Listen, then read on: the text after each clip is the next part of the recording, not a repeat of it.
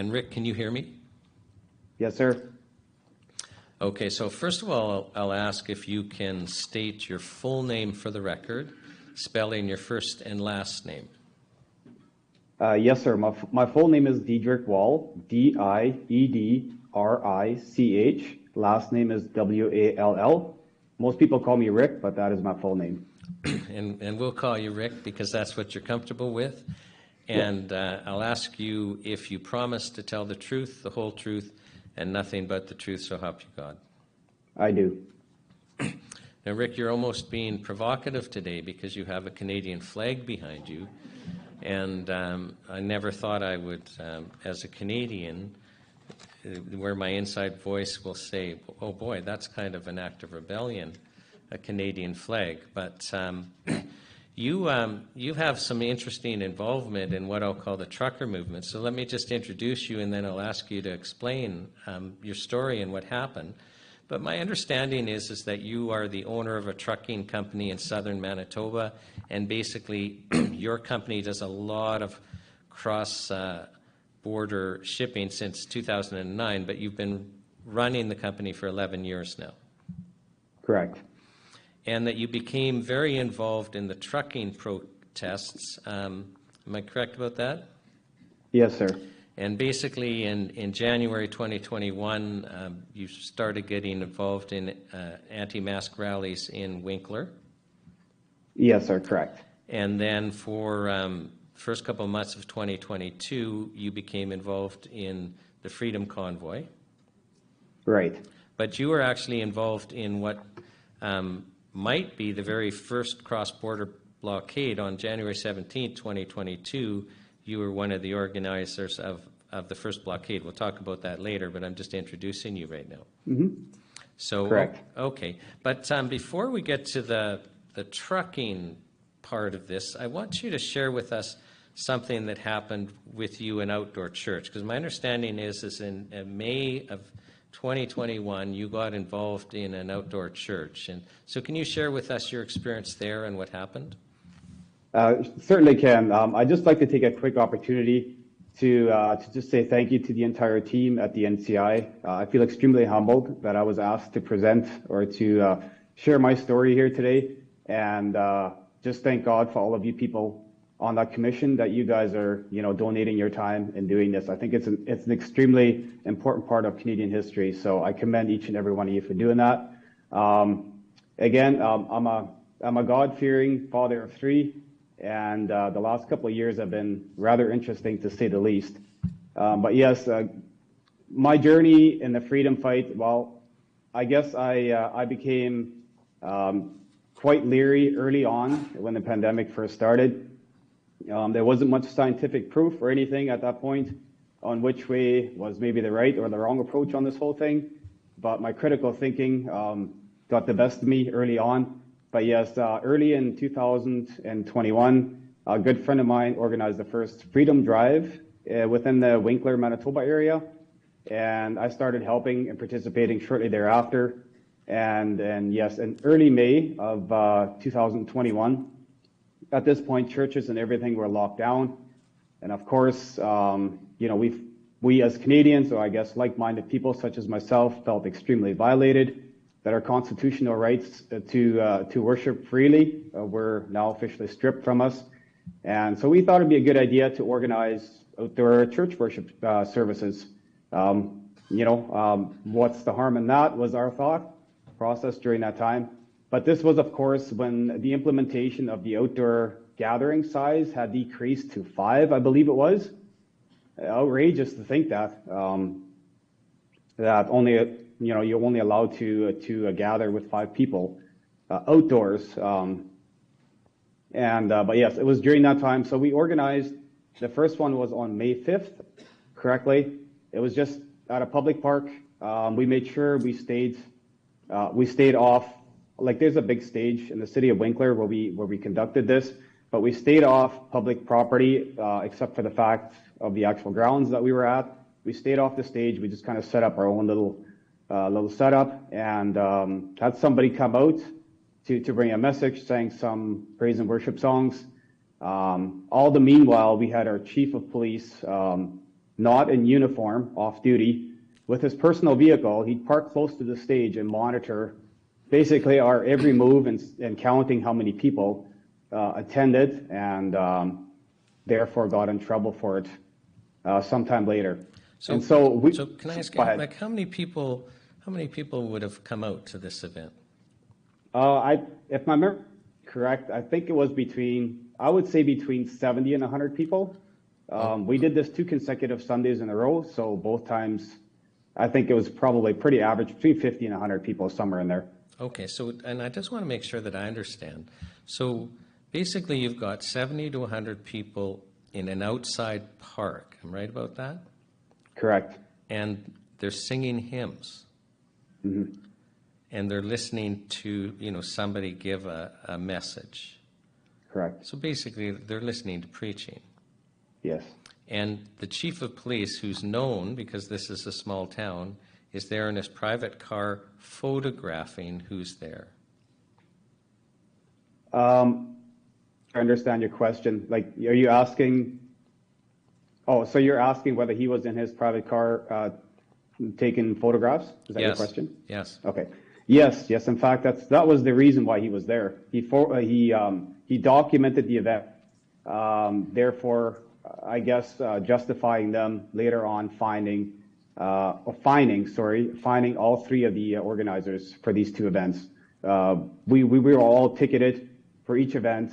Ticket amounts were for not complying with public health orders, and they were for $1,296 each. I received 2 of them.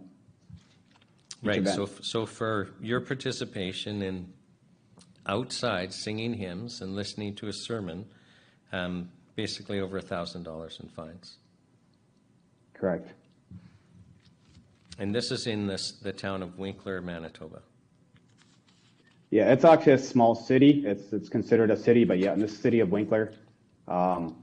It was very saddening to witness this time, and especially when it came to church-related things. I mean, you think, we live in a country where we should have the right to worship, and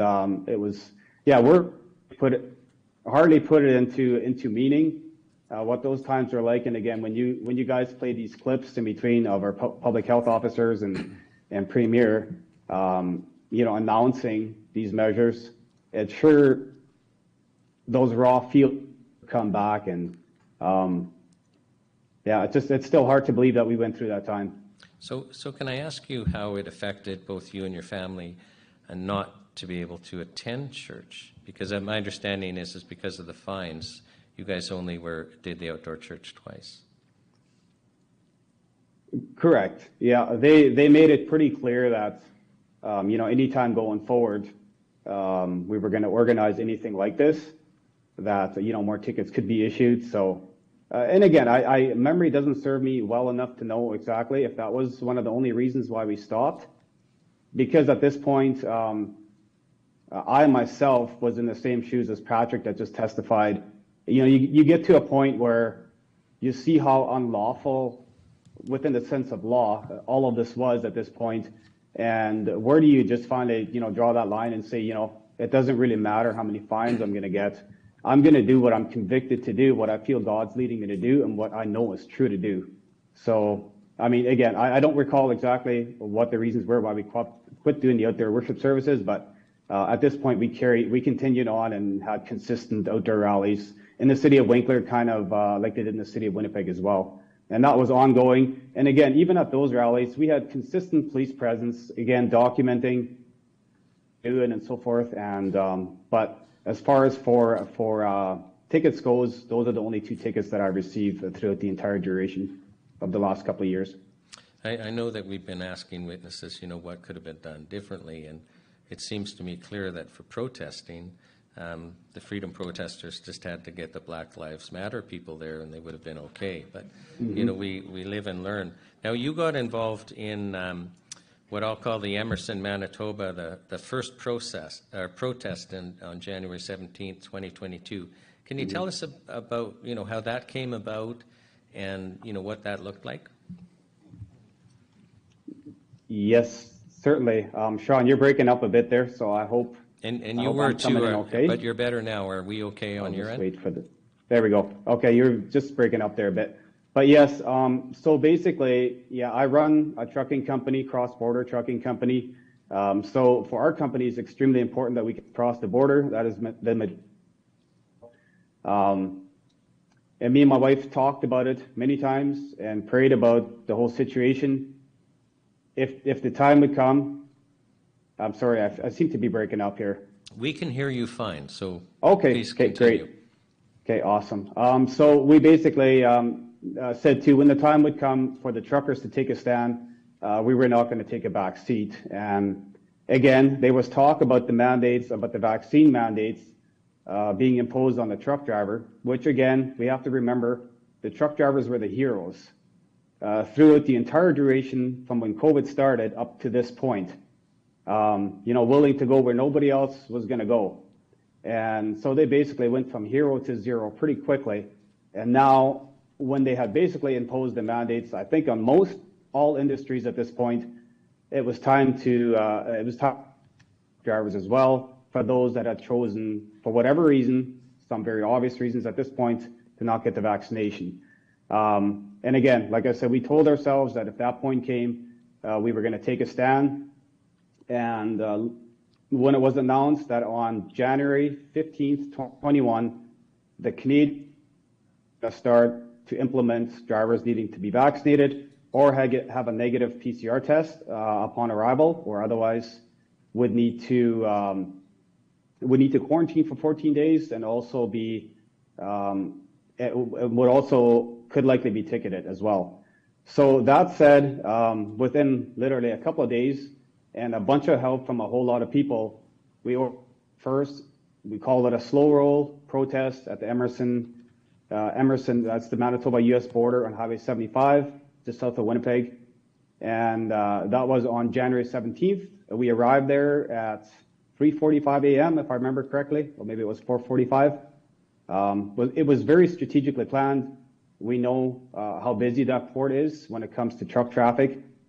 And Monday mornings are always the busiest. So we did that very strategically. And of course, our plan was to basically abide by all traffic laws. We had no intentions of blocking the road. We just basically wanted to slow traffic down and come up with our flags and signs and show our dislike with the decision the government had made for truckers at this point. And so that's what we did. We basically showed up there and we started just, when I say slow roll, for those of you that don't know what that is, it's just literally going basically as slow as a big rig is going to go. Low gear, idle, you're going, you're walking faster than. So that's what we did there on January 17th. So basically you backed up the traffic probably for miles. Oui, testing. 1, 2, 1, 2. So can you still hear me? Oh, now I can hear you, Sean. Okay, so I asked, did you back up the traffic for miles?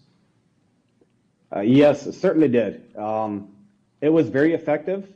We had a lot of support out there from our supporters, and it was pretty interesting to see how many people or how many truck drivers that were basically caught in a slow roll, taking up a lot of their day, were very supportive as well. Of course, there was some that were very upset. Rightfully so. They didn't understand what was going on there. But yes, we definitely accomplished what we set out to do. And I mean, the event caught media attention globally, basically after the first couple of days.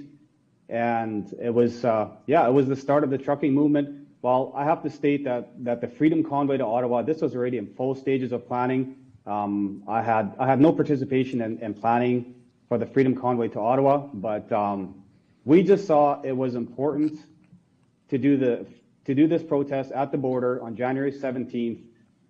Just literally 2 days after they imposed this mandate for the truckers on the Canadian side, and we thought it was strategically important to do it at that time.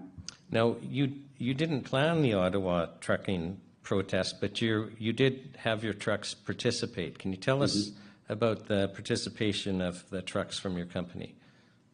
Yeah, for sure. So yeah, we were very much involved, not in an organizing aspect of it, but again, I go back to what I stated earlier, that me and my wife prayed about it and, thought about it long and hard in our involvement, our company's involvement, because we all saw what happened to a lot of people that participated. And I'll get into that a little bit later, into what our involvements ended up, costing us. But in that sense, we were content with the fact that we could literally lose everything.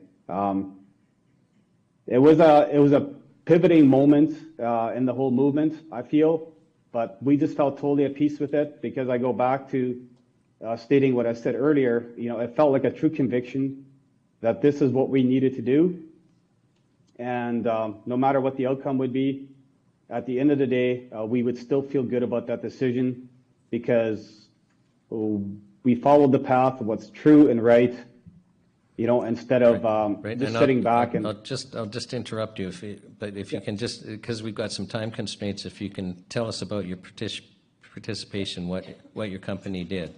So. Absolutely. So we had 9 trucks in total from our company that participated in the Freedom Convoy going to Ottawa. Only 4 of them went all the way to Ottawa. 5 of our trucks went slightly, or just a little ways into Ontario, Kenora, Ontario. There was a stopping point there, turned around and came back, and started organizing for the next protest in Manitoba. 4 of our trucks carried on to Ottawa and stayed there for the entire duration. And then my understanding is one of your trucks in Ottawa got towed at the end when the government marched in. Yes, I have to make a correction on that. The truck didn't in fact get towed, but basically what the enforcement group, I don't know what group, confiscated these trucks, but basically what they did, the trucks they could drive out, they drove out, and the ones they couldn't drive, they towed out. Our driver's truck, they were able to get into it. Our driver still to this day doesn't know how they started it, because he had both sets of keys with him, and he was not present when his truck was taken. So yeah, one of those, I must also state that it was an owner-operator truck. The driver owned his own truck, but leased onto our company, and yes, it got confiscated and was impounded. And there was a $1,300 fine, I think. Correct. Yeah, that wasn't the exact amount, but yeah, within the realms of $1,300. After a week of confiscation, we were able to get it out. But the interesting part was, it didn't just sit in the compound and we could just, pay our fine and get it out. They physically ripped the license plates. This was a truck and trailer. They physically ripped the license plates off of both power and trailer unit. And of course, I mean, that's a registration to travel up and down the roads. So we had to get permits just to get the truck back home. I thought that was a rather interesting, something that I don't think would have been necessary. But yeah, it was just very unique. And then we were also, our company was also, our permit to operate within the province of Ontario was pulled for an entire month. Well, maybe those people that took the plates off were some of these good Canadian ambassadors. That could likely be. Yeah. So I thought it was interesting. Now, you talked about a Manitoba protest, and this is an important topic because we're in Manitoba today, and people from Manitoba know about the Manitoba protest, and it did get some media coverage in the nation, but a lot of Canadians actually don't know what happened in Manitoba with your protest. And definitely internationally, everyone knew about the Ottawa one. And I think it's important for you to share in some detail what happened here in Winnipeg, Manitoba. Yeah, certainly. So like I stated earlier, obviously my heart was set to go to Ottawa as well. I really wanted to go, but after doing some more thinking about it, we thought it was important to organize something in Manitoba because a lot of people couldn't go to Ottawa. It just wasn't feasible for whatever reason. So we decided to stay back and organize another slow roll, actually right back at Emerson. And again, this was strategically organized for the date of January 29th. This was when the Ottawa convoy was to be expected to arrive in Ottawa. So, we thought it would just be uniform. Again, we're all in the same fight to do it on the same day to get back to the border at Emerson. And this time we were there for a longer duration. We were there from January 29th to, I believe it was February 2nd. So we were there for quite a few days. Same thing again, just slow rolled. We didn't block the road, but again, it was much more effective even this time than it was the first time. We definitely had our voices heard, we feel. So I'll just carry on here with how we ended up at the legislature building, if that's all right. Yeah, please do. So basically, so like I said, we were at the border, slow rolling till February 2nd. I believe it was on February 1st. I had somebody reach out to me from another group of organizers within the city of Winnipeg.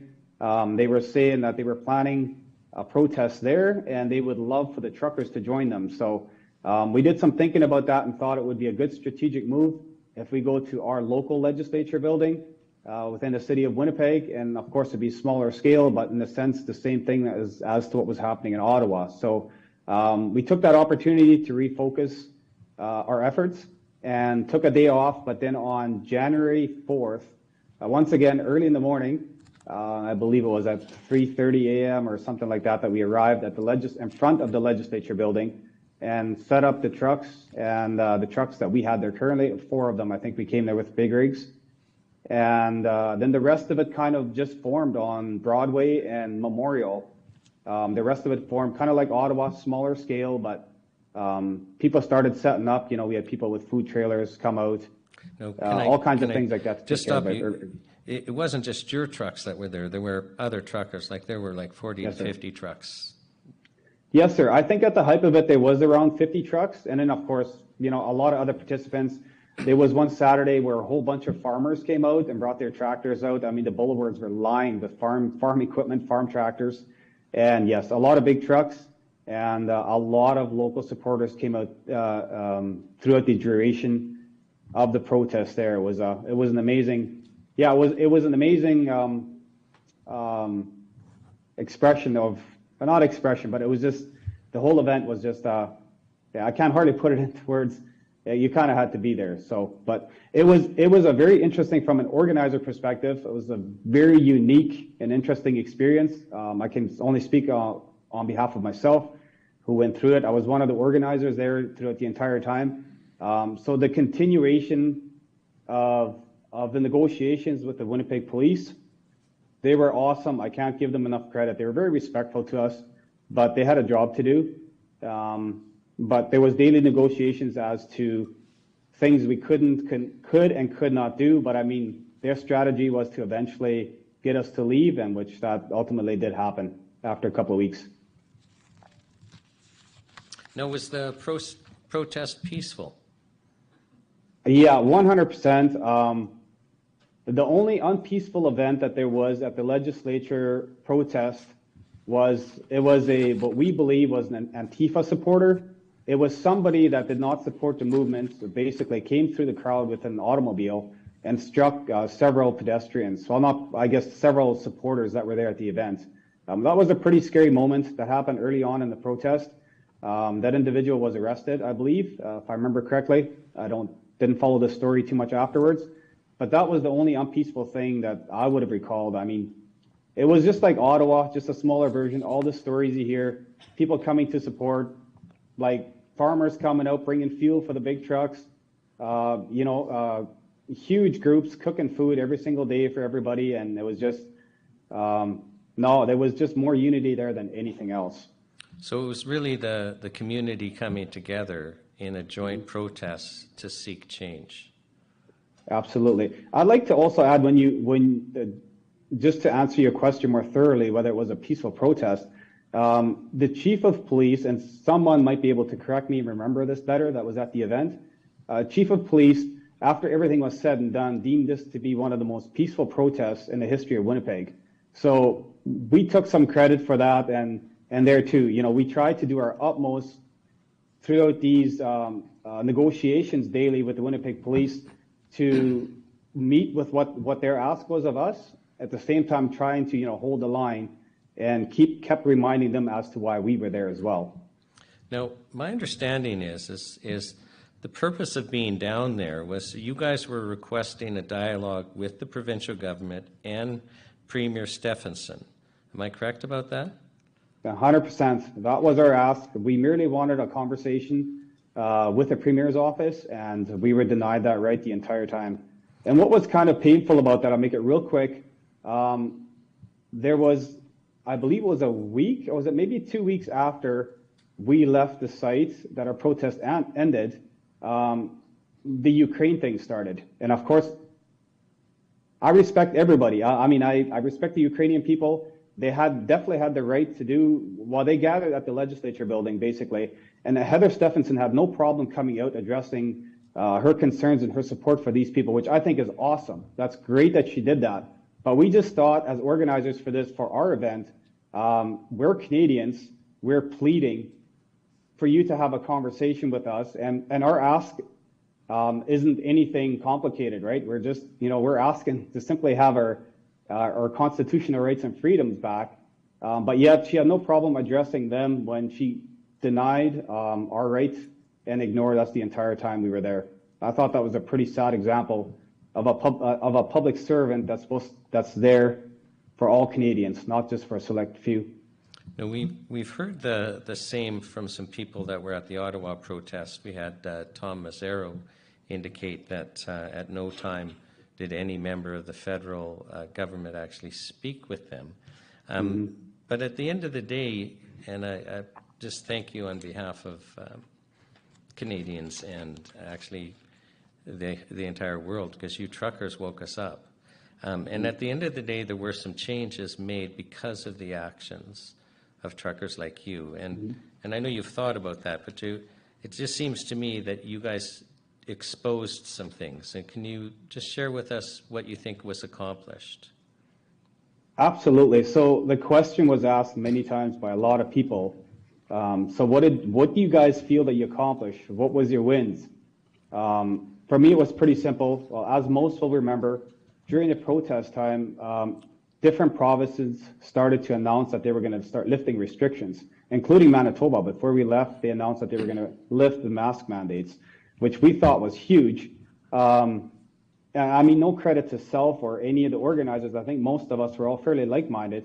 It was all a group effort, but the group effort, we believe, was a huge contributing factor to them announcing these mandates being lifted. I strongly feel the mandates would have been in place for much longer had we not protested. And some of the biggest wins that I would take away from it, first of all, the corruption right down to the core from our local municipalities right up to the federal government that was exposed. I think many people did not realize how deep it went. I know for myself, I didn't. It was amazing, again, going back to Ottawa where the Emergencies Act was invoked, I believe for the very first time, for breaking up a group of peaceful protesters. I thought that was just the definition of insanity in a so-called free country that we live in. So huge wins, I would say, was basically exposing the corruption. And another one, just the unity that the government had worked so hard to try to break apart within Canadians for a couple of years. We saw clearly that Canadians, when it just came human to human, we respect and love each other. We love our country, and there was such a massive movement of support for the trucking protest. I thought that was a huge win, just showing the world that, no, Canadians don't hate each other. It doesn't matter which side of the aisle you're on, especially when it comes to the vaccine. I mean, that's been a disturbing conversation to me for the entire time. Respect each other for who you are as individuals, not for medical decisions you make, which the government wanted us to do. So it was a sense of unity and, bringing people back together. And again, those are a couple of the big wins. And again, like I said, we saw mandates started to lift. And so we thought we accomplished much. And to this day, I mean, had it not been for the entire process of what the truckers did, I think we would live in some very different times. No, I think most people would agree with the statement, and I've heard people internationally say it to me, that watching the Canadian, trucker movement actually was the first glimmer of hope, because we can't think of any other example where a group of people actually stood up to say no. And the fact that you guys accomplished something shows that actually the only way for us to get our rights back is for groups of people to stand up and say no. Now, I didn't watch, before I hand you over for commissioner questions, but I just wanted it to be clear, you guys didn't end the protest in Winnipeg just because you decided to go home. It was made very clear to you guys by the police that they were going to move in and basically do what was happening in Ottawa. Yes, correct. Just trying to rethink here now what the date was. The date lapsed my memory, but yeah, there came a day where, again, this was just one of our morning sessions with Winkler Police, just a typical negotiation session, and they did come in with a document basically stating that we had a day. What was it? Just over. Okay, I think it was February 22nd, if I remember correctly, but that we basically had a day to get everything off the premises and have everything cleaned up, or trucks were going to start to be towed. Same thing as what was happening in Ottawa. And they stated the fact as well that the Emergencies Act was still in effect and that they would use it if needed. So yeah, we were definitely forced off the property. Again, we all left willingly. There was no hesitation from anybody. As we stated earlier, it stayed peaceful from beginning to end. Thank you. And I'm just going to ask the commissioners if they have any questions for you, Mr. Wall. And they do have questions. Thank you for coming out this morning, Mr. Wall. I have something that there was a few things you said that I was curious about. I've heard testimony over the last number of days from folks like yourself who were making a decision, and they weighed whether or not they would speak up or whether or not they would take an action, perhaps make an arrest or break up a protest, and they weighed that against the loss of their income and their pensions. I think Mr. Erskine, I believe it was, who was a police officer, had made that statement. And what you said, and I wrote it down, was that you and your wife discussed whether or not you were going to protest, and you realized that you could lose everything. Mm-hmm. Can you tell me what you meant by that? Is that what you really believed? Why did you believe that? And how did you come up with the decision that you were going to move ahead anyway? I think that's a great question, and thank you for asking it. Basically, when I say that we could lose everything, I guess I was pertaining more so like that we basically were putting our entire company on the line, and we employ about 40 people, so that's a pretty substantial number. And of course, we'd be putting all those jobs in jeopardy as well. But at the same time, we felt content with the decision to the fact that, like I said, I felt truly convicted. I felt a conviction from God. I'm a God-fearing man, that this was something that we needed to do. And as the Bible teaches us, that He will provide regardless. And so we felt, we were going to be okay, whatever that okay looked like. If everything, let's say, for example, that our participation would strip our rights to our rights, our registrations, licenses, and so forth to be a trucking company, and which it did within the province of Ontario. And I mean, there was many threats throughout the duration of the Ottawa convoy or Ottawa protest. So that concern was very real at that point already, and we knew going into it that there was a real risk of that happening. So I just want to be clear, I understood what you were saying. So you were fully aware that you weren't just risking your own income, your wife's income, your family support, but you were 40 people working for you, which would have translated potentially into hundreds of people that would be affected by that decision, but you still felt the conviction to go ahead with this. Yes, sir. Yeah, that's 100% correct. And it wasn't without much consideration in talking to our office staff. I mean, I can't think of one that wasn't supporting what we were doing. And again, I felt it was a very bold move for a business owner. You didn't see many businesses, especially larger businesses. I shouldn't say you didn't see many. You saw lots of smaller businesses participate, but I mean, it was a pretty bold stand to take. But again, like I said, my convictions were very bold, and there wasn't much question about it. And again, it was with the support of our office staff, which I am extremely grateful for to this day.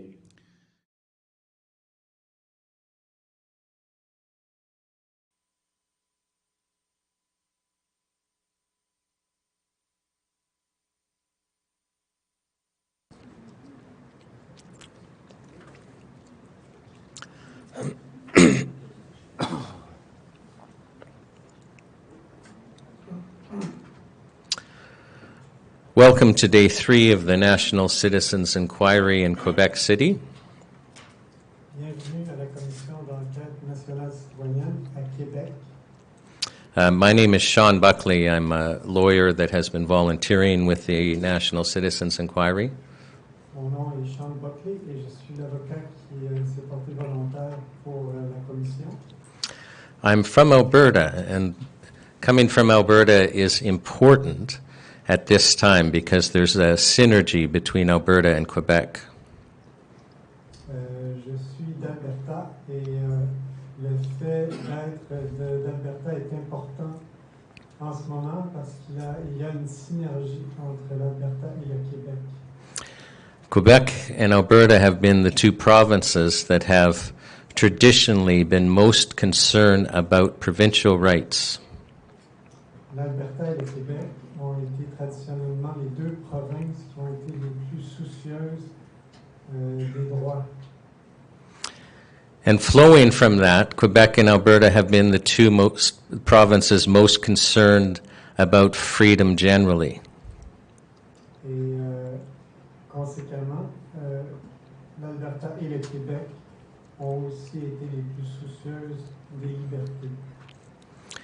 And because the cultures of Quebec and Alberta have been freedom-loving cultures, Quebec and Alberta now bear the largest shame for allowing what has happened to happen.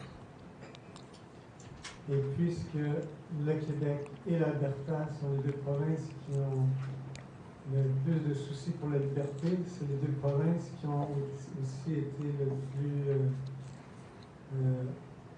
qui ont subi le plus de honte. I want to speak about the example, the bad example we have set for our children. Je veux faire un exemple qui va rester pour nos enfants. 3 years ago, before COVID, our children were witnessing us acting like free citizens. We were free to go where we wanted to go. Avant le COVID, avant il y a 3 ans, nos enfants pouvaient nous voir agir comme des citoyens libres. We were not told by anyone that we had to basically be under house arrest in our own homes. Personne ne nous disait qu'on devait rester confinés ou contraints de rester dans nos maisons. We did not have to show identity papers to be granted privileges from the state. Nous n'avions pas à montrer de papier d'identité pour avoir des privilèges de l'État. And most importantly of all, our children did not witness us prior to COVID being afraid of our government. Et plus encore, nos enfants ne nous avaient jamais vus avoir peur du gouvernement. But that all changed because we were not prepared for what we experienced. Et tout ça a changé parce qu'on n'était pas préparé pour ce qu'on a vécu.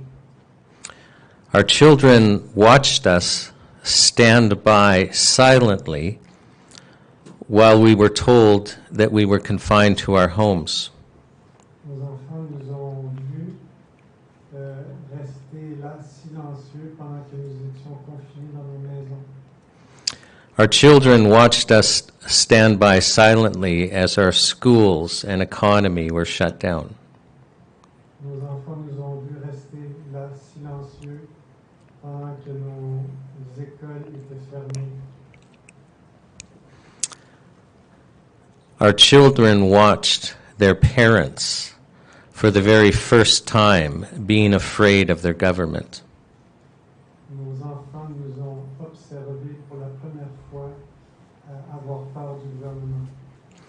And how is that generation, how are our children going to stand up against the government and stand for freedom when they face their challenges, when they've seen their parents cower in fear? Et comment nos enfants pourront faire face au gouvernement quand ils nous ont vus avoir peur du gouvernement? I want to speak about a police state ritual that our children watched us participate in. Je veux décrire un rituel que nos enfants nous ont vu suivre pendant ces événements. And what I specifically want to talk about are the vaccine passports, but I'm going to refer to them as what they are, their identity papers. Et je veux parler des passeports vaccinaux, mais je vais en parler plutôt comme des papiers d'identité parce que c'est ce qu'ils sont vraiment. Before the passports, we were free to go wherever we wanted to go.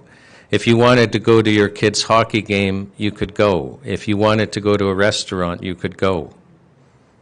Avant, nous étions libres d'aller où on voulait. Si on voulait aller à la partie de hockey, on pouvait y aller.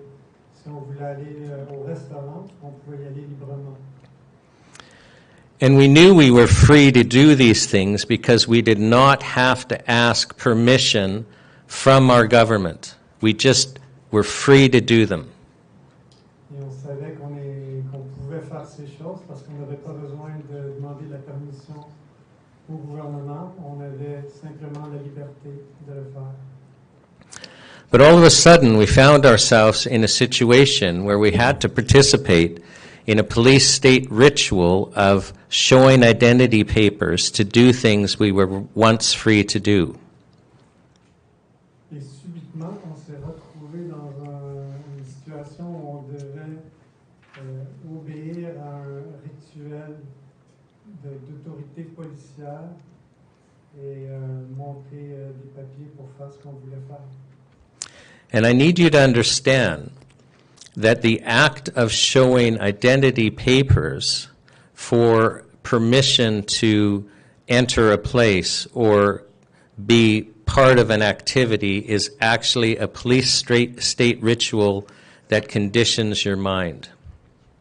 Vous devez comprendre que le fait de devoir montrer des papiers pour faire une activité est en fait un rituel d'État autoritaire qui conditionne votre esprit.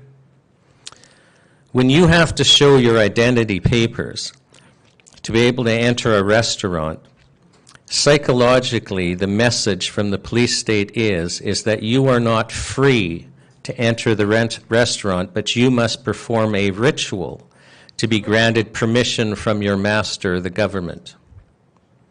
Donc, lorsque vous allez au restaurant et vous devez montrer vos papiers d'identité, ce qui se passe en fait, c'est que vous faites un rituel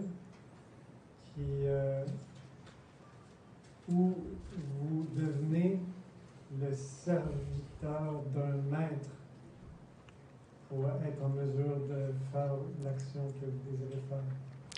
Every single time you show your papers, you are subconsciously reinforcing the message that you are no longer free to do something you were free to do before, but you must perform the ritual to be granted permission by your master, the state. Chaque fois que vous refaites l'action de montrer vos papiers, vous renforcez le rituel où vous devez obéir au maître comme un serviteur. Traditional police states like Nazi Germany or Stalinist Russia, when they set up roadblocks in cities, they really didn't care where you were going because they knew where you lived and they knew where you were going home at night. Les États policiers, comme ils ont existé en Allemagne nazie ou dans la Russie de Staline, faisaient des contrôles routiers et ne se souciaient pas vraiment d'où vous vouliez aller, mais plutôt de renforcer le programme d'autorité qu'ils avaient sur vous. The real purpose of the roadblock is to reinforce in the citizen that the citizen is a servant to the state, which is a master that controls the citizen's movement. Donc, la vraie utilité du contrôle, routier, c'est de renforcer que vous êtes un serviteur à votre maître qui est l'État. And we need to understand that our children have just watched us participate as servants in a police state ritual of providing identity papers to do things we were once free to do. On doit comprendre que nos enfants nous ont observés obéir aux rituels de l'État policier en étant des serviteurs à nos maîtres. And how do we come back from that? How do we undo the damage that we have done in the minds of our children? Comment pouvons-nous défaire le dommage qu'on a causé dans les esprits de nos enfants? How do our children have any chance of being free after the example we've set of cowering before our governments? Comment nos enfants n'auront jamais la chance d'être libres après ce qu'ils auront vécu?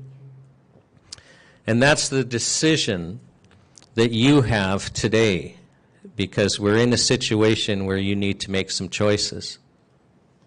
Et c'est la décision que vous devez prendre aujourd'hui parce qu'on est dans un moment où on doit faire des choix.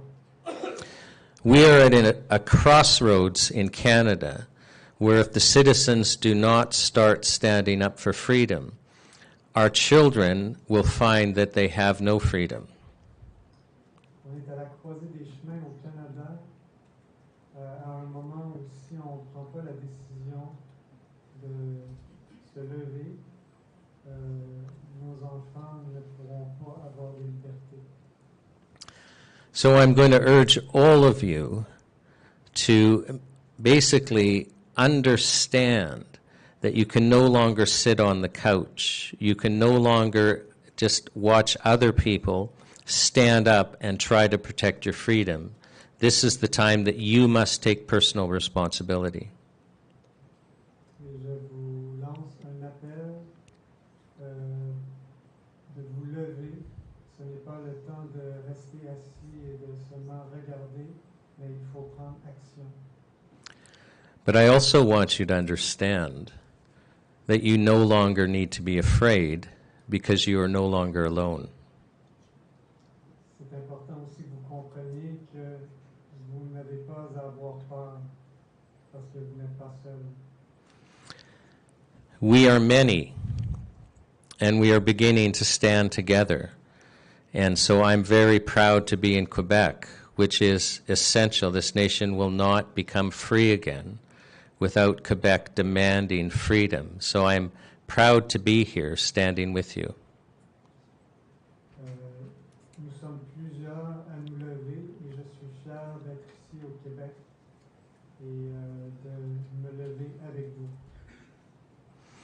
And I'll end by just saying that I'm praying that this generation will undo what it's done and set an example that our children will be proud of going forward. Et pour terminer, je prie pour que tout le monde se lève et donne l'exemple pour que nos enfants soient libres.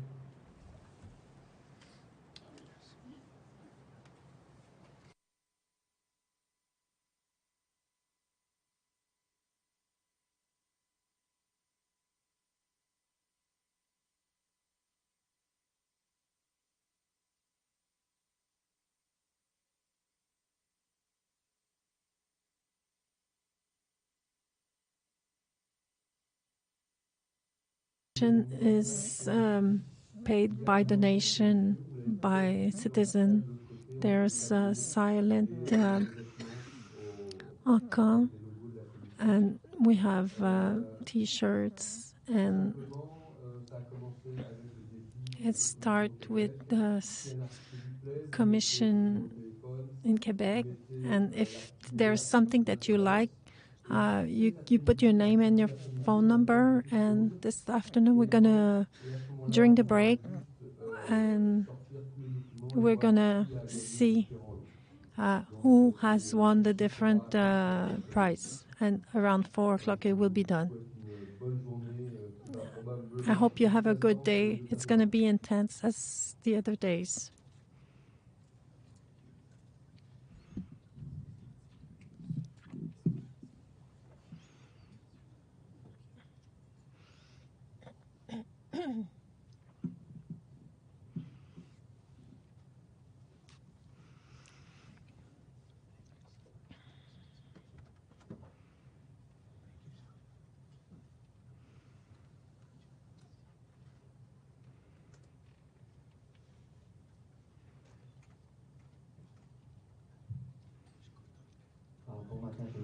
Good morning.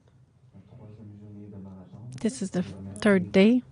Thank you, everybody, for your patience. Thank you, everyone. Excuse me. Yeah. I will say who I am for the new people that don't know me.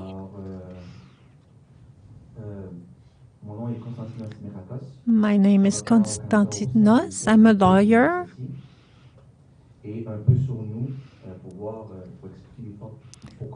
I want to explain why I'm here. In 2020, my study as the court against the government to violate the law, the human law, on the basis of freedom of choice for my body and on my rights. Thank you for CIE to want to know and learn between peers and to have an exchange that is respectful with honor between people. This is extremely important for a society that is free in today's world.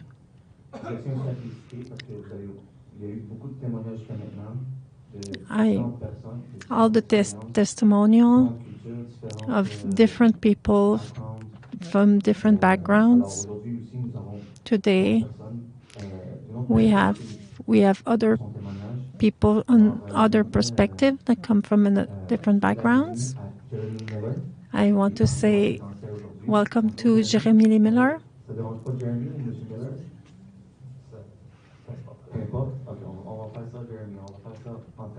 I'm going to call you Jeremy by your first name.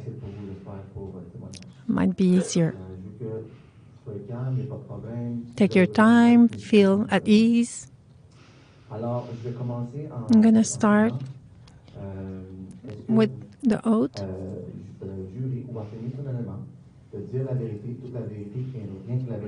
You will say the truth. Say, I swear.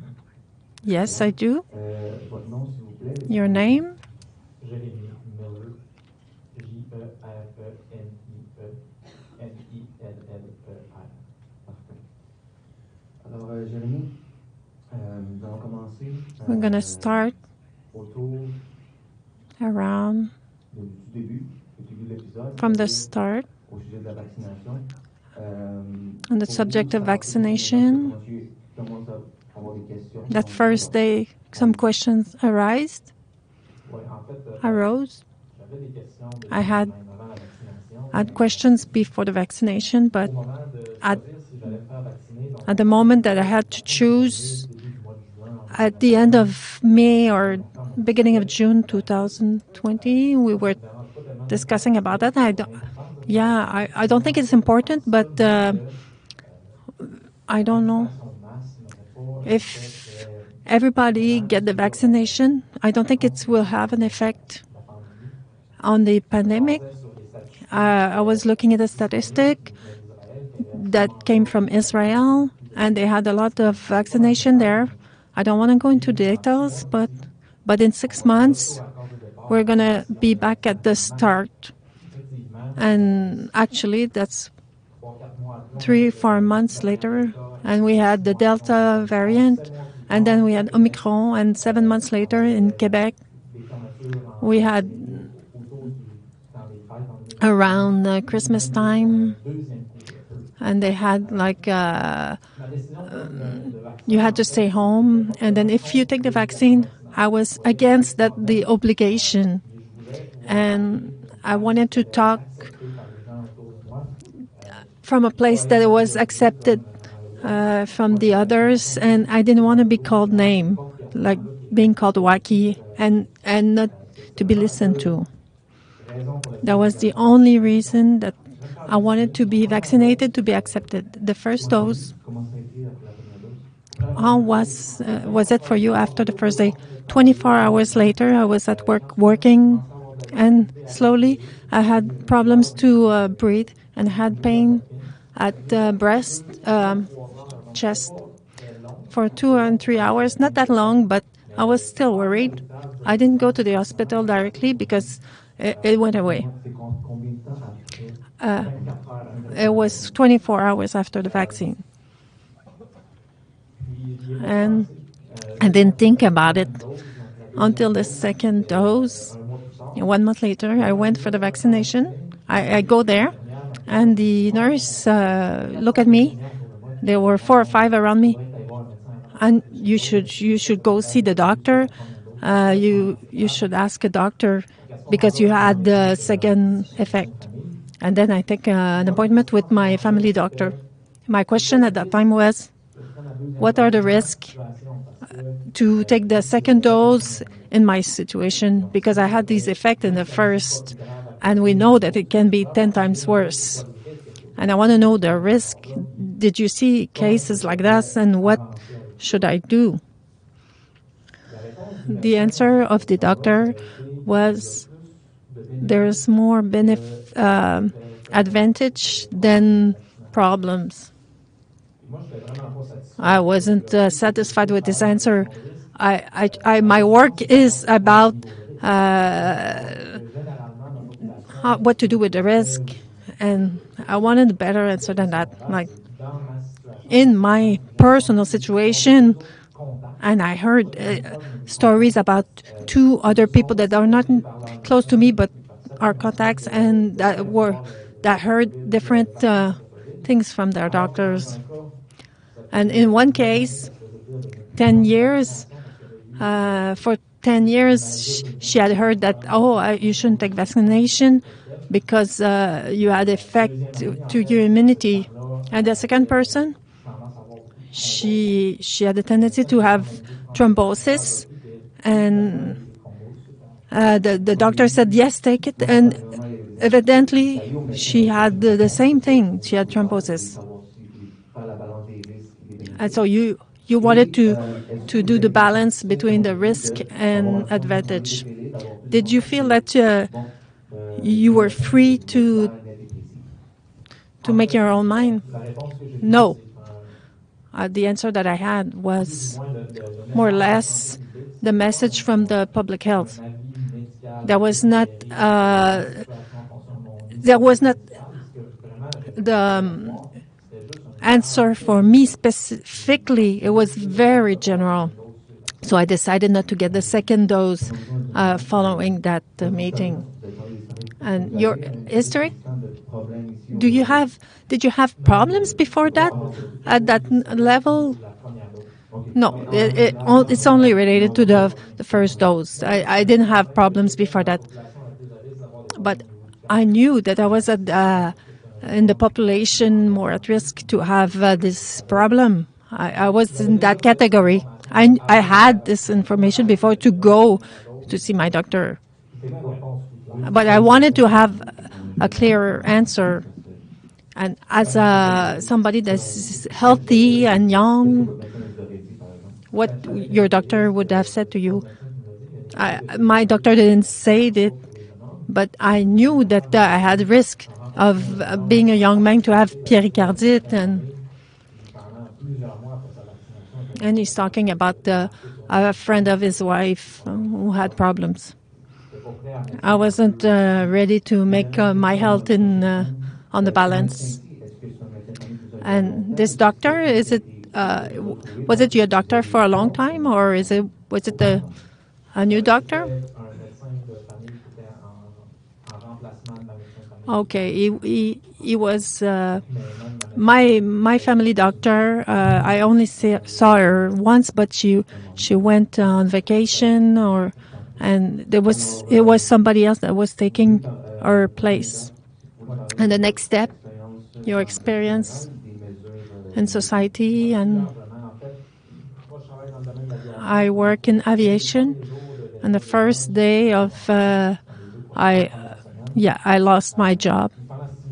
For 6 months, it was impossible to find another work because I had too much qualification to get another job because I was too qualified. So I lost it for 6 months, and then financially, I didn't have too much expense, so it was not too bad. But it's my situation is much less good than it was if I had a job. And do you have a family? During that time, I got married and I had children. At the level of the passport, the vaccine passport, because I had only one dose, I couldn't have it. But what was worse, it wasn't that bad to go all these places. And I asked myself question, but it was a message from the government that we were receiving from the people around us, and it's your fault if we are in pandemic because you're not vaccinated. Since the first wave, they found some people to put the blame on. And they said, oh, it's worse in Quebec. And then after, it was the idiots of COVID. And after that, it was because of the people that were not vaccinated. Many people, when I was talking about my situation, and the people said, yeah, your situation is different. But she said, no, it's not different because they all have a valid reason. And when the government say you have to do it, they forgot that some people had valid reason, and they were completely forgotten and had consequences that was out of their control. And about the exemption, medical exemption, and or religious. Personally, I was working in the aviation. I had a vaccine exemption, not for a medical reason, because I didn't have a diagnostic. I should have gone earlier to get that. But I succeeded in getting it because for religious reason, because a conscious objection, and I was against vaccination that was mandatory, and it was accepted because the director of my company, other people in the company, they were against it as well. And she didn't want to play the police in the company. At that moment, we had the abstention that was pretty easy, but I know it wasn't the same for everyone, but I was lucky in my company. It was not like that for everyone. We could talk about the exemptions on religion. And what's your perspective on that?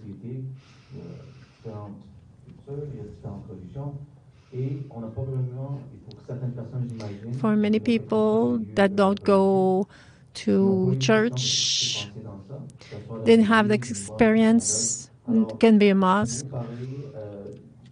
Can talk, if you want, of this side, in this religious side. This question is very interesting because in the Constitution, I have the right to be religious, and somebody that don't have the conception of religion if they're not religious. There's a protection in the Constitution that these values that and the people that believe that are protected by the government, especially if the government go over, like, don't care for these values. What I didn't like, that this government that is like that is perceived that don't take side religiously. There's the ratio in the government is probably the same thing in the population, and they took the right to decide for the population, and they don't have the I don't think that they could decide, and they did decide, like, where, when, and you could practice your in what you believe, and especially if, like, you can go to church, how many you can go, and we had to do 2 services and split the church. Like, we never saw that in a society. Finally, when with the vaccine passport, it's totally immoral. The government, they cannot do that. Like, they cannot decide who can come to church. The church, the one in church, they had to say to the people who come to church, like, you cannot come to church because you don't have a passport. So many church, they just closed. And the one I used to go, or that I grew up, brought split in that church. So the government didn't have the knowledge, and they didn't have the right to be there on a constitutional way. Like, they didn't have to go there. They did that in the family and in the church, and I find it not responsible. Yeah, in society, if we see what the government did, there was a division in church, in the society in general. Do you agree that they say, like, what's your comprehension? I believe that it's by ignorance. For this reason, because the question of, like, you had to stay home after 8 o'clock. There's enough for even the people that don't have a home to not be outside.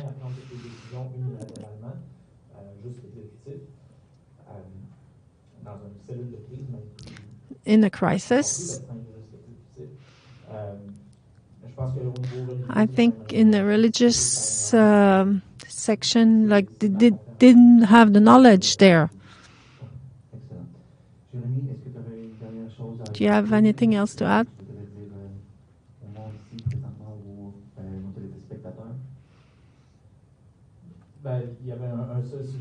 There's one thing I don't have the time, but in one phrase,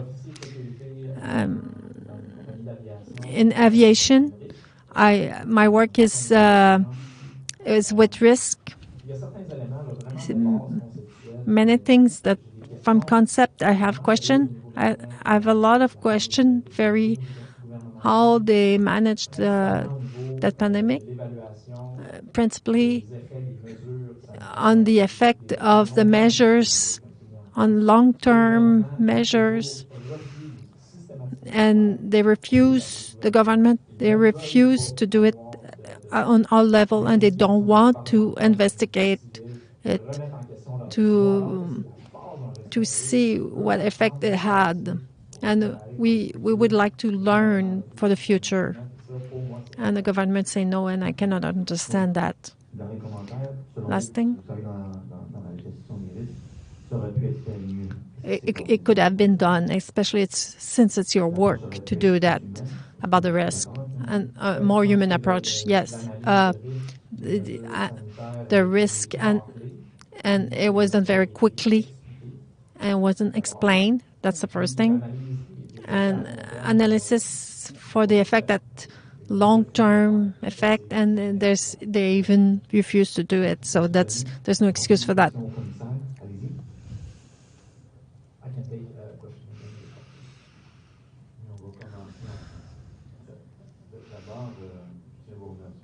Thank you very much for your testimony. I was impressed for the deepness of your thoughts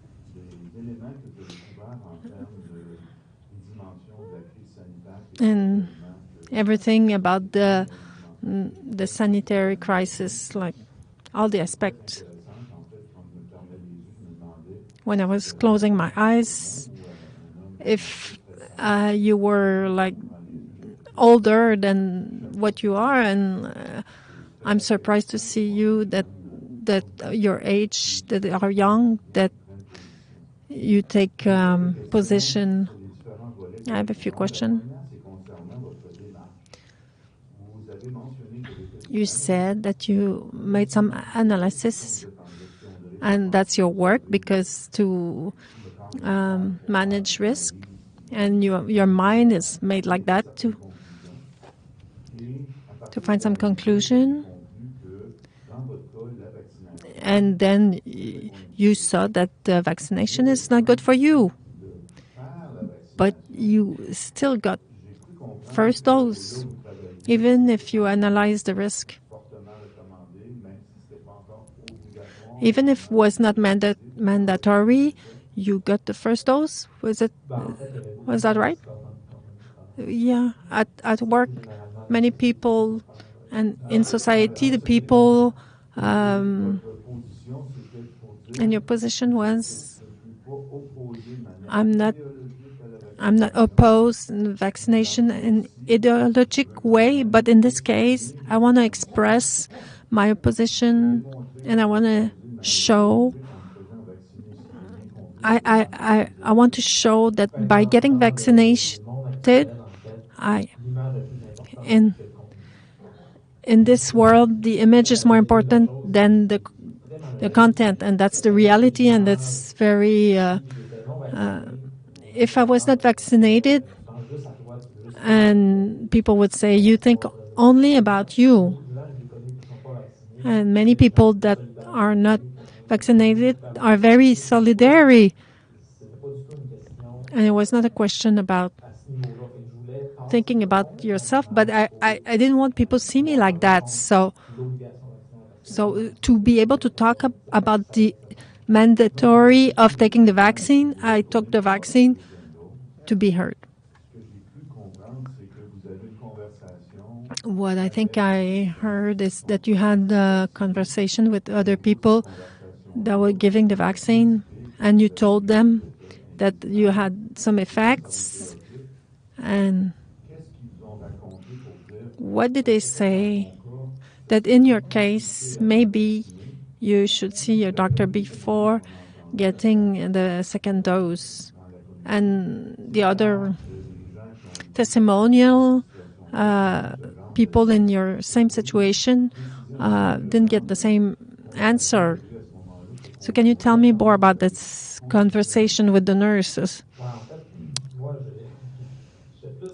I went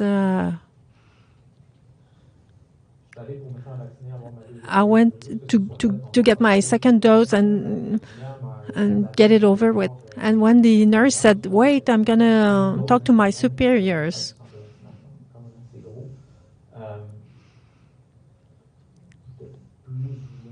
I was more or less worried, but they didn't make the link between myocardite and pericardite. What I was thinking is like, oh, I had a metallic taste in my mouth. It was very came to mind. It was more important to me. But then when she told me about the myocardite, then I thought, oh, maybe it's more important than I thought.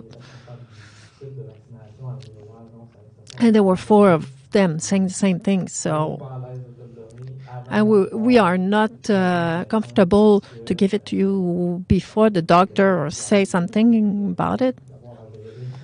They didn't want to deal with me if I had a problem. They couldn't give their advice on risks.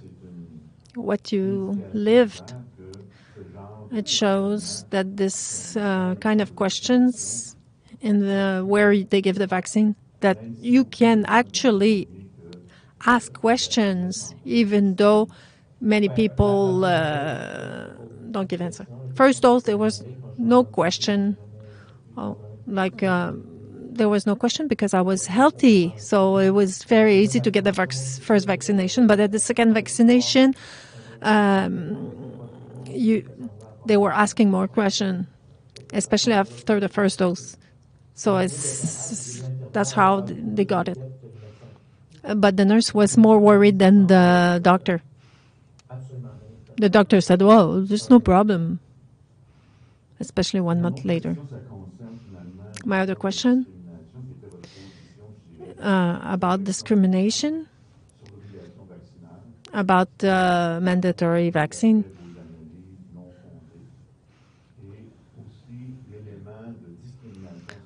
and about the social discrimination, and your reflection that I find very rare, especially people your age. How a society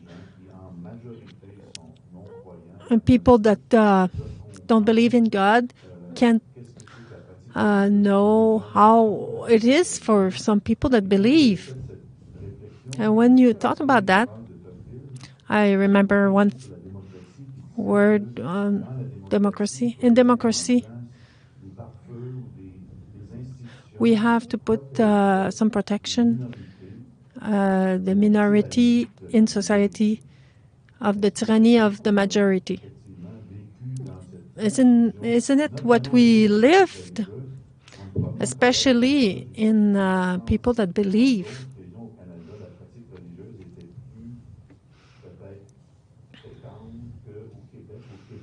I think in the rest of Canada, people they have more a spiritual belief, and in Quebec, not so much. In Quebec, we are more rare. Historically, we have reasons for that, but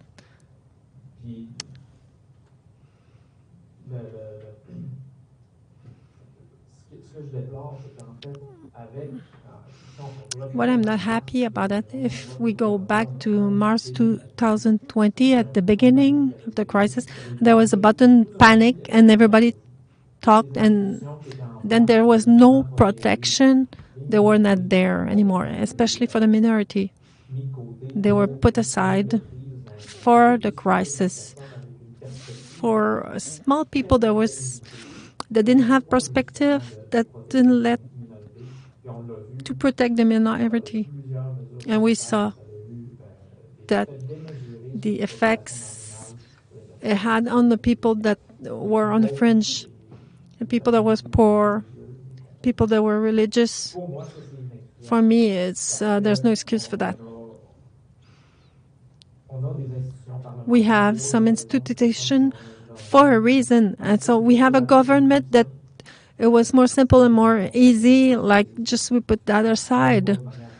No, we just go like this is the base of democracy, and I had these ideas long before, but this helped my decisions. My other question.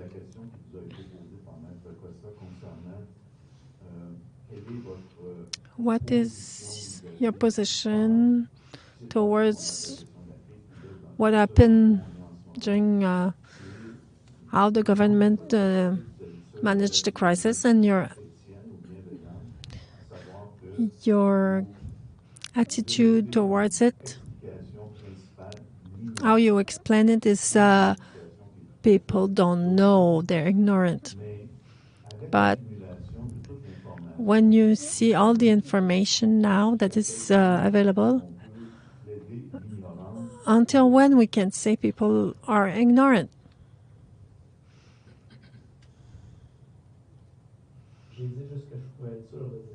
I can say what I'm sure I can say. In a society, there is no trust on the other. There's no dialogue that is possible. That's part of our heritage, our Christian heritage. And we have the little bit of good faith that people that don't have the same ideas as us to have a dialogue. And what I said in a private conversation, but in a democracy, it has to be heard and said to work in a constructively way, especially on the long term. And just to say that the institution to let them go, but no, keep them, but work on the base of it to make them strong, to go back to the roots. Thank you for your testimonial. Good morning. In your testimony, you talked about government messaging that seemed to target or not tolerate the unvaxxed. And my question is, how did the messaging that you heard from Mr. Trudeau and Mr. Legault make you feel?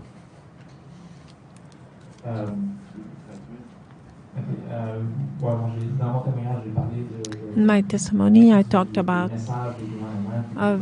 the governments, how I felt about it, how Trudeau and Legault communicated with the population.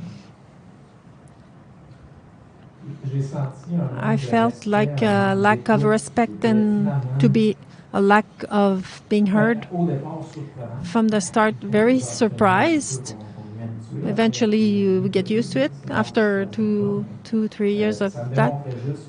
It just shows to me there was no way possible to be heard from government that decided to get away from the basis, parliamentary basis. There was no, they didn't want to hear us. It's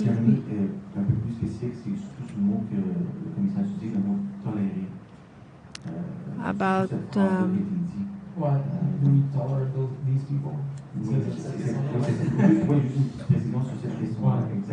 tolerate people, this phrase. First, if even the First Minister doesn't tolerate a citizen, like, where do we go with that? Even if he doesn't tolerate it, like, he has no integrity.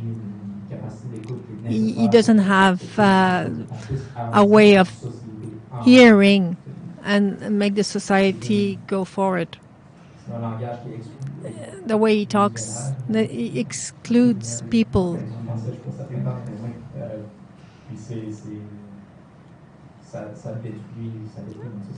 Yeah, it breaks the society with his comments.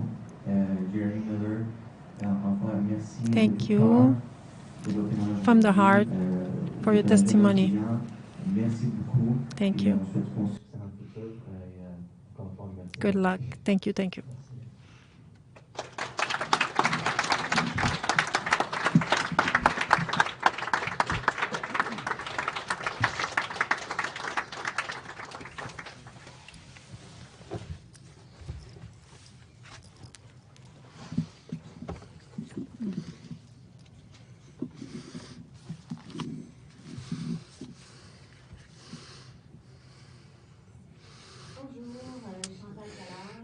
Chantal Collard, lawyer, an attorney in the commission of NCI today, May 13. So I see Dr. Jérôme Saint-Doux. Hello. See you on the screen. Do you hear us? Hello. Good day. So first of all, I thank you from the name of the NCI to accept to witness as an expert. So first of all, I will identify you. So please give your name and given name. Mon nom, Saint-Don Jérôme. Thank you. It's perfect. So we'll do a cementation. So Jérôme Saint-Don, do you affirm that you're going to say the truth, all the truth, and only the truth? I swear? I swear. I affirm it. So thank you. So I'm going to do a little bio of your life, and you will be able to complete, and then we'll go deeply in technical question, and then we will have answers on that. So you're a polyvalent doctor. You've been formed as a scientist, as an engineer in agriculture. Then you went deeply into computers, then statistics, and then you moved back to medicine studies and also in philosophy, epistemologic, and moral. And now you're a generalist doctor with your own clients, with your own cabinet. You're also a bioethical doctor, and you work also in palliative work and also more deeply into question about ethic and technique. So you've been during the COVID pandemic.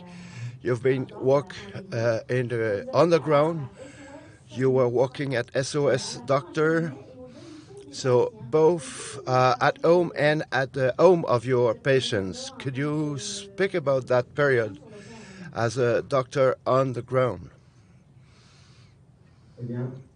Well, we were maybe the only doctors that were so close to the people at the wave that was coming. So we were in front of the virus with a little tools, just with little tools. So, and I can measure where a kind of schema was put in instead. Well, really badly, patient were bring to the hospital, and they were aged people. They were left alone at home without any medical consultation, so without treatment. That was the leitmotif that brought us on the ground to visit them. That was really bad to see. Was maybe the link with that the medicine was not that kind of thing that it used to be. So that was managed by letters and communiques. So the authority would say, you have to do this and that way. So there were no talking about, we speak about it and we... So was away, going away, slowly going away.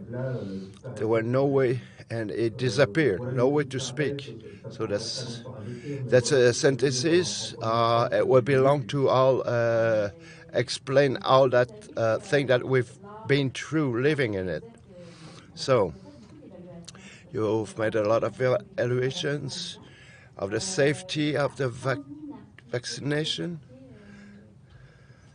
You've done some articles. You may be talking about... So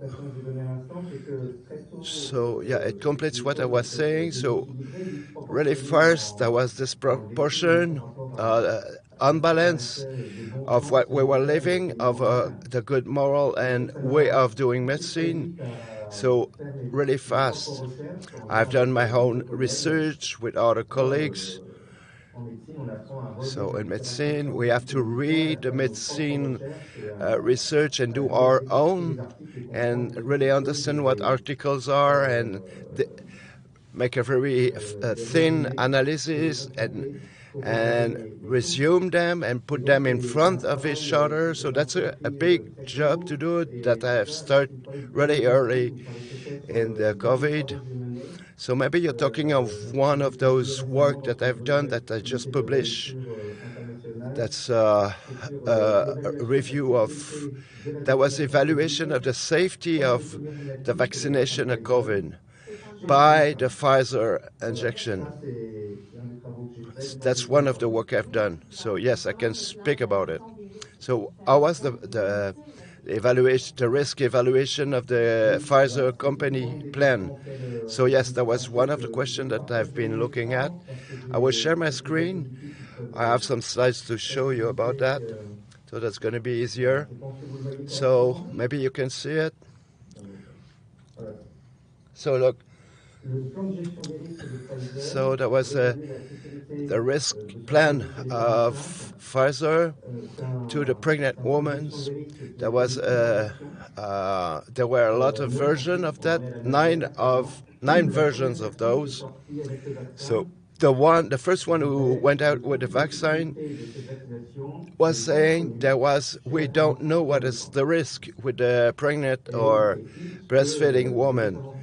It's all giving precision about that could be pregnant woman that would like to be injected, but as far as we don't have any information, it's not, and it's giving a precision about that. So that's something that we don't know. It's written in the report from Pfizer that we don't know about that. It could have negative, unknown, unpredictable effects of that. So this is the version that goes out with the product. So the pregnant woman was excluded of the first study that bring the vaccine out. So they were not in the study. So it stayed a long last onto it since September 2021. So then there's new information about that. So 1 year after, almost a year after it.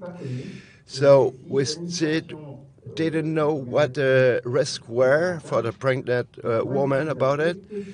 So we should do that only if benefits will be greater than the risk for the mother and the fetus.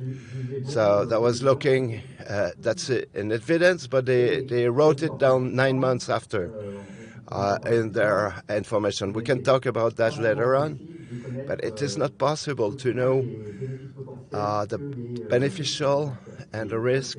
It's just impossible to know about it. So it's only February 2022 so that Pfizer would start to modify the language in the risk plan. So the safety profile is not known, but however, post-marketing experience is now available. So Pfizer stay on ignorance, but only partial ignorance. So that's February 2022. That's where everything changed. That's a move ahead. So just want to aware you, note that in the article that I published, so the post-marketing studies that we're talking here, it's really poor. Methodologically, it's really poor. It's limited. And also there were a lot of errors in it. And after 3 months after the publication, it has to be reviewed and correct. So at the beginning of it, we were reading that there is no problem, and then 3 months after they say, we don't know. So I'm not going into those statistic details, But now 94 that we look, the risk managing send us to really a study that is not safety study. So Pfizer have been really on his tooth with this. So I end with this. So it's saying that since then, so not only February 2022, but as well as the beginning. So with it, we have that this know that it's not known, but since the beginning, always stayed that are still there online right now today. So the risk management of the builder, Pfizer, like the first line that on the score. So they're talking about tests. So about the pregnant women were out of the beginning studies because generally we don't. It's a vulnerable population, and we don't study them. So in medicine, so MRH, it's a part of the fabrication. So this is a good thing to monitoring the vaccine safety. It's critical. Yes, in French it's critique. There's something that's very important from the beginning to the end. So a long-term follow-up on the pregnant woman. So we have to look at them all the way from the beginning. So because we have to look at the negative expectation or problem with them, so we can do estimation or and bring them to the test. So since then and still now, so the builder Pfizer, we're thinking that they're using during the pregnancy. So we're looking forward so that the pregnant woman won't be getting the jabs. So we think it's very important to know about that. I can develop about that later on. So that's about what we've been in. I want to ask you, how is it being included into the European and French regulation system? I will be back to you in a moment for that. So Pfizer had they wanted to do a study with the pregnant woman on 4,000 women at the last trimester of the pregnancy, but finally in February 2022. So what we've known, so as all the pregnant women have been jabbed, they cannot do the study, but they can do only on 400 and at the two-thirds of that. So there wasn't enough to have power enough in that study, so to be able to see something in that story, so it won't be interesting. So they needed 4,000 adults, and there wasn't enough interesting to have good data out of this study. So starting of that study won't be enough strong. So like in France, they haven't found even 400 persons to do that. So the study in Pfizer haven't been done. They stopped it. So to answer your question, so how this risk management could be applied by the agencies. So us in Europe, that's the medication agency. So that's what we see from there in December 2020. So the problem that the information we have, there is no problem for the pregnancy. The problem are really limited. So there is no risk. So if the person is really linked with his doctor, there is no problem. So then in November 2021, so now it changed a little bit. So they say there is no limited, but not very limited, but no more limited. So beginning March 2022, that's where they change it, that they can be used during the pregnancy. So Pfizer was more prudent than the European agency, were more wide open to. So it's a really completely your question in France, where it's really we're not aware that much of taking care of it. It's more open. So starting March 2022, there's a change. So Pfizer stay prudent, and then the European agencies say, okay, you can be vaccinated, but in France, so in France I was just starting at April 2021.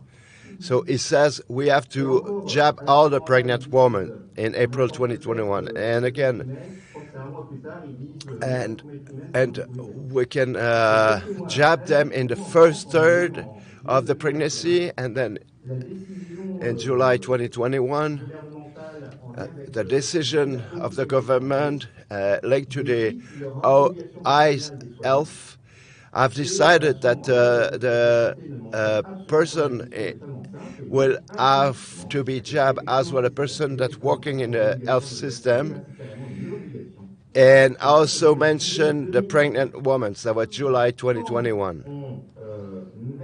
I was in France. So when we put those dates into the risk management of Pfizer, the Agence European, it's really shocking. There's a degradation, progressive degradation of the safety. That's what I can tell you to answer your question.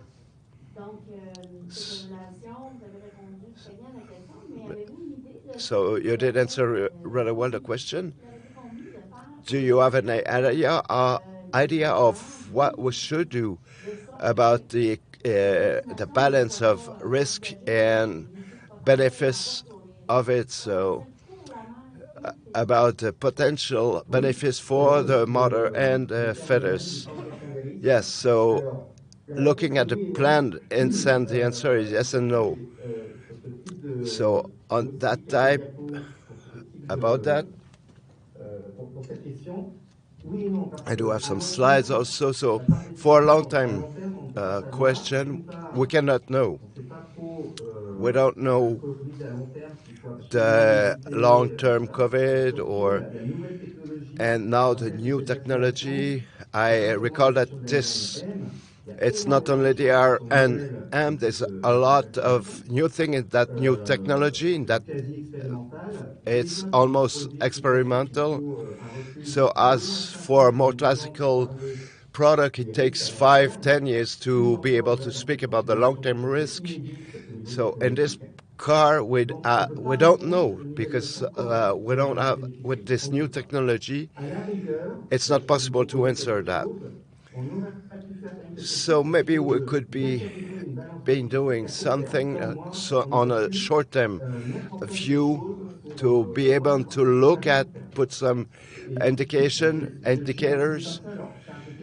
It's a bit technical, but let's look at it. I've tried to be clear in this slide to explain how a balance risk-benefits works. I simplify. So one side, it's benefits. What is it? It is reduction of risk of a bad story that could be like linked to the COVID. So what is the reduction of risk for the mother and the children linked to the COVID? So we're talking at an absolute reduction of risk. That's really a detail of statistician, not a relative resolution of risk that says nothing. It's really selling, but it's not interesting. It says nothing. So this risk reduction, absolute, it's one side of the Libra, the balance. And on the other end, on the other side of the balance, just this part could bring a grave risk to the mother or the children. So we call it B. So those are the two sides of the balance. So to have a good balance, we need A to be really bigger. Benefits should be really great. Otherwise, not just equal, but well bigger in benefits, then otherwise it's not like a tight game. It has to be really bigger in benefits, especially with a pregnant woman. I recall one of my course, my teacher of pharmacology, where I was learning, he was saying that my pregnant woman, even the paracetamol, I was giving it to her. He wasn't giving it. So the pregnant woman, we don't give any medicine. Whatever the medication, the only medication is the delivery moment. That's the only one that because there could be variables, so Pfizer term were correct. So yes, when you say Dr. Saint-Ange, I have a question. So benefits has to be bit greater. It's more than 50%. What kind of percentage are we talking about? So for the benefits is really greater than the risk. But first of all, we should know what the benefits is and what is the risk reduction we need. What is the risk about the COVID to the pregnant woman and young children or the babies or the fetus? But and how vaccination could reduce. So I took a study. I didn't find something to help me out. That was one I found in England. So that was based giving on all the information that on a study done in Scottish. There was a prospective study followed on 10 months the jab story on the 2 months, all the women of Scotland and of the women who received the vaccination and those who didn't. But I'm not going into the details. It's all in my article. They measure that effectively. There was a big bias. Is it critical? But whatever, you take it with the bias. So with this, what can more, can less? Even though it was looking, I just take the best of what it is, but at the better, it will give the risk 0.01 or 0.00. It is really, really low. Very low risk reduction. So to give you an idea, maybe it could have saved the life of one pregnant woman. And we're not sure of it. I don't go into the details, statistic detail, but whatever. So this study shown that the vaccinal efficiency, that the women who we've been measured, that was really modest as a benefit. So when we've been able to make the estimation of this risk, then from there we can find out to establish our balance between benefits and risk. I don't give you the calculation. It's really, we know how to do that. It's really simple. So first, to detect occurrence of an event of 0.01%, just a minute. So to be able, 90% chance of detecting this occurrence, that's what we give in the statistics science. To be able to do that, that's the basic of statistics, to know if we're going to get something. So that's the basic that we accept. That's what we need. So being on the good thinking for the vaccination. So looking for 0.1% of frequency, we needed to have 6,000 persons. So it hasn't been done. That's what we needed to do. But even though that wasn't enough, we need a lot of occurrency to be able to do statistic tests to be able to compare.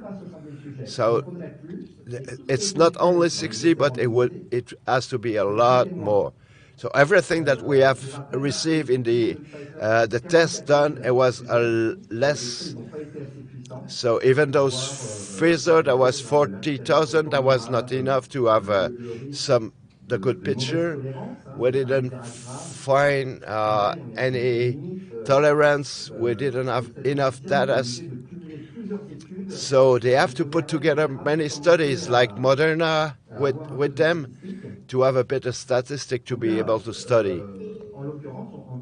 So when Pfizer says we do a special test on 4,000 pregnant women, we want to do that study, but we didn't find them, so we couldn't. So that's what we need to do to have a statistical, to be able to measure the benefits-risk balance. But still, that would give us an idea, but at least it would be the benefits where we need a bit better than the risk. But we would like to have that picture. I'm not saying that would be good, but that would be giving an idea. That's the answer of your question. So, Dr. Sainton, you are talking about the pregnant woman. Have you been looking at other situations than a pregnant woman? Yes.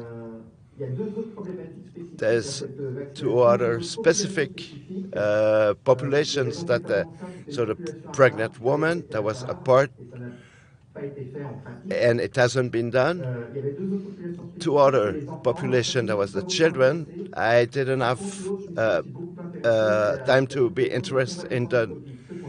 So there was the other population were those who already had COVID and those who were recovering from COVID. So maybe some of them has been the wall of mediatic system. So at least I've Lancet publication of a meta-analysis have been out. So that's a meta-analysis is giving a bit of certitude. So they publish so they have studied what happened before the Omicron variant. So the fact that being infected was protecting a lot. So that's was about or equal or better than the vaccination. So there was 2 doses before Omicron, so 3 doses after Omicron. So that was the on-time schema. So that was the natural immunity that was better than the vaccination. So that's, I'm sorry, but we knew that's just right in 2021. So the first meta-analysis have been done in 2021 that I've been speaking with this Chennai that I've done, but not in other review, not as prestigious as Lancet. So right in fall 2021, there is the chart. I won't speak too much about it, but you see there's the line in the middle. What is on the right side shows that there's the difference between natural immunity was better, equivalent, or better than vaccination. We knew that before in 2021. But on top, they've been looking, is this a good idea to vaccinate those who had COVID? The answer is yes, but there is, as we can see right now, there's not a big difference. So the interest was really weak, really modest. So that was 3 times nothing. So when we put it to the risk to the vaccination, so the balance is easy to look. So Chennai and his colleagues conclude that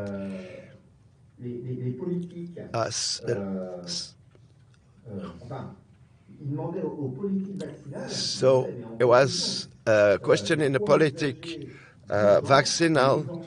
We have to ask for exemption of those who already have they were asking for to be more aware and asked to look at it to see the balance of risk change or not. So I have done the same around the same time. I've made mini review of what we were able to read. So at the same moment of that, so I wrote a note. There was only a few dozens of reference, so a mini note that I sent to health authority in France. I had the same conclusion at that moment. So that was not to vaccinate those who already had COVID. That was the same thing. So I sent it to the high authority of health. I had no answer. So colleagues tried again, sending it from other ways. It's not me, but others use my work to send it to the union. They transmit it to each of the committees of the I. So even them from that way, they never had any answer. I'm still waiting for the answer. They didn't, and I didn't have any. Just that they have received my observation. Thank you for your participation. Nothing. They just say, I just have the proof that they have received it from the post. Just a paper from the post that they have received it. That's it. So, still waiting the answer. We wish you're going to have an answer soon. So, in conclusion, have you been looking at other aspects of the COVID vaccination? Yes, the big work that I've been doing, that's thousands of hours that I've done. Something that really appeared while walking, that there were big bias, impressioning bias, that was a surestimation of the vaccinal efficiency. So that was one of my work. So as well on the pregnant woman, that's something that has been seen and reviewed by my colleagues, by my peers. Though that's something that we reread and we're going to publish later on. It's Soon it's going to be published. So I have reader that are looking at it, and we're still working on it. So I just give you 3 examples of that bias. So what is a bias in science? It's a systematic error. So systematically, we're going to be on target or off target. Off target. So you can be really precise. It's like shooting with a gun. You want to be precise, but if there's a systematic error, you won't hit the target. It's worse. It's worse than imprecision. The first problem is extra methodologic. So I have a colleague in the independent college. It's Michel Cucci, worked a lot on it. Is that every publication sent, except since 3 years, they all are talking about the relative efficacy instead of absolute efficacy. So to take an image of it that could be perfect of it, so the relative efficiency, let's try, we'll give an example. So absolute, it's like you look at a bike helmet and you look at it in the laboratory. So it's to know the reality use of it. So if the problem is of the pharmaceutical problem, it was always the same with the pharmaceutical industry. That was always there. That was, in fact, to calculating the helmet solidity. That was to say everybody has to wear it even though they don't bike. So that's to have everybody to wear the helmet even though don't work. So what is really a shame is about that 10 years before they have identified 10 points to have better research based on proofs. Exactly when it's time to find risk and benefits, there were 10 items to be looking in when we do the test. The first I didn't. That was to be able to make numbers to what you want. The second one was to speak about the relative efficiency, but also to well communicate to absolute efficiency. So they rated black and white really clearly in the guide. So the patients are abusively influenced on the influence of the risk. It's only based on relative efficiency. So we can look at it in the FDA. It was also talking about the prescriptors, not only the patients. But if we look, us doctors, only on relative efficiency, we will prescribe every time. But if we look about absolute efficacy, we won't go prescribe so fast. We will. So this is something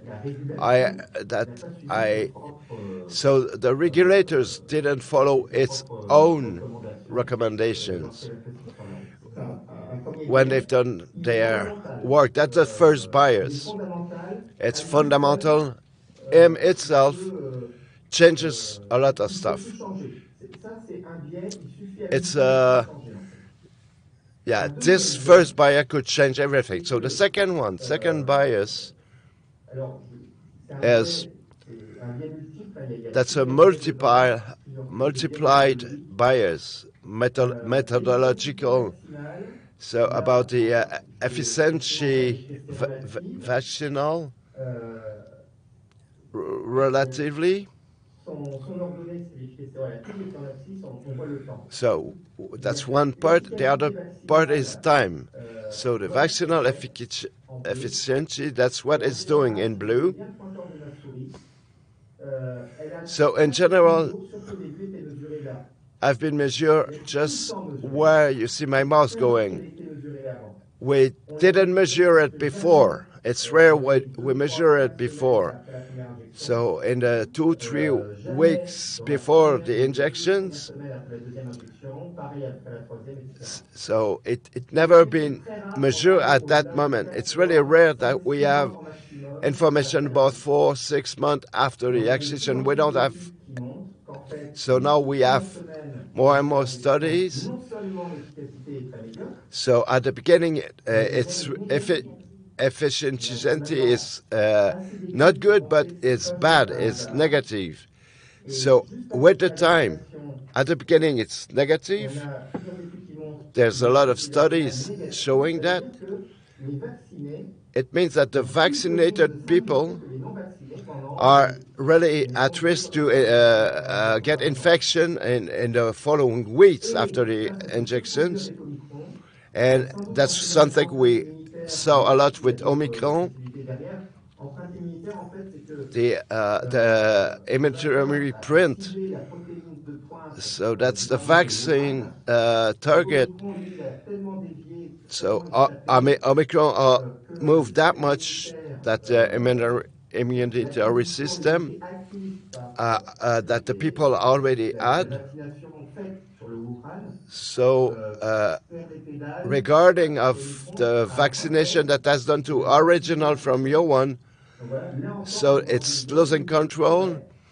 And again, we go back into a zone that the vaccinated people infect themselves more than the non-vaccinated. So the green line, that's the natural efficiency immunity. That's just to give you an idea, an order of idea.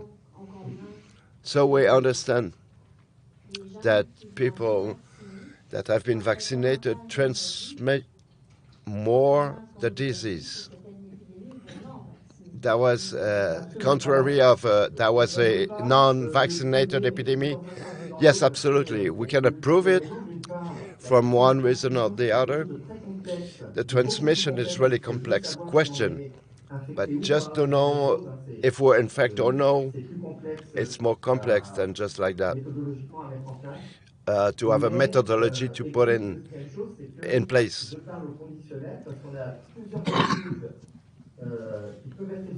So because we have a lot of studies that could be resumed by this picture here. So yes, if it could be confirmed. So we have vaccinated at the beginning would expose the epidemic instead of containing it. So, for example, when Delta appeared in India, it just explodes at the same moment that the vaccination started.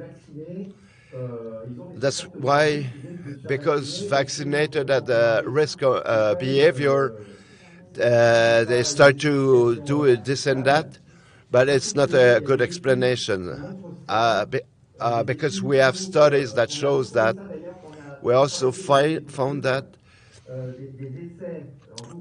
when we've done the double-blind studies of Pfizer's and Moderna, we've started doing at-risk behavior. That's in their studies. I don't believe how they've done that. So, but if this test is confirmed, there's a lot of. So we may have a vaccinated epidemic. Yes, possible. It's possible. Dr. Sainton, I thank you so much. It's possible there will be questions from the commissaire. So, would you like to answer the question? Thank you so much, Dr. Sainton, of your analysis. This is really complex if we want to come to understand. I want to come back on the 2021 studies where we had an indication if there were benefits from the vaccination for people who were recovering from COVID or get just out of the COVID. So those studies are showing that benefits are really thin. My question is, what you just presented in the last picture, which is really important for us, is the time dimension of it. So when we're doing those studies, the measures that we do in that meta-analysis, are we taking the data as in every of those analyses? So if we put them into the same time window, if it's done in the most beautiful window of the vaccinal benefits, isn't it that we're going to have that kind of bias, and we'll have a weak conclusion that we can take? Yes, absolutely. Yes. So yes, it is, but it's also attenuated because we do have other studies that have been done and accumulate after the 6 months, but they're going to be put in them. But as we don't have too much, we still have imprecision in the light windows. So the decline of the vaccinal efficiency, that so much imprecision that we won't be able to really have a good idea of it. So when we do selection windows and smaller windows, so we do bias. We take pictures that are nice, so then to have like a video, temporal videos who looks at all this. So when we do have studies, longer studies, we're going to have better, we can have better information on the long term. And the analysis and the lifetime, the real time of the efficiency of the vaccination, when we try to compare benefits, we're always in front of a follow-up, which is approximative of those benefits that we can measure. So we trust instead some indicators like what antibody I can measure. Is this, if I take another recall jab, what is the benefits that I can get from the vaccination? But it's not only the quantity of antibody, but the quality of those antibodies that could affect the protection profile that we would like to have from the vaccination. And you mentioned into the macro phase that we suggest that many meta-analysis that there's a flu notion of a hybrid immunity that I never heard before COVID. So in that study, there's something showing that with many jabs, we create antibodies that will have a non-benefic activity like IG4. They are known to bring to bring intolerance to low-down allergic. So those are working against some antibodies that we find into the recall jabs. So about that protection, it's not based on really solid data about those antibodies, if or not can be benefic following the jabs. And this is what we find and is used to note about those recall jabs. We don't look at the cell immunity. We don't look at some other information that are, isn't it some bias as well? Yes, of course. I just present you some, only some. I'm not an immunologist, so I try to answer my best. So about intolerance, about CCH4, that's one of those. There's not only the cellular imprint. This is probable. This one is probable. Yes, but to answer your question, yes, there is not much done. Study about quality versus quantity of the antibodies. There's not much study to be done to make correlations between those to see the underground, the clinic information about those. So we've been talking a lot about antibodies, and we didn't speak that much about immunity. That is much more greater than that. So we have to think about the cellular immunity. So and you're talking finally to go further of that. You're talking about indicators. Maybe Pierre Chaillot has been talking to you, my colleague. We have tried with to look with that kind of indicators at where we work together. We can resume that to say that this disease that we to make modelization for the health sector about the model, but to be in those models all the time. It's the models is not the reality. So there's a difference between the models and what's going on. But it's a phenomenon of our era. So if we can be looking at that in philosophy of science, that could be interesting to look at that. But with this COVID management, we've been looking at modelization indicators, which is not linked to the real. So immunity have been bring back to antibody that be so we didn't look at the real thing that was happening on the ground, on the green. So that back the link with those who are survive the COVID, and some of them we didn't find any antibodies. There were no antibodies, but their immunity system was so strong. So that's a detail.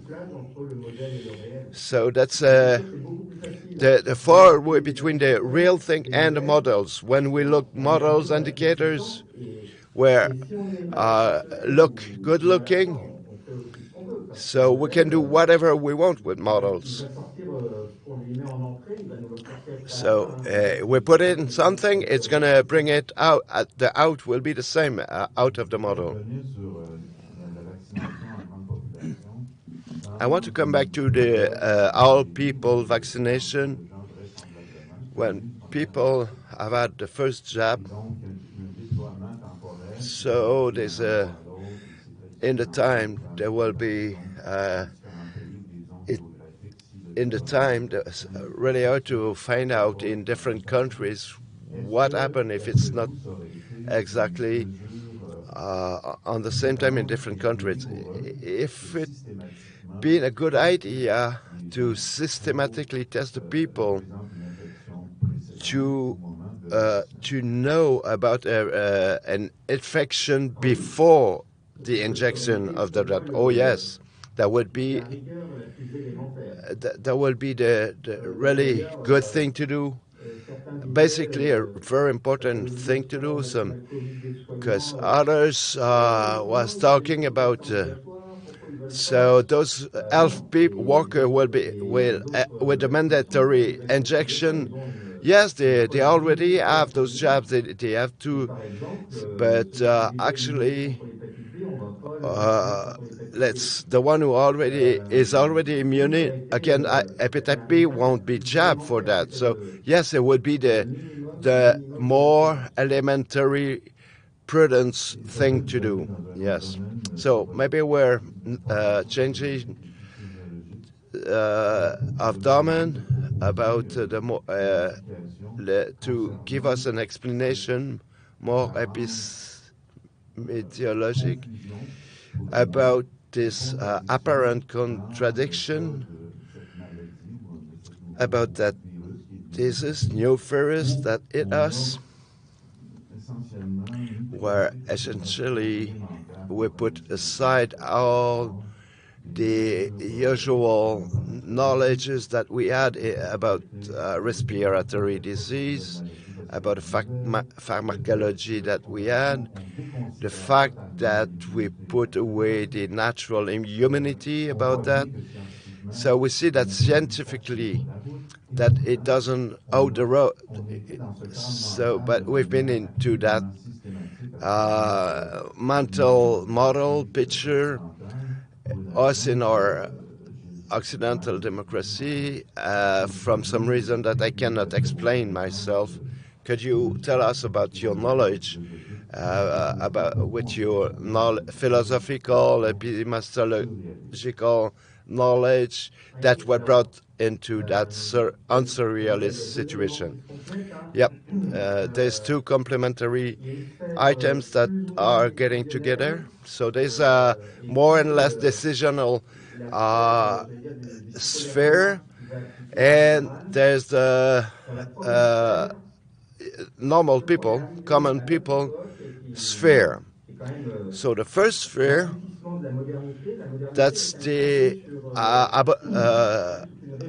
so that's based on the revolution from Copernic on the way to understand science.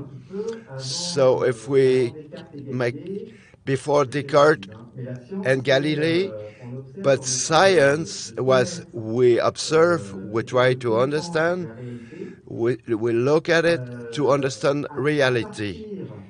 So from the modernity,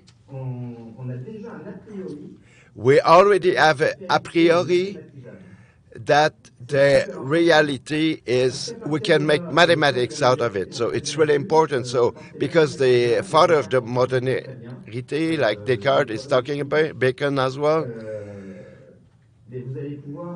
you can look as you can associate it. We can become a master of nature. That's the spirit where there's a confusion with the power spirit. I resume. I make a schematization where the followers of that technical area. So we became with so powerful. We were talking about like the model power. So it is easier, more comfortable when we're taking the decisions in this like in this bad word, like says Tolkien, where money is running it. So it's easier to look into control and power model tools of control. So we're going to manage the pandemic, like we do with informatics. So we have a virus, we're going to put an antivirus, and it's easier to do that. So intellectually, it's more easy to make a lot of money doing that way. So to use that logic.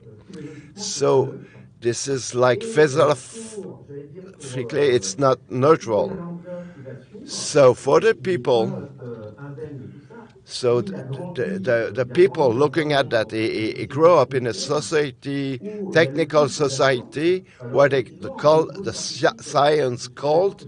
So yes, what we've lived into this scientifical, it's really bad, but it's not unlogic because of the cult. So what we heard about those who haven't been vax or anti-vax or anti-science, but it's not a scientific, it's a religious thinking and talking. So this Jacques Ellul, this an author who been put out of France because it's talking about the technical of been taking the sacred and they bring it to a religion.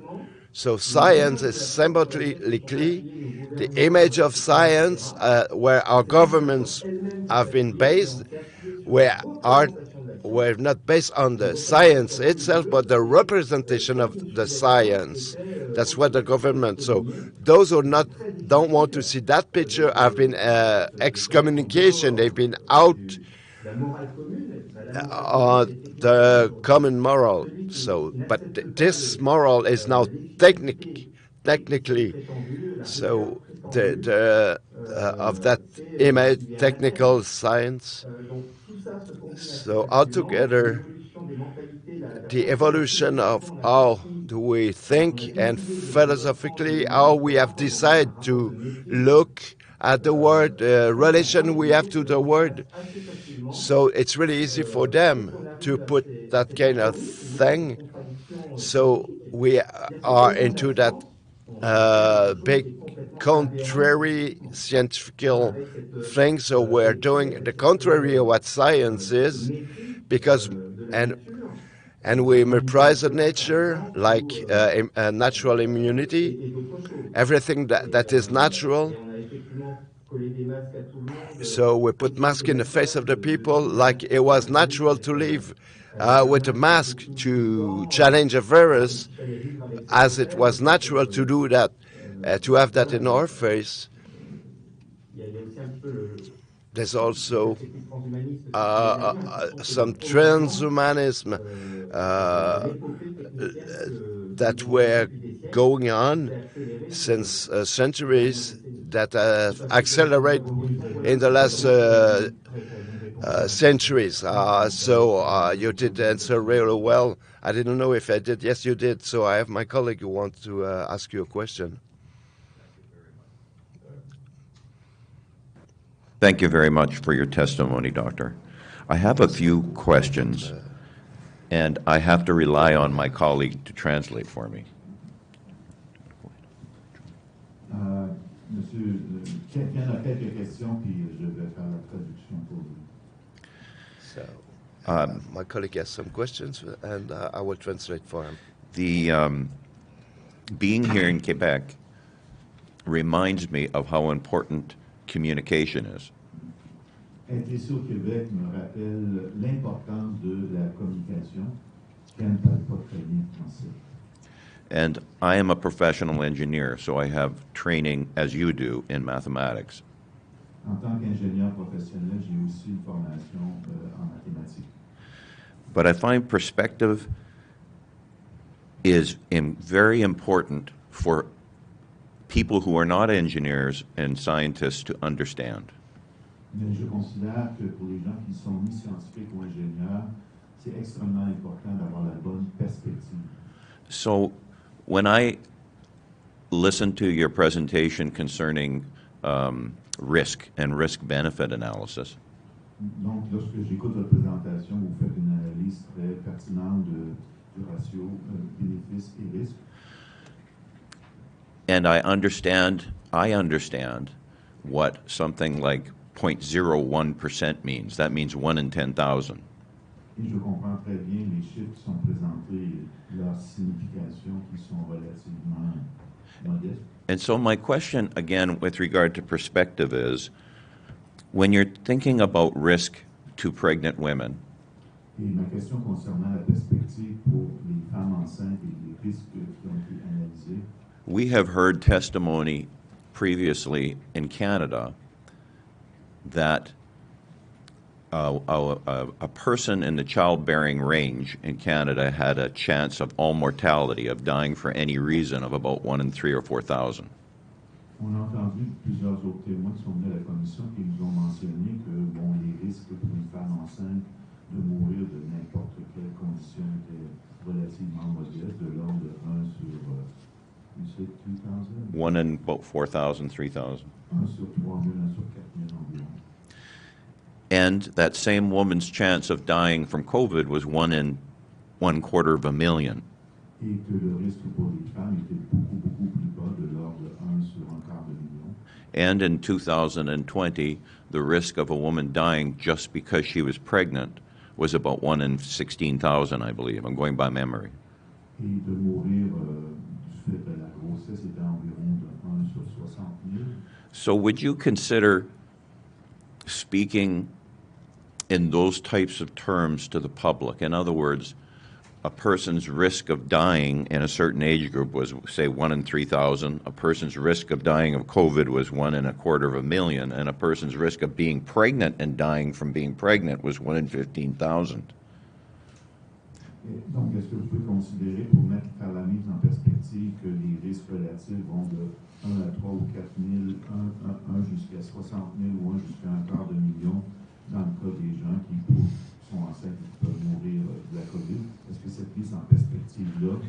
My point being that if we communicate to the public that their chance of dying of COVID is a number, whatever that number is, but they don't understand what the everyday risks of death are to them, then they have no ability to evaluate that risk.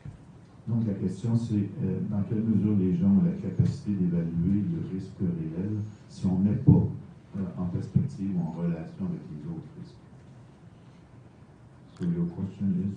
My question is, have you considered, I know your report is being submitted to the scientific societies, but it's very important, the information that you're bringing forward. And my question is, would you consider wording some of your information in that way so that the general public can understand the relative risks?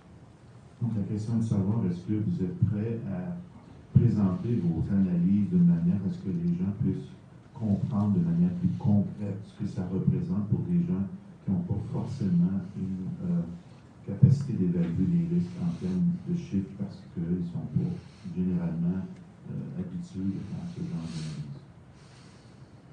Ça, c'est votre question. Oui et non. Yes and no. Oui, parce que j'ai quand même donné Yes, une réponse, because I will answer. mais le non, je l'écris tout de suite. No, I explain why no.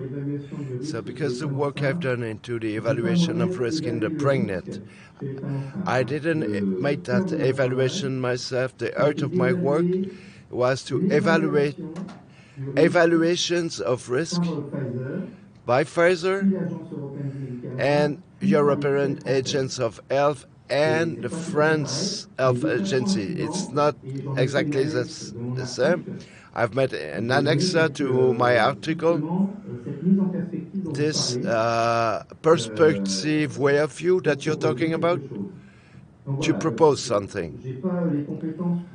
I don't have that competence to try to give my answer. My work is to critical rereading, evaluation of the risk from the producer, then the agencies, as well as those who are looking at it. So, dans ce travail sur une étude en This Écosse, done when prototype que j'ai évoqué I've tout à been l'heure, to the Scott Scotland et ses collègues. study Donc, with et c'est stock répondre à that votre I've been question, talking je redis ce que before. j'ai dit tout à l'heure, I will tell c'est again que what I said sur before les 10 mois on the qui 10 ont months suivi le déploiement that they follow up de la vaccination en the, Écosse, after the jabs quand les femmes start. enceintes commençaient à être vaccinées, So ils when ont they pris, start to à partir de là, start to ils ont vaccinate the pris pregnant sur les 10 woman, mois. they start to follow them for the next 10 months.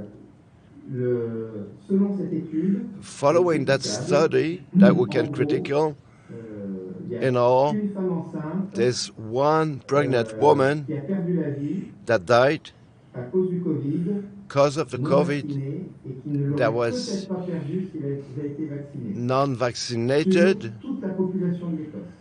that died because she wasn't vaccinated. That's under all the Scotland population. So on that 10 months following that, when the variants were the most dangerous, the first one, Alpha, Iran, Delta, on all those pregnant women that have been followed, it's about all of them, there's one non-vaccinated dead into the pregnancy. Maybe we can think that if she'd been jabbed, she wouldn't been dead. I hope that this answer your question. So that's the low risk that we had and that could protect them. Yes, but it is always complicated to make vulgarization. It's not my cup of tea. In biostatistic, there's a lot of things to see and relook. See how big the groups are. So at that moment, there were vaccinated pregnant women from there, never died of the vaccinated woman. At that moment, there were one person died of COVID that she was pregnant. So that's really little. That's only one person. And we cannot be sure that if she's been vaccinated, that it could save her. Well, that's we true. We cannot say that. And we don't know whether or not she died with COVID or because of COVID, because of the test. And yes, you're right. And we don't know that she... We cannot know if she died of COVID or with COVID. What? One last question. Did you...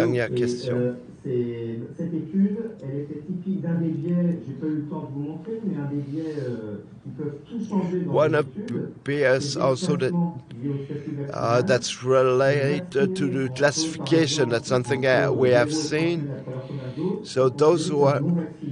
that's one of the biggest bias, that the person just jabbed 0 to 3 weeks are not considered as vaccinated. So maybe that woman was vaccinated and died in the first 3 weeks that died could not be counted as vaccinated. So we don't know. My one last point, sorry that there's a bit of a delay in the translation, so sometimes I have to wait for it. With regard to pregnant women, if I understand this correctly, and a pregnancy takes 9 months, it would be possible then for a woman to get a first jab when she first becomes pregnant, a second jab a month later, and then get a booster before she's completed her pregnancy, is it not? Non, si j'ai bien compris, comme la grossesse dure 9 mois, théoriquement, c'est possible qu'une femme ait sa première dose au début, une deuxième dose pendant la grossesse et même une dose de rappel avant la fin de la grossesse. Yes. Did you look at any effects of multiple injections to people, pregnant or not? Est-ce que vous avez regardé l'effet des injections multiples, que les gens soient enceintes ou pas? Non. No.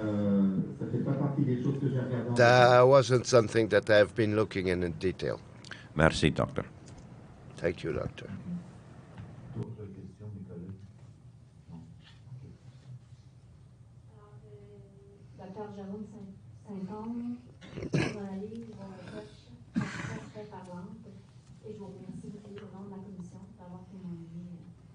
So, Dr. Santosh, I thank you so much for your witnessing. Thank you for being with us. Thank you so much. Thank you to you. Thank you a lot, actually. You're aware me to integrate in my work to bring my own note, my own collective work. For us, a searcher or analyzer, we just have the face in the wheel. So that's an expression in France. Thank you to integrate it to this work, to put it together with what you're doing. Thank you so much. Thank you so much. Alors, nous allons prendre une pause de 10 minutes avant le prochain témoignage.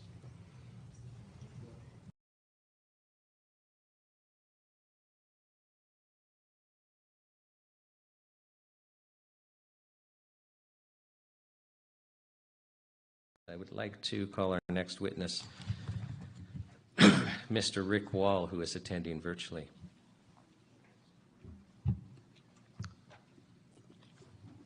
And Rick, can you hear me? Yes, sir. Okay, so first of all, I'll ask if you can state your full name for the record, spelling your first and last name. Yes, sir. My full name is Diedrich Wall, Diedrich. Last name is Wall. Most people call me Rick, but that is my full name. And we'll call you Rick because that's what you're comfortable with. And I'll ask you if you promise to tell the truth, the whole truth, and nothing but the truth, so help you God. I do. Now, Rick, you're almost being provocative today because you have a Canadian flag behind you. And I never thought I would, as a Canadian, where my inside voice will say, oh boy, that's kind of an act of rebellion, a Canadian flag. But you have some interesting involvement in what I'll call the trucker movement. So let me just introduce you, and then I'll ask you to explain your story and what happened. But my understanding is that you are the owner of a trucking company in southern Manitoba, and basically your company does a lot of cross-border shipping since 2009, but you've been running the company for 11 years now. Correct. And that you became very involved in the trucking protests. Am I correct about that? Yes, sir. And basically in January 2021, you started getting involved in anti-mask rallies in Winkler. Yes, sir. Correct. And then for first couple of months of 2022, you became involved in the Freedom Convoy. Right. But you were actually involved in what might be the very first cross-border blockade on January 17, 2022. You were one of the organizers of the first blockade. We'll talk about that later, but I'm just introducing you right now. Mm-hmm. So, correct. Okay. But before we get to the trucking part of this, I want you to share with us something that happened with you in Outdoor Church, because my understanding is in May of 2021, you got involved in an outdoor church. And so can you share with us your experience there and what happened? Certainly can. I'd just like to take a quick opportunity to just say thank you to the entire team at the NCI. I feel extremely humbled that I was asked to present or to share my story here today, and just thank God for all of you people on that commission that you guys are, donating your time and doing this. I think it's an extremely important part of Canadian history. So I commend each and every one of you for doing that. Again, I'm a God-fearing father of three, and the last couple of years have been rather interesting to say the least. But yes, my journey in the freedom fight. Well, I guess I became quite leery early on when the pandemic first started. There wasn't much scientific proof or anything at that point on which way was maybe the right or the wrong approach on this whole thing. But my critical thinking got the best of me early on. But yes, early in 2021, a good friend of mine organized the first Freedom Drive within the Winkler, Manitoba area. And I started helping and participating shortly thereafter. And yes, in early May of 2021, at this point, churches and everything were locked down. And of course, we as Canadians, or I guess like-minded people such as myself, felt extremely violated, that our constitutional rights to worship freely were now officially stripped from us. And so we thought it'd be a good idea to organize outdoor church worship services. What's the harm in that was our thought process during that time. But this was, of course, when the implementation of the outdoor gathering size had decreased to 5, I believe it was. Outrageous to think that only you're only allowed to gather with 5 people outdoors. But yes, it was during that time. So we organized. The first one was on May 5th, correctly. It was just at a public park. We made sure we stayed off. Like there's a big stage in the city of Winkler where we conducted this, but we stayed off public property except for the fact of the actual grounds that we were at. We stayed off the stage. We just kind of set up our own little setup and had somebody come out to bring a message, sang some praise and worship songs. All the meanwhile, we had our chief of police, not in uniform, off duty, with his personal vehicle. He'd park close to the stage and monitor basically our every move and counting how many people attended, and therefore got in trouble for it sometime later. So can I ask you, like, how many people would have come out to this event? If my memory is correct, I think it was between 70 and 100 people. We did this 2 consecutive Sundays in a row, so both times I think it was probably pretty average, between 50 and 100 people, somewhere in there. Okay, so, and I just want to make sure that I understand. So basically you've got 70 to 100 people in an outside park. Am I right about that? Correct. And they're singing hymns. Mm-hmm. And they're listening to, somebody give a message. Correct. So basically they're listening to preaching. Yes. And the chief of police, who's known, because this is a small town, is there in his private car photographing who's there. I understand your question. Like, are you asking? Oh, so you're asking whether he was in his private car taking photographs? Is that your question? Yes. Okay. Yes. In fact, that was the reason why he was there. He documented the event. Therefore, I guess justifying them later on finding all 3 of the organizers for these 2 events. We were all ticketed for each event. Ticket amounts were for not complying with public health orders, and they were for $1,296 each. I received 2 of them. Right. So for your participation in outside singing hymns and listening to a sermon, basically over $1,000 in fines. Correct. And this is in the town of Winkler, Manitoba. Yeah, it's actually a small city. It's considered a city, but yeah, in the city of Winkler. It was very saddening to witness this time, and especially when it came to church-related things. I mean, you think, we live in a country where we should have the right to worship. And it was, hardly put it into meaning what those times are like. And again, when you guys play these clips in between of our public health officers and premier, announcing these measures, it's sure those raw feelings come back, and it's still hard to believe that we went through that time. So can I ask you how it affected both you and your family and not to be able to attend church? Because my understanding is because of the fines, you guys only did the outdoor church twice.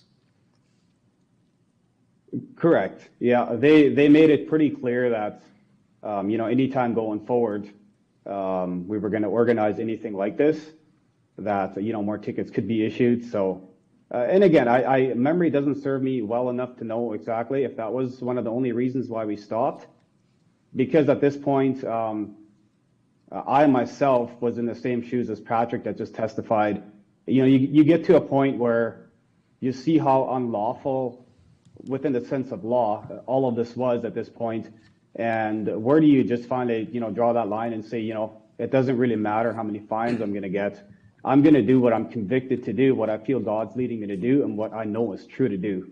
So, I mean, again, I don't recall exactly what the reasons were why we quit doing the outdoor worship services, but at this point, we continued on and had consistent outdoor rallies in the city of Winkler, kind of like they did in the city of Winnipeg as well. And that was ongoing. And again, even at those rallies, we had consistent police presence, again, documenting, and so forth. And but as far as for tickets goes, those are the only 2 tickets that I received throughout the entire duration of the last couple of years. I know that we've been asking witnesses, what could have been done differently, and it seems to me clear that for protesting, the freedom protesters just had to get the Black Lives Matter people there, and they would have been okay. But we live and learn. Now, you got involved in what I'll call the Emerson, Manitoba, the first protest on January 17th, 2022. Can you tell us about how that came about and what that looked like? Yes, certainly. Sean, you're breaking up a bit there, so I hope. And you were too, okay? But you're better now. Are we okay on your end? Wait for there we go. Okay, you're just breaking up there a bit. But yes, so basically, yeah, I run a trucking company, cross-border trucking company. So for our company, it's extremely important that we can cross the border. That is and me and my wife talked about it many times and prayed about the whole situation. If the time would come, I'm sorry, I seem to be breaking up here. We can hear you fine, so please continue. Great. Okay, awesome.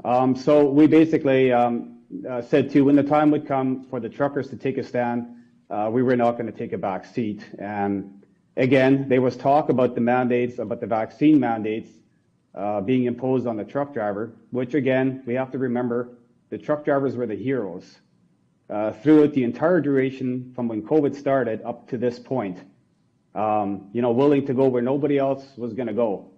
And so they basically went from hero to zero pretty quickly. And now, when they had basically imposed the mandates, I think on all industries at this point, it was time drivers as well, for those that had chosen, for whatever reason, some very obvious reasons at this point, to not get the vaccination. And again, like I said, we told ourselves that if that point came, we were going to take a stand. And when it was announced that on January 15th, 2021, the Canadian start to implement drivers needing to be vaccinated or have a negative PCR test upon arrival, or otherwise would need to quarantine for 14 days, and also could likely be ticketed as well. So that said, within literally a couple of days, and a bunch of help from a whole lot of people, we called it a slow roll protest at the Emerson, that's the Manitoba-US border on Highway 75, just south of Winnipeg. And that was on January 17th. We arrived there at 3:45 a.m., if I remember correctly, or maybe it was 4:45. But it was very strategically planned. We know how busy that port is when it comes to truck traffic. And Monday mornings are always the busiest. So we did that very strategically. And of course, our plan was to basically abide by all traffic laws.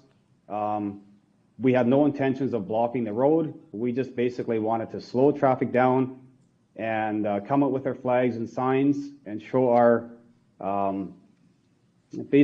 dislike with the decision the government had made for truckers at this point.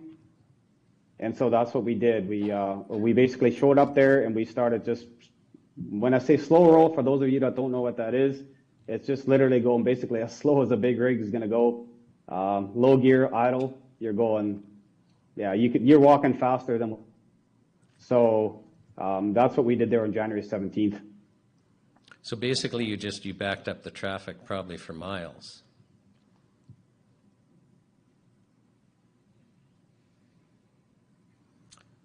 So can you still hear me? Oh, now I can hear you, Sean. Okay, so I asked, did you back up the traffic for miles? Yes, it certainly did. It was very effective. We had a lot of support out there from our supporters, and it was pretty interesting to see how many people or how many truck drivers that were basically caught in a slow roll, taking up a lot of their day, were very supportive as well. Of course, there was some that were very upset, rightfully so. They didn't understand what was going on there. But yes, we definitely accomplished what we set out to do. And I mean, the event caught media attention globally, basically after the first couple of days. And it was, it was the start of the trucking movement. Well, I have to state that the Freedom Convoy to Ottawa, this was already in full stages of planning. I had no participation in planning for the Freedom Convoy to Ottawa, but we just saw it was important to do this protest at the border on January 17th. Just literally 2 days after they imposed this mandate for the truckers on the Canadian side, and we thought it was strategically important to do it at that time. Now, you didn't plan the Ottawa trucking protest, but you did have your trucks participate. Can you tell us about the participation of the trucks from your company? Yeah, for sure. So yeah, we were very much involved, not in an organizing aspect of it, but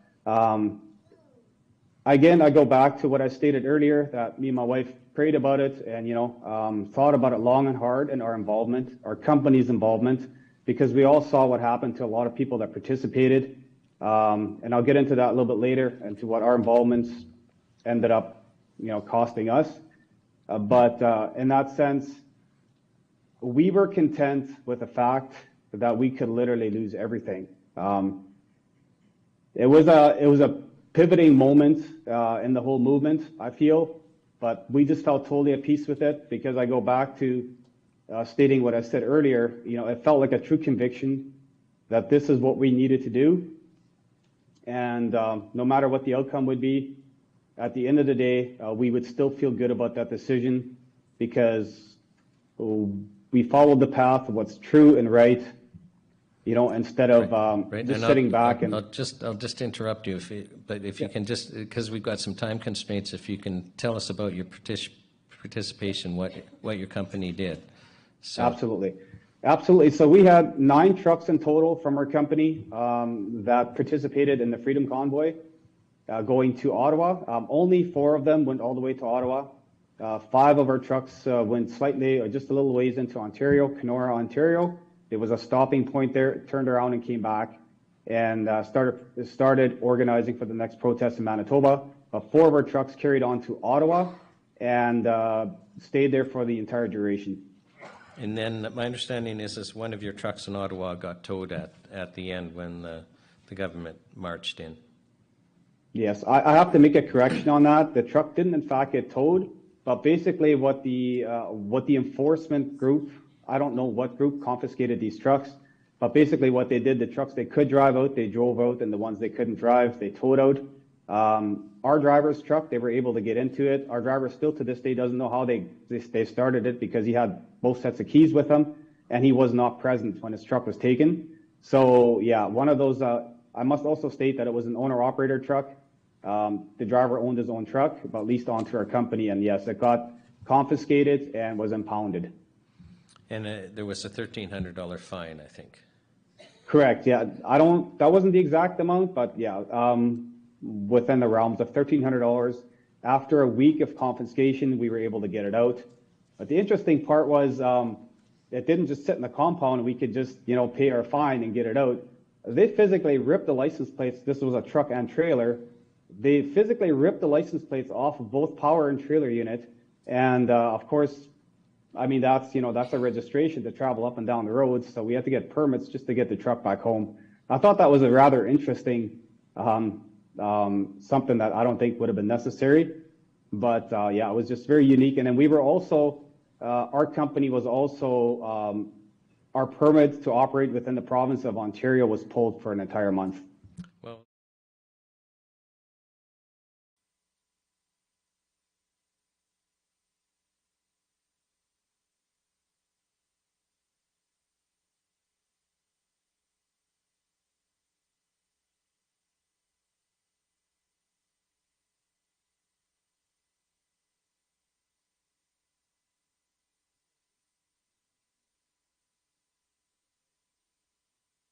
a lawyer and a procurer for the commission, CENC.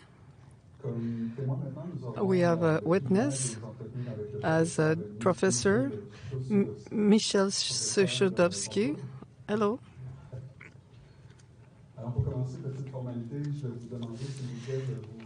Please identify yourself with your first and second name. We're going to have a sermontation. Tell only the truth. I affirm. Excellent. Okay, short presentation, and please tell me if I'm right. You are an author, 13 books, also professor emerite in Ottawa. You're a Center of Research on Globalization in Montreal, also editor, Media Global Research. The last published book is available in PDF form, is The Worldwide Corona Crisis.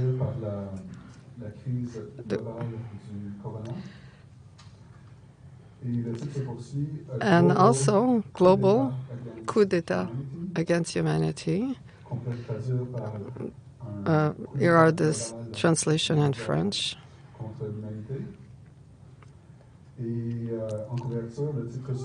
And also Destroying Civil Society,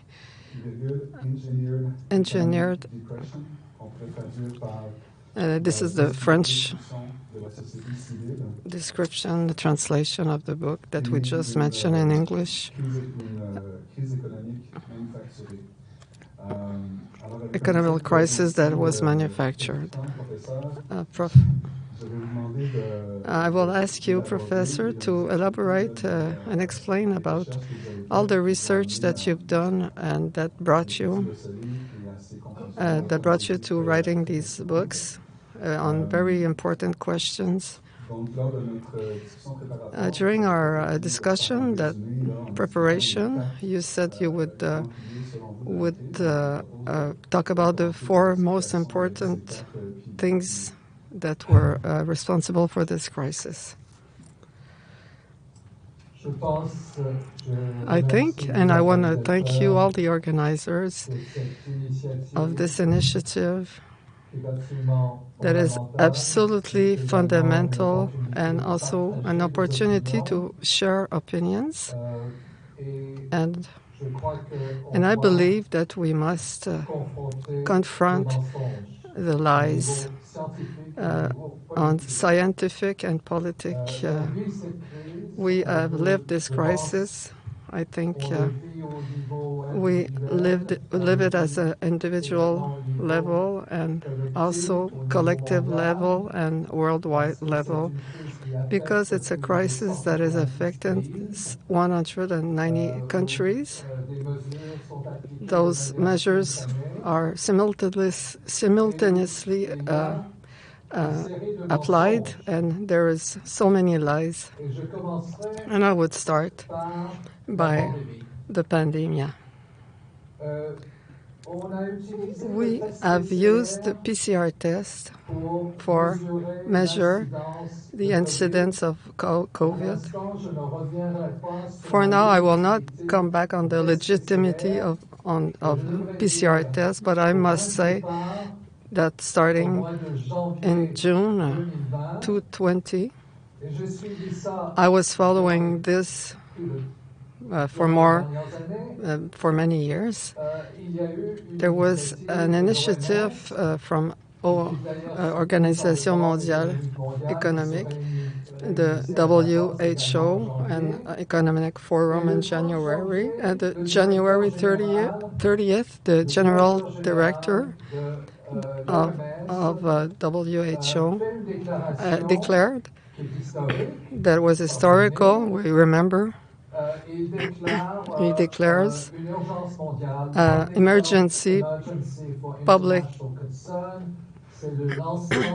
which is it's a launching of international launching of pandemia. How many cases? He did his press conference, emergency worldwide, 83 cases out of China, and those cases that were confirmed COVID-19 using PCR. And the PCR, it's another problem. But we declare emergency, worldwide emergency with 83 cases. It's a lie. It's the beginning of the lie. And if we see the evolution, wait just a second. Here you have all the data that corresponds to first phase pandemia, and a little some weeks after, in February, a new press conference from the General Director, Dr. Tedros. That was on February 20. What Tedros was saying is pandemia is imminent. The windows are closing. And he's dramatizing. And what was it based on? 1,076 cases PCR positive or COVID-19 positive on a population worldwide out of China of 6.4 million. Some more lies.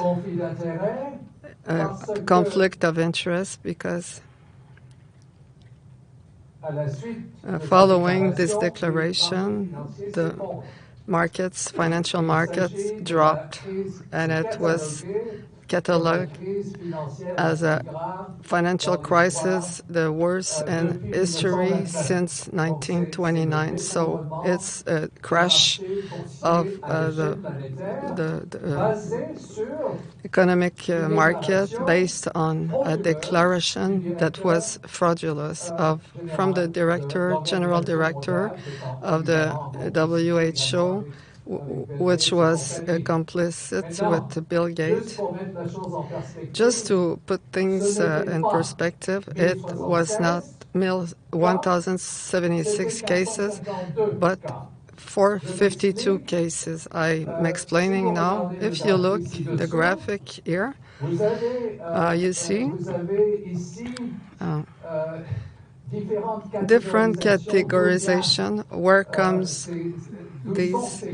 these cases, and the majority comes from people that were sick in the Diamond Princess because we confined them in their room, and then we did the PCR test and they were all sick. They were coughing, and the PCR test is not detecting the virus. We must understand this. It's fundamental. The PCR test does not detect the virus. It detects genetic sequences. And those genetic sequences are attributed to other viruses like corona, like the flu, or the seasonal flu. I will come back on this later, but I also want to mention that the PCR test was abandoned by CDC in the States in December 30th, and saying that it was invalid. And the WHO also, they didn't remove it, but they said that if you have applied the PCR test as we suggest with a 35 and plus, you must redo the test. And this was 1 year later, month January 2021. So the two organizations that are major players put in question these results from PCR because those numbers are so ridiculous that I can conclude only that there was no pandemic.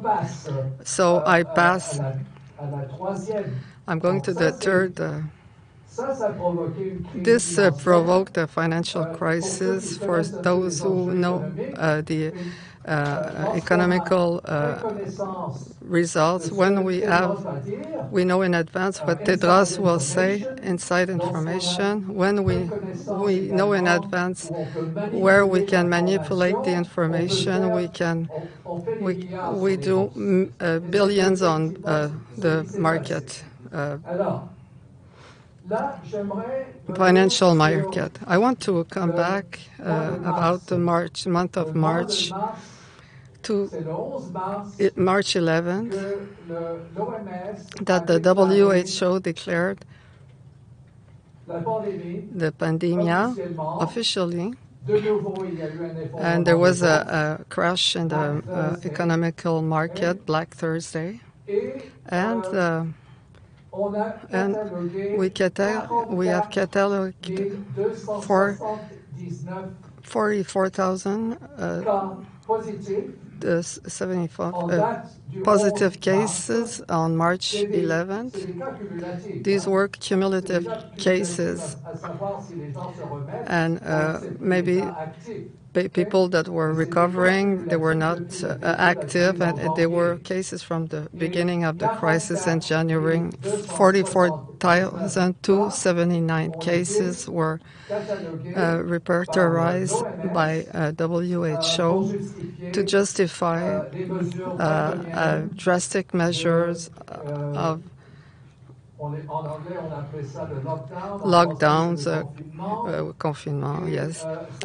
And this was on a planetary level, and we must question ourselves why and how 190 governments applied this simultaneously with intervals and a way, and to paralyze their own economy, because it was when we locked down the workplace. And what happens? I can ask that to my first-year students. All the workers stay at home, and I freeze my workplace. It's a crisis, economical crisis worldwide, and that affects the world from one day to another, overnight. And then there's the mass social distancing. We cannot reunite. We cannot talk against. The decision is based on stupid numbers, and those numbers, and there are not numbers. What you see on the screen, read it, please. 125 cases confirmed in Canada the day of the March 9th. Does this constitute a foundation to declare a pandemic, that planet and national, with with a campaign that was based on fright and intimidation and drastic measures that paralyzed the economy and the civil society and its whole. And I'm an economist, and I can tell you that I can interpret this, especially in my book. You can see that on economic factors. And I must say that my colleagues, I don't know even one that examined the repercussion of this, and they say that it's the virus that created that economic fall down. It's very easy to put that on the virus, but it was engineering that crashed, confined the work and workplace, and it's a bankruptcy action on, and it's impoverishing the population worldwide. I followed this crisis, economical and social, in many countries, and I contacted people in India, China, India. We decreted the lockdown, and 45% of the work people are without migrants. They have no place to live. They go from Delhi to Bombay, and we tell them, go back to your village. They are dead. There was no transportation. You look at the incidence of famine and around the world, not only the global south, but we have, and I try to document. The data are incomplete, but what I can say is that this lockdown is an economic crisis and social, and the worst in history of humanity, because it was over 190 countries. It's not only an ingerence of monetary funds that will and that you have to do this or that, but you have to look at the economical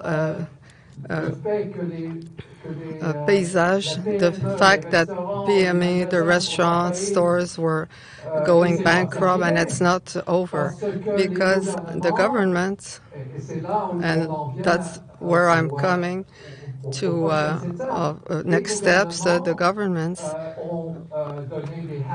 they gave handouts to different categories, and it's essentially for the land, and to help them in a different complex phase. But legitimacy of this pandemia is not confirmed by the PCR test to start with. So it's 125 cases in Canada on March 9, 44,179 cases worldwide, for a population 6.4 billion out of China. It's the most ridiculous count. And then I must admit one thing, that the numbers on mortality and morbidity were manipulated. And I'm coming to a very important context in Quebec, is the following. It's a directive. Sorry, I'm so sorry. It's a directive of the health minister. Read it, please, read it carefully. The probable cause of mortality in Quebec, test or without test, no autopsy allowed. I'm asking of the health workers if this means anything. This directive was sent in April. 2020, and there in Quebec and in Canada, no cases of COVID-19 in Canada and Quebec. And if there were no mortality, because look at the definition of COVID-19 by WHO. It's something that it's like the flu, seasonal flu, and they themselves are saying that can be complication at a certain percentage of 10%, but they say probable cause. We don't die of COVID-19. We die from the vaccine, yes, but COVID-19 test a probable cause of mortality. COVID-19, test or without test, no autopsy allowed. It's a diagnostic, as we can say, governmental, François Legault. But now I'm going to hear the interpretation of the press, the media, Canadian media following. I think this date is 1 week after the directive of the government, and then from one day to the other, beginning of April, 44.9% of mortality was lied to COVID-19. First cause of mortality in Quebec, COVID-19. Look at the graphic. It comes from the media, La Presse, that published it, and they didn't question where was coming this analysis to categorize and read the papers, and persons saw that it was a lie, but it's the worst lie, 44.9%. And reality, some weeks in advance, no case, and we're not talking about mortality that were registered in Canada and Quebec. So this is the beginning of this crisis fundamental that affect us, and I conclude there never was a pandemic. And the people that refer to the virus, they should question themselves following question. The PCR test doesn't detect the virus. Though we cannot distinguish, we cannot know, and especially if we do at 35, we can see nothing.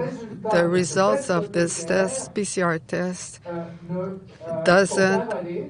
is invalid, and recognized officially WHO, CDC. But there's another factor. Did you question yourself to know what is? First, we had called this 2019 MCOV. That's the name of the virus. 2019 ECOV, and it's the same name of the one used in the simulation 201 in October, the simulation with participants. There were virologs, and we simulated a crisis, a pandemic, 2-3 months before the event, the real event, and many of the people that were present at that event, 209, director of CDC from China, George Kaofu, was present, and Why? Well, first, 119 NCOV, new coronavirus, and now it was changed to SARS-CoV-2. SARS-CoV-2. The name of virus totally changed. Where does come this SARS-CoV-2? Did we question ourselves? Because I'm going to tell you. And it invalidates all the declaration by the government since the beginning. CoV-2, SARS-CoV-2 is copied on SARS 2003. And the Institute of Virology of Berlin, that was charged by the Gates Foundation, recommended the WHO. WHO declared we didn't do isolation of the virus, of the new virus, but we have a virus that is practically identical, and we will use it as a reference. And then they took the virus SARS-1, of 2003 as a point of reference, and they installed it in the PCR test. So when we receive a PCR test, even if it's genetical sequences, they are sequences from the virus that is from 2003. So why and could they say something like that about a new virus was similar to the one in 2003, and they say that we never isolated the virus. So we can all read that in the report in Berlin that was paid by Gates generously, and then it was integrated. There were questions of brevet, copyright. I cannot say precisely about this, but it's sure that there was a fraud there in the back. SARS-CoV-2 is there for a particular reason of intellectual property and others, but please note that when we do a test, all the declarations concerning the variants, because Delta or Omicron and all are based on results of PCR tests, and the PCR test doesn't detect neither variants, neither the virus. So all these declarations, for me, are all false, totally false. They are there to create, are part of the fright campaign. And for me, first, there's a way. It's fundamental that this PCR is the smoking gun. And the number of positive cases increases because we commanded millions and billions of tests from China and etc.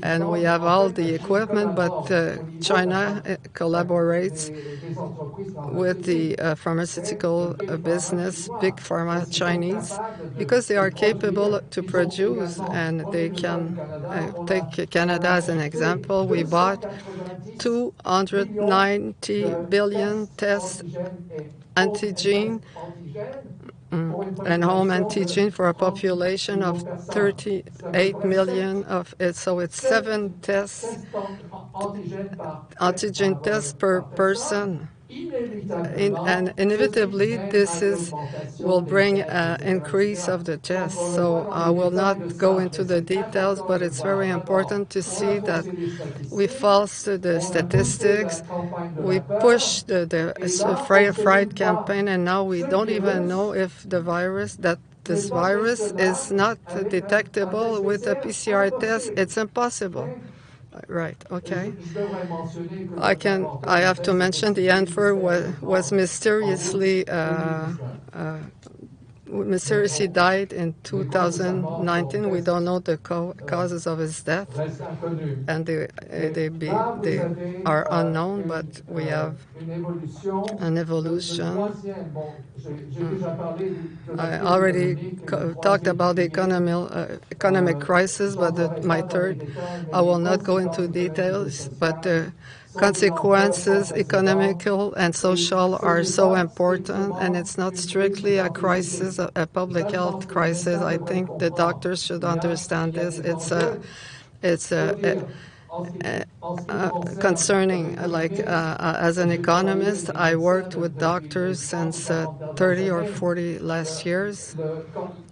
When someone loses its jobs and has a lockdown or is pushed to to poverty following lockdown measures, inevitably it's gonna have a repercussion on mortality and morbidity, and not only the virus will provoke those consequences, but also will the outcomes. The people are locked down, they have masks, they cannot talk to their neighbors, and it creates what you think it creates. More mortality, morbidity, mental health. I try to document mental health and the cases of mortality, lied to drug, alcoholism. Those numbers, we already had those numbers, and they are false, and we don't know exactly what happens, what is happening. But now I pass at the third phase. Professor, can I interrupt you? You talk the consequences, economical consequence, and I want to ask you, do you have colleagues that are economists? What was the reaction of your economical colleagues? Because what you say today is enormous things that you are telling us. What do they think about it? I have a lot of people that I respect in my profession, but I didn't see even one economist that says that it's a pandemic that provoked, that it's that lockdown that provoked, that followed, that was presented as a solution to the pandemic. It's not a solution to close the worldwide economy, but not one economic person I know that didn't address this subject, and the profession will abort this crisis the following day, but it will not. It will. The analysts, financial analysis, they say, "Oh, it's a virus that provoked the crash down." But it's a non-sign. I know how function the bourse and the enrichment that was provoked following the day of this lockdown is documented. It's in my book. Studies were done by APS in Washington that documented the impacts of the concentration of richness, multi-billionaires, etc. And it's clear that this crisis favorized the financial class. There's no doubt about it. For the people that don't have this knowledge of the bourse, do you know, how will someone that knows this in advance would get rich? I will not go into the complexity of those transactions, but Bill Gates knew in advance of what Tedros was about to say, and I'm so sure about it. And it's probably him that told him what to say. And 60% of his active on the New York bourse. And we know the market that is derivative, and we're speculating. But the people that make money with speculation is when they know in advance. So we use inside information and our prior knowledge. He knew in advance what Tedros was about to say. It's clear, and that day he made a fortune. It's not only him; it's all the people around him. You have a BlackRock, what it dominated by the great by the Rothschild, Rockefeller, and all that. But them, they have a way to establish. They are present in these financial operations, and we talk about like it's a technical term for those who lost money on the market and on that in February. If you had known in advance what Tedros was about to say, which was based on a stupidity of 1,076 cases and the windows are closing, we would have made a fortune. It's a vente à découvert. It's a sale at there are mechanisms very sophisticated and no regulation.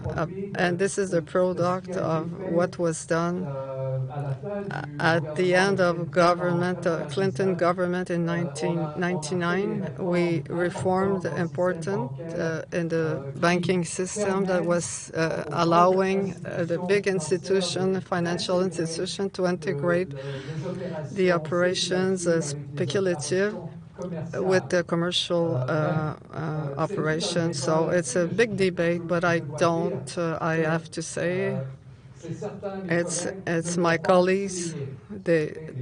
My colleagues didn't underline it, and it's an imbecility of saying that it's the virus that crashed down the market system. It's a fraudulent and it's propaganda. Because I said it because I'm wrong, I don't know, but what would be from probable silence of your colleagues about the probable causes? The economy is a sector with many contradictions. The level of comprehension, mechanism of market mechanism. Certainly it exists, but it's also actions with actors.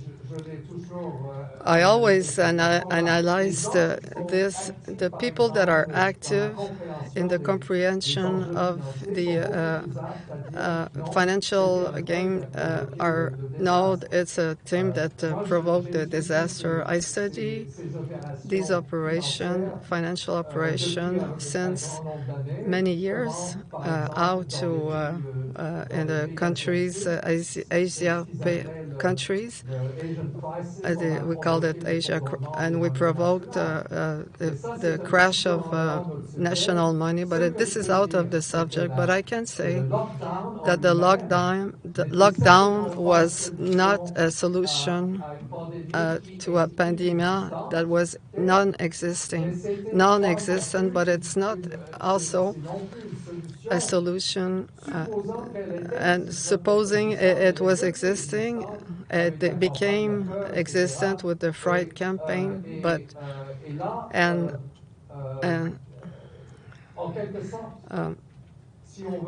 if we want to face a pandemic, we must be sure that the economy will not be affected because it's the foundation of our resources. And now we look in Montreal, the infrastructure in Montreal, the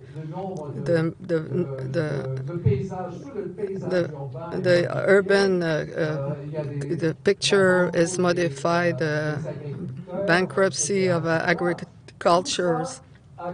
All that began March 11, 2020, and it's part of our life. And it's not necessary, and it's something that preceded the vaccine. Now the vaccine is proposed. That's the next step. I'm going to try to be brief, but it's the best as the next step of this crisis. The crisis is presented as a solution, and it's presented as a solution at a pandemic that never happened. You can maybe not be in accord with me, but for me there are two smoking guns. One is a PCR test that doesn't confirm. I don't say the virus doesn't exist, but it doesn't repair the virus. It doesn't. And number two, vaccine has absolutely nothing to see with the virus. It's a RNA. I'm so sorry, the Anglicism. It's a vaccine that modifies the composition, genetical composition, with consequences, and which I will not go inside, medical, but I'd like to underline many things about this subject.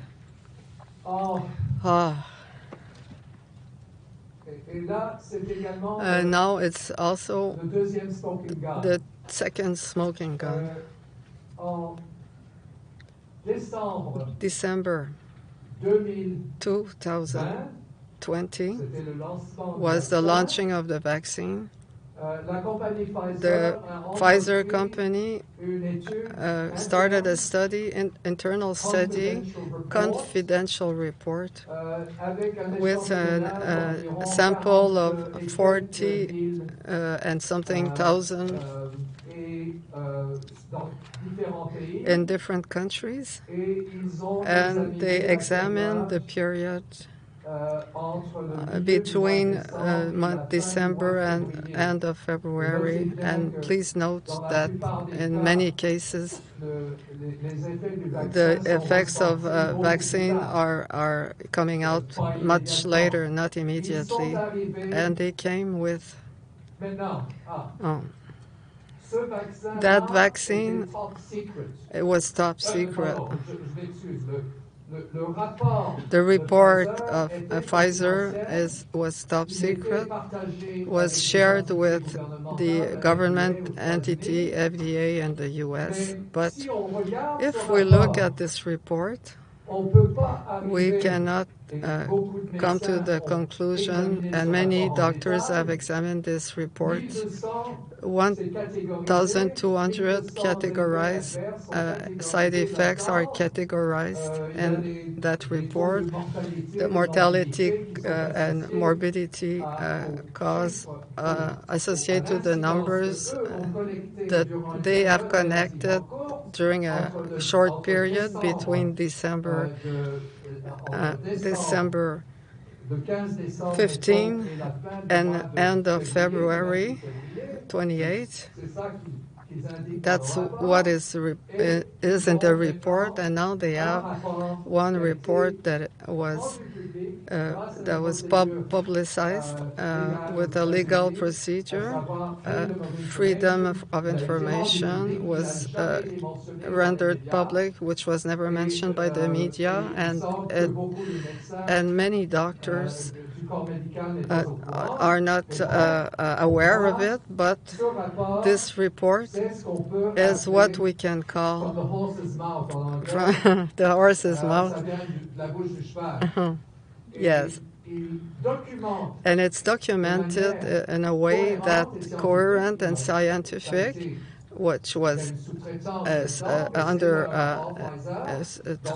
but it's a Pfizer report, but they cannot say no, it's a peer reviewer, it's not exactly that. They are no, it's their report, it's their own report. And here I'm going to put on the screen.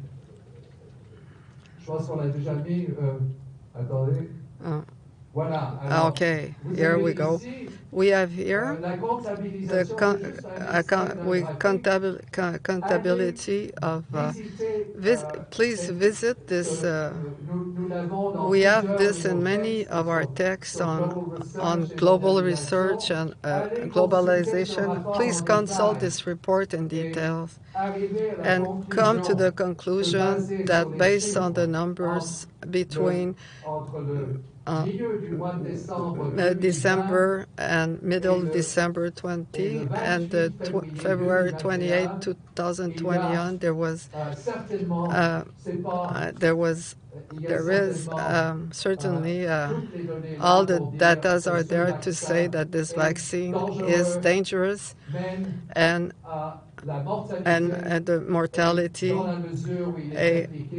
and which is implicated in a planetary scale. It's inevitably a crime against humanity, and we cannot say anything opposed to that, but I'd like to make the distinction that in February, 28th of February 2020, Pfizer had in its possession a document that demonstrated that this vaccine was not a solution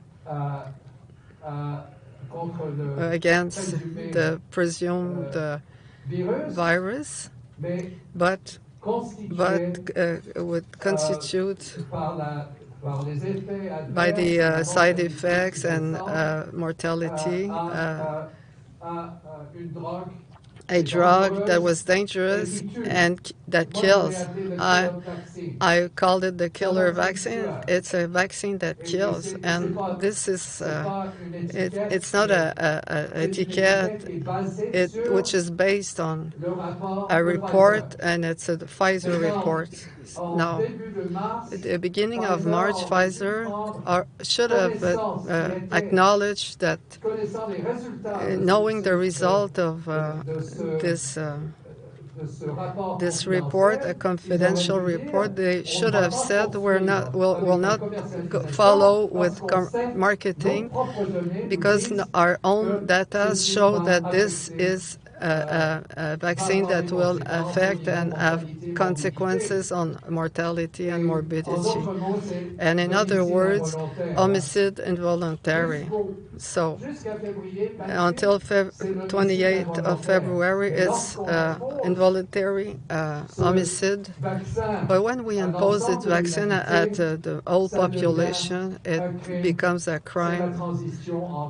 It's a transition between homicide and involuntary and killing. These are the conclusions that you come to. This is your interpretation reading this report. Yes, this is. I'm not a doctor, but I can certainly read, and I receive. I'm very in contact with many doctors and scientific, and we categorize the individual cases. We know because we live in communities. We know that one or the other have been affected, but think about it. The next step of my reflection is are two things. One, Pfizer just came out with an annual report for 2022, and they did it after paying they finance all kinds of people, but they did 100 billion of profit in 1 year. And If we look at the situation if we look at the consequences of this vaccine, we can say that the killing vaccine, allowed them to make amount of money phenomenal. There's a question of a crime against humanity, and it was to make money.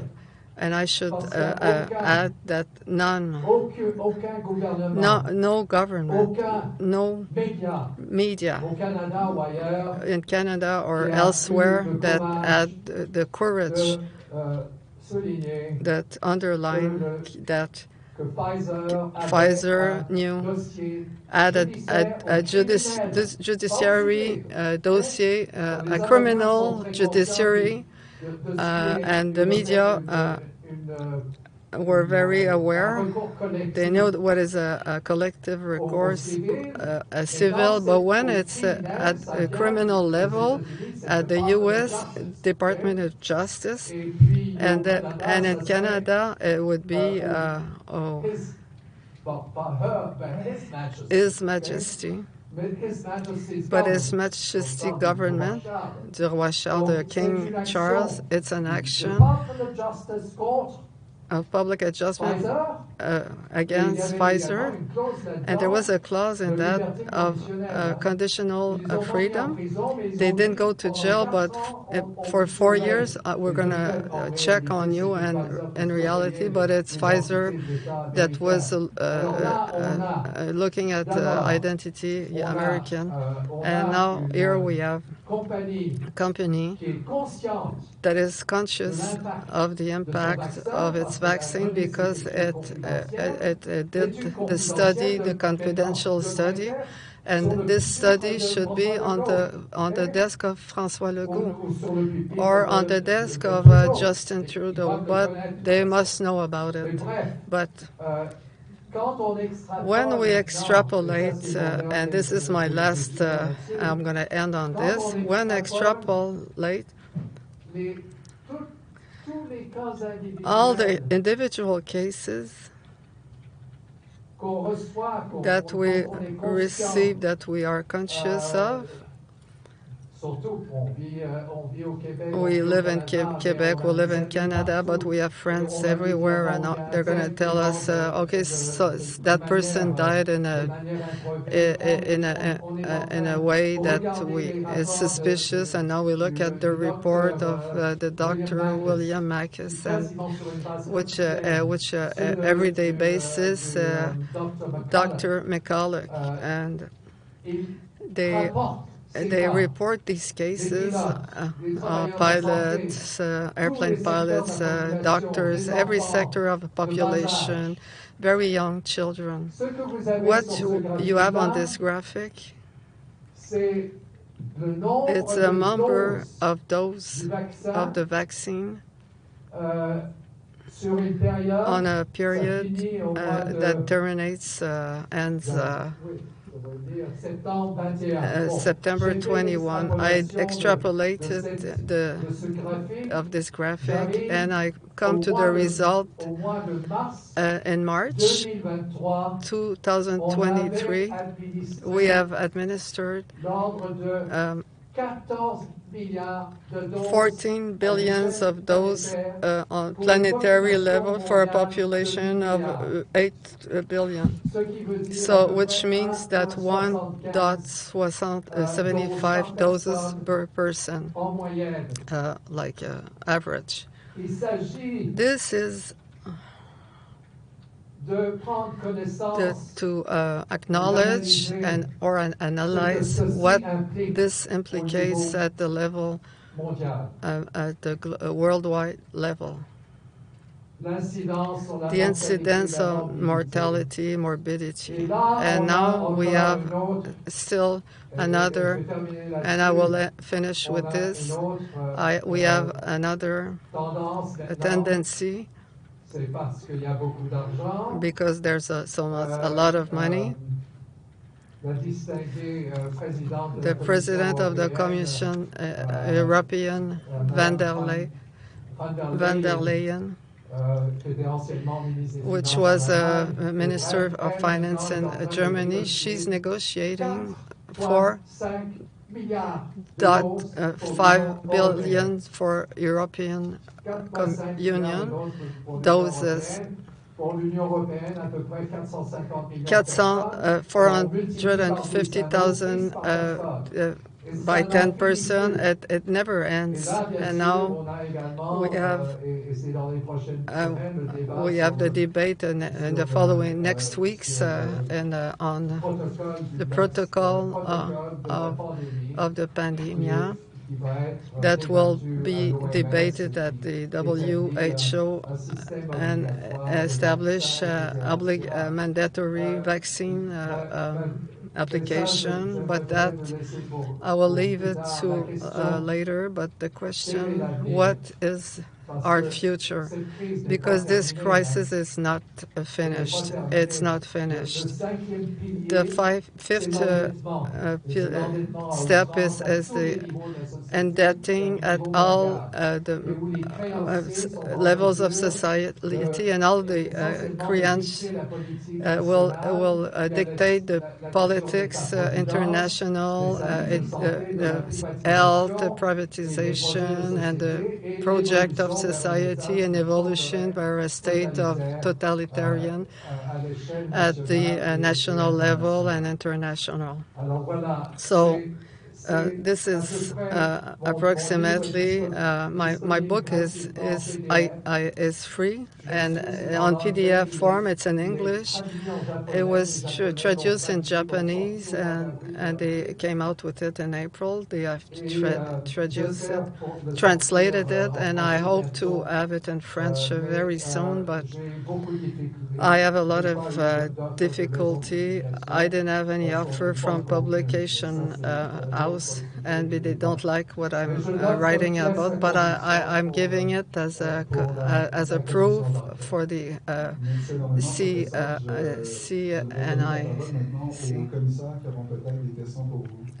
our commissary maybe have questions for you.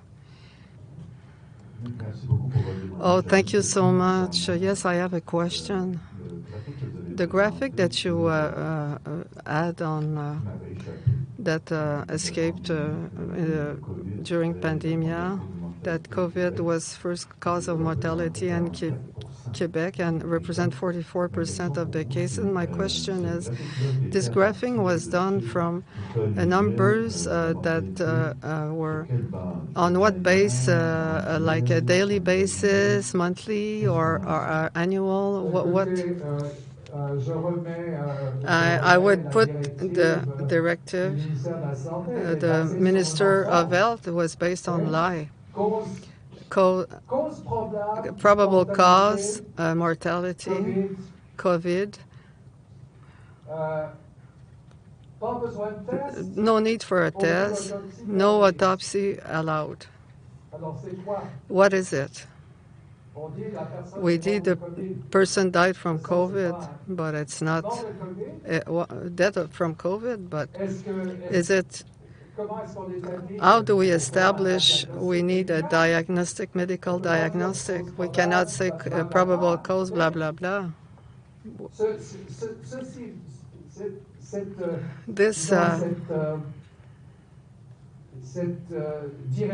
This directive comes from the Minister of Health. Ask them.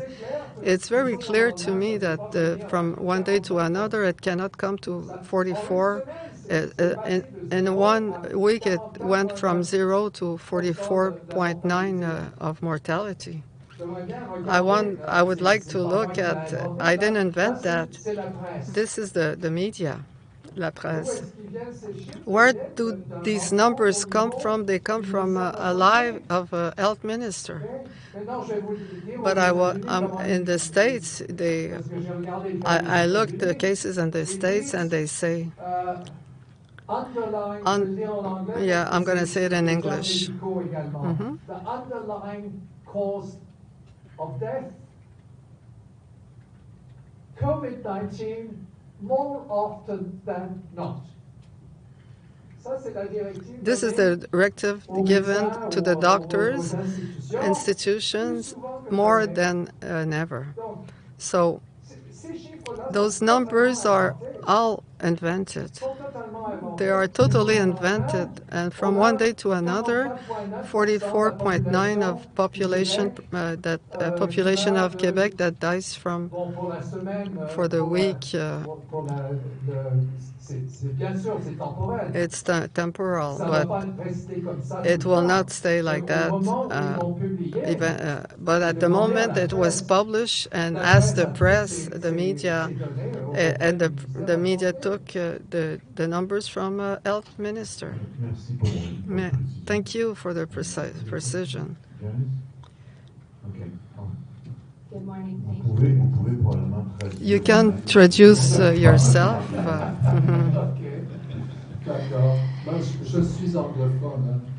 I'm anglophone. Okay, it's a big translation.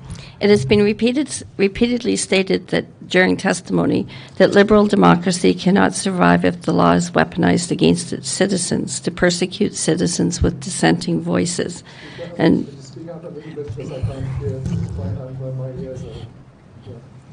let's try that again. Good morning. It has been repeatedly stated that during testimony that liberal democracy cannot survive if the law is weaponized against its citizens to persecute citizens with dissenting voices and dissenting views. But what you have described goes a little bit further.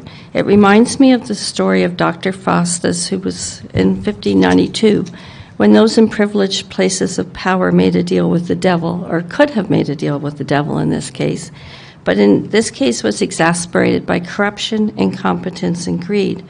I'd like to believe, and I may be naive in this, that there is a place where this country can come together to restore our constitutional foundations under the supremacy of God and rule of law. And you have stated it is not finished, so that's kind of my concerning point.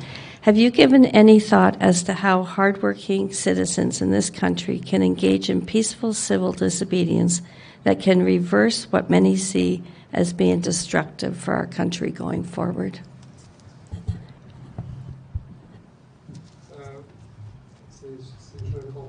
If I understand, this crisis is not finished, and the question is, how can we act to reverse the process? And I think that if I must answer this question, the free speech is fundamental. The liberty of debating, and we have different visions, and we saw that. But also, I think the truth is an instrument that is absolutely fundamental, and it's the truth that is corroborated. There are opinions concerning truth, but I think that it's about to understand these decisions. Some of these decisions are criminal, and it's all about the civil society take possession again of the institution ethics, and we see in different instances of the government, and we think we must personally, manifestation and protestation are not the solution, because we don't protest, we put back into question. This is and we can have the workers and the retired people doing manifestation, but it doesn't solve the problem. We must question the legitimacy of the deciders, and it's the legitimacy of those who took the decision, Madame van der Leyen, but also our own government. If I gave you all the numbers that the Québec has published. In Quebec, on mortality numbers, it was evident that it was to create a fright campaign. And so we put mortality with COVID-19, and we cannot do this kind of tabulation because we cannot distinguish with PCR tests. It could be anything else. But now we have a government that are frightening the people and force us to take the vaccine. And it's not about protesting, and it's not a constitutional right. We're above that. We must end vaccine right now. This must be clear, based on data that are in this document, a Pfizer document, and we have all the data in Europe, EMA in Europe, and United States, U.S. VAERS, VAERS, and many documents, peer reviews and studies, specific reviews, to say that this vaccine is very dangerous and we must stop it immediately. And it's not a question of saying we will give the right to people to refuse or reject it. We have, and on top of that, we have an economical turn down that is found on the pharmaceutical industry instead of put the emphasis on maintaining the services.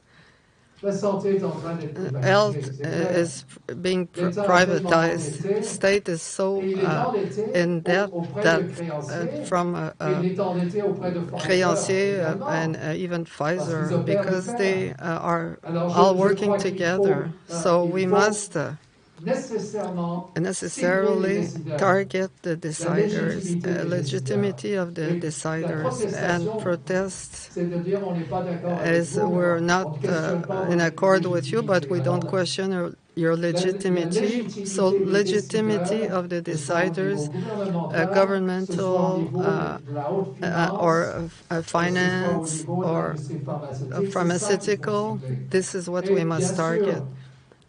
And everything in the back of this project, and as an economist, this project is funded on a concentration of economic power like never seen before. It's concentrated economic power, and this power, financial power bank, take possession of the real economy. And it means that the companies, even the big corporations like Air Canada, are bankrupt, and they will be retaken.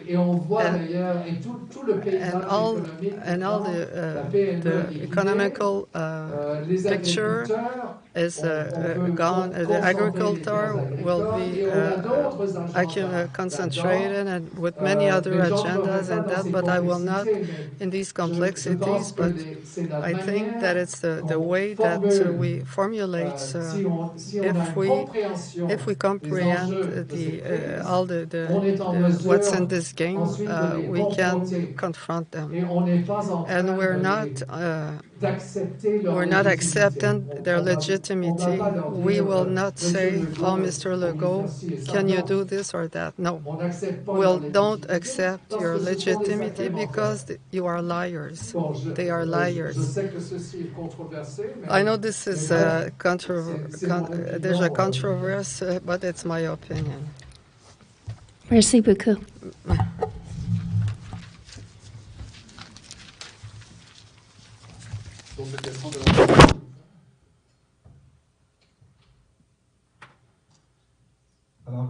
Okay, Professor Szydowski, I thank you with the Commission, and because as an economist, you enlighten us in a unique way that was never brought to the Commission's attention, and we thank you sincerely, and thank you.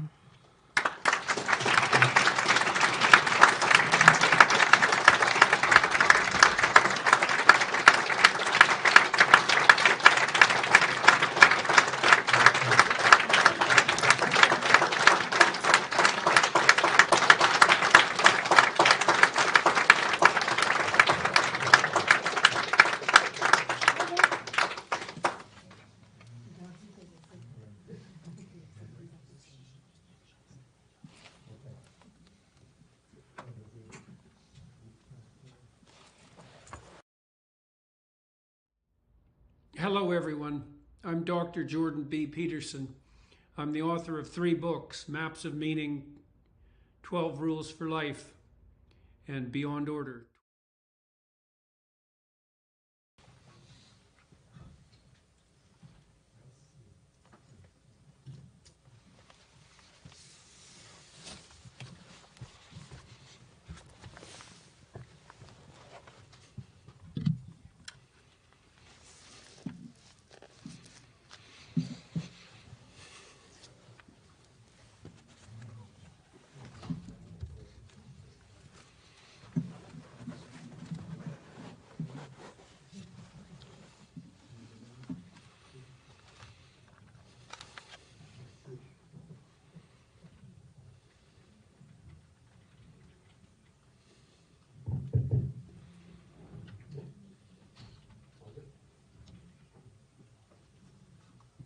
Bonjour, Monsieur Lalancette, vous nous entendez bien? Hi, Mr. Lalancette. Do you hear me okay? Yes. I'm acting as a procureur for the Commission. I will ask you to spell your name completely.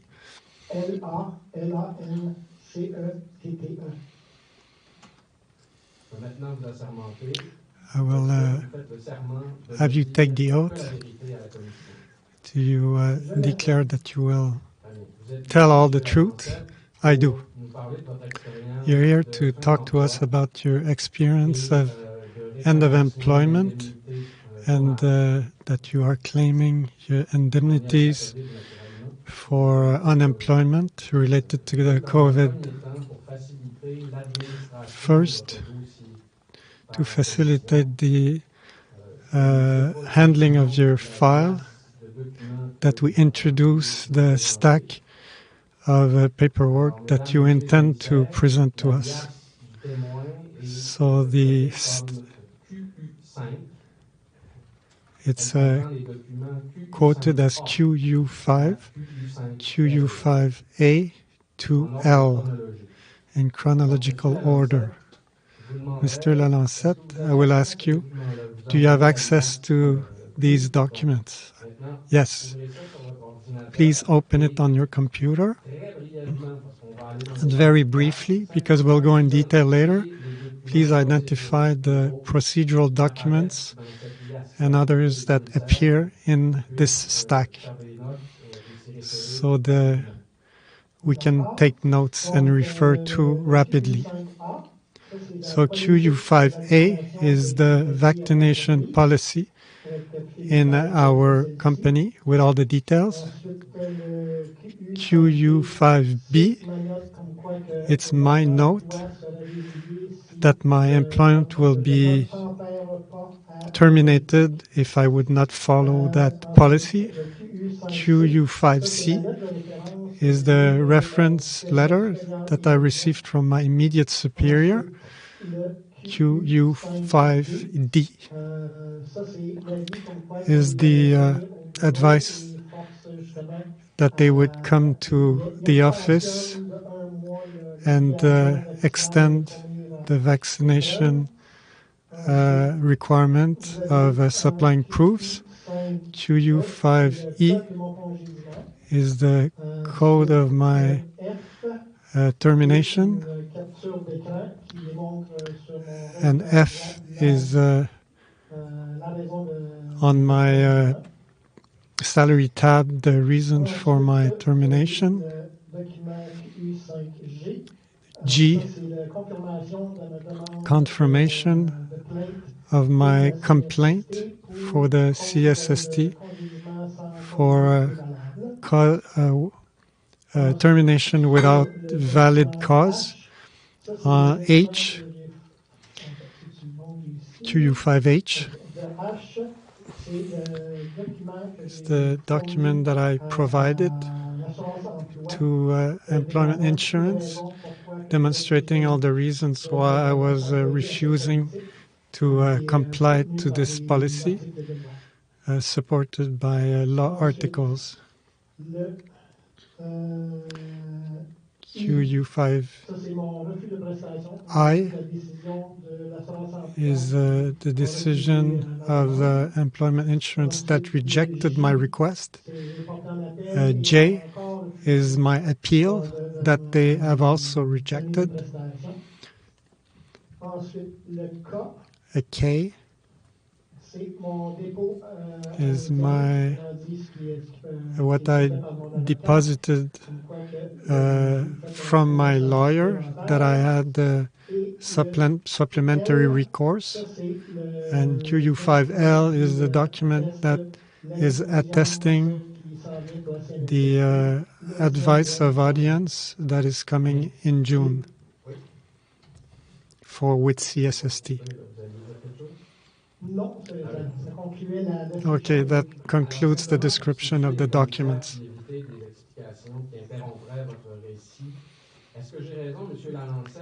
So, am I correct to say that you have been terminated by your employer because you refuse to subject yourself to their policy of vaccination? Then you requested compensation by the employment insurance that they have rejected, that you've contested without success, and now you are going under federal court for the same reason. Then you claim relative to your termination. This is you made a complaint at the Commission of Norm, and you're awaiting this decision of this case in front of the work tribunal. So start from the beginning and tell us what happened.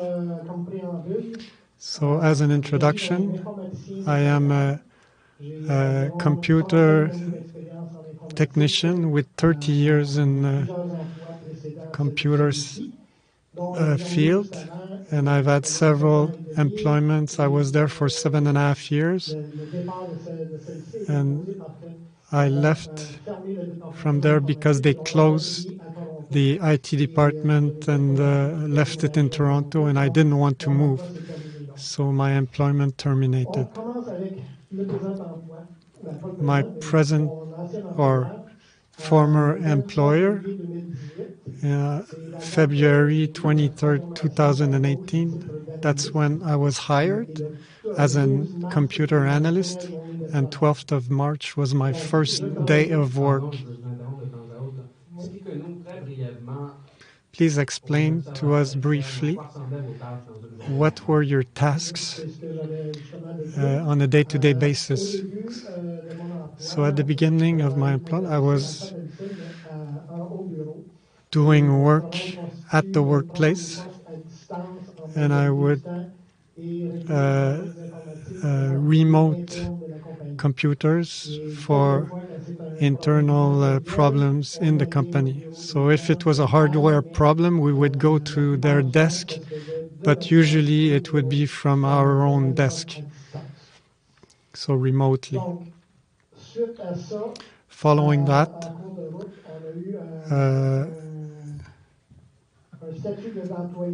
We had a 2-day-a-week status working from home. So I was working remotely for a certain time. À ce moment-là, là, vous nous situez avant la déclaration d'état d'urgence sanitaire. So that was before the beginning of the state of emergency, until the March 13, 2020. So once health emergency was declared, then I was working remotely full-time, and my main task was to offer technical support to the employees, but remotely connecting to their own computer. So the process was not really different, but instead of being in the office, I was at home. From August 19, 2021, my employer adopted the vaccinal policy that was obligating employees to provide their vaccination status from all employees. So from August 23rd, 2021, I had to demonstrate my vaccination status and give it to my company so they could process it. So the exemptions were only medical and religious. Testing was not even part of that. So we could not even use testing for that. And the objective was to bring us back to the office, and that's why they were asking to be vaccinated. We know that on that date, the vaccine had already been demonstrated as not very efficient. It was not. Okay, please continue with the history. On September 15th, I told my employer that I was not intending to get vaccinated, and I was not invoking any exception because they were not applicable to my situation. So on the 21st, I got a letter from HR, and if I would not provide proof to be exempted, and I was not vaccinated on September 23rd, or if my intention that I was taking an appointment, my employment would be terminated on 30th of September. I responded to their letter that was maintain my decision, and I wanted to continue my employment, but as the conditions in my employment contract. That policy was only instigated after my contract, and I refused to get vaccinated, and that was an experimental vaccine, and it was contrary to my rights, and it was against my physical integrity. And I said that to my employer, all these arguments. On September 26th, I received an email from our HR. She said that it was necessary to protect the health of the employee, and they were conformed to the applicable laws. But I will doubt this, but I will not discuss it right now. On September 28th, seeing that my employment was coming to its end, I asked my immediate superior, a letter of reference. And I will read it because it will demonstrate the type of employee that I was with the firm. It will also allow us to the Commission to bridge with the decision of the reclamation of the employment insurance. So the letter of reference is to whom concerned. We are attesting that Gary has accomplished an excellent work for the company for the full duration of his work. He was very courteous, organized, ingenious to improve certain of our processes during the time that he spent in our company. He was a pillar in our service center. He was also in charge of our hardware and took part of many deployments and other. He constitutes a big plus for any computer department. It will be a pleasure for me to recommend Gary directly. So that was from my IT director. So it was really not because of my way of working that they wanted to terminate me, but really the policy. On September 28th, on the same day, QUE5D. So the vaccination plan was shifted to December 1st by 1 month. Following that, they did not adjust. They still maintained my termination date, even if return to work was delayed, but they still terminated me on the initial date. So after my termination, I tried to minimize the damage and went to the employment center on October 3rd, 2021. I made a request, and on 14th of October, I also complained to the CSST, which I received a confirmation on that date. On QU5H, you find the reasons of my refusal.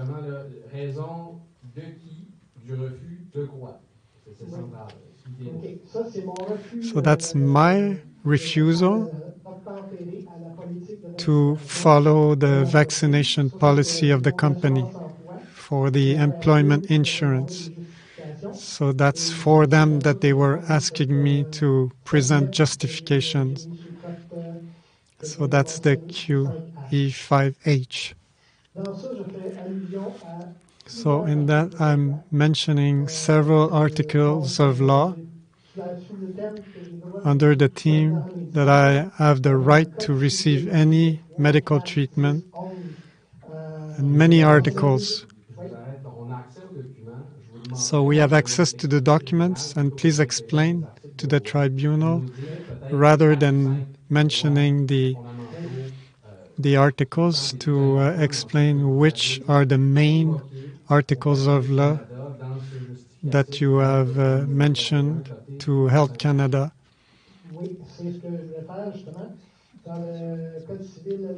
In the Civil Code, Article 1, every person is entitled the right to life and integrity of the person, respect of their reputation and person, and that's very important right. Article 4, nobody without his consent should be subjected to any treatments or intervention without consent. And the consent can be revoked at any moment, even verbally. So I was entitled to refuse. We will stop there for this article. They will refer to QU5H. So procedurally, within 10 minutes, can you please explain? So following that, Service Canada rejected my request. So I appealed to that decision. La décision de Service Canada. So Service Canada for unemployment insurance. What is the motive for this refusal? So it was justified from their standpoint for bad conduct, which was refusing the vaccination. Is there any other reason or details on the meaning of this motive, which is the bad conduct? That's the only thing, that I have not obeyed the policy. So it was misconduct. It was my responsibility, not that of the employer, that I was terminated. So am I right to say that it's not appearing in QU5E? It was only verbal? Yes, I agree.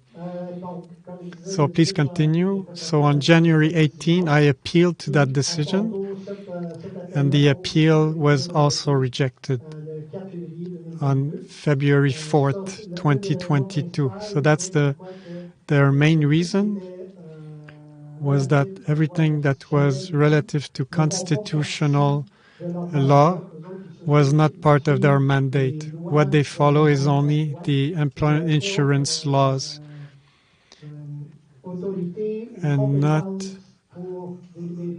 they have no competence to deliberate on that.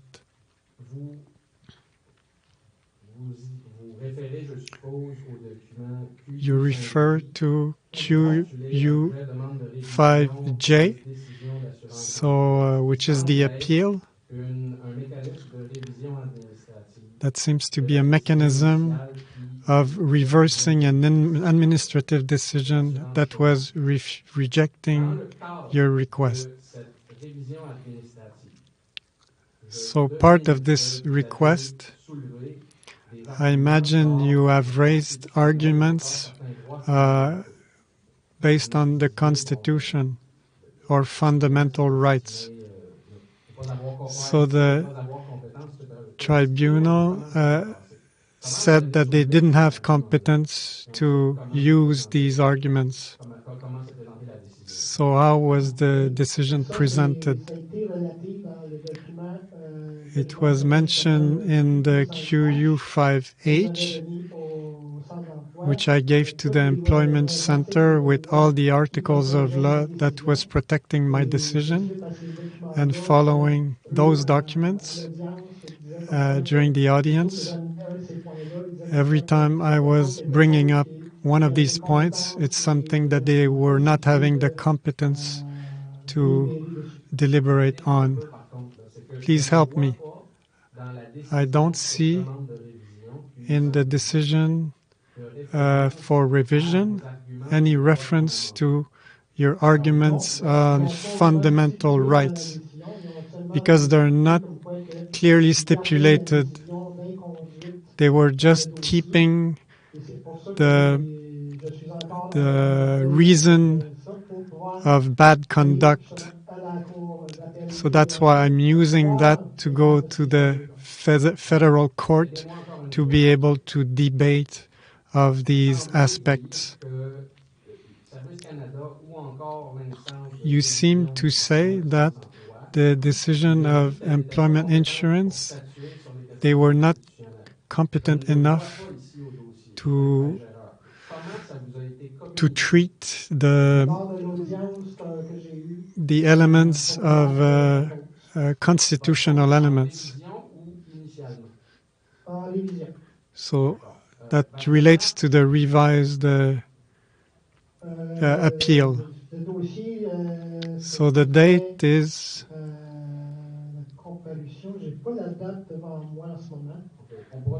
I don't have that date. We will look at your chronology. So now you're in front of the federal court to appeal to that decision. Now with the CNSST, La CNSST, là, je suis rendu au date de... now I'm on the QE5 K. So this is my advice of a dépôt d'audience to bring to appeal the decision that was rejected twice because they didn't have the competence for the constitutional debate, so I bring it to a federal court.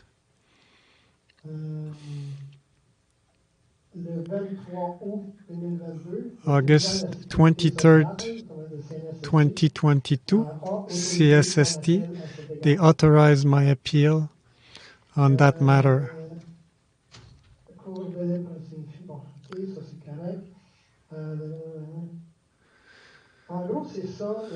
So that's pretty much that. So for employment insurance, I'm awaiting a date for an audience at the federal court, and for CNSSC, I have a date of June 19th, 2023 for an audience. So I'm at that stage. Thank you for your being brief. So we have a bit more time, so maybe some commissioners would have questions. No question. So thank you very much for your testimony, Mr. Lalancette. You are free. Thank you. Have a great day.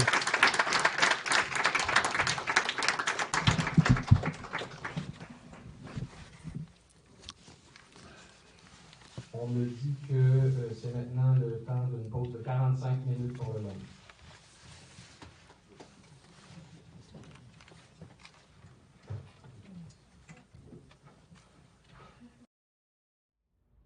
Hello, everyone. I'm Dr. Jordan B. Peterson.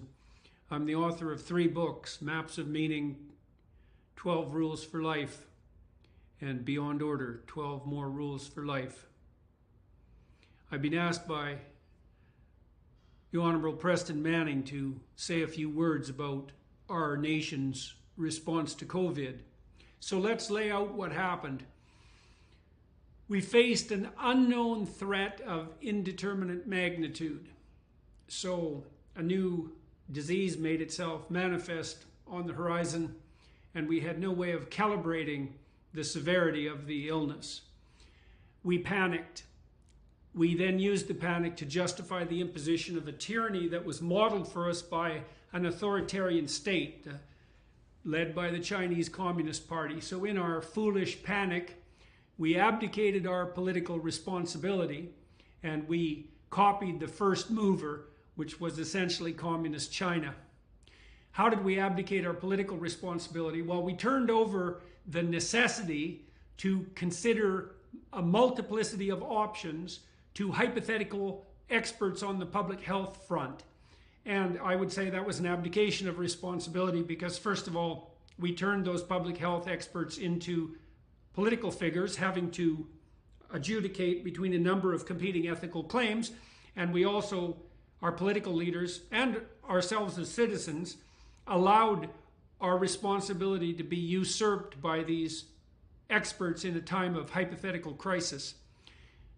We then manipulated public opinion in the most egregious possible manner, using a collusion between corporation, primarily the pharmaceutical industry, government and media, who all colluded together to use fear to impose tyranny.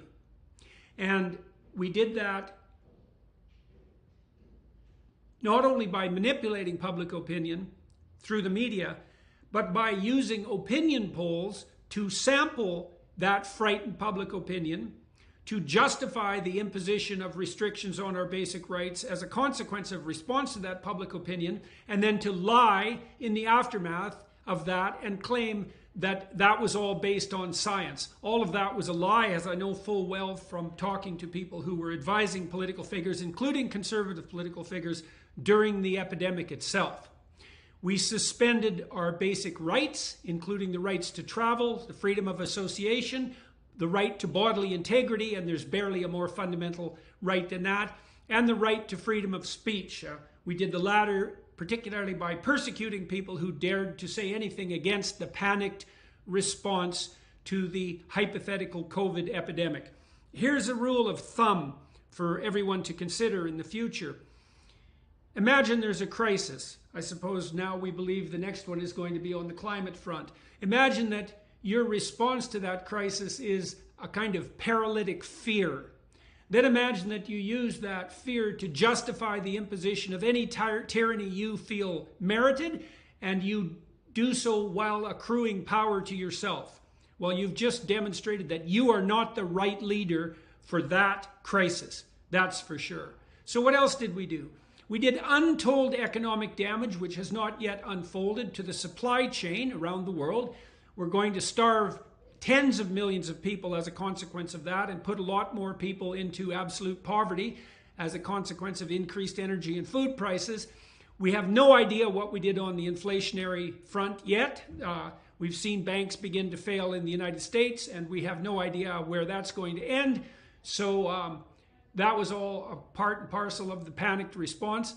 We've damaged the population's faith in both public health and science for at least a generation, maybe more, because if I was a young person looking back at what happened over the last 3 years, I would certainly be disinclined to trust either experts or politicians again in my life.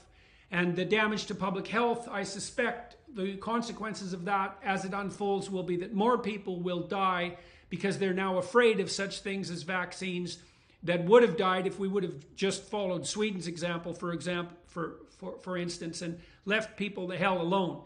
I don't know how many of you who are listening know this, but Sweden now has the least excess deaths in Europe. And so the Swedish model, which did involve vaccines, by the way, but no lockdowns and certainly no mask mandates. We lied through our teeth about masks. There's no evidence whatsoever from randomized controlled trials, which are the only form of trial that matter. We lied through our teeth about the utility of masks so that we could look like we were doing something, and that's on you, politicians, who pushed that. We also circumvented the scientific process while approving the vaccines, and we're going to pay a big price for that, and we're certainly not done paying that. And then I would say to the conservatives who are listening, we failed as conservatives because we did not abide by or attend to the law of unintended consequences, right? We had a crisis of unmeasured magnitude. That was the new illness.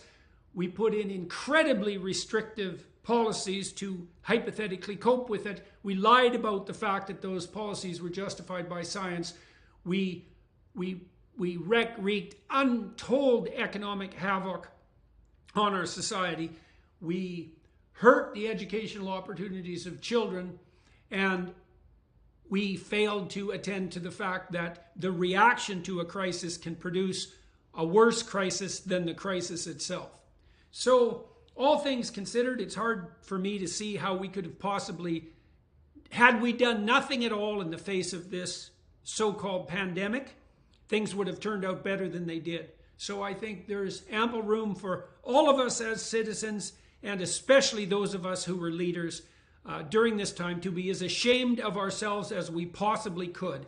And perhaps what you could remember from this particular talk is that in our panicked idiocy, we copied one of the most authoritarian societies that's ever existed on the planet, and that would be the Chinese Communist Party. So pretty damn pathetic, all things considered. We should seriously be ashamed of ourselves. Thank you very much for the opportunity to share those thoughts with you. Ms. Jeffrey, can we begin with you stating your full name for the record and then spelling your first and last name for the record? My name is Laura Jeffrey. It's spelled Laura Jeffrey. And do you promise to tell the truth, the whole truth, and nothing but the truth today? Yes, absolutely. Now, Ms. Jeffrey, my understanding is that you were quite a senior embalmer as far as embalmers in Canada go. I'm the best kept secret in embalming. You have been working as a funeral director, and that includes embalming, for 27 years now. Yes. Which I did the math. That would mean you started roughly in 1996. I'm an old lady. I started practicing law in 1995. So then you're an older fellow too. we share a long career. And for the past 5 years, my understanding is you would average roughly about 170, yes. I guess, I don't know what you call it. I would embalm and care for 170 people that required embalming. I would care for many more that maybe weren't embalming, but I would care for them as well. Right. Now, right, because if somebody's being cremated, then they don't go through an embalming process. No, that's not necessarily true. Okay. It doesn't matter if you're buried or cremated. It depends on what you're doing beforehand. Okay. Now, when COVID came along, yes, my understanding is you were working at a place which cared for approximately 600 deceased yes. persons a year. Yes. And in a year and a half, so COVID hits, so we're in, I guess, March of 2020, and a year and a half goes by. Yes. And you're still with this organization that cares with roughly 600 deceased persons a year. Yes. How many deaths did you see attributed, 7. not caused, but attributed to COVID? 7.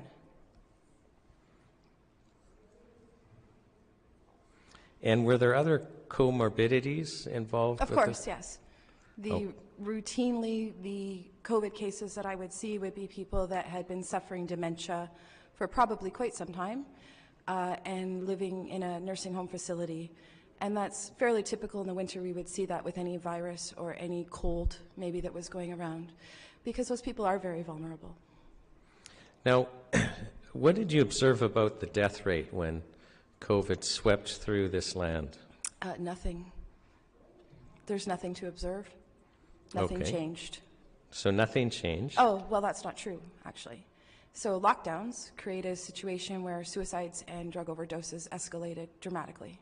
Now, what about the first lockdown? The first lockdown wasn't as obvious. There may have been the odd, unusual death, but I mean, that also could have just been normal timing, because the first lockdown was the pajama party, right? The second lockdown was the problem. So the second lockdown, the escalation of suicide deaths and drug overdoses was obvious. Okay, Young people, middle-aged people. And as an embalmer, I mean, you're aware of cause of death when you're treating somebody. I mean, I don't always look, but I mean, sometimes you're very aware. You can't miss it. Okay, so so the suicides and drug overdoses, they're obviously increasing in number in the second lockdown. Second lockdown, yeah. Now, my understanding is that you had a very unique experience with a 9-week period with a specific type of death. Can you share with us slowly what you witnessed and just how unusual that was? Okay, so in 9 weeks, so 1 a week for 9 weeks, there was middle-aged women that were, well settled in their lives mostly, who didn't want to stay on Earth anymore. So they left by their choice and their hand. So they had children, they had spouses, they had homes, but the second lockdown was too much for them, so they left, and we cared for them. And it was awful, to be honest. Like each week one person would do that for no reason. They had children, so that was hard. So these are mothers with children. Yeah. And average people. Yeah. I mean, it could have been me, right? Except I don't have kids. But in a general sense, yes, it was a middle-aged woman that had children ranging, I found, aged like maybe 10 to 20, and then you're looking at that middle-aged woman, right? And she has a home and a husband and children. So that happened. Had you ever in your career seen a suicide death No. from that type of person before? No. Women don't do that. So this just stuck out like a sore thumb? Everybody noticed. Now, my understanding is that you started seeing changes after the COVID-19 vaccines were introduced. Yes. Can you tell us about that? It started in January of 2021, and at first I was seeing an anomaly in what we would call return. So you have to understand a little bit about embalming.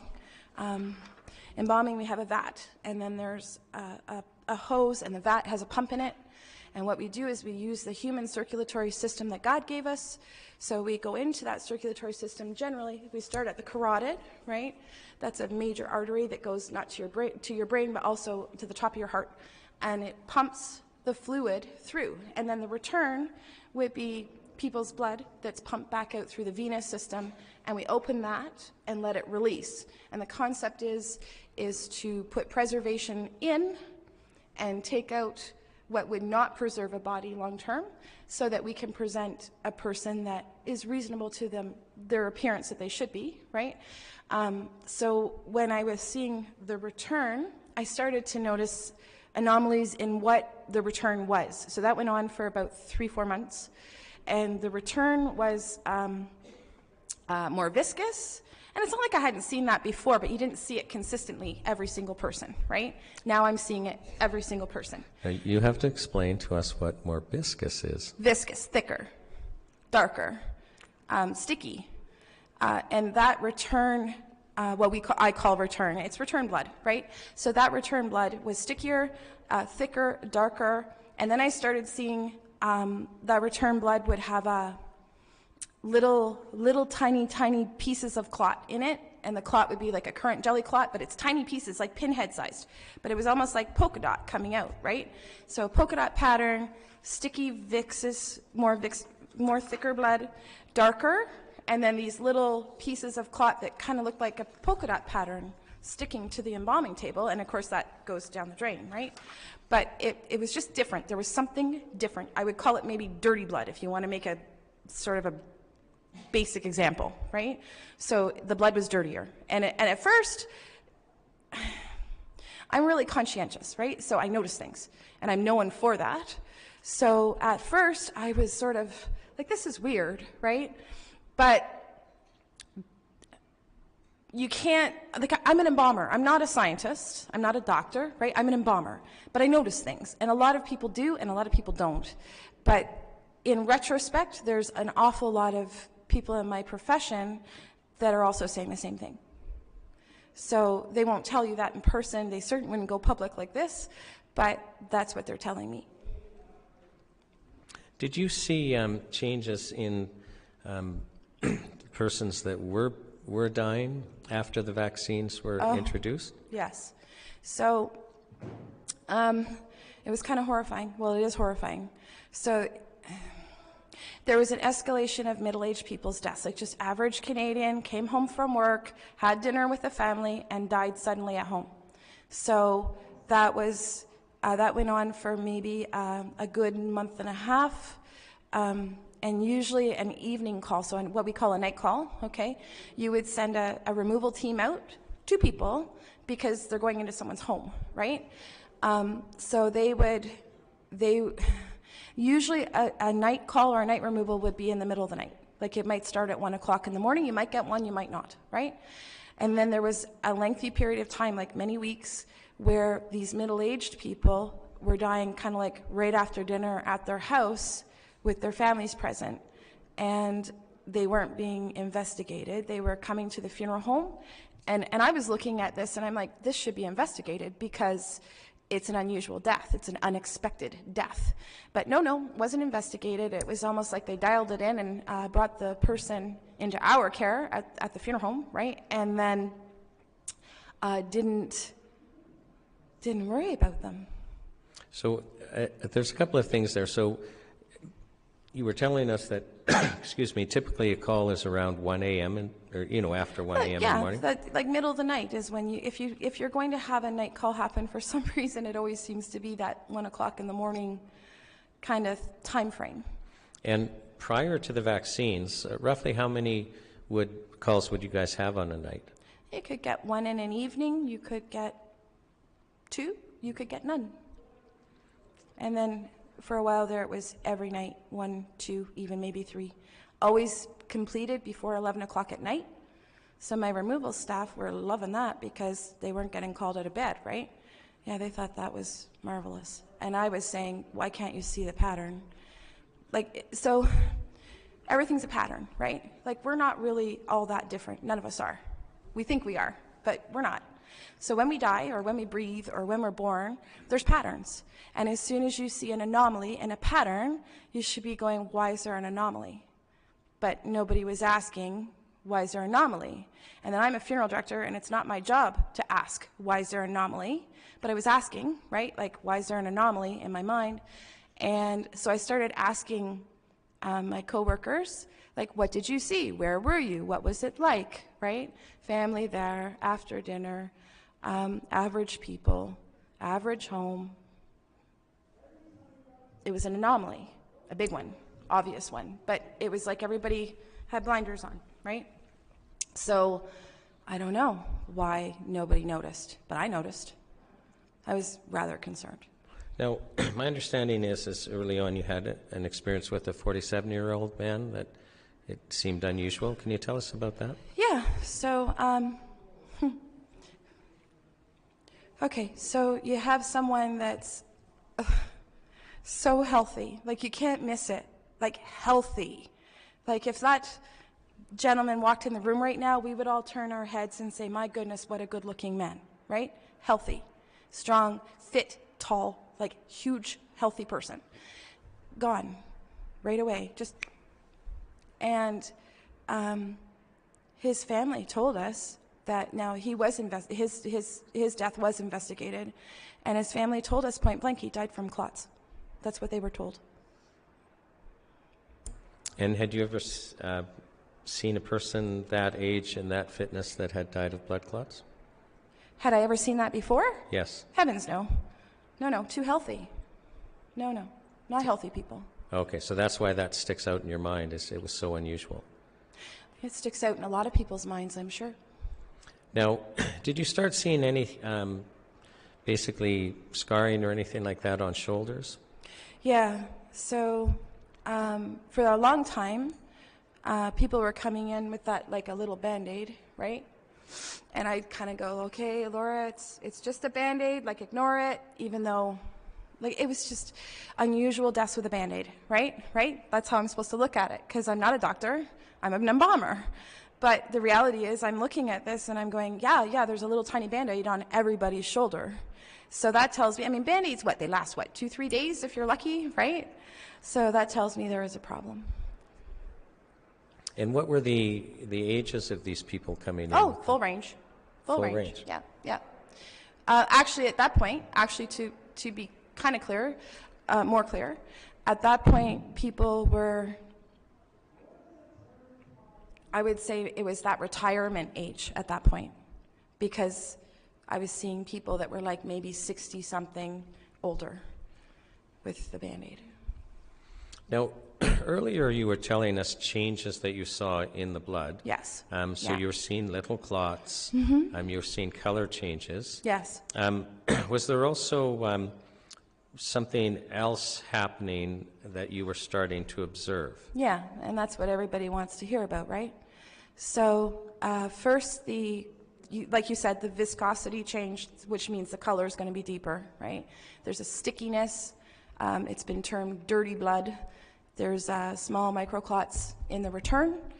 And the odd time, there was like a rainbow slick, right? Remember the 80s? They had those rainbow slick dresses, or oil slick dresses, I think they called them. You would see that on the odd occasion, which is really weird.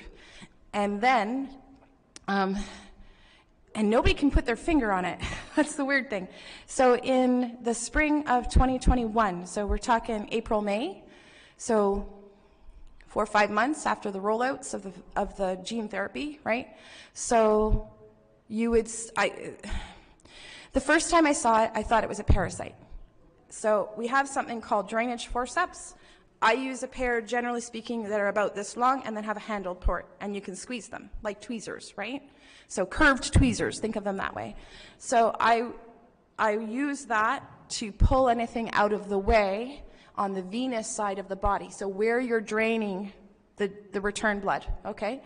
And all of a sudden, I was having trouble. I couldn't understand, right?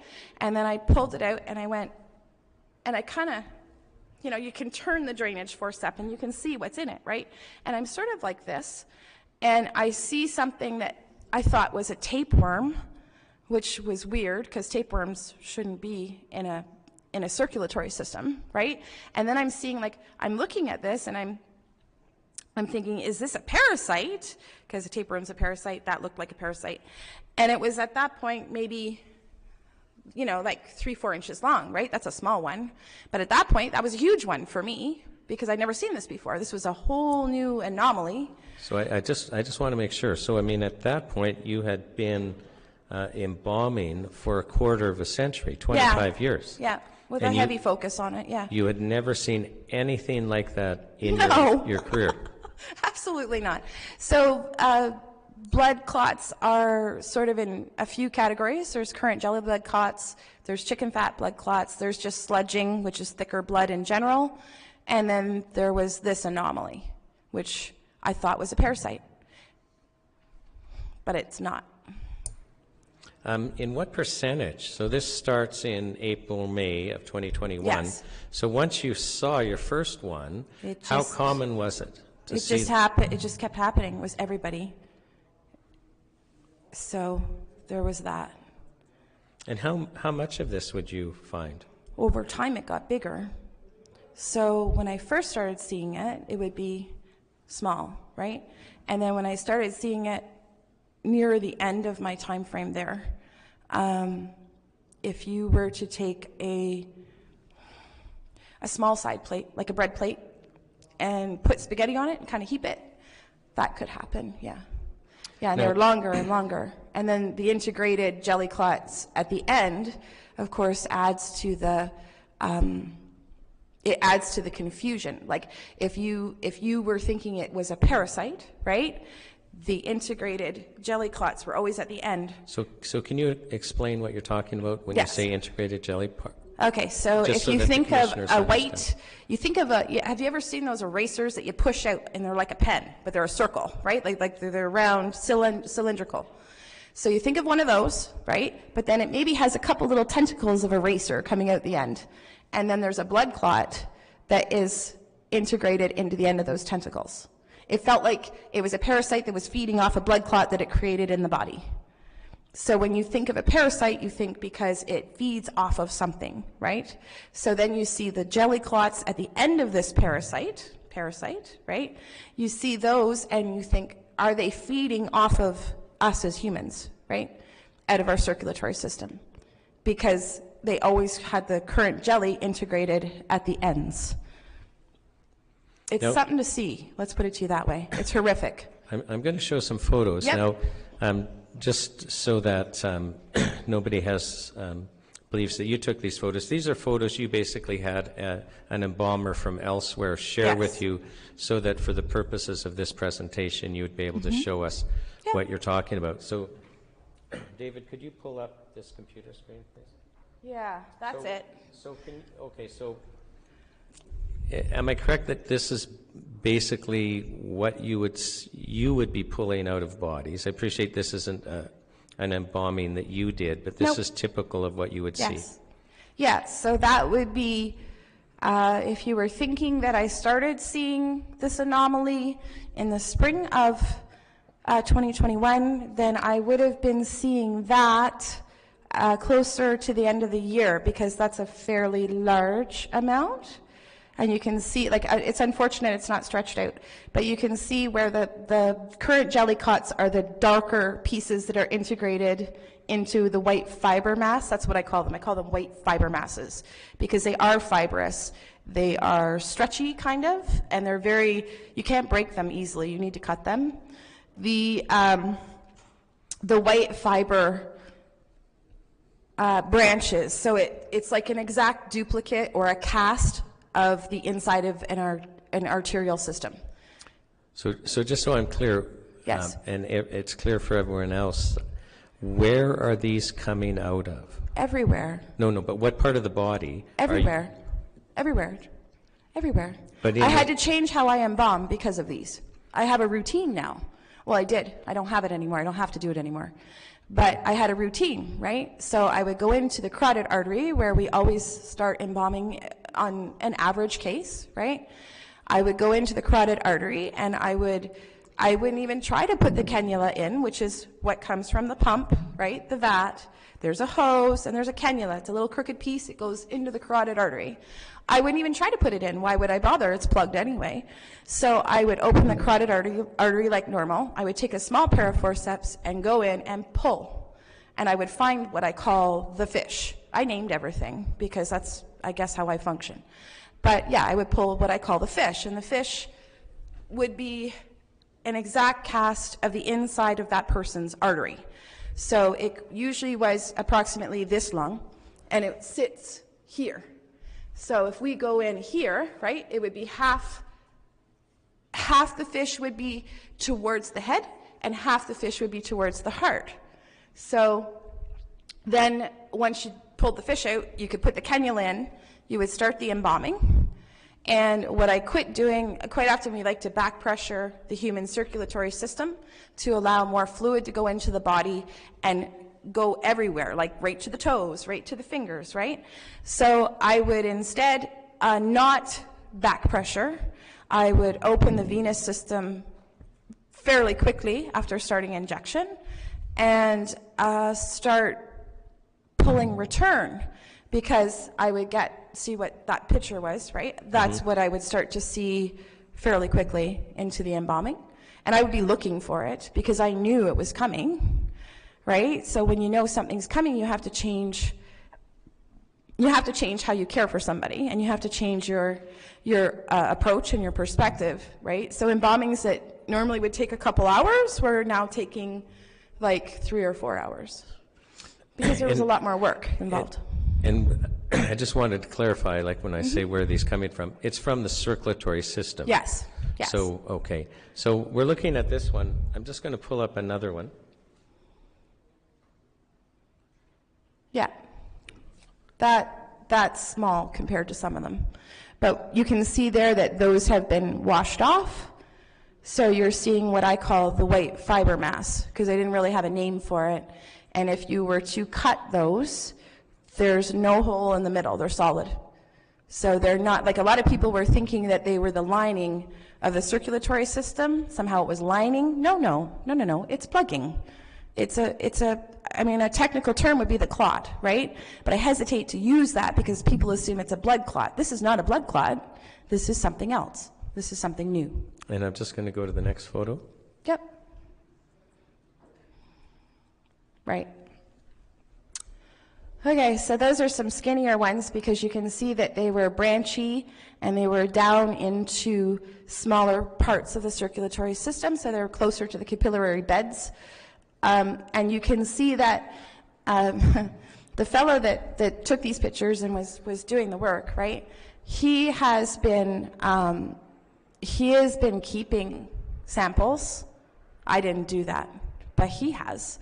So you can see that the color has changed a little bit in those ones, because if you look, the fluid that they're in may be a bit of it's type of embalming fluid, but it's to maintain, like you can keep them long term, like samples, right?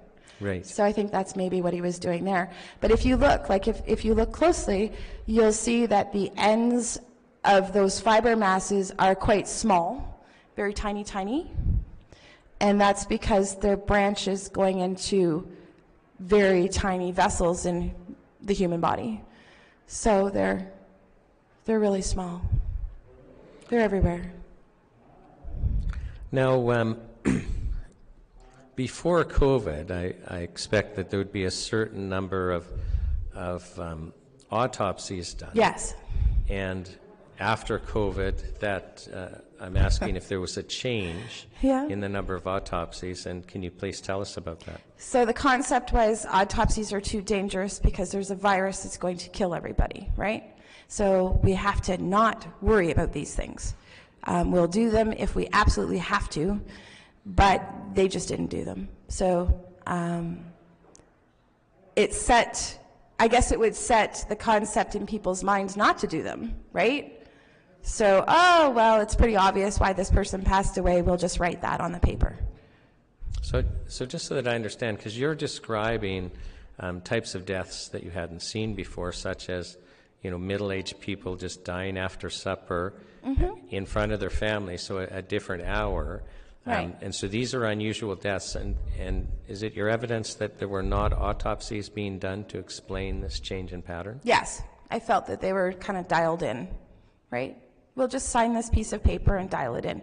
But again, it goes back to, it has nothing to do with each individual, right? It does, but I mean, each individual is very important. But there's a broader spectrum, right? It's like, if you see an anomaly in a pattern, whose job is it to call that out? Because it's not my job.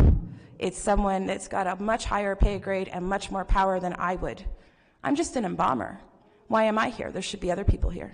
But you do know if a body's been autopsied or not. So very clearly, yes. Yep. Right. So you're able to tell us about. So actually, were there fewer autopsies done? Way less, yes.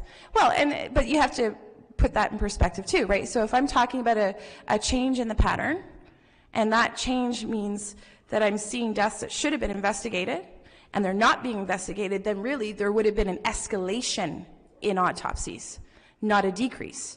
So I'm seeing a decrease from the norm, but then we're not in the normal zone because there's more deaths that should have been investigated. So now there should have been more autopsies than previous to COVID. That's the difference. Right. So basically, we were doing the exact opposite of what we should have been doing. Yes. Now, I'm wondering if you can also tell us, you saw a change concerning deaths of babies. Yes, I did. Can you tell us about that? Well, I was used to caring for maybe 3 to 5 babies in various stages of gestation, so like the whole pregnancy. I was used to seeing 3 to 5, maybe a month, maybe 2, but quite often 3 to 5. And then that just stopped. There weren't any babies anymore. When did that stop?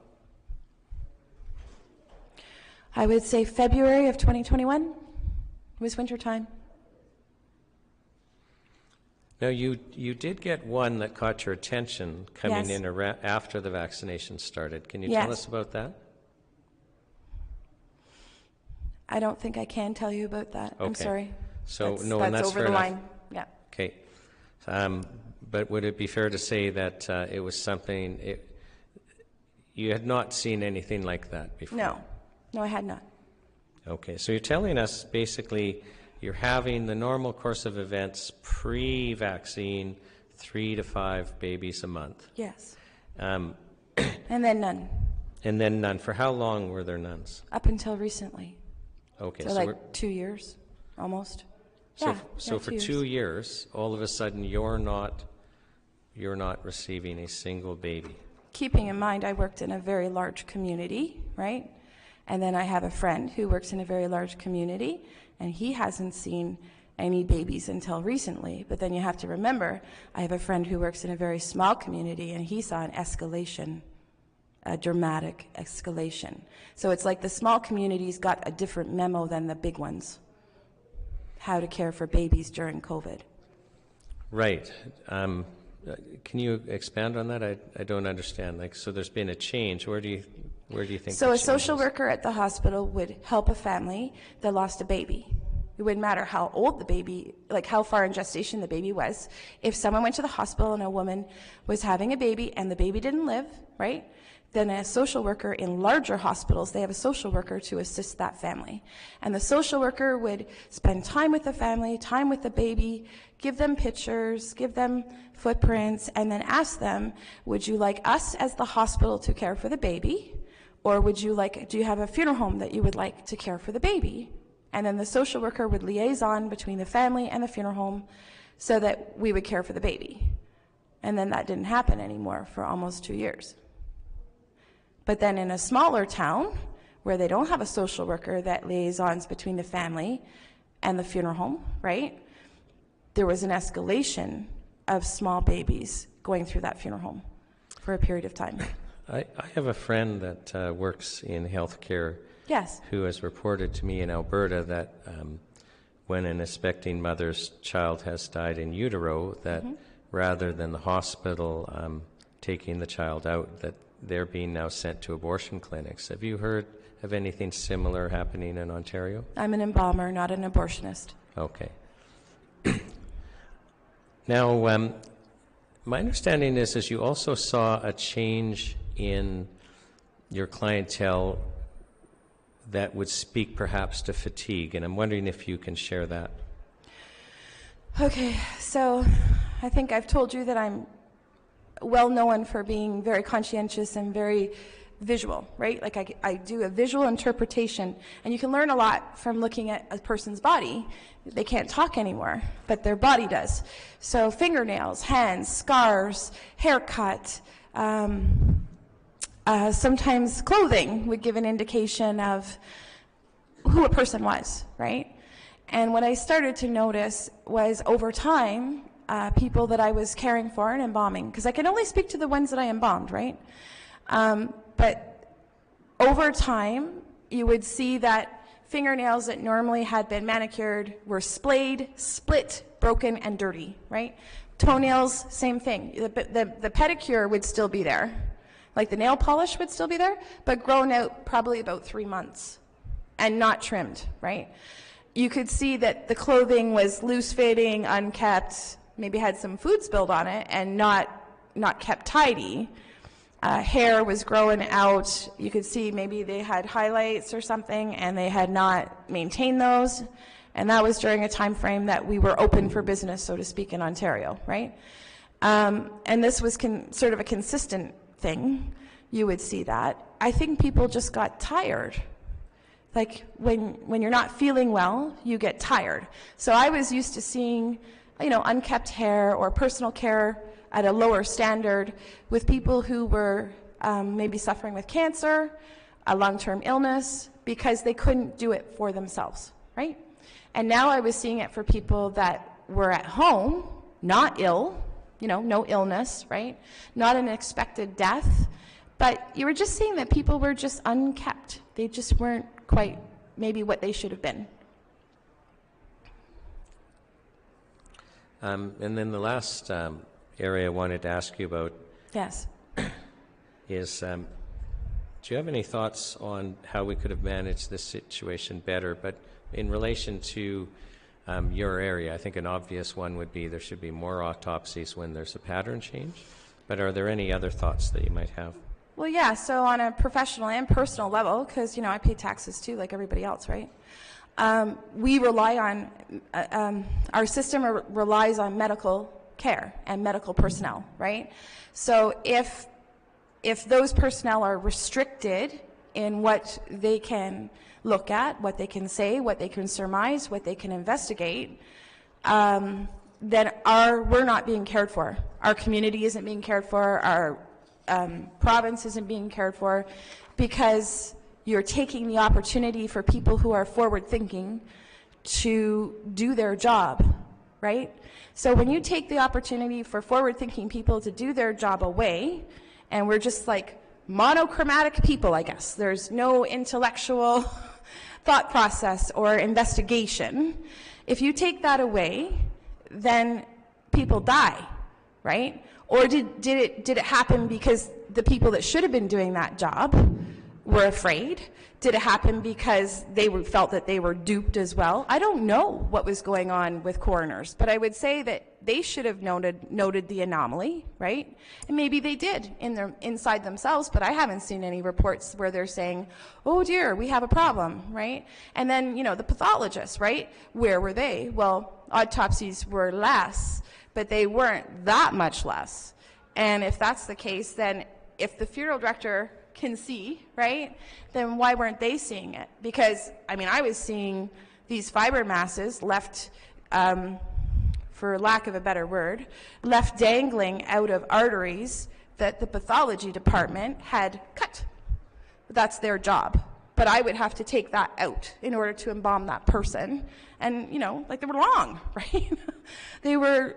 It's horrific. It was absolutely horrific. I'm at the point where I don't think I don't think I can do what I did for a year anymore because it has affected me. So I can do my work, but not at that level ever again. Never. Because I don't need the aggravation that it causes me. It's not nice. Thank you. Now, those are my questions. We'll open it up if the commissioners have any questions for you. Yes? Oh. For your testimony. Of course, I mean, the structure you were seeing there, and it's very difficult to know exactly what it is and how it came about. I've seen video on that, and I'm wondering myself what it could be. You're not aware of any people that would have tried to investigate? Oh, people have investigated it already. Yes, of course. And what is it that they typically found? Because when you mention parasite, for example, to me, it means that this is not human material. It's foreign. I'm not a scientist. I can't investigate that, but I can send you in the right direction to look. My profession, there's a few people that have been quite dedicated to finding out, like, what is this, right? And of course, that's the first thing that went through my mind too. What is this? Because this is new. So if you're extremely curious, which you should be, then you maybe want to review what Dr. Ryan Cole, who's a very dedicated pathologist in the US, has to say about that. But it's not for me to tell you what that is, because I don't know. I'm an embalmer, right? So I won't tell you what he thinks it is. Look it up. My other question is about the timing of having these people in terms of the COVID unfolding and the vaccine rollout and so on. So have you seen a sort of coincidence of having more of these events when the vaccination rolled out was more intense, or is it totally unrelated? They go hand in hand. It goes hand in hand. And do you see now that the vaccine has been reduced? A lot of people are no longer taking. Oh, yeah. Have you seen a difference in your daily work? I can't actually speak to that because I don't embalm regularly anymore. So for the past, I think we're at 9 months now, I haven't been in that environment. So I can't tell you. I don't know. Okay, thank you.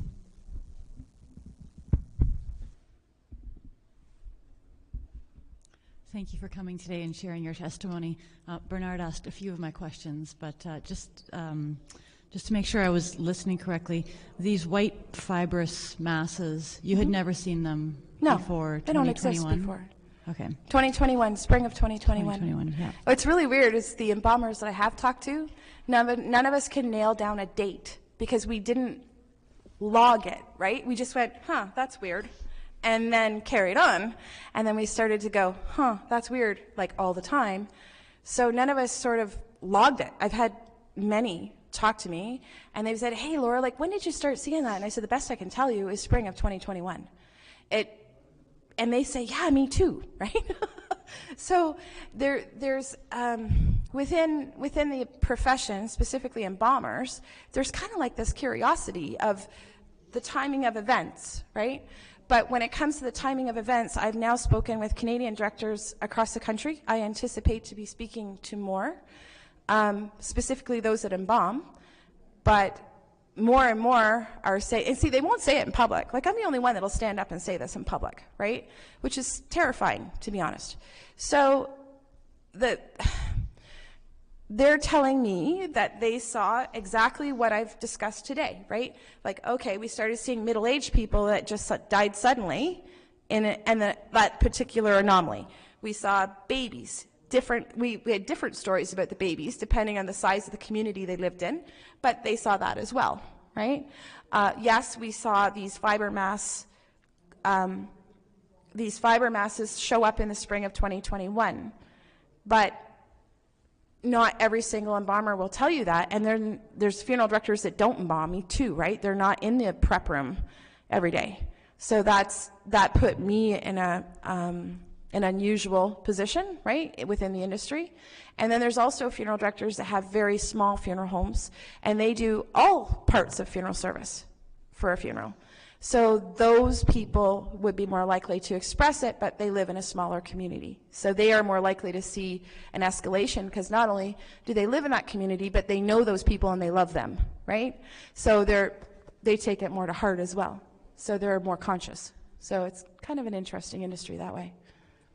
Okay, thank you. And so when you do an embalming, do you prepare a report or anything like that? Yeah, so an embalming report I don't think is mandatory per se, but a lot of funeral directors do an embalming report. It's well suggested. Okay. Bereavement Authority might come at me now. But anyway, yes, I prepared reports, and I don't have access to those anymore, right? So what is the purpose of the report? Is it for... It's a long-term report, so if there was an issue where someone was disappointed in the effect that we created on their loved one, then the report could be looked at, and there would be like, just an example, a woman had an unusual arm positioning. Well, that was her arm positioning, not what we did, right? So I marked on the report, and then when there was, hey, you know, we weren't really happy with how Mom's arm was, well, we opened the report. There it is. There was an issue because of something that happened to her prior to our caring for her, right? So that's just an example. It's very rare for me to ever go back and look at a report, like very rare. Never, pretty much. They just get filed. Okay. Yeah.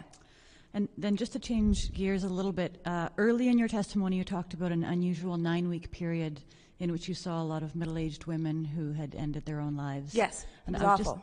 I wasn't sure what 9-week period that was. Is there... Second lockdown. Second lockdown, okay. Thank you.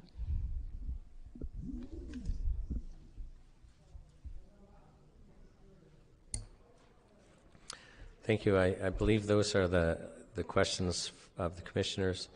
Ms. Jeffrey, the National Citizens Inquiry, thanks you so much for coming and attending and sharing this very important information with us. Okay. Can I just make a quick statement? Short.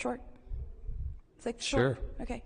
So if you're a funeral director or an embalmer and you've been concerned about this for the last 2 years or so, if you would like to reach out, I've set up a Gmail account, and you're welcome to reach out there. I don't know who would respond, but it's concernedfds@gmail.com.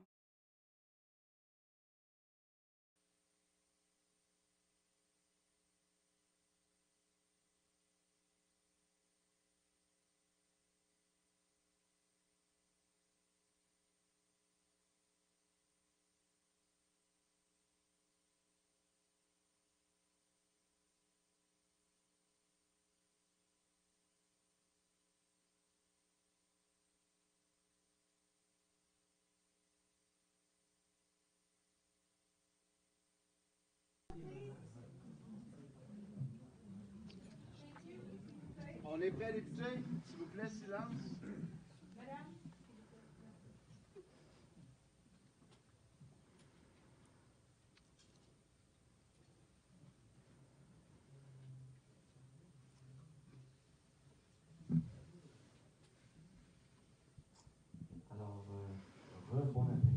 Good afternoon again. I hope everybody had a good lunch. Now our next witness, Lily Monnier. She's with us today. Hello, Madame Monnier. How are you? Good, thank you. Please take your time. We're here for you. We want to make sure you're comfortable for your testimony. We'll start with assermenting. Are you swearing or affirming that you will do? I affirm. Please spell your name.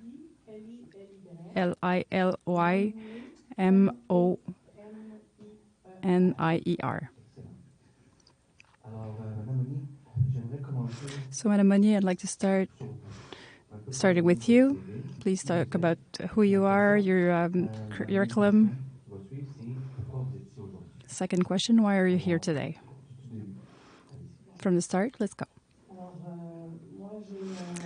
So I have a bachelor in industrial relations, a first year of law, and then started to work at home as a I've transcribed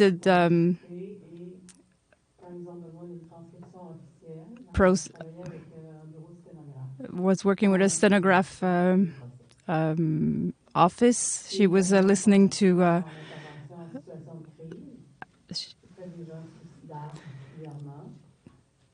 working with suicidal people in situation of crisis. I have a formation in nonviolent communication. There's an interest for vulnerable people of our society. I wanted to be a lawyer to defend poor people. I'm working with people that do that. I am not a lawyer, but I enjoy that.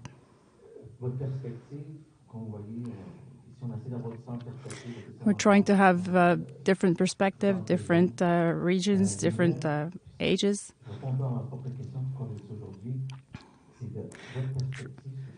What is your perspective in the last years related to the measures?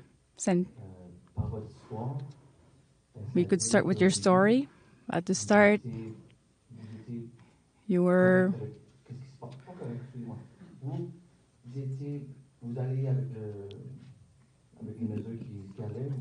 agreeing with the measures that the first, but then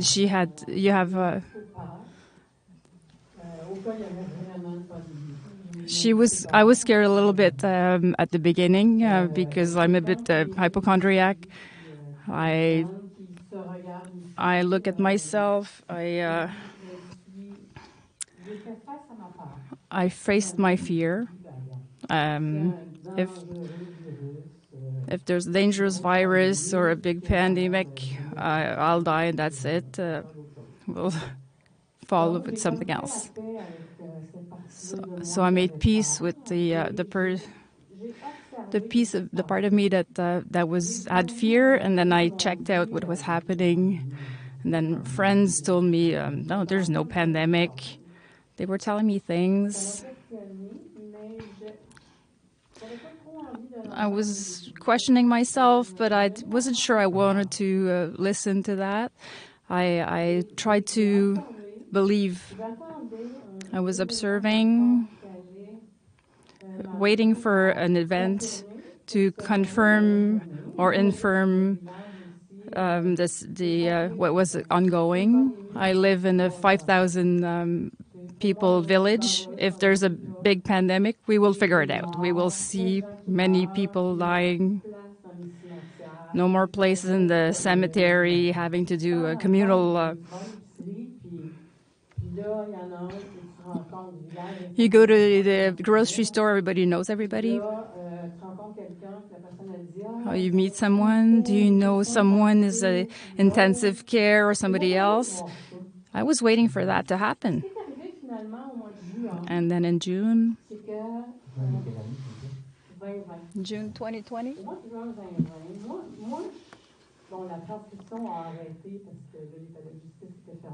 I had to stop working because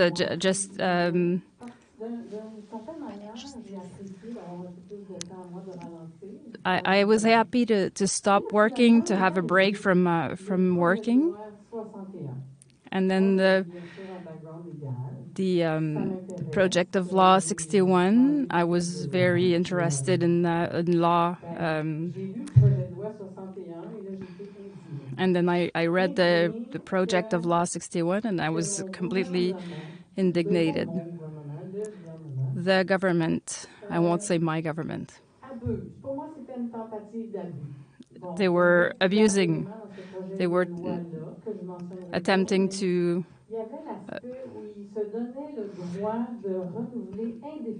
they were giving themselves the right to keep the sanitary emergency ongoing. People are vulnerable, and you want to give yourself. Then I didn't trust them.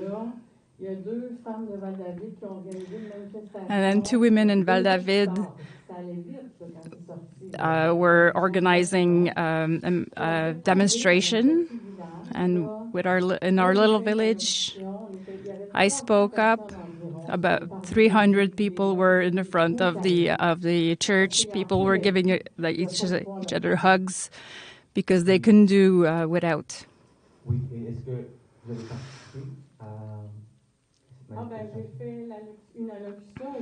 Did you participate? I didn't know I was going to animate the demonstration, and I offered to say something. Then I had only one day to prepare myself. I was very, very happy, and I cited Gandhi. La désobéissance civile est un devoir sacré lorsque l'État devient hors la loi ou corrompu.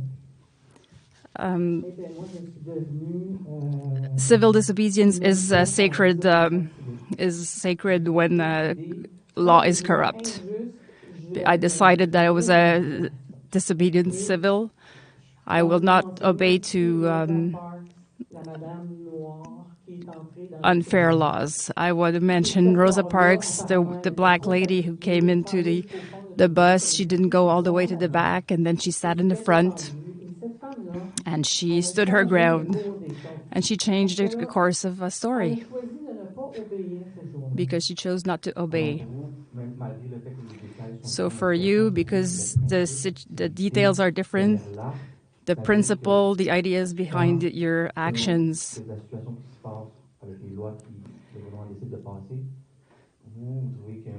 when laws are trying to be implemented, and one of the ways to ask question, when you don't agree, you can demonstration, this is civil disobedience.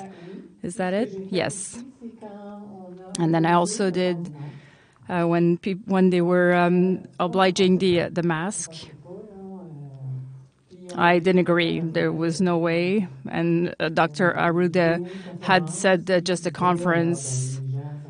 He was saying people are not going to use it well. It's not going to be useful in the community. So it's unuseful in large population. And then 2 weeks later, just wash your hands. But 2 weeks later, it's just the opposite. I don't feel respected. I don't like that. I'm intelligent. You can tell me like 2 weeks between the opposite, and then I will still trust you. So I read the decree. It's always my legal aspect that comes up. I saw the exemption if there is a medical condition. It just said unless it has to have a medical condition, doesn't have to prove it. I made a lot of research. I called the grocery store owner. I won't be able to wear the mask. What are you going to do? He panicked. Can you put a veil, a scarf?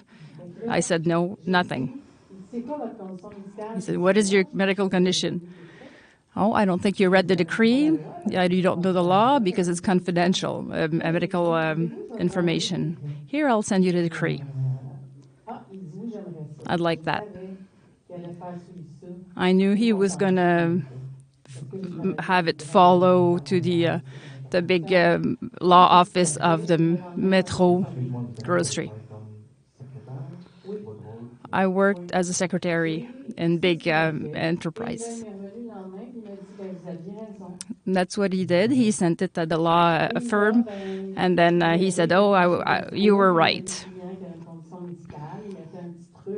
So I suggest that people would go put a little thing on their shopping cart to have a little sign. I refuse that my fundamental rights are trampled, but I'll do it with respecting the people. The owner of the metro is not responsible, and I understood his panic towards the other clients, and that was the problem. I was okay to go to the metro without a mask, but the other clients were, it was an intense experience. I had a satisfaction to respect myself, but I needed courage to keep doing it. And then I participated in many, many demonstrations. That's the subject I wanted to go over. You were a witness. You participated. How was it? What's your perspective? Was Pacific, with love? Was there violence? I took many times. I did many speeches. I was speaking a lot about legal aspects because I have many lawyers friends. I participated in many demonstrations. It was completely peaceful. I didn't meet many people anti-vax. I met many pro-choice people. This is what important. That people can have a freedom of choice, that we give them good information, that we explain them what are the risks in the experimental injections, that the person decide for herself. How was the ambiance in the demonstration between people? You were talking about the hugs. It was absolutely amazing. I have a new family now. A lot of new friends, that we have new values, the same values as me. It was like a party. We needed to be heard and seen, but it was also occasions to get together and give each other support. To see that we were so many that were seeing that something was not working out. It was not the demonstrators that were problematic. I saw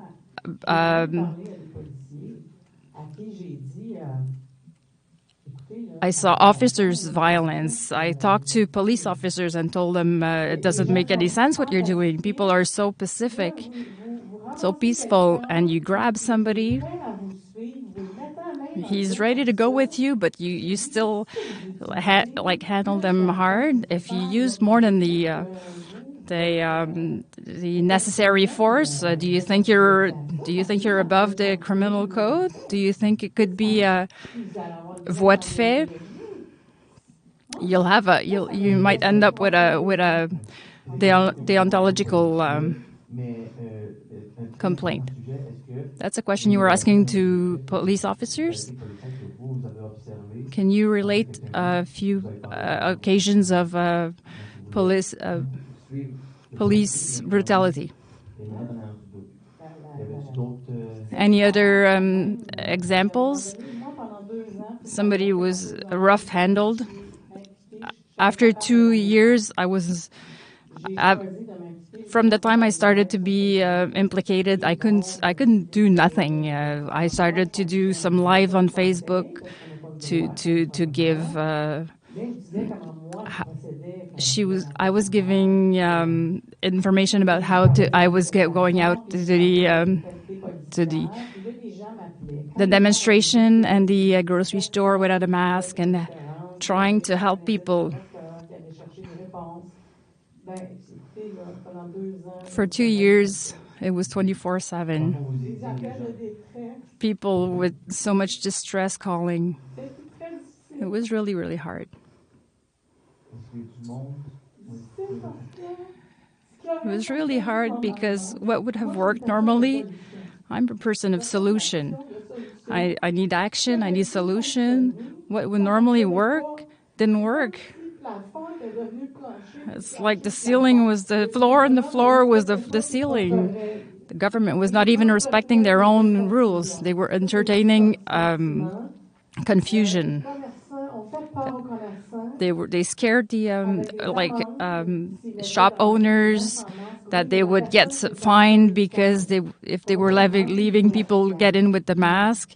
And I was telling them you won't have a fine if people have an exemption. I have a woman starting December 2020. Police brutality started in La Fontaine Park.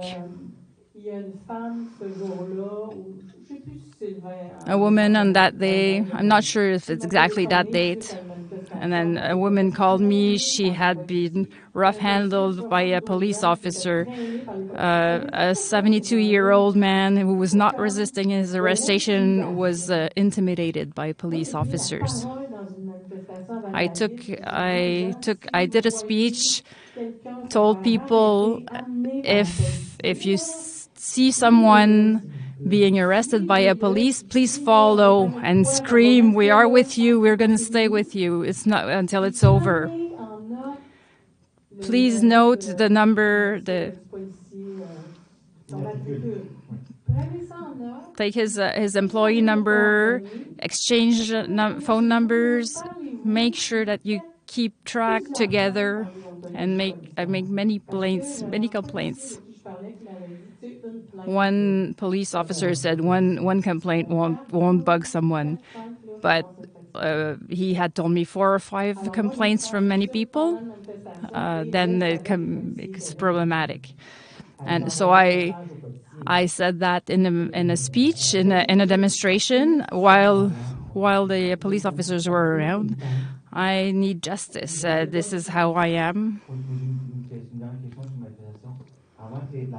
And the last question on demonstration. Before the police officers start bringing people in, were they giving advices before? That happened in Rimouski. There was a recorded information.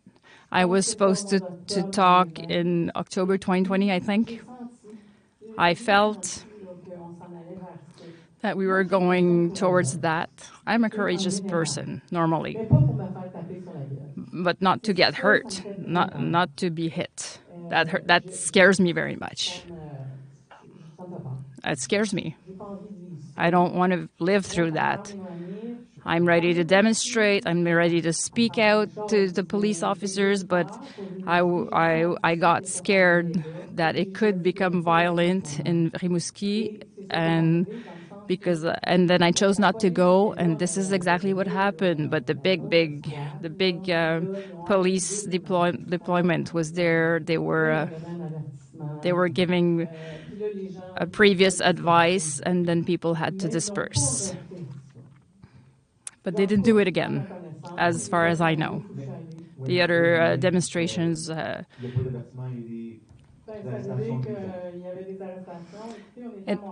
It happened that there were arrestations. We were big numbers. People. We were taking the whole street. I was hanging out in the middle, standing by influencing people that had bodyguards sometimes.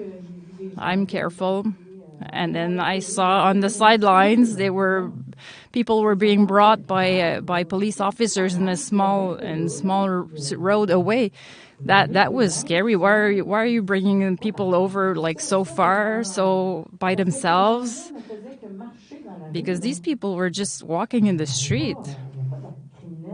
There was no criminal acts committed, but well, maybe they didn't have a mask, but give them a ticket. But I don't consider it legal, but give it a ticket. Another point I'd like to check. You're interested in vulnerable people and help. People see you as a mother, grandmother. You're very approachable. I saw that when we presented each other. I'm not a mother, but you're very calm. It was easy to communicate with you. Some people, for them, it's really difficult. So some people called you because they didn't know how to do. So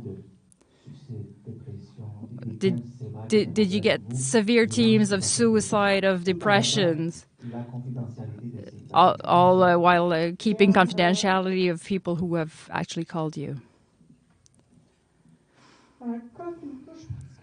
One case that really touches me deeply, it helps me to cry, so I leave myself cry.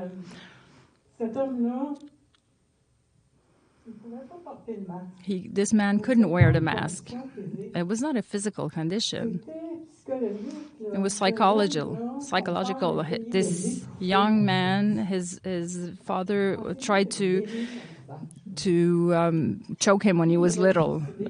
He wanted to commit suicide because he couldn't wear a mask. It might seem over the top, but there's a notion of post-traumatic stress that we can consider. And he couldn't be heard, and he couldn't have a doctor's note. The doctors were following the directives, and the Collège des Médecins were not helping. He finally convinced his doctor to give him a note because he couldn't live like that anymore. It really, really touched me deeply. So many stories, so many people that were going to lose their work. So many. It throws me off completely. A person in a big law office that it throws me off. What's happening? You're a lawyer. I have an obligation as a citizen to know my law, my rights and my obligations. Oh, sorry, Judge, I can't. I don't know this law. I can't say that. The judge will tell me I'm supposed to know the law.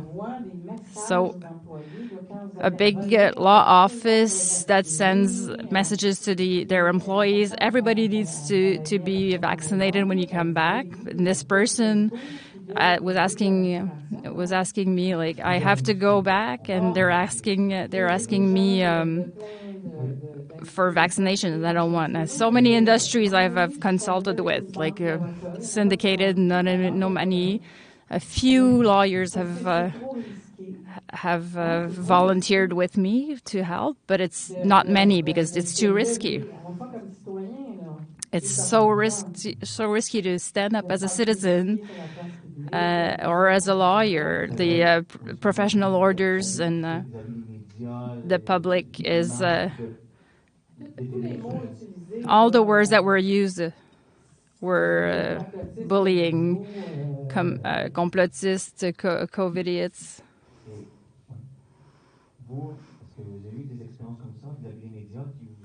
Media gave you a bad label, but no, they didn't really. They didn't do. I lived something on Facebook with a group that attacks influencers, and they're looking for many things.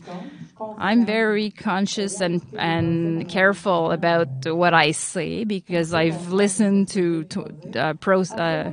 law processes for 26 years. So I was very, very careful about what I was saying. But they found something in my past, and they put it out in the public. But they didn't call me with the word in C that I hate. But the day that it would happen, I'll say publicly, I'll do a defamation, and then we'll try to make a definition for that word. I didn't do it yet. with a procedure model, it's not really hard. Maybe it didn't happen yet.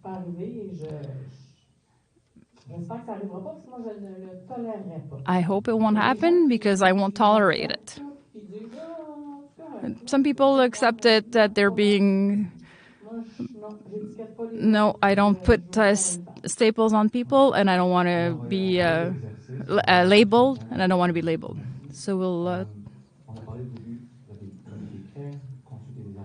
You read decrees, you consulted lawyers, you participated in Pacific demonstrations in the respect of democracy. It's one of our democratic fundamental rights. And then you did some other legal... You were asking questions. You wanted answers to your question.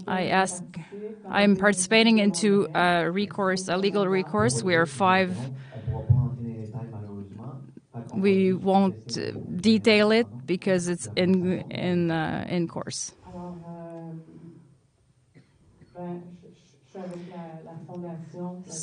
So I'm with the Fondation for the Défense des droits et des libertés du peuple, and in October 2020, there's a recourse that's been redacted by a lawyer. He didn't stay with us for many reasons. We have experts, international experts. A lot of money had been $700,000 were spent on that cause. The lawyer has left, and she thought because there was so much invested already. I wanted to help people get their power. I thought we should do the recourse by ourselves without a lawyer, and I became their spokesperson. The objective of the procedure: there's no pandemic. They overpassed their power with the measures. Decrees should be cancelled. We're talking about the Charter of Rights and Freedom. What we would like is for the government to prove criteria for arrêt hoax, because we're allowed to attain to freedoms and rights, but they have to meet 4 criteria to be able to. I need people to understand. You have questions through the judicial way. You ask a judge if there's a pandemic. If there is a pandemic, what are the reasonable limits for attaining to private life? And if there are adequate, we're not going to go technical. People are going to get confused with criterias. We tell the judge, for us, there was no pandemic. Our experts said so in their different reports. If you decide that there was a pandemic, we would like at least that we could check the measures, were they reasonable according to these criteria. Was it the minimal? I'm not calling that measures. I'm calling that des mesures, completely incoherent. You could walk after 8 if you have a dog, but no more than 1 kilometer. There are so many, but people know about it. Won't be necessary, and that would. I'm very proud. The lawyers of the general attorney have said we're trying to reject because it's now theoretical because there's no more measures. We've pleaded on the January 4th, and now we'll stop. We'll we'll stop talking about it because they're deliberating. So we're waiting for the decision. I'm very proud. It asked me a lot of courage. I was a little stressed out, but I had a lot of support. It's the most extraordinary thing that I did in my life, the thing that I'm the proudest about. Everybody needs to use their abilities and their competencies to intervene in their ways. I have competency in laws.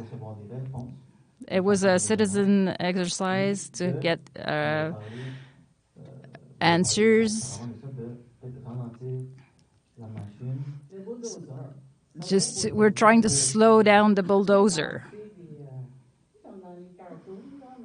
Just like in the cartoon, we have to throw in wrenches to slow the bulldozer, to slow down the and for me to have the legal recourse. It's not fun for them to have that over their head. You can't do anything. That's what it's sending as a message to the government. That's what's important for me to tell them and to disobey. Civil disobedience is a relatively easy mean to. It's easy. It doesn't take classical clothes. You just don't obey, don't comply. I'd like your perspective. In some political speeches, different prime ministers of different levels. What is your opinion on these words that were said? One thing that really hit me, I couldn't believe it. I fell off my chair. Is when Mr. Legault said, "Oh, if you have unvaccinated employees, you can fire them." Wow. Did you hear that? The TV? I don't remember if it's in press conference. I see a picture of Mr. Legault and I see a newspaper article. I believe it's in the press conference, but I'm not absolutely sure. It threw me off. It was negative. Can you confirm? Well, first of all, he's not a lawyer. If I can do illegal law practice, well, so can he. And how could he affirm such a thing? Because they're saying the vaccination is not mandatory, but now this is contradictory. And for Mr. Trudeau, what hit me lately, he's now saying that he didn't mandate anybody to get vaccinated, but there were so many menace to lose their jobs. But you didn't force them. It changes every day, every week. There's no coherence. I don't understand. Thank you. Questions from commissaries?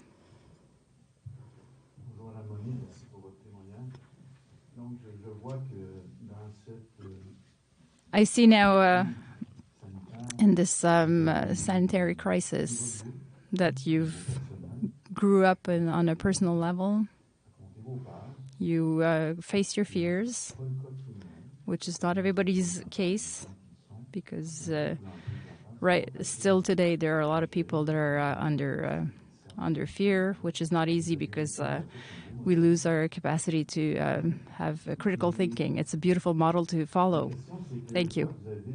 My question is, you've followed two different ways: civil disobedience, that is based on moral and ethical principles, just like Gandhi and many more. And as well, because I have an expertise in law procedures, Why would I get into that? Thank you. You need expertise for that kind of. But maybe civil disobedience or demonstration have limits. Same thing for legal procedures that we're very timidly doing in Canada and Quebec, while we are hearing that USA have many more legal procedures ongoing. Maybe this way will have an impact eventually.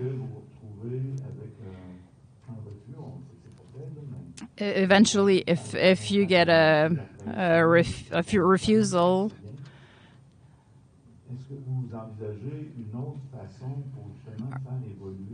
Are you thinking about another way to get the political situation to change? Because politicians seem to have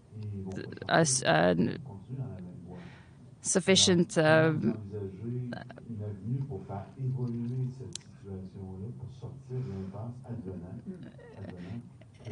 If the judicial doesn't work out, do you have any other ideas? I don't know. Sometimes I have other idea, other recourses. That's how I am. What we're doing today is fantastic. For me, maybe it's not going to happen next week, the results of what we're doing, but we're doing it. I believe in energy, and words have vibratory change. Thank you for everybody for being here, to participate.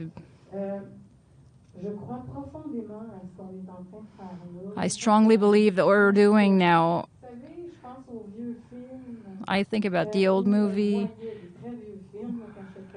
a really old movie when I was little. There was a door to a castle. Many people with a big boom were. Maybe it's the 72nd or the 36th time that they were banging that maybe the door was opening. So sometimes I have other ideas for procedures. That's the number of time when you don't give up, when your kid is pulling and asking. Sometimes at one point you will give up, you give in. It needs a lot of perseverance. Sometimes I'm so tired and I'm ready to give up. If I was not in the action, I was not participating and doing what I'm doing today. I've accompanied Miriam, who will be here later on today, all week. I need to be in action, because if I was not in this world right now, I would be depressive. I need hope. And what gives me hope is concrete actions. And I have ideas that come up. Maybe I have a good idea tomorrow, but right now I'm waiting for that decision to happen. Then I will know what will come next.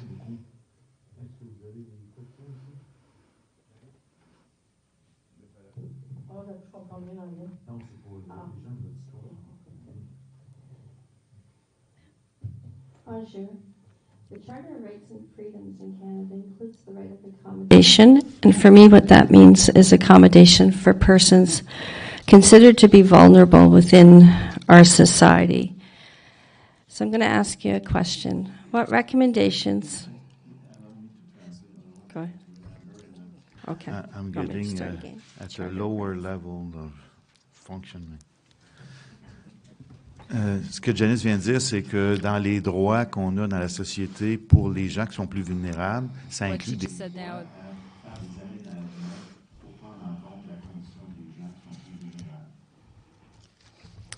So what recommendations would you make or suggest that as to how we as a society can bridge reconciliation and compassion between the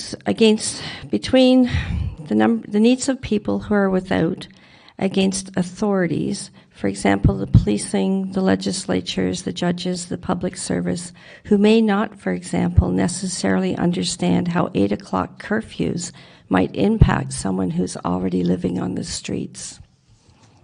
Donc, la question, c'est de savoir comment on peut suggérer des façons de fonctionner qui vont signaler aux autorités policières, judiciaires, institutionnelles de mettre en place ou de déployer sérieusement des mesures qui vont permettre de réconcilier les besoins particuliers des gens vulnérables, notamment, par exemple, des gens qui sont sans abri.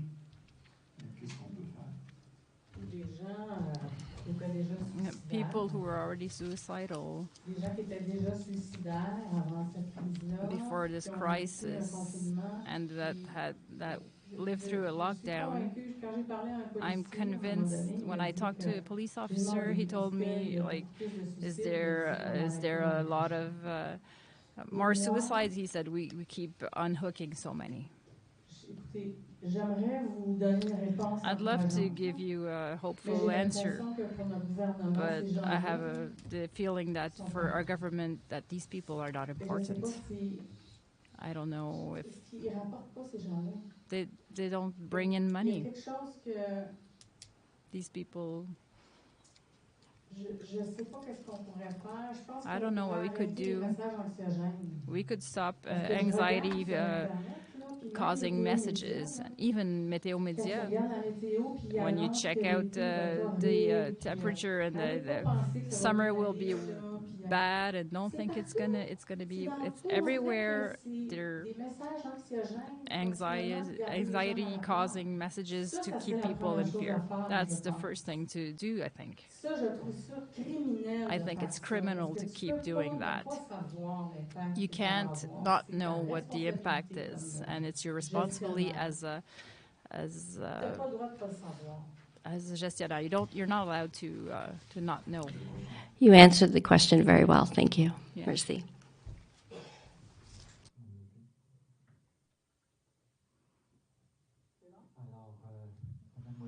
So, Madame Monnier, the NCI, thank you very much for your witness. And I thank you very much from the heart for all that you do. Thank you.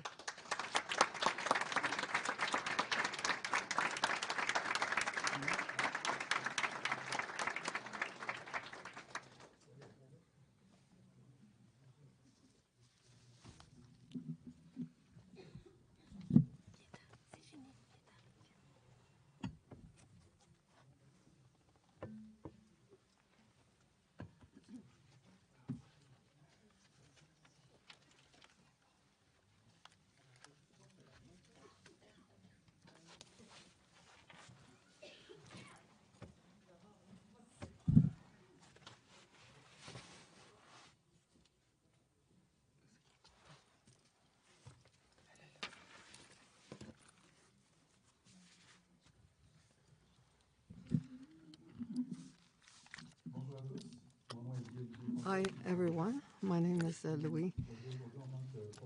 I'm a procureur for the Commission d'enquête citoyenne.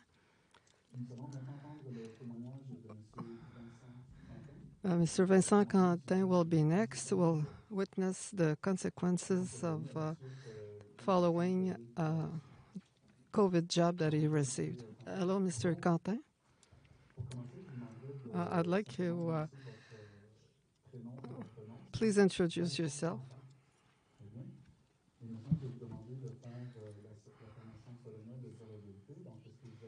Do you affirm that you're going to tell the truth, only the truth, and say that you affirm?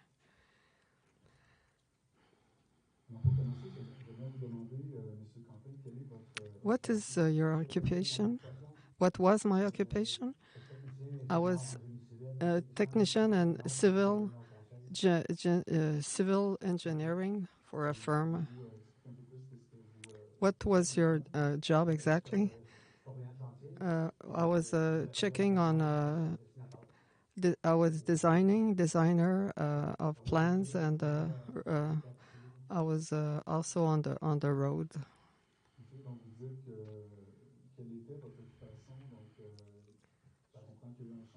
There was a change in your occupation. What happened professionally?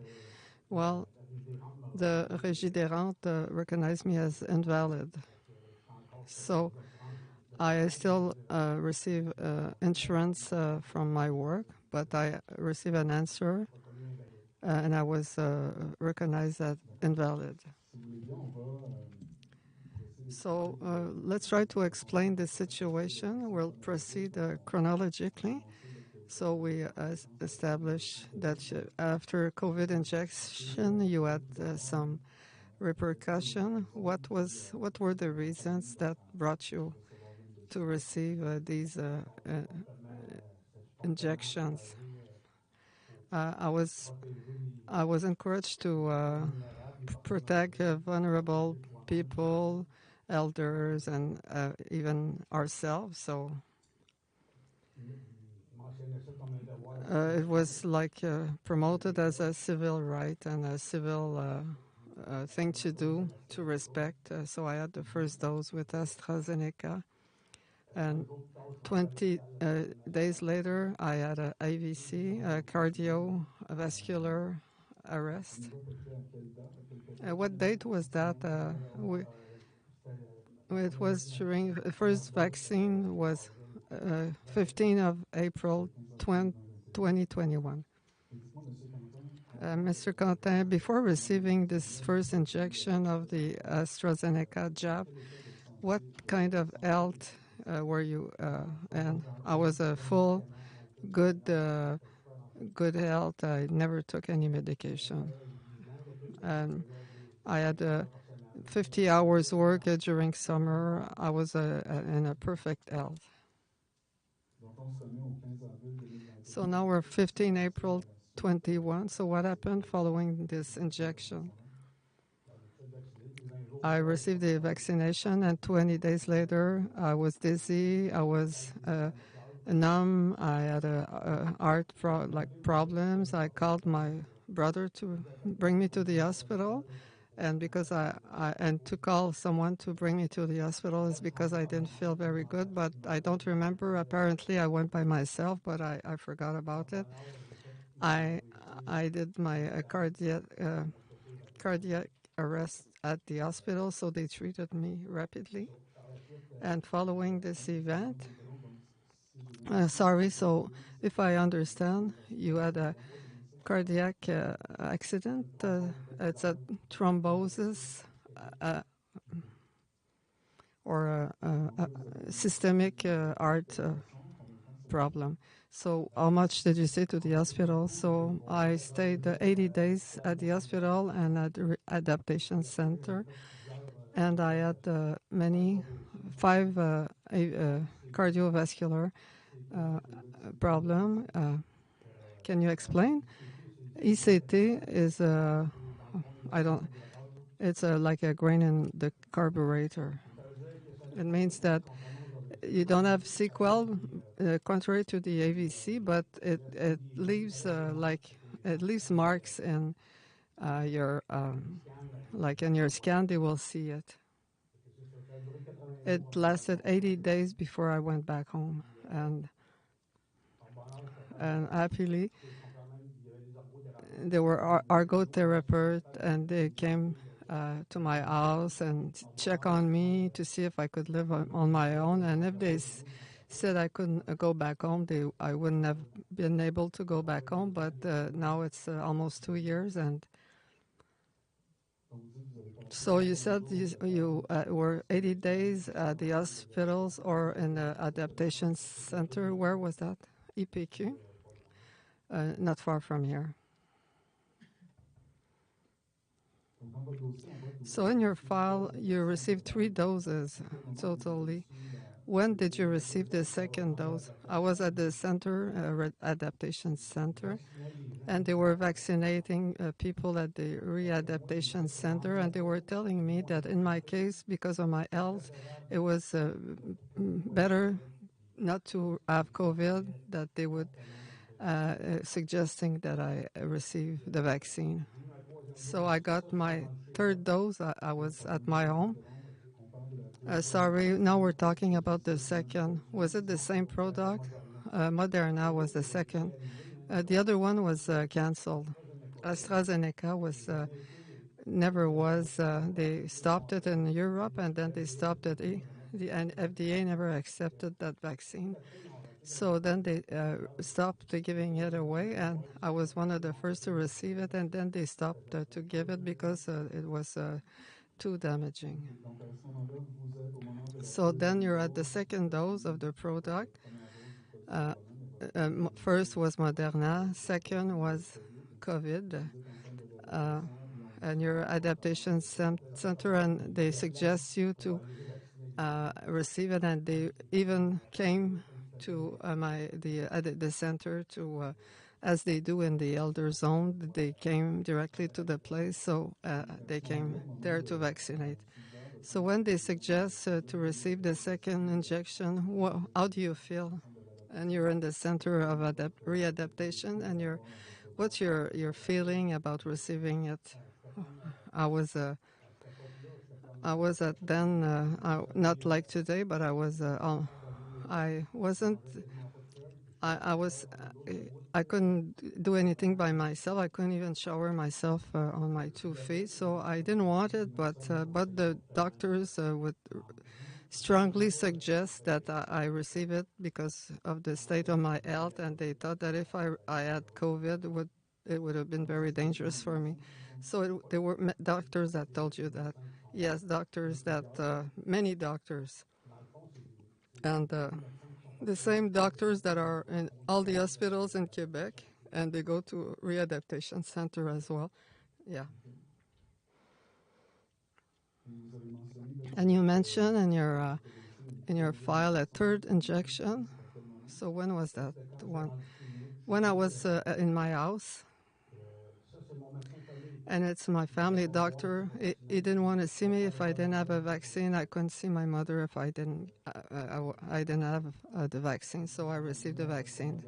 So it was a recommendation from your family doctor that suggested you receive the third vaccination on the basis that in my state it was better, because if I had COVID, it would be dangerous for my health. And I got it. I got the COVID after the third dose. Anyway, you had COVID.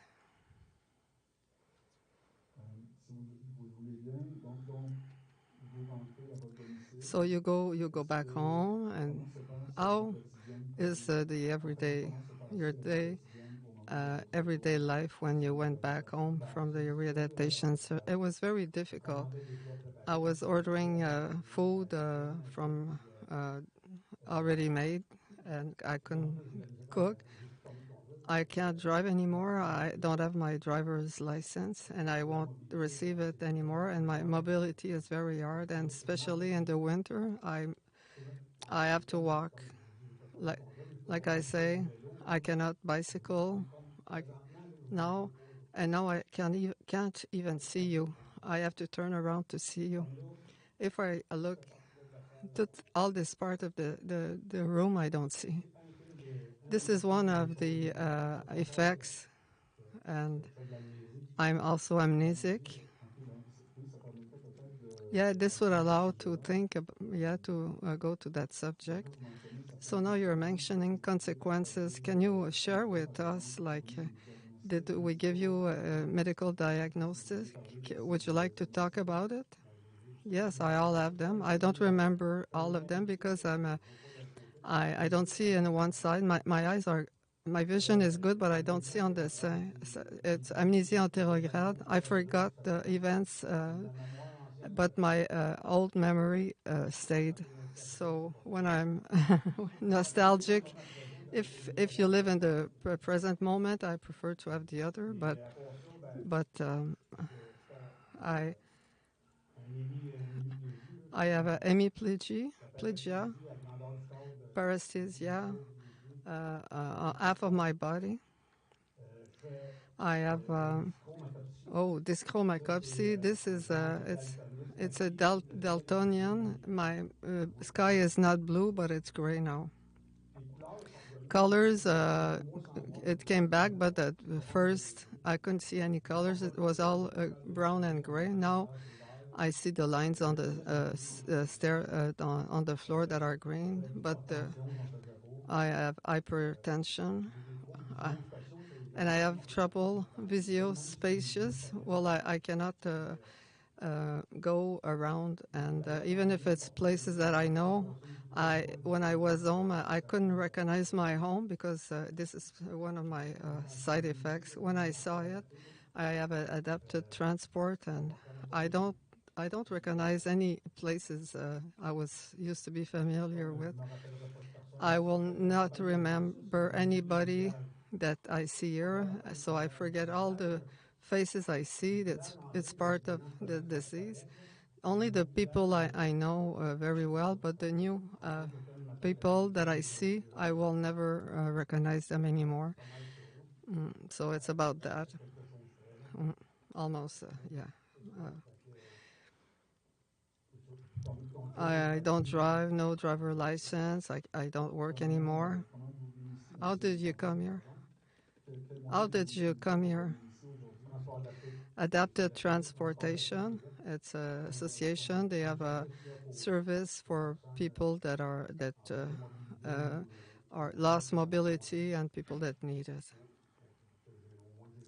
So at least I have this.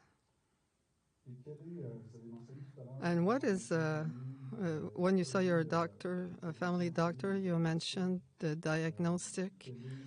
What did the doctors or your family doctor or the medical personnel give you as a prognostic about the future? So they don't want to say anything, but personally, I think my vital prognostic is not very well. I saw some studies in Switzerland that say that followed 1,500 people that did the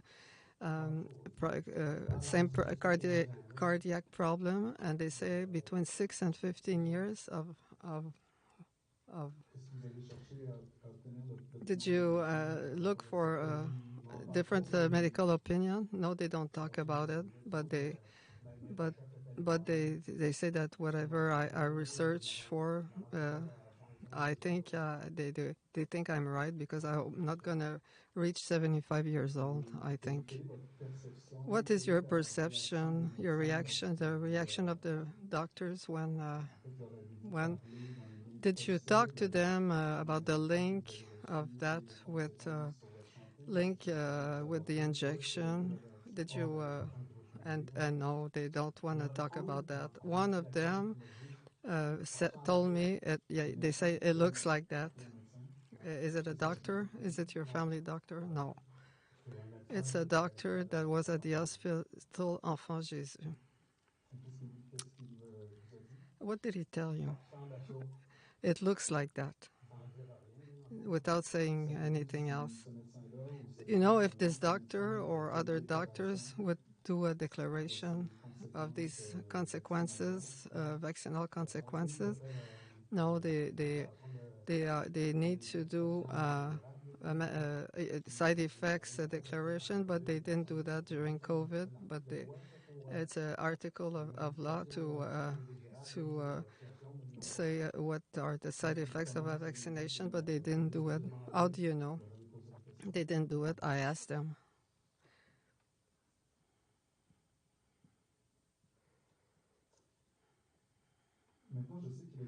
I know that there's a program in Quebec about indemnization. Do you know about this program?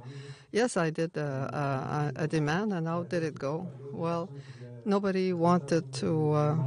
I asked 8 doctors, and my doctor, family doctor at the Enfant Jésus, everybody that followed me, plus doctors that do requests. I found one, but I went to 8 doctors. If I had lepra, it would be less dangerous, but now it's a program of indemnization. It's not Canadian, but it's managed by the provinces everywhere in Canada, except Quebec.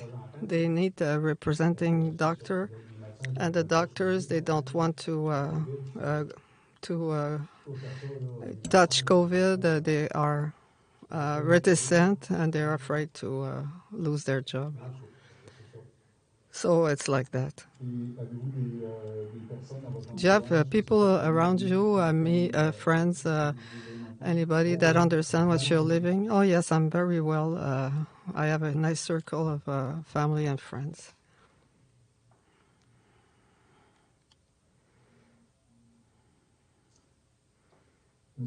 Mr. Quentin, what are the elements that we didn't touch and that you wish to share with the Commission? No, I think we went around everything. We talked about. If you want, maybe some commissioners have questions for you. Oh, thank you, Mr. Quentin, for witnessing your consent.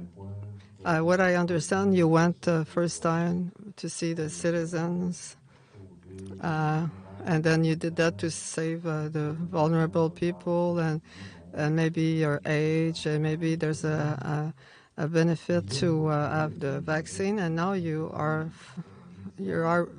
with side effects that are very severe, and we recommend to you to do a second dose and then a third dose. What is your capacity? Emotional, psychological, physical, to question and resist this by yourself. I didn't want other doses, but the doctor. I was in a bed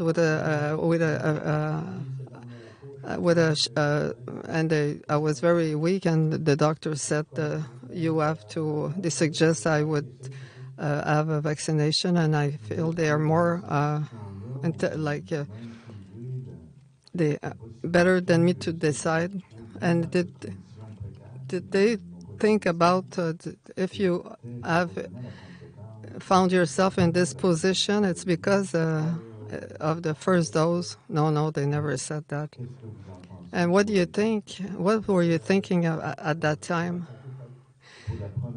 For the first vaccination, with bringing the side effects that you were with, did you think it was due to vaccination? Yes, I was sure about it. I went to I informed myself, and I know that this vaccine was arrested. It was giving thrombosis to people, and I read some information on the internet. So people were having thrombosis in the first days following the vaccination, or first month. And by accepting Moderna, which is not AstraZeneca, were you reassured that this time it wouldn't be so serious because it wasn't AstraZeneca? No, not necessarily. But in my condition, I just accepted. It was in the first month, so it was recommended by doctors, and there were so many. There were 3 or 4, and they would suggesting I get the vaccine, so I abducted. So, did you observe that the side effects were more severe or less severe after the second vaccination, or you didn't see any difference? I didn't see any difference. So it's possible that the second vaccination was not worse than, but the third vaccination, I think, was your family doctor told you that if you're not you don't have the third vaccine, that they wouldn't see you?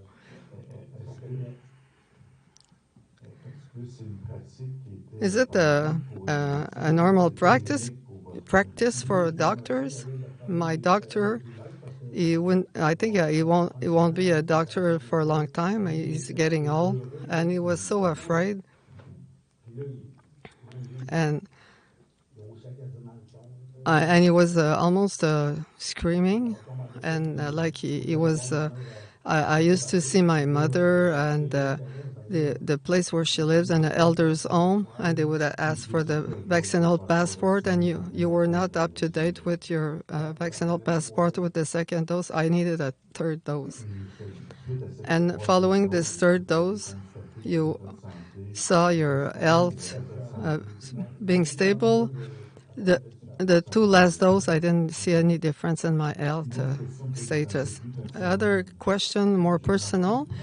I noticed I see that during your witness, some comments that you have a way of managing this difficult situation with a philosophy, with a certain serenity.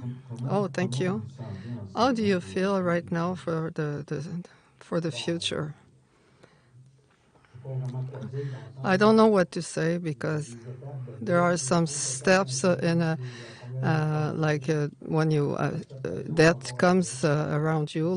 There are some steps to follow, and I think when I sleep, I dream, and when I wake up, I have a nightmare. So it's very difficult what you're living. Yes, I'm like I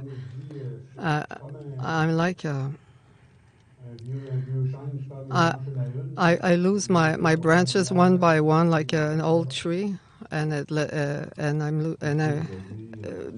so the light comes, and the light comes in. Do you have a do you have a help in this? Yes, I have a program of help for the employees, but they never call me. I put my name on different lists, psychologists. No, I don't have any help. And all the doctors that were following me, well, they let me go. But I'm okay with it. I'm going to get out of it. Thank you so much for your sharing with us. Mr. Quentin, under the commission, we thank you and that you came here and tell us about your story. Your story will be heard, and we thank for your courage, and thank you for being here. Thank you. Est-ce que tu peux parler après? C'est lequel? Denis Monnier. Anna vient de passer.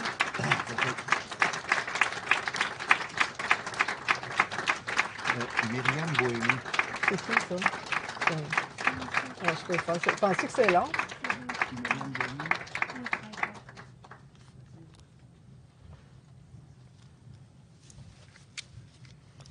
Ça va être ici pour toi. C'est du bonbon pour toi.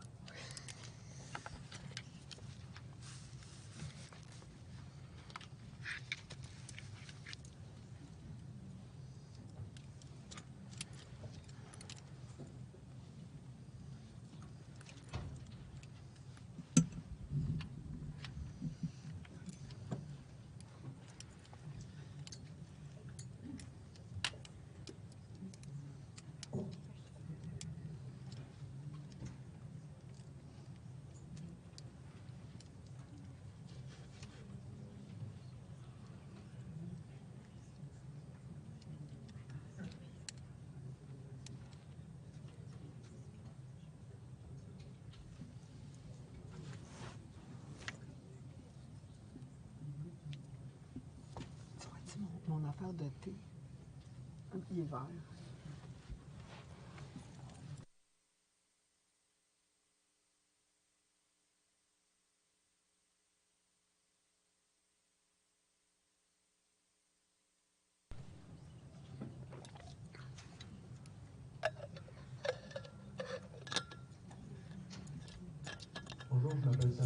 Hello, I'm Samuel Bachon.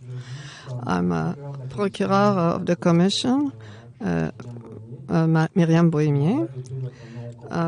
Please introduce yourself.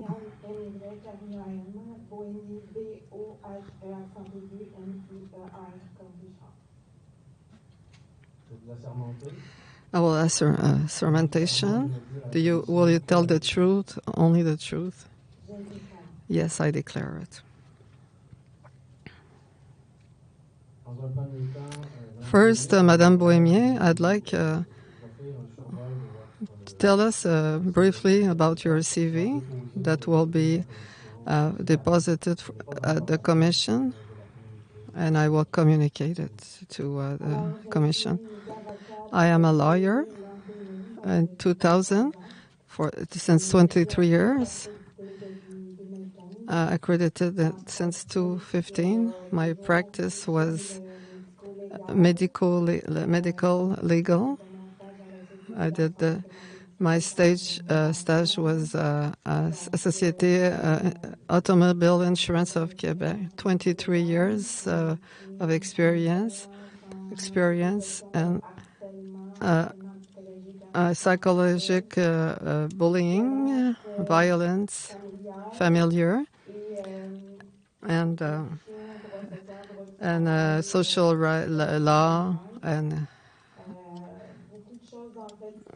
many things that concern people faced with the big machines like the government, institution, insurers, governmental organisms. So it was always my practice since 23 years, and since October 21 I was more with all the files concerning the governmental measures. I offered to it's a witness expert as a jurist. Myriam Bohémier, you have comments liminar. Like I testified as a lawyer, I'm limited as a professional secret. So everything I will say here is I need authorization or deviation of my clients, or the information became public by judgments, or it concerns me personally and my as a lawyer. Ma'am Bohémier, you shared with me a summary of your presentation, and we don't need to do a piece of it, but if the commissaries need to see it for credibility, it's possible for them to look at it, or if not, we can just continue. Yeah. So you wanted to tell us about questions concerning constitutional right on COVID. Well, I'm going to tell you about my implication about the measures since so it's 1.5 years that I'm in that subject, and so my implication is as a lot of subjects. First, I'm implicated in with the foundation, the judiciary control, constitution of the measures, governmental measures. I'm also implicated with the etiquette where the right to manifest was limited, that manifesting against mask wearing, we had to wear the mask to manifest against wearing the mask. So, when you talk about tickets, you're talking about penal accusation, penal but not criminal. All the tickets with different decrets that were emitted by law on public health. So I'm implicated in that kind of dossier. I'm with the working right for syndicated employees. I'm limited. Yeah, the employees that are syndicate have a syndicate, and sometimes I act to protect the divergent interests of the employees can have with their syndicate. And Professor Patrick Provost. Also, I have a portion of rights of labor rights that is lied to the norm of working, that people that lost their job to refuse a politic of vaccination, they lost their job and they had 2 years of continued service. Those have can do a request on the law of work, labor law, and university professors with I can help them with at their universities that were censored because they were whistleblowers about the vaccination injection COVID-19 for the kids, children.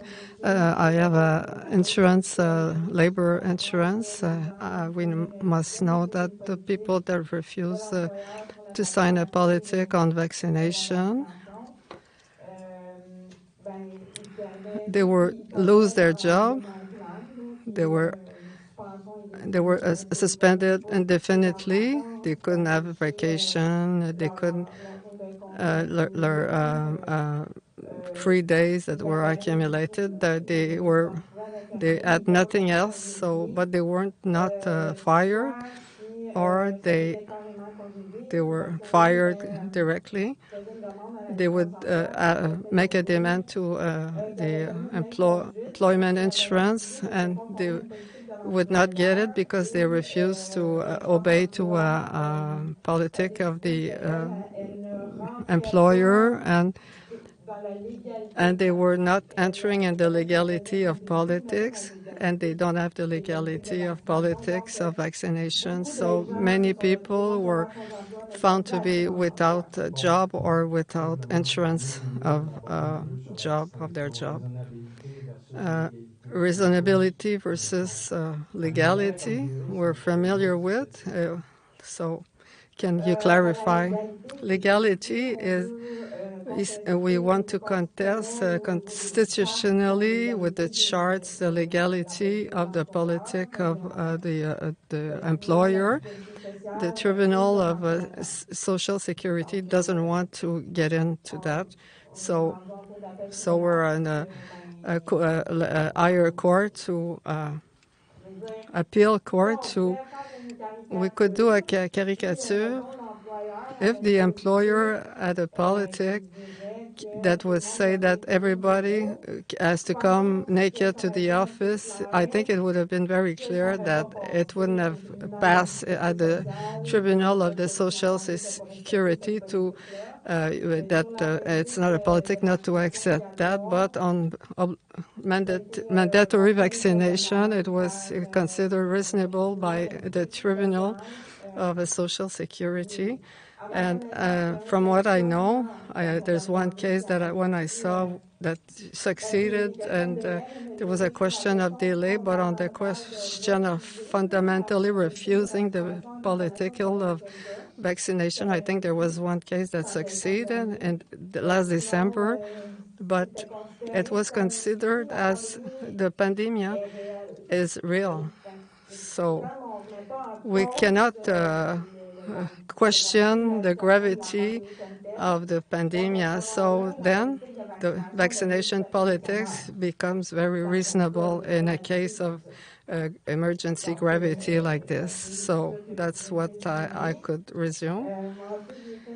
And then I did a lot of disciplinary law practice. So it's professional, member of professional institution that questioned the governmental, and they were bullied, the intimidation of their order, and they were they are in front of their other professional organization because they were whistleblowers and they denounced the mask mandates, they denounced the vaccination, policemen, firemen, and also people that I was talking to. I also do criminal law.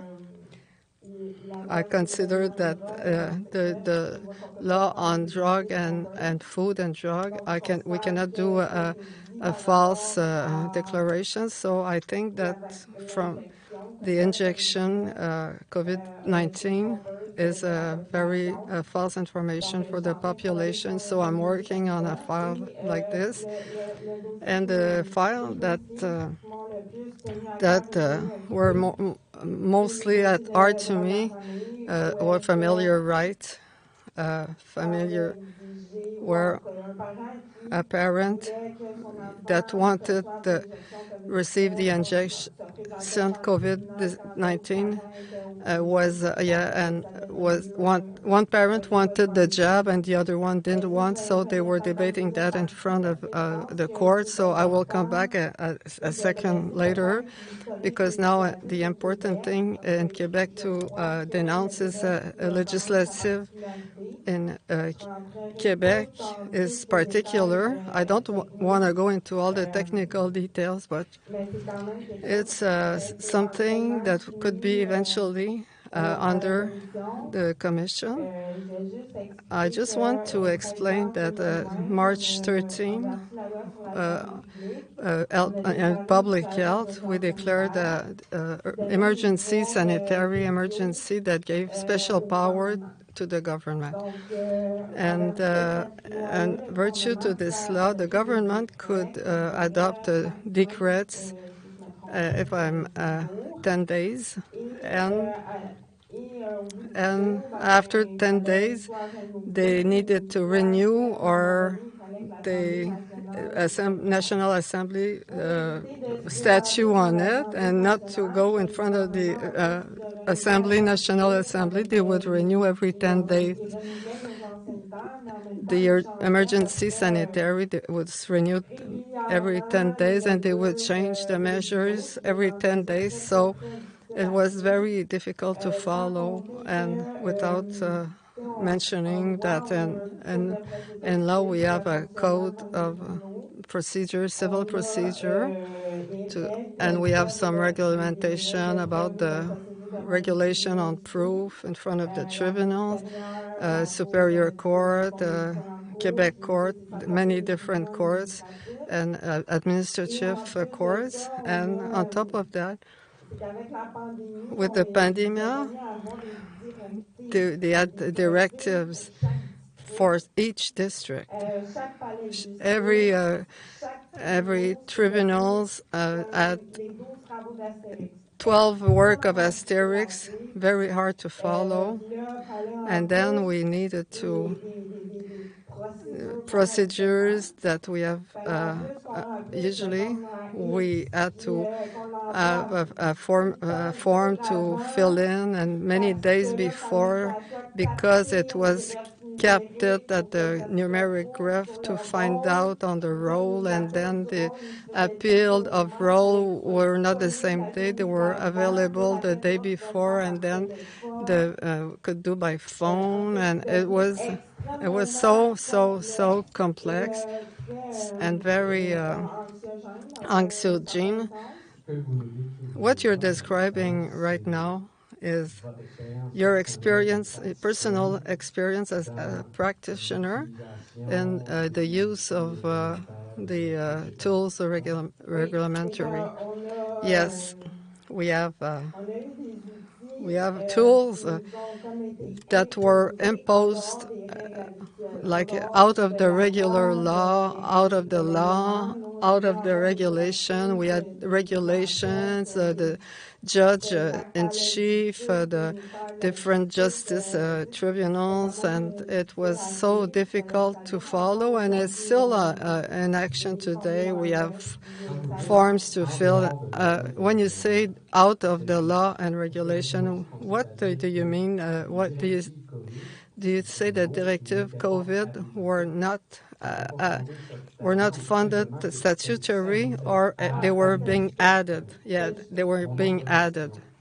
Okay, my other question, you were evoking about the decret, the ministerial decrets, the fact that it was being changed very often, every week, that you say yes. What type of codification or consolidation and administrative was rendered available to justice and population to see where we were at? Well, usually it's published at the official gazette. I don't know if that's your question. Was there a resume? No. A municipal regulation, and I'm asking you, is that is a sedimentation of many amendments, so that are put to available to the public information. It's a consolidation on a person can see where we're at. As the equivalent of that tool was rendered available to the jurists, from what your knowledge? No, from my knowledge, no. It was also, I'm a lawyer, it's my work, but it's also difficult for us to follow the measures and what was going on, because where we're at, and it was 12 works of Asterix. It was very complex. And can you come back to your plan? It would change frequently, and what happened when we wanted to contest the measures, the government would go backward or change the measure, and then we came into decisions that tribunals the measure didn't exist, and the government would change the measures. The tribunals would say it's theoretical. So what would happen with the dossier? All the files were contestation. The COVID measures were rejected because of the judges in question. And the debate had become theoretical, and because of the ceasing of the measure, and we talked about the power of the judiciary power, which spent $600,000 to have that file and get expertise, and then they were opposed. They had an opposition. I demand for rejecting, because it became theoretical. There were a quantity incredible that was invested, and when the process was presented, Manoli, Canoli, working from dossier on transportation, on people that work with their family, the vaccinal passport. Only the vaccinal passport that escaped of the debate, theoretical debate, but the other recourse that were done to contest the measures, if they were considered or not. The judges have considered that it's theoretical, and that there was a lack of judiciary, and we had to attribute to other things, because it was the measures were not there. So chronologically speaking, we had the emergency sanitary, then we have the law project on C-31, because the government was going too far. So it didn't go there. Please tell us about it. We don't know. No, I won't go into details because from what I could understand from Project 61, were in an emergency for we could expropriate people without reason. We had never seen such a thing. Like, we didn't need to repeat the procedure of decree. The government had launched it would facilitate everything for the construction product to put the Quebec on the rails, because Quebec was in pause, and also we had seized. We had a lockdown, and then we had to increase our we had expropriating and. So May 21, we started vaccination of children 12 to 17, and to know that in Quebec, and since 14 years old in Quebec, children can decide of their own decision, and children that were offered vaccination, and they had a pressure and they were pressured to be vaccinated. Then there were instauration of vaccinal passport, September 21, and that meant that people needed double vaccinated to go to the movie, restaurant, even to kids to go to their sports activities, adolescents, teenagers could, if they wanted to play hockey or parascolar activities, they were not allowed if they didn't have the vaccine. And after we had, it's an important point that I want to mention. It's September 7, 21. There was an article in there were specialized media, where the judge-in-chief of the Supreme Court of Canada, there was a vaccination mandate, and all the judges were vaccinated, and at the same article, the chief judge of Federal Appeal Court refused to talk about the politics of vaccination because it was a partial to be afraid of, and I was very in accord with that vision. What publication was that? It's an article that was a Nexus. I can find it, and September 7, 21, before Trudeau was re-elected, September 9th, and that imposed then the vaccination to the federal workers. So October 15, 21, we installed the workers, health workers needed to be vaccinated. Master Manoli was trying to stop this vaccinal obligation. So 2 days before the government stepped back, and they said, "Oh, we're gonna." So they put it to the November 15, and November 15, the government stepped back on vaccination, but imposed tests.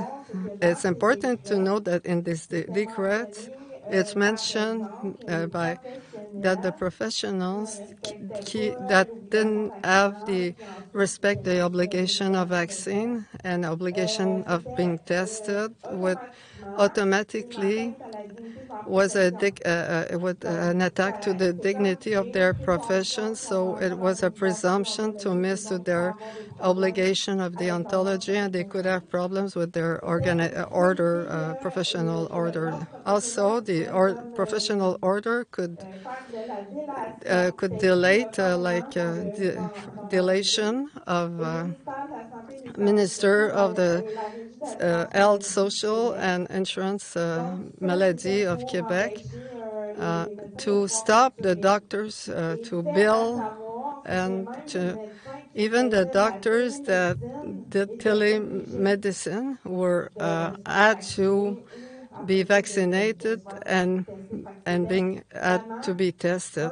It was a voluntary to attack the revenue, the right to practice of the professional of health workers. Approximately at the same date, there was an injunction failed that was asked for the federal employees of the government that needed to be vaccinated at November 30, 21, or so they would have been suspended. And Mike Hans Massey tried to have suspend the vaccinal passport, which was rejected also. Also, understanding that November 28, 21, we started vaccination of children 5 to 11 years vaccination, and we recommended to offer to the parents the vaccination. Yeah, we recommend to offer. It's not mandatory. And it would be said that the doctor could have indication against it. And SPQ as social service, they were limited at 3 things. I don't remember by heart, but one of them was allergies. So I had a dossier from a pregnant woman that had a problem with her neurological health, and her employer wanted her to be vaccinated, and she had a medical certificate at the federal Transport Canada, which didn't accept her certificate because it didn't enter into the 3 criteria against so she was suspended without salary while she was pregnant. Also, from the November 30th, the government, federal government, refused the people not vaccinated to travel by train or plane. And also we had the interdiction, the people that could not visit their parents. I think it was December 21 and December 31st or 21. We had there were another lockdown that was in store, saying that it was the not vaccinated fault. And afterwards, many measures, drastic measures to stop non-vaccinated to go to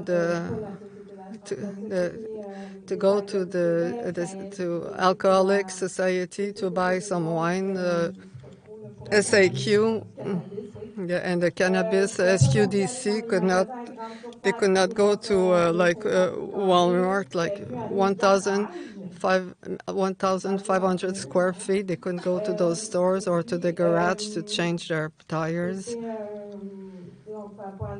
And Costco, Bureau en Gros, Costco, Walmart, and there was a health tax that was being talked about in storing to the unvaccinated, that people that were waiting for organ or like a lung would be refused if they weren't vaccinated. They couldn't be operated. We had the convoy, the truck convoy, where the bank accounts were seized without going through a judiciary process, and we put some people in jail also. At that time, I had started to implicate with Réinfo COVID, and were many lawyers to sign a letter February 16, 2022 at the Bâtonnière du Québec to say that Barreau du Québec, you are responsible for the law, regulation, and public protection. So what is happening? What are you doing? We never had any response to the letter. Nothing. And also, we had in May 22 many lawyers of the CCLC. It's another association that I'm implicated with, lawyers. It's an COVID Lawyers Coalition, si je ne m'abuse. yeah, that it's exactly this. Yes. It was a previous judge that had written a letter against the judge-in-chief because what he said about the truckers, and it was they were anarchists, and it was in front of the courts that was about to get to the Superior Court of Canada, and it's that the chief judge that was saying misinformation, the anarchy, and we thought it was very worrying for the population not to be just impartially if one of these files would go in front of Court of Canada, Appeal Court, and in June 2022 this complaint was refused, irreceivable, rejected. This signifies that it was considered it was not serious, not funded on, and it didn't deserve a study. So the term. The motive, were the motive communicated to you? Yes, we received a letter, and to resume, it was that the Judge-in-Chief of Supreme Court of Canada had a bigger maneuver on a reserve. So you're at half of your time, so please take a look at what you still have to look at, so that we can you can choose what's most important to you. I started to implicate myself in these files, injection, COVID-19 of the children, from a judgment from 21 judgment was mentioned that a father that was not vaccinated, they were separating the father and the kid. So I thought it was the child that was penalized, but the parent too. But we also look at that the children as a obligation and rights, and it's a philosophy for around this kind of a law of children, and the child was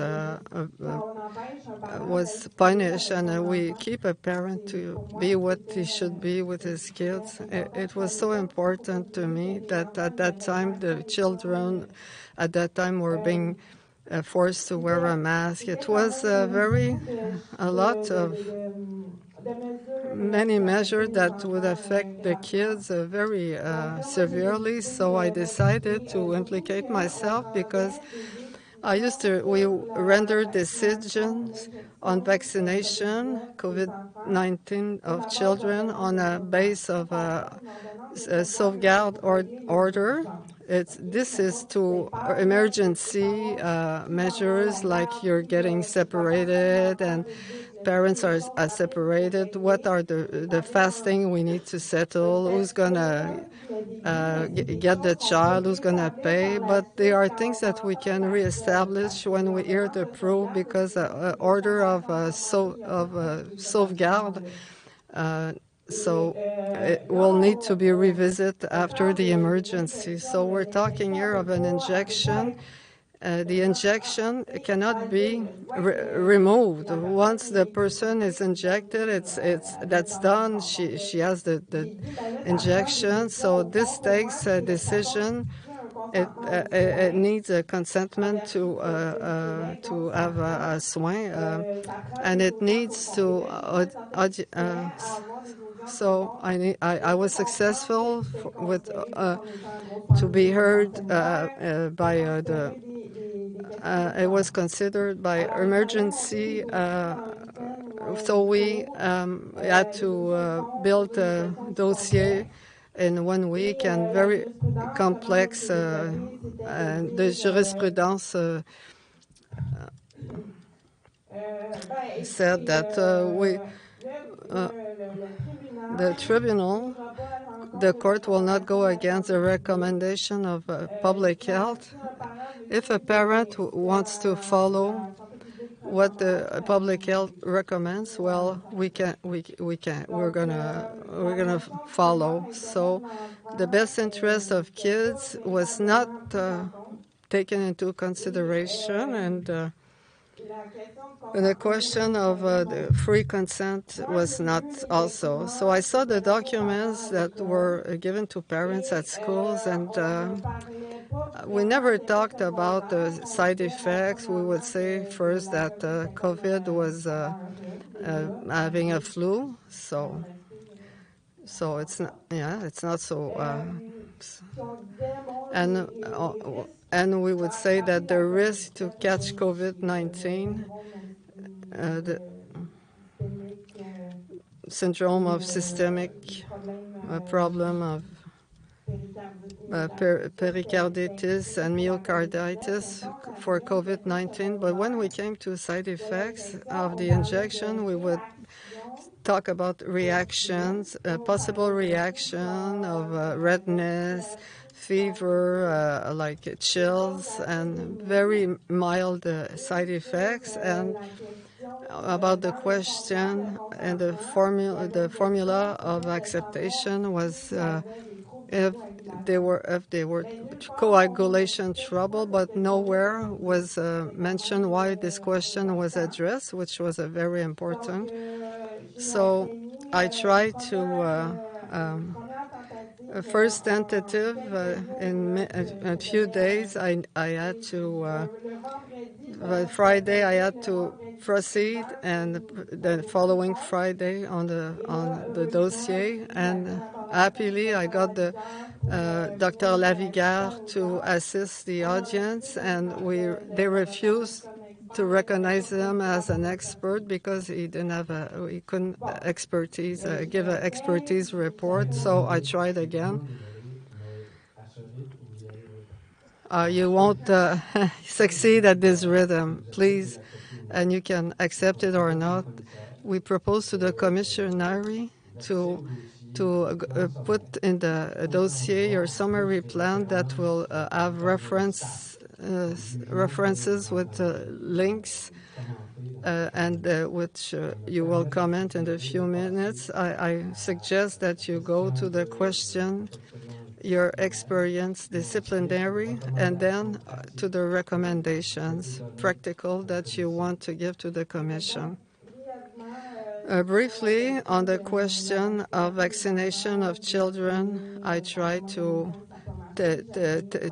testify a doctor, it didn't work, an expert in vaccine, it didn't work. I tried to deposit medical certificates from a doctor that would not recommend the vaccination for children. It didn't work. Evoke the fact that in family there was problems, hereditary of heart problems. It didn't work. So I said I'm going to assign Dr. Gouache, president of community, to ask her some question, and we cannot take into consideration that recommendations from public health.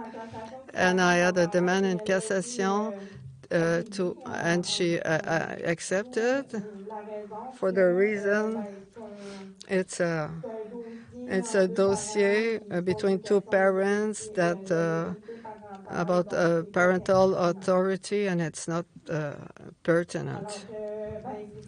So the notion of free decision was not accepted, and the parents could not go against the government. So this is the resume of the applicable in this matter. Yes. And my own situation during this year, 2022, I had 3 demands to be inquire with a video that I done with Mr. Stéphane Blais, Droit et Liberté, where I would say that I was questioning myself if the parents have the right to question themselves, the contest, recommendation of health, Quebec public health, and I cited an article that was saying that people that were vaccinated were a few weeks of seminal, it means AIDS. So I had they did an inquiry on me, and the syndicate concluded that I was informed that I didn't have the right to talk about science, and that he was sure to win if he had a disciplinary council. It's like saying that we live in a flat earth. So what you just talked about is a content of a written or verbal exchange. It's a verbal. Can you tell us when the video I did 10 February, response I got 25 of February. And then 14th of July 22, I had a second request to inquire about myself. I had an emotional reaction that refused to recognize Bernard Massy as an expert and its report of expertise.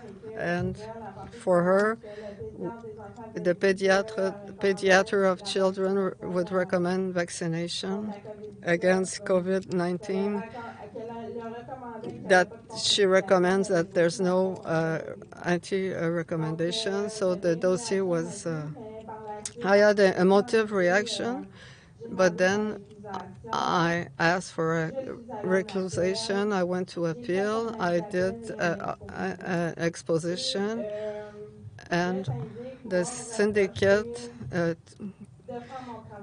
told me I didn't do my work right.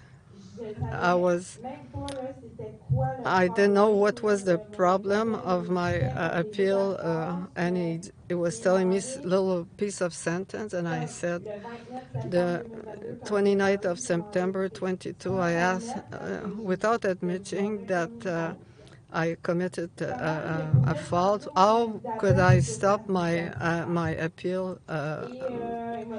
And he never answered to me.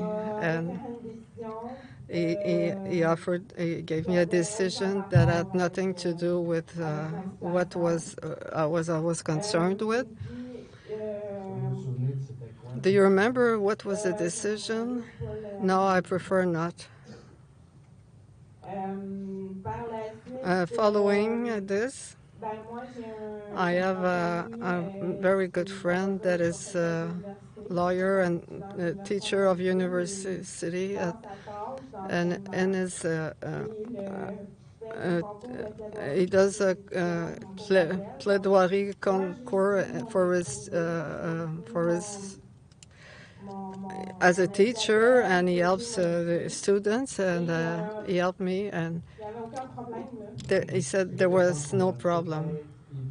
Yeah, I think we could not. Yeah, we could not talk about expertise from someone that is not here, or we cannot.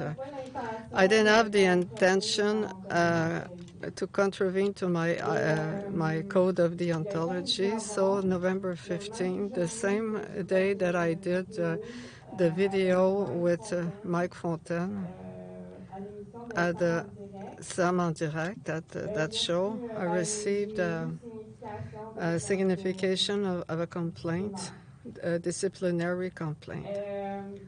And the 18th of November, I had a third inquiry demand for the third video that I did with Mike Fontaine. I had a distraction moment, but the Sam en Direct video, what is it? Me and Marc Fontaine, we presented the auxiliary a nurse in front of his professional order because he criticized the measures of the government, and we thought that Sam en Direct, to talk about that file, to ask that some money be given. And during that show, we said that we want to Pfizer and McKinsey to appeal. And also, we announced that we had the intention, there's vaccinal status, because from what I know now, that there are two camps and there's nothing in between. So I thought that for a question of partiality, it could be asked as a question, and that just before the audience, we had a warning from the syndicate that was checking on us. It was a syndicate against our client that was doing a complaint to our syndicate. Yeah, I'm not sure to follow. There are so many syndicates. So the syndicates of our client for the orders of the nurse of Quebec, and he saw the video and he transmitted to our syndicate of the bar that warned us before the appeal of November 28th. So we were under pressure. And before doing my expose to the appeal court where I had the disciplinary complaint, I also had a warning to be careful to what to say in my expose. It was a pressure. You haven't done nothing, and then you have you are. Everything was verbal. It was not written. One for my expose was verbal, and the other one for the appeal of the auxiliary nurse was written. A verbal warning. Did you ask something written? The equivalent to be written? No, it wasn't denied. Anyway, because I proceeded to the demand the last week, from Tuesday to Friday, the last week, and the syndicate didn't deny. It admitted. So you still have 5 minutes. This to say that the file where we had the intimidation of the auxiliary nurse was in January, but now I had to present myself in front of my professional order this week. I cannot comment right now because I'm in a deliberate, but the members questioned themselves interestingly about what was derogatory in the fact of demanding impartiality that is that's something we can do in a civil Article 23, the Quebec Charter. So they said, where would you trace the line between what we can do as a lawyer in our work and when does it become derogatory? So there were questions, interesting question, and the answer was weak.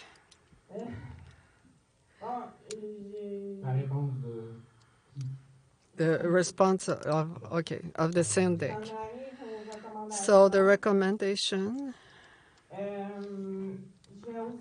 I'm gonna address a taboo that will disturbs a lot, because I noticed that I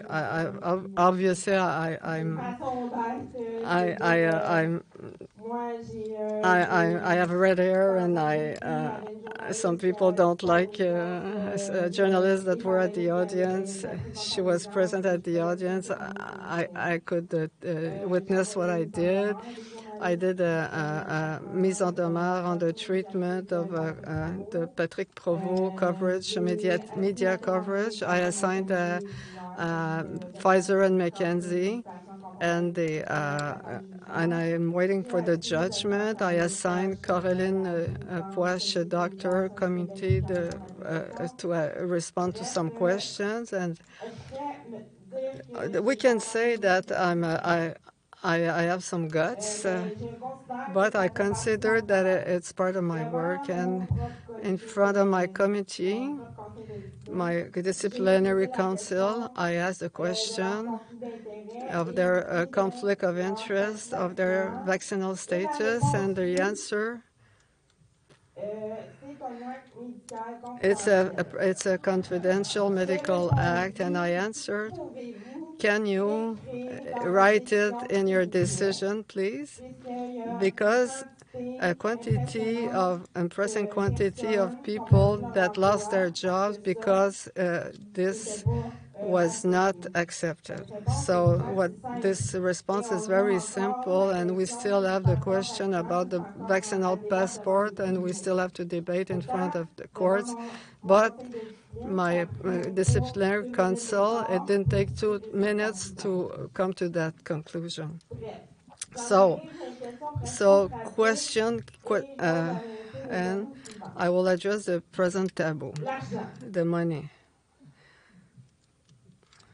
Nobody has the same, the financial, like Pfizer and the government, and I defend people that don't have money. And the financing, all these different recourses is. We had a lot of demands that were rejected after very expensive that were rejected. So we also have some recourse for the tickets. The value in a litige is only $1,500, and we can ask more than the ticket itself. So it's very complex. Because I need to eat, I need to live and pay my rent, and people that lose their job, that don't have money, that lose their money to live, how can we defend themselves? Because we need some money, we need financing, and we need funds. And like, as an example, just to dress a picture of the measures with all the decrets and the decisions, and I could do it, but then I'm a lawyer full-time, 100%.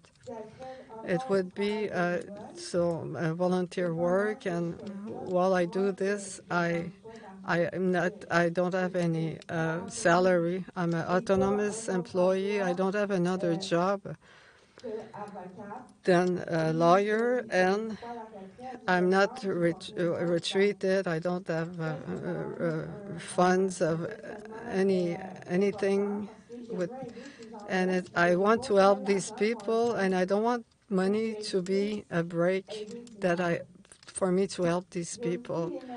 Also, the judicial under human rights general interest for the proche aidant, the proche aidant meaning people that take care of their parents are in difficulty, and there's a real damage and potential death, but the government presume that it's acting in a general interest, but the problem is that it takes so much time in the tribunals to give decision that meanwhile the debate has time to become theoretical, and people are dying, and children are being vaccinated and have side effects. The appeal court said about vaccination on children that it's about public right, but a debate of public right, there is not one is being heard. But the question of injections, I had 10 days to have a process. Like the two are not functioning. The notion of the syndicates, when the syndicate gets along with the employees have no recourse. The charts, the notion of discrimination is limited to what is indicated in the charts. So the vaccinal status is not in the charts, but the identity of genre is. So there's no protection against discrimination that we have lived compared to the vaccinal status, and also to heinous propaganda, which is criminal, but not the vaccinal status.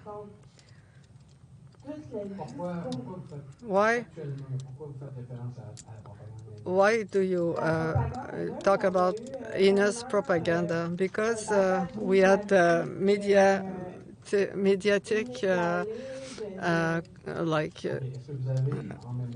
do you remember? Do you have an example of that kind of covidio, selfish, édenté, imbecile? We should starve them. Who said that? The journalists and chroniclers. We can even say that some governments would not be very nice towards non-vaccinated. Now, philosophical question and fundamental first. The fright. I'm a lawyer that decided to be in front line. It caused me difficulties from my professional order, and many people will not do that. The fright is a very big subject, because when we want a world that is different, we must question ourselves about that, on the judgment between one another, because there is we are in the same team, but some are very beating us in the same team. So this is not easy, and that's what kills the judgment. They're only ideas, and it's not reality. It's only projection of the person's thoughts that she she thinks about another person, so it must change. So we must remove all the change will come from each one of us. We must accept ourselves, and then we accept that the others live the way they are and be the way they are. Why it's so important? The question of so we attacked our right to breathe. To breathe. Breathe is living. Breathing is living. We attacked our right. How was it by the mask? We couldn't decide for our own body with the vaccine. We couldn't decide on our own body. It was either integrity, physical, or your job. We are beating against the subsistence. Yes. We are fighting for our humanity, for life. And what is the sense of this world that has no more boundaries? And we need to decide solidarity and loyal towards us and accept that people are as they are and they have the right to be without because we are solidary to this right of being. Do you have questions, commissaries?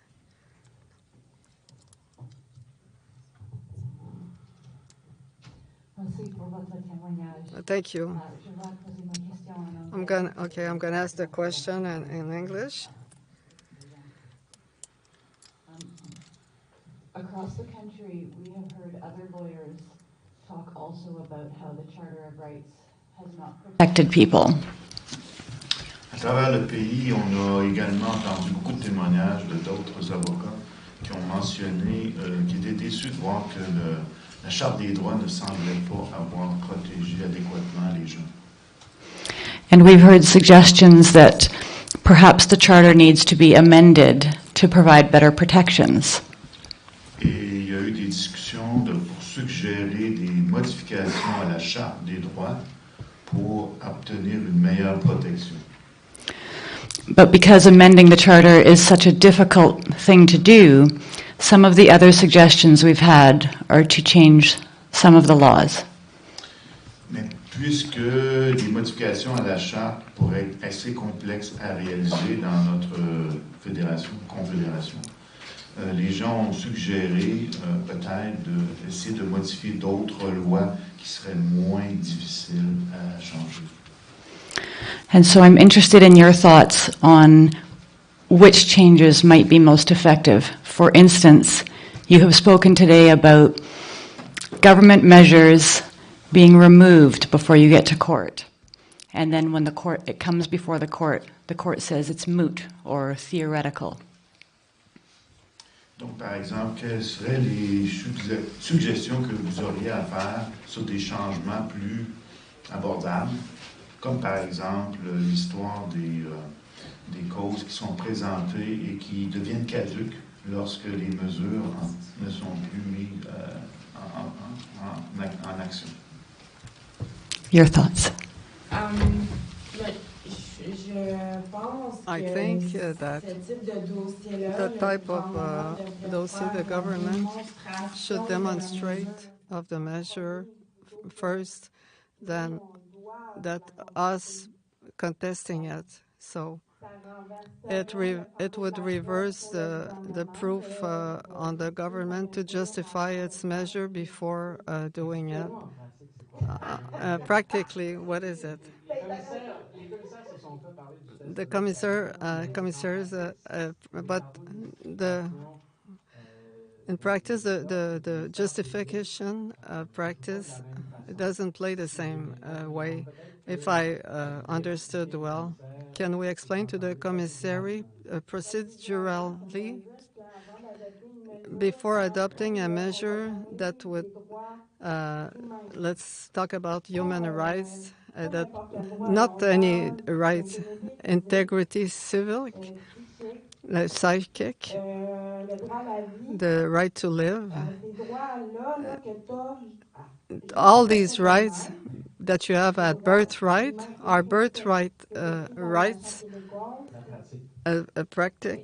practical, and to go against these laws, the government should justify that the measure that it will put in place is justified in a free society, and it meets the criteria of proportionality, reasonability before imposing the measure, and then it wouldn't go in front of the tribunals. Merci. Courts.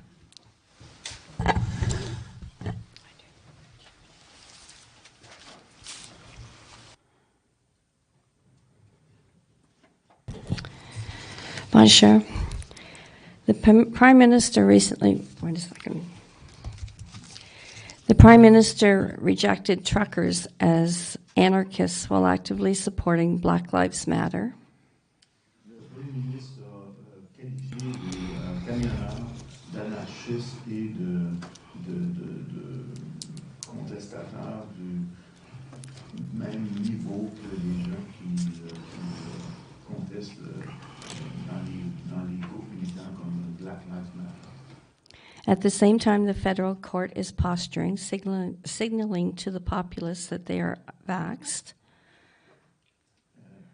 Au même moment, at the same time, the federal court is posturing, signaling to the populace that they are vaxxed. Et au même moment, le gouvernement fait du signalement qu'il y a des gens qui étant reconnus comme vax or vax, yes. The censorship bill, C-11, was signed into law by the Governor General in record time. La loi C-11 est entrée en vigueur en un temps record et a été approuvée très rapidement par le gouverneur. The lesser magistrates have climbed on board, deferring their decision-making power to public health. Les autorités judiciaires ont rapidement délégué leur exercice judiciaire aux autorités sanitaires du gouvernement. We've heard testimony that our institutions are weaponizing the law to suit their own ideological agendas. On a entendu à travers le Canada des témoignages qui mentionnaient que les institutions ont instrumentalisé les lois pour leur permettre de mettre en application leur idéologie. Particularly when they consider their own institutional view as the only acceptable view. Particulièrement lorsque ces institutions considéraient que leur vision, leur idéologie était la seule vision et idéologie acceptable. And that the dissenting views of the citizenry are not acceptable. Et que toute autre vision du monde, toute autre idéologie des citoyens était perçue comme inacceptable. So given where we are and your own experiences as a lawyer, are we already living in a police state, and what constructive recourse do hardworking Canadians who love this country need to do to restore their God-given inherent rights and freedoms, and as you suggest, their birthright?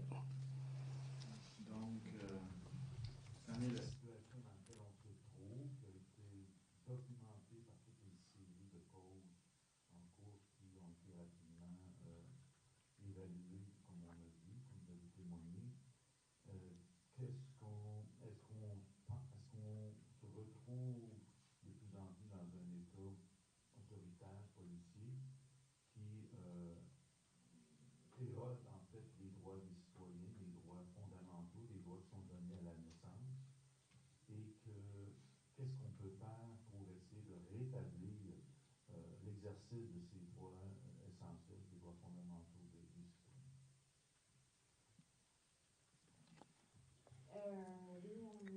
Yes, I think that we're in a totalitarian government right now, and we have the 3 last years demonstrated that the tribunals were not powerful to stop the rights, fundamental right of the population by delays or strategy en vertu public safety law, and they would change the measures before the audit, the audience.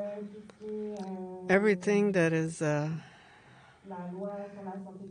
law on public health and measures they cannot go on.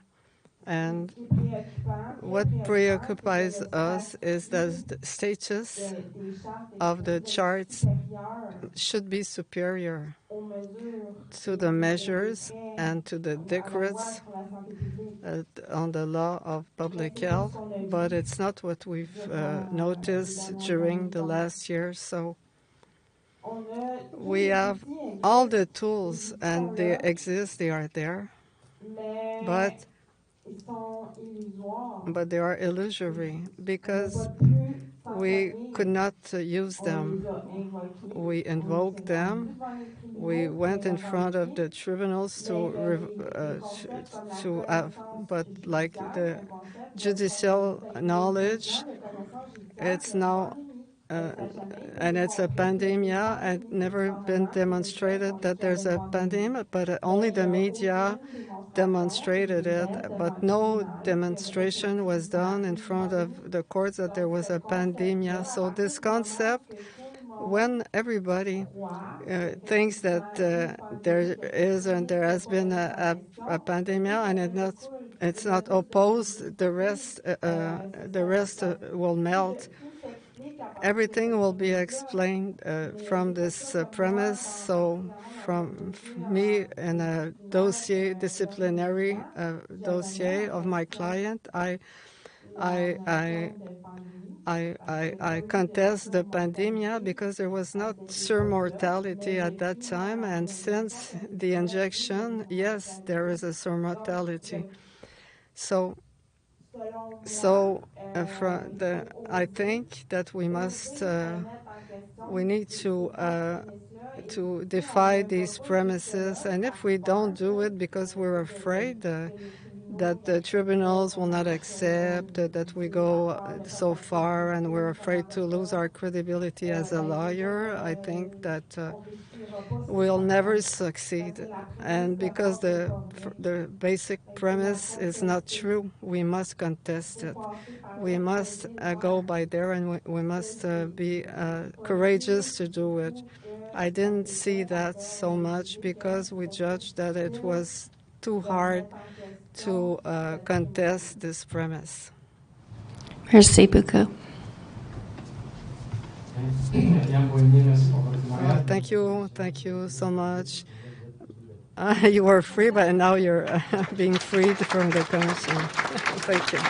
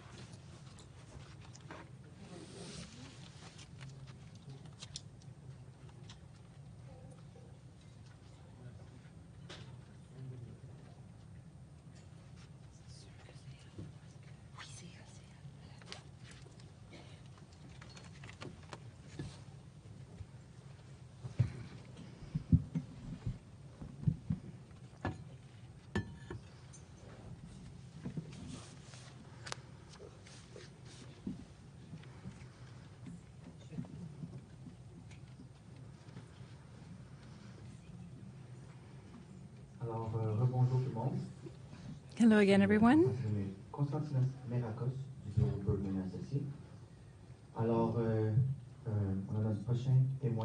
Our next witness. Le prochain témoin, ça va être relatif au sujet des médias sociaux. Has to do with social media. A lot of opinions, differences regarding COVID measures between government and citizens. It has been done in the street through demonstration, but mostly through the internet and media, social media. Through Zoom, we have here Héloïse Bois. Yes, she can hear us.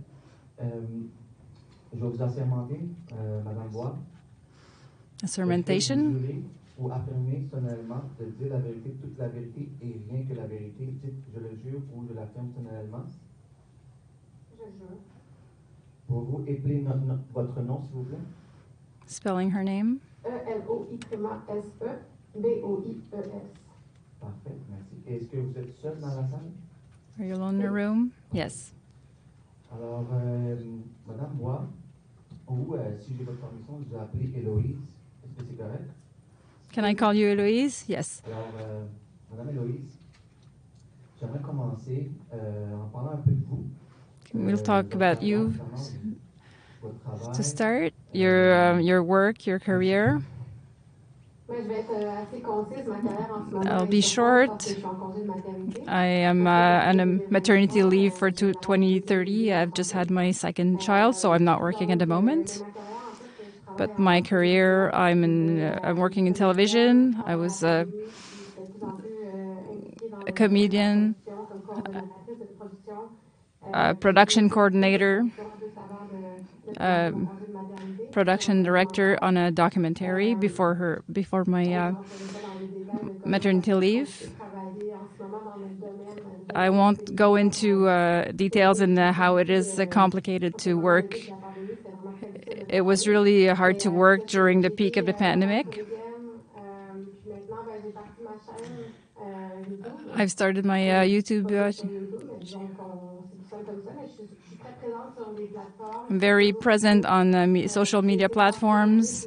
Tried some more professional journalism.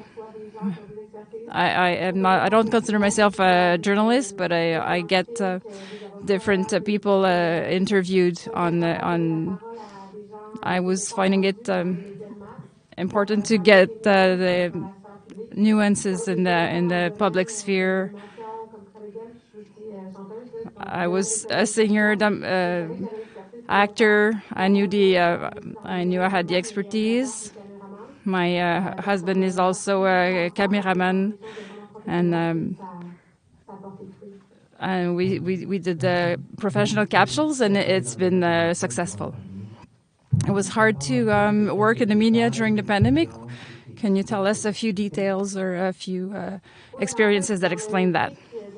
During the peak of the measures, the Union des Artistes was asking for three doses for the injections, where everywhere else it was 2 doses. But to work in front of the camera, it was 3 doses, and even for kids that were working on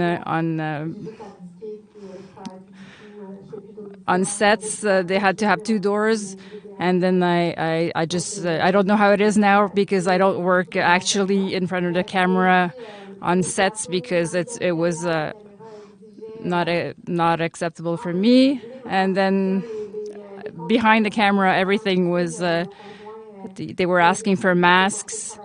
My spouse kept on working. Actors that had to be close for less than 2 months. Somebody was on the set to time the time that they were together. If it was more than 15 minutes during a day, they had to report it on the next day. We were really into a crazy rules in the infinite, and it was not to prevent the virus propagation. It was completely anxious creating. I had my first daughter in 2020 at the beginning of the pandemic. My priorities were my family, so I just stopped being on sets and I did online content at home to give information. You've talked about measures, and rules. Were there exemptions or religious or medical exemptions that were offered in your field? Not that I know of. I've contacted many people from the inside, and they have told that they were opposed to the mandates. They have told me in private, but not in public, that one actress had an exemption to be able to come back in the country for the second dose because she had a really heavy side effects after her first dose. She was about the only one. A lot of people were trying to have exemptions, but it was not possible to get it.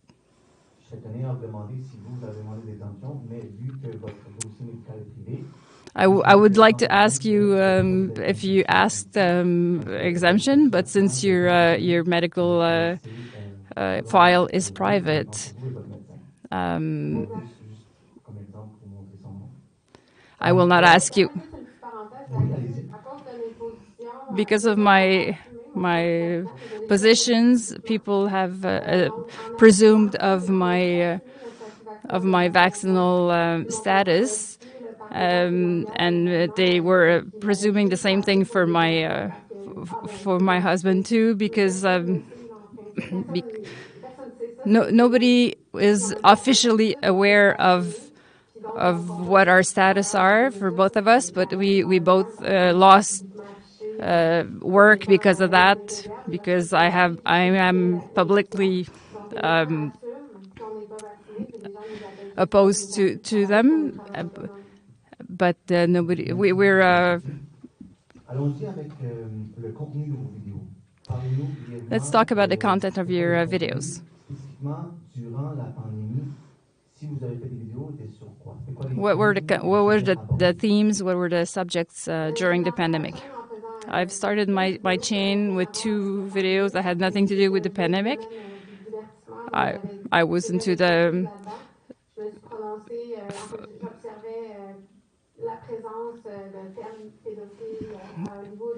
I was looking into pedophile themes, into Hollywood, hypersexualization of children, and then I did the second one on disinformation in the media. It had a bit more to do with the pandemic. I was explaining propaganda techniques.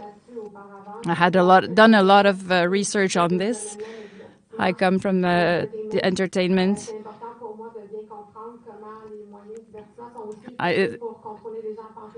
It's important for me to understand how entertainment is used to orient people in their thinking. I did some videos on the censorship because I realized people around me, they were not conscious of how censorship was really all over the place and how dissident discourse were shut down.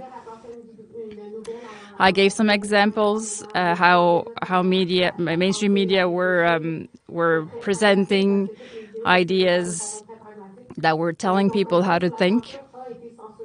So my video on censorship was censored by YouTube, and then I had a few more videos that were erased completely from YouTube, including one about an interview with Louis Fouché lately.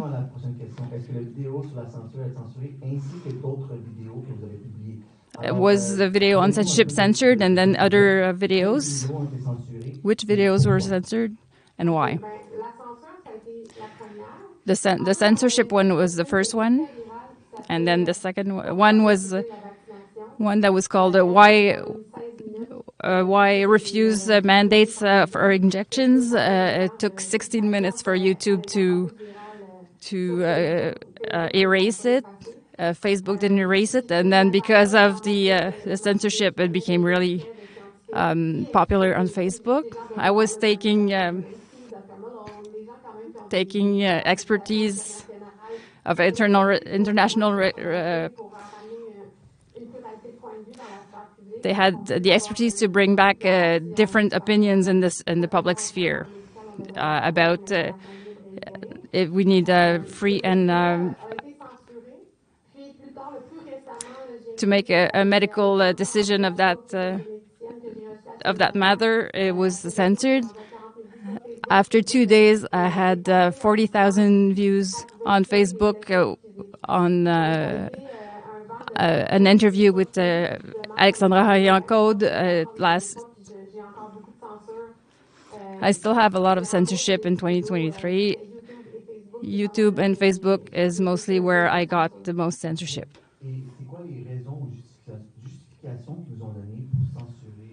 Which justification did they give you? What was YouTube and Facebook's justification for censorship? The excuse that they give. It's most likely algorithms that pull out. I don't really think humans are actually looking at videos and treating them. So it goes against the community standards. If you ask for a recourse on this decision, I had a comment that was suppressed on a group where I was saying thank you very much about that. It was just a thank you note, and it was judged as unacceptable. So algorithms are a bit mixed up, probably. But if we go in appeal, then we don't get any answers about that.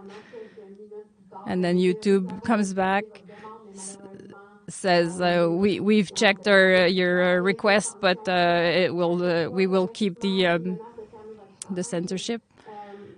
After 3.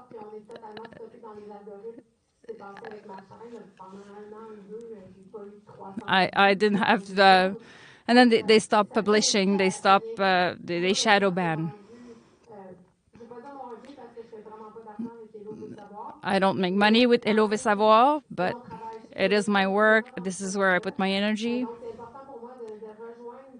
So it's important for me to have many people, many viewers. When the censorship comes in, it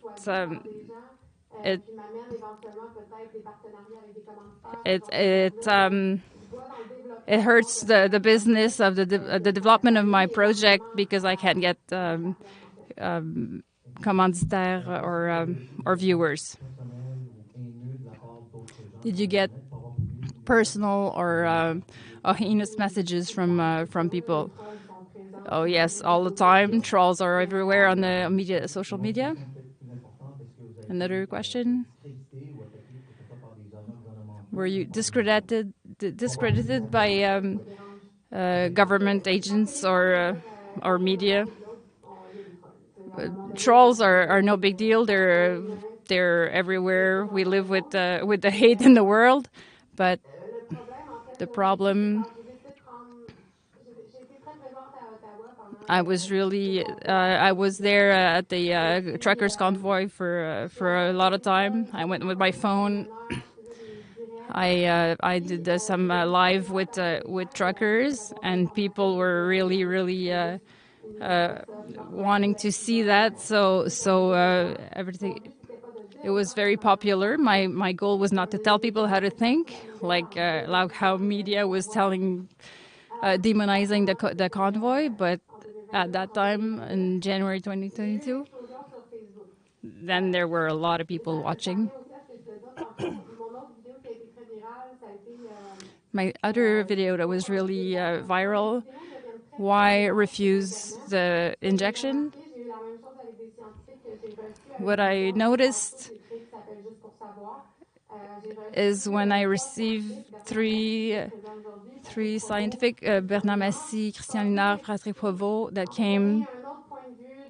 came to give nuances and other opinions. We had about 500,000 views. And then Radio-Canada media started attacking me.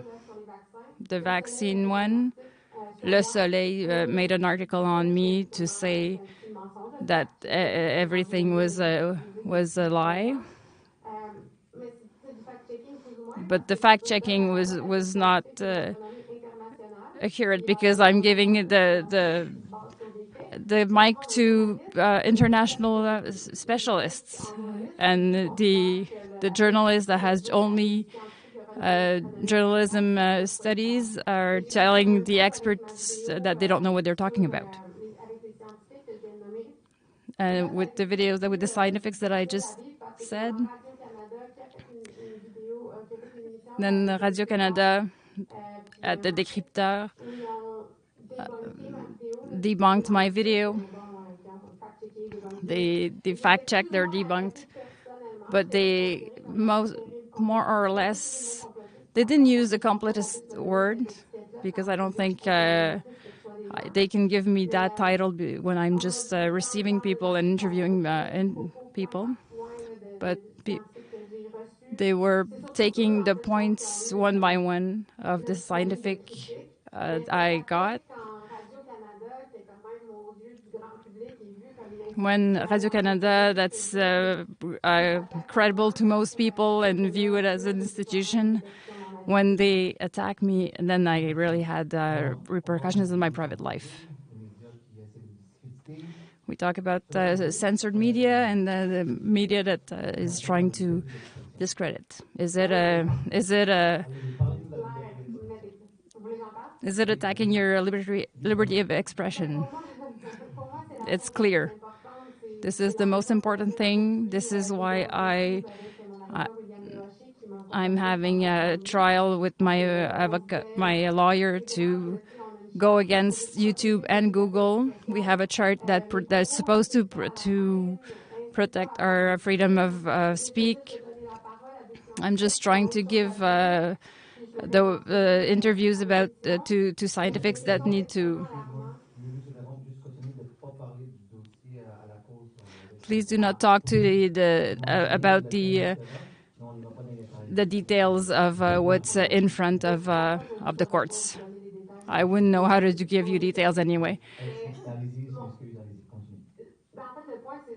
The point is, we're a lot of people that our fundamental rights have been trampled upon during the pandemic. We were.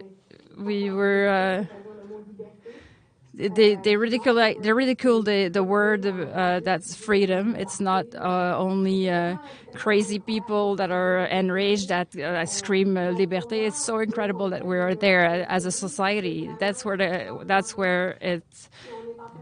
We're creating a word for our children. When we put children into this world, we're questioning ourselves. What are we leaving behind?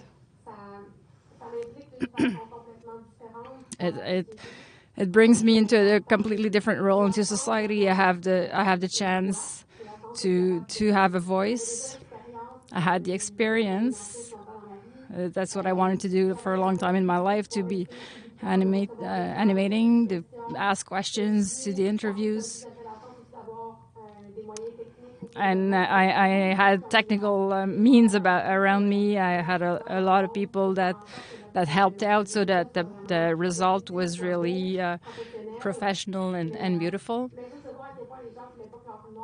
But just to see that some people didn't want their names to be associated with my projects, it shows a fear of expressing ourselves publicly. The auto-censorship, the fear of losing friends, of losing jobs, of being judged. There's a social climate that's completely. I never thought I'd live that in my life, and I will keep fighting as peacefully as possible. But for me, it's extremely grave what we're living through as a society. On a more personal note, you can answer or not.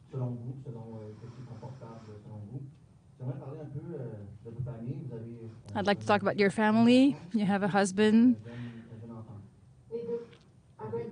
A boy and a girl. Congratulations, thank you. I'd like to talk about your quality of life of your family. Did you feel ostracized? Did you feel rejected? Any financial impacts? What did you and your family go through during that difficult period? Well, yeah, like everybody else, I'm here to talk about it. So many people told me what they were living through. We were a lot of people. It was violent to live through that. If I take one article from Patrick Lagacé, who called us édentés, to make it completely that we were bad associations, that we were less schooled. If we were opposed to vaccinations, other labels, misogyn, and it was the repeating a discourse of a hate discourse towards people that were giving other opinions than the mainstream. A lot of friends stopped talking to us. Some friends of my husband were worried about his mental health because he was under the influence of a complotist, which were like friends from forever, from childhood, that we thought we knew well. And where I personally... The Radio-Canada in February 2022, right after that, I had videos in Ottawa that were up to 300,000, 400,000, and then the scientific videos too. Then my daycare called. My daycare called at my husband's to tell them that we didn't have any more place for our children. I asked why, and she said she didn't like why I talked to her. It seemed a little strange. We will never know for real why we lost our daycare place at the.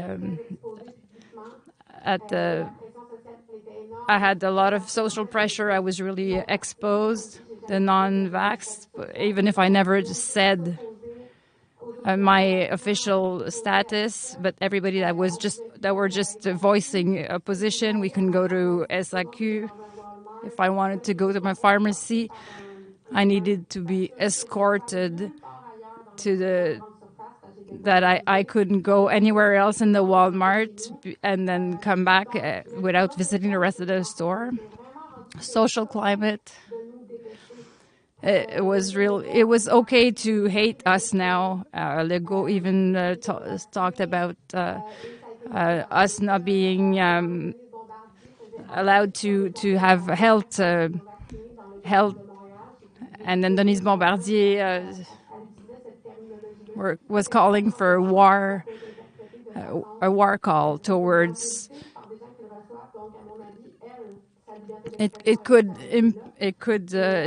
Her liberties should have stopped there because it was calling for a war. The day that we lost our daycare, my husband stopped taking some contracts. My chain was going really well, so everything was happening at the same time. My husband stayed at home with our child, so I could work. But still, I think we lost our daycare space because I was hanging out in Ottawa, and that the Décrypteur had made a show on me.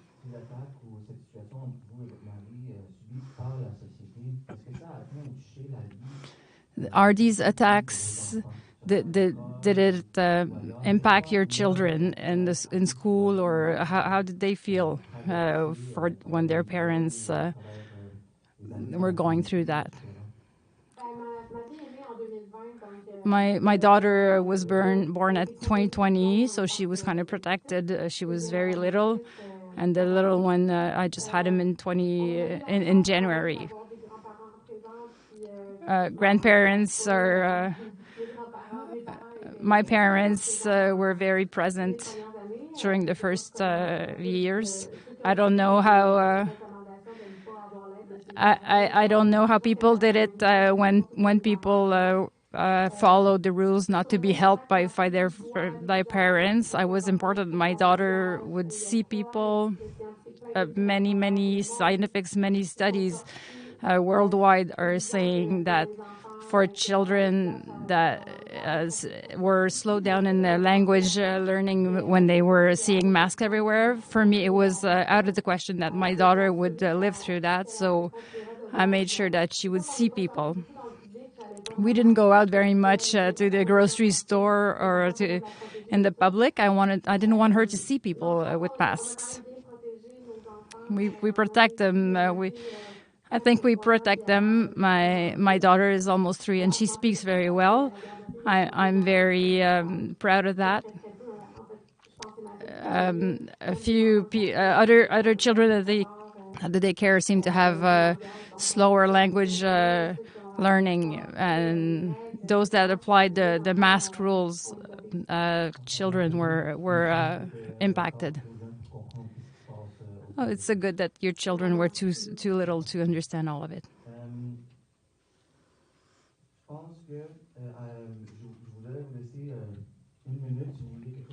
If you want 1 minute to add something. I think we said most of what I had to say.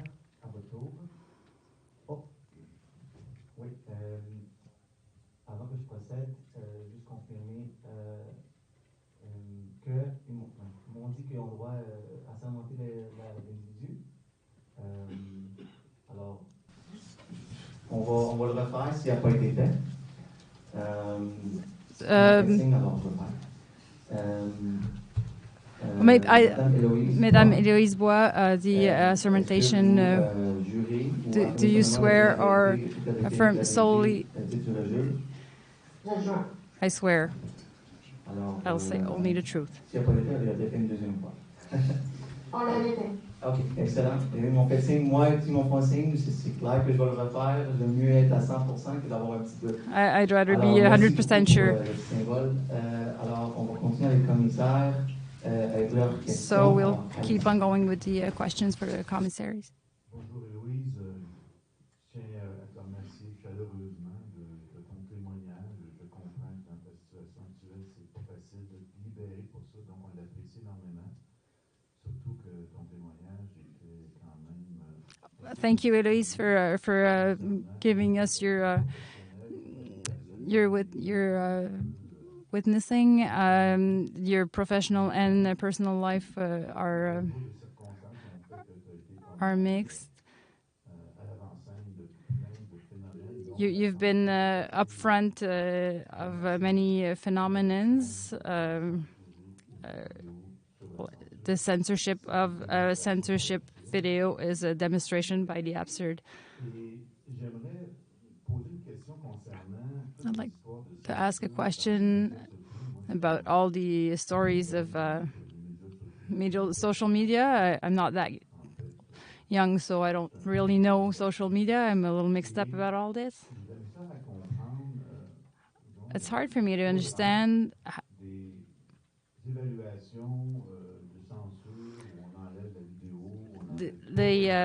they evaluate the videos, and they put it, they cancel it, and then they put it back on. What's the process? How does it work for them to decide if it works or not? I find it anarchist.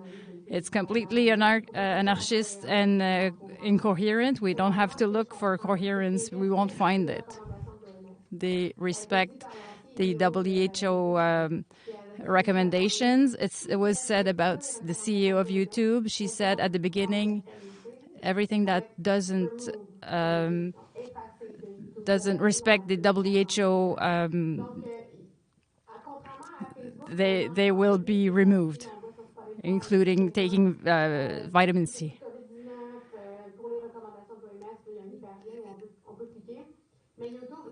YouTube, it was aggressive as an approach. But what I lived through this week, my video was also with Alexandra Ariane-Code was completely cancelled.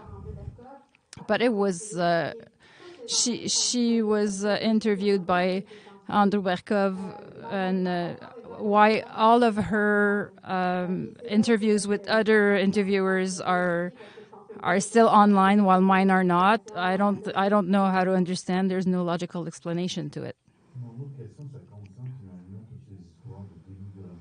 My other question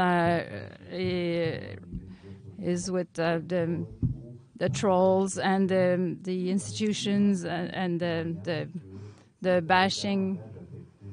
You told us that it was hard to be pointed out as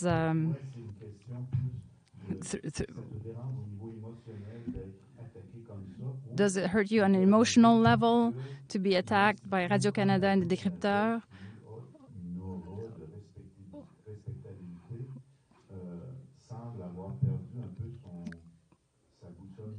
Radio-Canada seems to have lost its moral compass. I don't think it affected me on the emotional level. I was expecting it. It was 19th of February. It was the last day in Ottawa. The trucks were leaving, and I woke up in the morning, and people were telling me that they had an article on me. I knew it was coming towards me. I had to be completely decriminalized, that nobody would take me seriously. I knew it was coming. It's more to see that institution that we actually pay for with our taxes, that didn't represent us, that didn't give us a plurality of opinions. Still today, Facebook censored me, but everything that goes against vaccination, no matter if it's a really strong argument, factual, if it brings you to double think vaccination, it's considered a disinformation, and it's just not supposed to be put into the mainstream. It's like in a conflict we're listening to only one person. It makes no sense. Our parents have taught us to listen to both opinions before taking position. How come we only are allowed to hear how the vaccine is completely extraordinary, but not how it affected the menstrual cycle? Just like in my case, I wanted to have a second child. Radio-Canada, just like every other journalist that are in the mainstream media, they let us down. They just wanted to keep their jobs.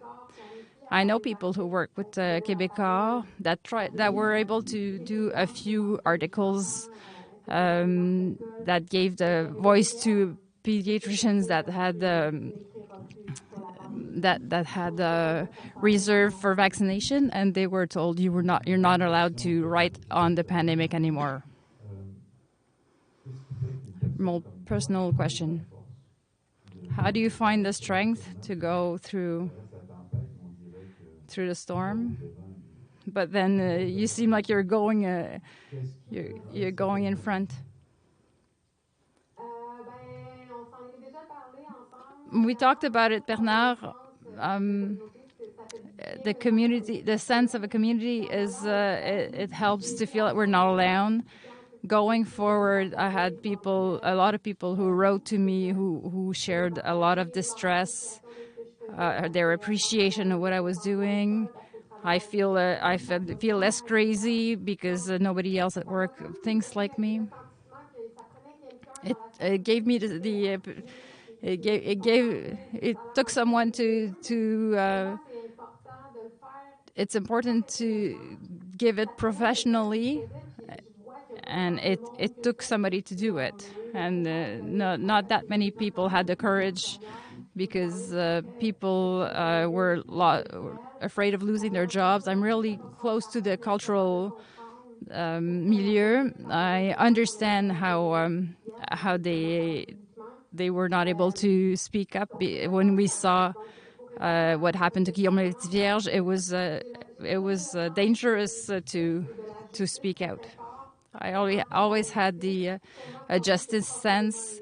What we're living through is completely unjust. I couldn't just not do anything. I have the tools to do something in the battles, so I chose to go up front. I like what I do. I like the interviews. It's super. It's intellectually. People like what I do. I met Oliver Stone in California. People appreciate that. I look for.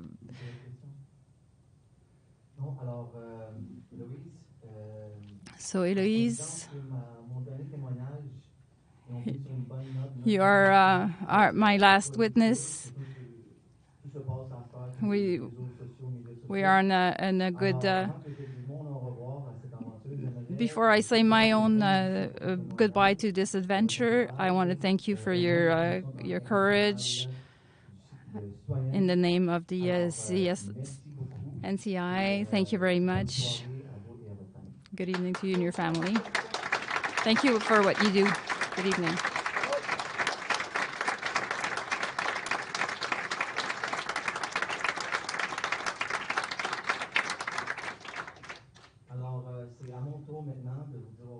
It's my turn now to say goodbye.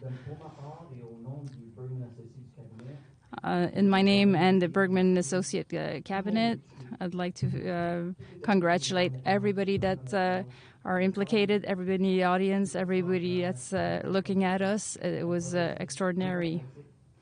It was a democratic process.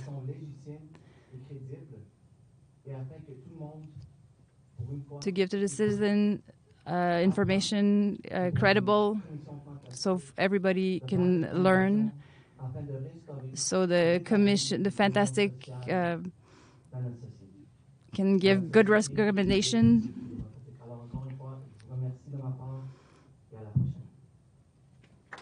Thank you, and see you again.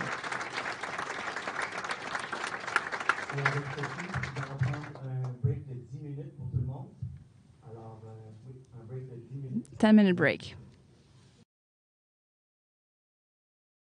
I would like to call our next witness,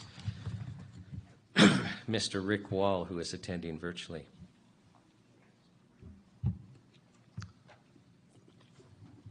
And Rick, can you hear me? Yes, sir. Okay, so first of all, I'll ask if you can state your full name for the record, spelling your first and last name. Yes, sir. My full name is Diedrich Wall, D-I-E-D-R-I-C-H. Last name is W-A-L-L. Most people call me Rick, but that is my full name. And we'll call you Rick because that's what you're comfortable with. And I'll ask you if you promise to tell the truth, the whole truth, and nothing but the truth, so help you God. I do. Now, Rick, you're almost being provocative today because you have a Canadian flag behind you.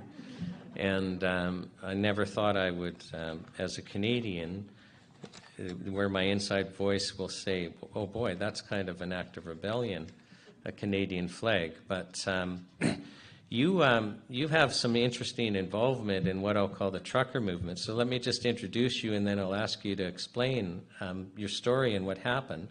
But my understanding is that you are the owner of a trucking company in southern Manitoba, and basically your company does a lot of cross-border shipping since 2009, but you've been running the company for 11 years now. Correct.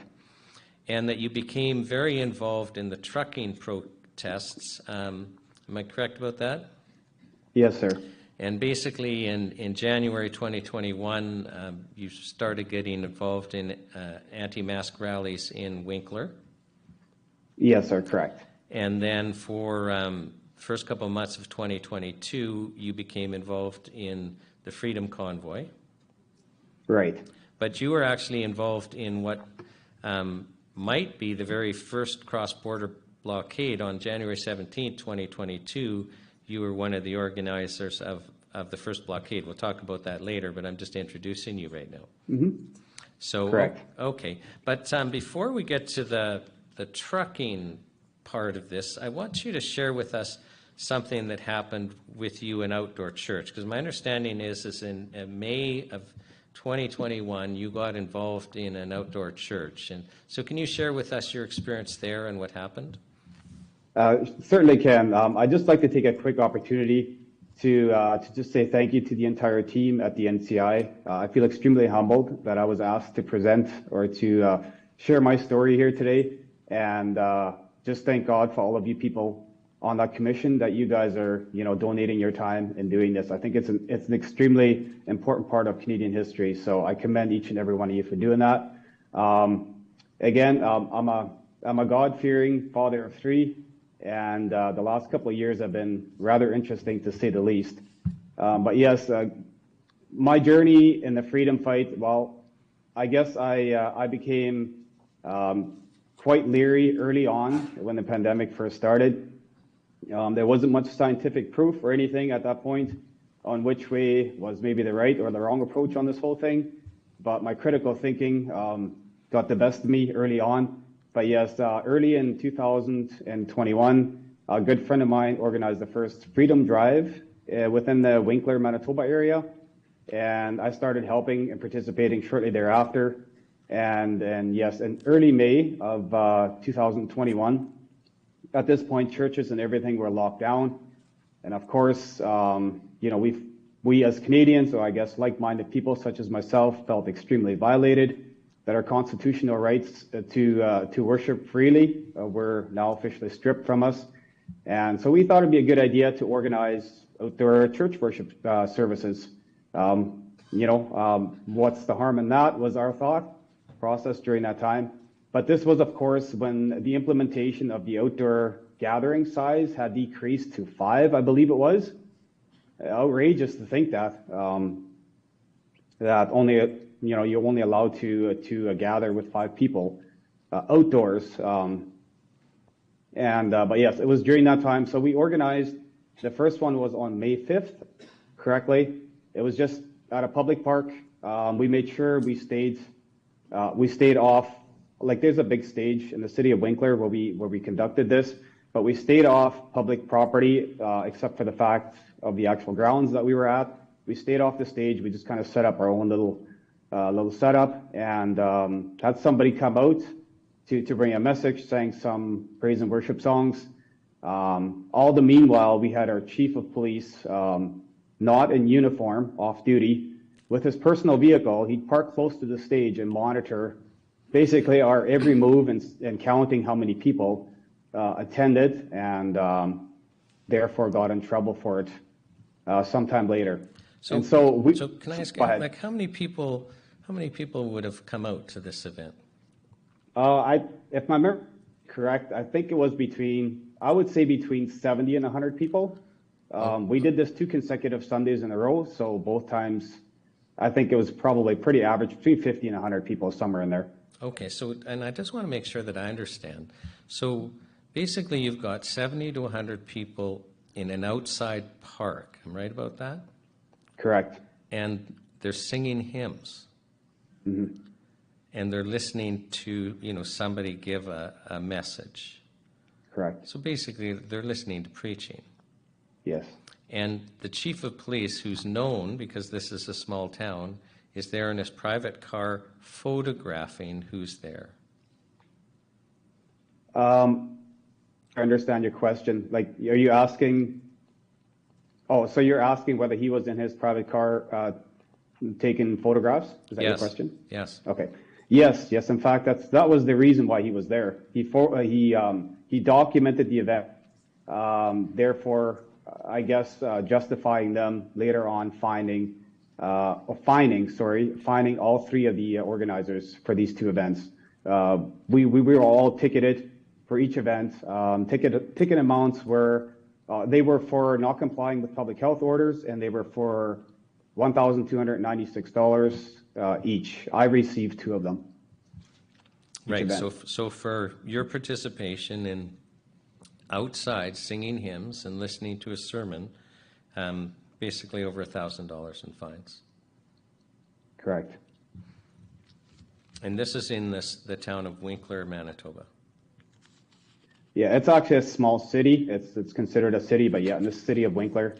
Yeah, it was very saddening to witness this time, and especially when it came to church-related things. I mean, you think, we live in a country where we should have the right to worship, and it was, yeah, hardly put it into meaning what those times are like. And again, when you guys play these clips in between of our public health officers and premier, announcing these measures, it's sure those raw feelings come back, and yeah, it's still hard to believe that we went through that time. So can I ask you how it affected both you and your family and not to be able to attend church? Because my understanding is because of the fines, you guys only did the outdoor church twice. Correct. Yeah, they made it pretty clear that, anytime going forward, we were going to organize anything like this, that, more tickets could be issued. So, and again, memory doesn't serve me well enough to know exactly if that was one of the only reasons why we stopped. Because at this point, I myself was in the same shoes as Patrick that just testified. You get to a point where you see how unlawful, within the sense of law, all of this was at this point. And where do you just finally, draw that line and say, it doesn't really matter how many fines I'm going to get. I'm going to do what I'm convicted to do, what I feel God's leading me to do, and what I know is true to do. So, I mean, again, I don't recall exactly what the reasons were why we quit doing the outdoor worship services, but at this point, we continued on and had consistent outdoor rallies in the city of Winkler, kind of like they did in the city of Winnipeg as well. And that was ongoing. And again, even at those rallies, we had consistent police presence, again, documenting and so forth. And but as far as for tickets goes, those are the only two tickets that I received throughout the entire duration of the last couple of years. I know that we've been asking witnesses, what could have been done differently, and it seems to me clear that for protesting, the freedom protesters just had to get the Black Lives Matter people there, and they would have been okay. But we live and learn. Now, you got involved in what I'll call the Emerson, Manitoba, the first protest on January 17th, 2022. Can you tell us about how that came about and what that looked like? Yes, certainly. Sean, you're breaking up a bit there, so I hope. And you were too, okay? But you're better now. Are we okay on your end? Wait for there we go. Okay, you're just breaking up there a bit. But yes, so basically, yeah, I run a trucking company, cross-border trucking company. So for our company, it's extremely important that we can cross the border. That is and me and my wife talked about it many times and prayed about the whole situation. If the time would come, I'm sorry, I seem to be breaking up here. We can hear you fine, so please continue. Great. Okay, awesome. So we basically said when the time would come for the truckers to take a stand, we were not going to take a back seat. And again, there was talk about the mandates, about the vaccine mandates being imposed on the truck driver, which again, we have to remember, the truck drivers were the heroes throughout the entire duration from when COVID started up to this point. Willing to go where nobody else was going to go. And so they basically went from hero to zero pretty quickly. And now when they had basically imposed the mandates, I think on all industries at this point, it was time drivers as well, for those that had chosen, for whatever reason, some very obvious reasons at this point, to not get the vaccination. And again, like I said, we told ourselves that if that point came, we were going to take a stand and when it was announced that on January 15th, 21, the Canadian start to implement drivers needing to be vaccinated or have a negative PCR test upon arrival, or otherwise would need to quarantine for 14 days and also could likely be ticketed as well. So that said, within literally a couple of days and a bunch of help from a whole lot of people, we call it a slow roll protest at the Emerson, that's the Manitoba-US border on Highway 75, just south of Winnipeg. And that was on January 17th. We arrived there at 3:45 a.m., if I remember correctly, or maybe it was 4:45. It was very strategically planned. We know how busy that port is when it comes to truck traffic, and Monday mornings are always the busiest. So we did that very strategically, and of course, our plan was to basically abide by all traffic laws. We had no intentions of blocking the road. We just basically wanted to slow traffic down and come up with our flags and signs and show our dislike with the decision the government had made for truckers at this point. And so that's what we did. We basically showed up there and we started just, when I say slow roll, for those of you that don't know what that is, it's just literally going basically as slow as a big rig is going to go. Low gear, idle, you're going, you're walking faster than. So that's what we did there on January 17th. So basically you backed up the traffic probably for miles.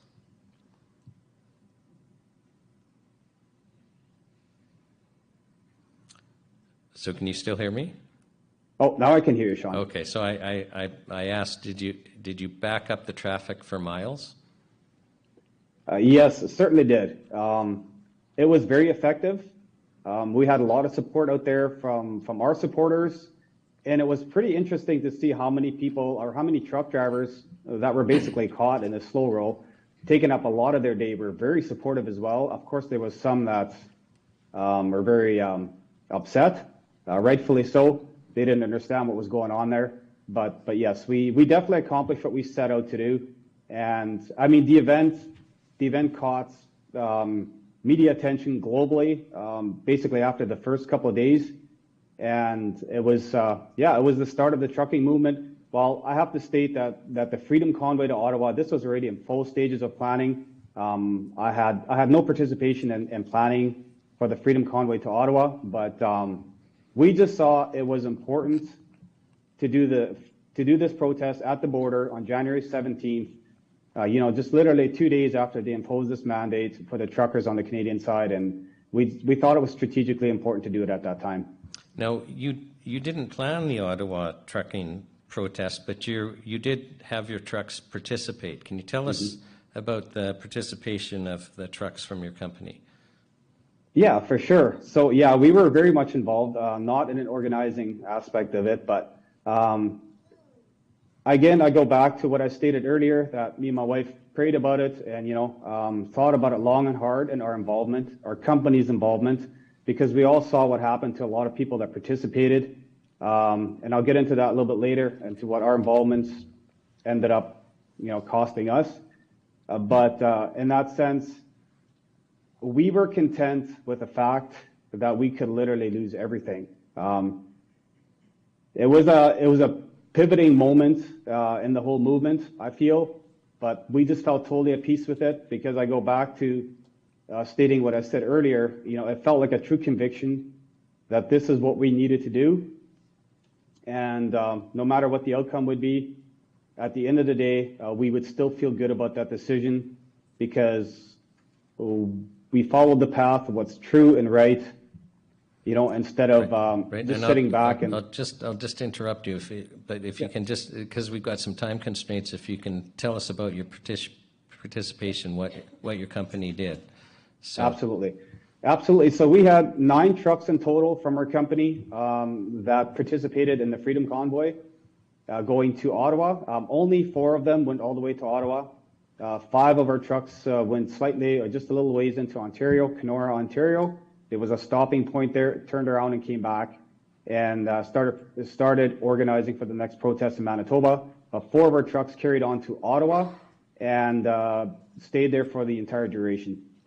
And then my understanding is one of your trucks in Ottawa got towed at the end when the government marched in.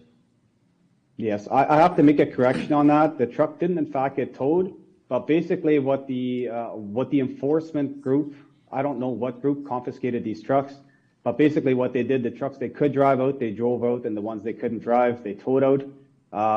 Our driver's truck, they were able to get into it. Our driver still to this day doesn't know how they started it because he had both sets of keys with him and he was not present when his truck was taken. So yeah, one of those, I must also state that it was an owner-operator truck. The driver owned his own truck, but leased onto our company, and yes, it got confiscated and was impounded. And there was a $1,300 fine, I think. Correct, yeah. That wasn't the exact amount, but yeah, within the realms of $1,300.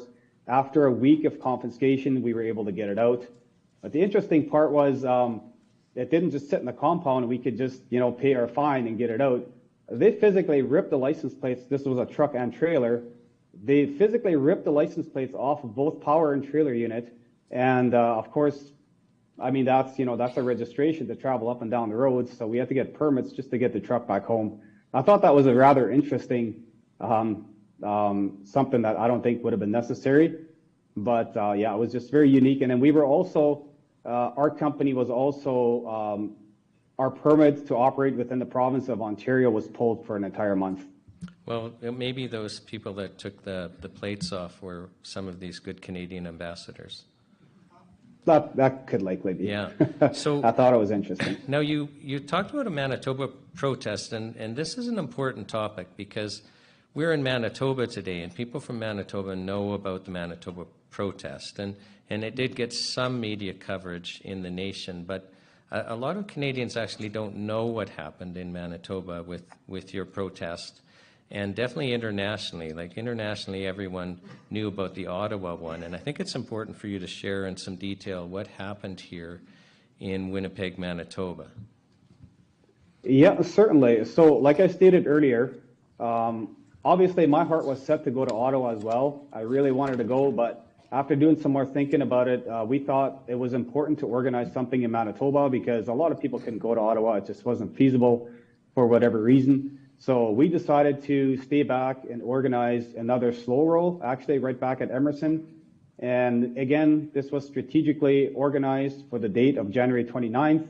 This was when the Ottawa convoy was to be expected to arrive in Ottawa.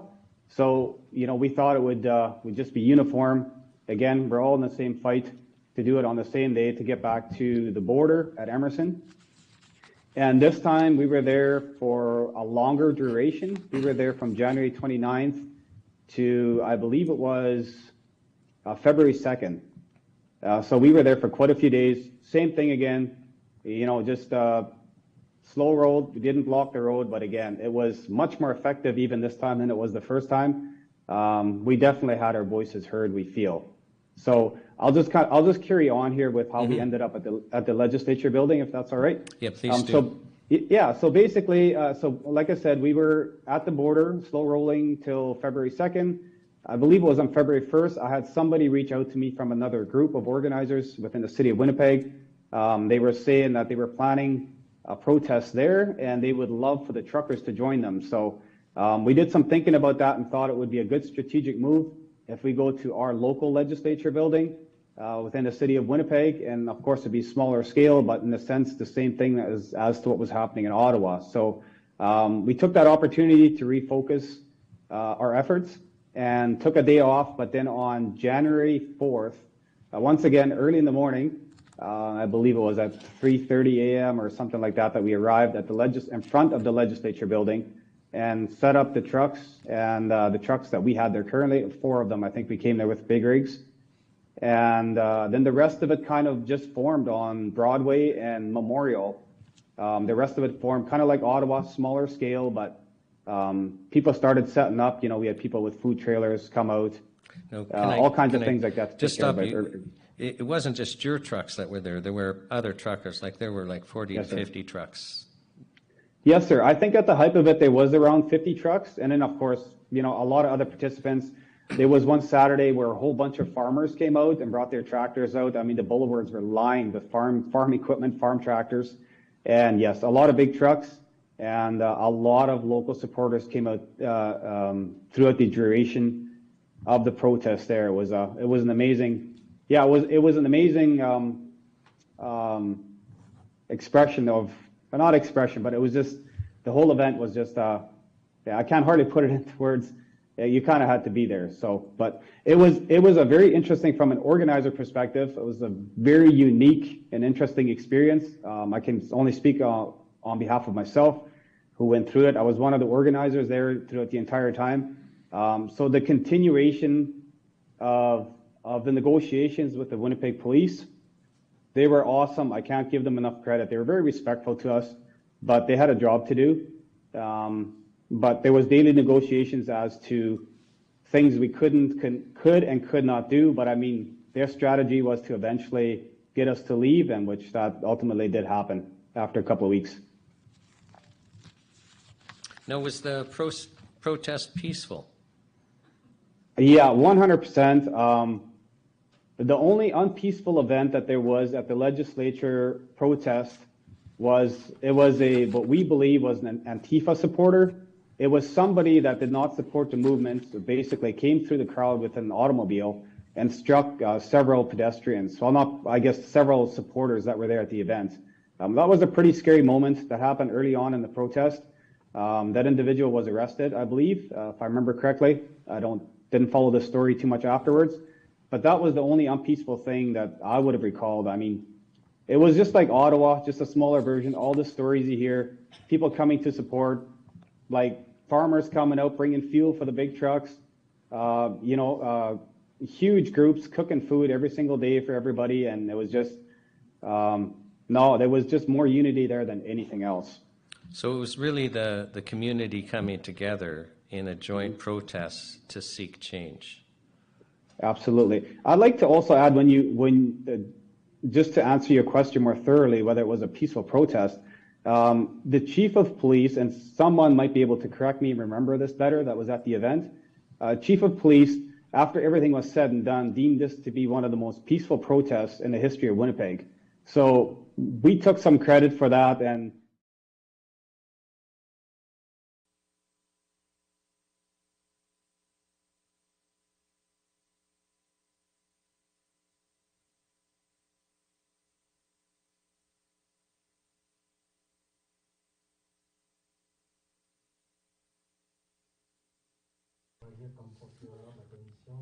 I'm the lawyer in this interrogation.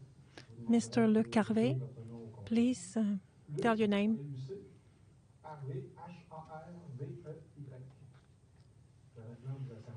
I will ask to give oath and say the truth. As always, yes. Mr. Harvey, you are here to tell us about your experience and your research about legal proceedings that have started in Quebec Court in regards with protection of the youth law. One of the parts in this, and ask you to go to appeal, and because you're a researcher and you're a researcher, and then you can help them to bring new proof for this case. Exactly. You are here to explain what happened in this and what you found. Simply, I will start when you go in front of a judge and you have to have the proof. Part of the proof depends on the reports and paper from experts. And what the difficulty is, my friend had 10 days to find proof and experts. And he had found Dr. René Lavigueur that was ready to work with him. But 2 days later, this doctor said couldn't talk to him, and not even by mail. And that friend found that she had nobody to help her as an expert. And now that's where I came in. Yes, I investigate, but also was in politics. And I work also in an organization in the world based in Europe and East Europe. So I worked in East Europe, in the Middle East, in Africa for about 6 years. I know people around the world, very interesting and important. So I found, in the first case, Mr. Stéphane Pelech at the University of BC, and he was ready to come as witness, expert witness. And the second one was Mr. Eric Payne. Please slow down.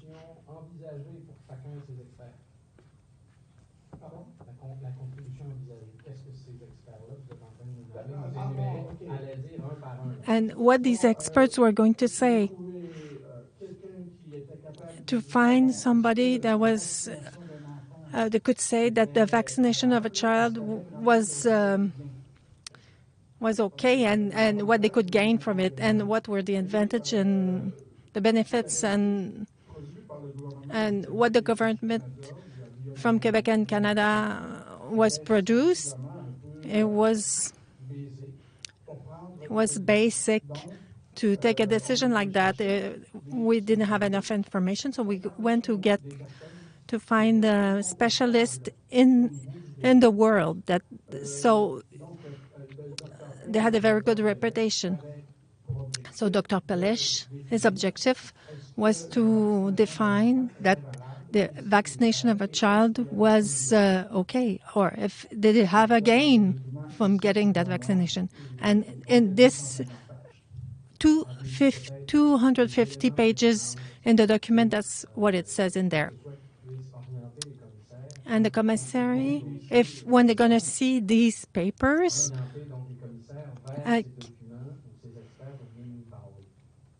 how you can help them when they read these papers?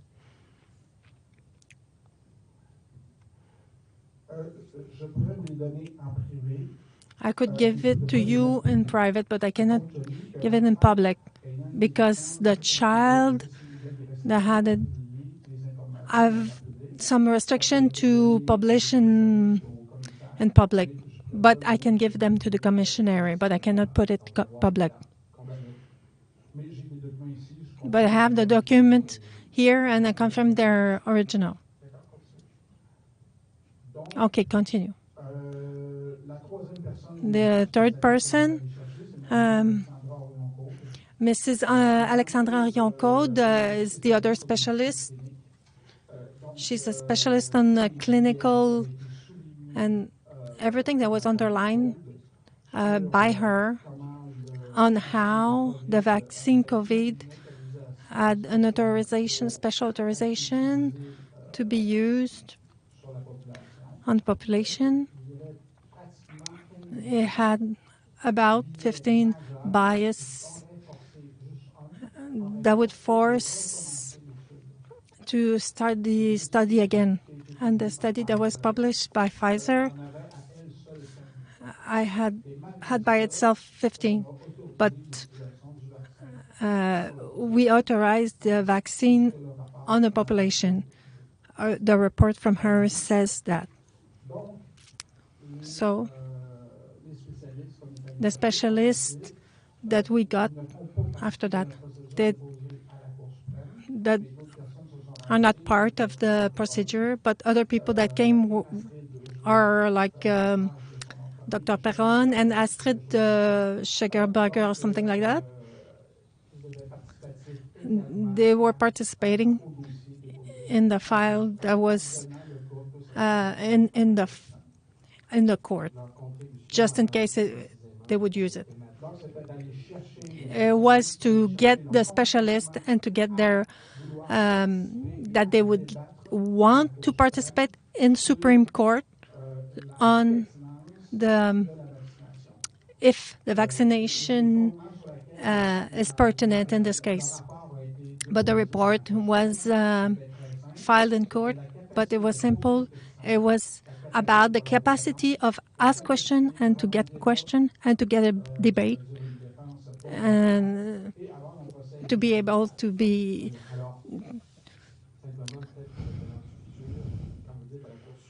when you say to the court would have had an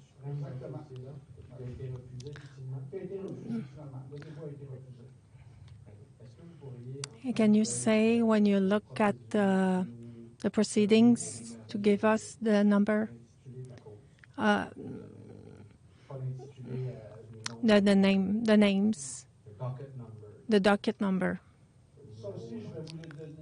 This I will give you at the end, but I will give it public because I want to protect the identity of the child and the father. But I can give it no problem in private.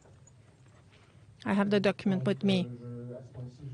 At this point, I will ask the commissary if they have questions. I have the copy with me. I can give it to you. From far, I guess that this is the decision. It was refused. Yes, it was refused. Decline. Do you have any questions? Hello. Can you tell me about this case? You did some steps before to go to the Court of Appeal. Now you're stuck because you cannot debate your case in Supreme Court. I don't know how it works. Is it the end or can you appeal again? We arrive at the end with one question that we sent to. That was simple. Do you still have the intention? Because in all the proceedings, when you filed the documents of all of this, the CIUS answered with the document of 2 pages. The 2 arguments was the child was vaccinated once. This vaccine was it was theoretical because he had the vaccine already once. There was outrage because he got vaccinated during the court proceedings. When you say that, outrage au tribunal, there was a demand of to declare there was an outrage. When we went to appeal, it's an anecdote, it's a story. They didn't expect that we had specialists, experts. They didn't think we would have them. And then we arrived with that 3, can you give us 1 week to look at it and then come back? Okay, yeah, we were happy about that, no problem. 2 days later, our lawyers said to us, finally, they had vaccinated the child. That was the first vaccine. That was during the proceedings. After that, at this point, you had told them at the opposite part and at the court that you wanted to ask to show a new proof that we were arrived. When we bring new proof, you have to ask permission because usually in appeal there's no proof. We use the proof from the first case, so now we were asking to bring new proof, and you had said that to them with the experts, and then ask for 7 days to analyze what we have. And then we said yes, no problem, no stress. And 2 days later, the lawyers from the Saint Jeunesse informed our lawyer that finally the child had been vaccinated. This happened during the process. After that, there was a few debate, and then we decided to go to Supreme Court and to file the file again. This is the complete file that was filed with the question that I told, to have debate and the right to ask questions and have answers, and that's that. My question is, can you still go to court, or is it the end? The question that we ask after that, because they answered, they say that since he had the vaccination once, it was theoretical. So what we did, we sent at the CIUS, do you still have the intention to vaccinate the child? So they're stuck. Whether they answer no, we don't want to vaccinate them, we win. We win, but it's a strange win, but we still win. And there's no debate. And if they answer yes, so we could go to Supreme Court, then we could go back because we could say that they lied. We find ourselves in a situation of catch-22, that if they answer yes or no, it's about the same thing for us, but up to now, you don't have any answers. I don't think that we're going to have any answers. I understand that what you revealed to us today, what you can say, it was authorized by the... I don't understand what you say about the file. Yeah, the part that you helped. They told you that you could tell us? Yes, of course. Okay. There's no problem. Yeah, we work together. The boy is not my child, but emotionally, it's very special. I always want to say his name, but I cannot. It's not easy. But I have 7 children. Personally, I have 7 children, so I'm very open to children. I know the energy. I know emotive. I know how it is to have a father in this, and to put pressure on the father. The father cannot see his child. We're going to come back so you can tell us about that. Okay. Well, I had something in mind, but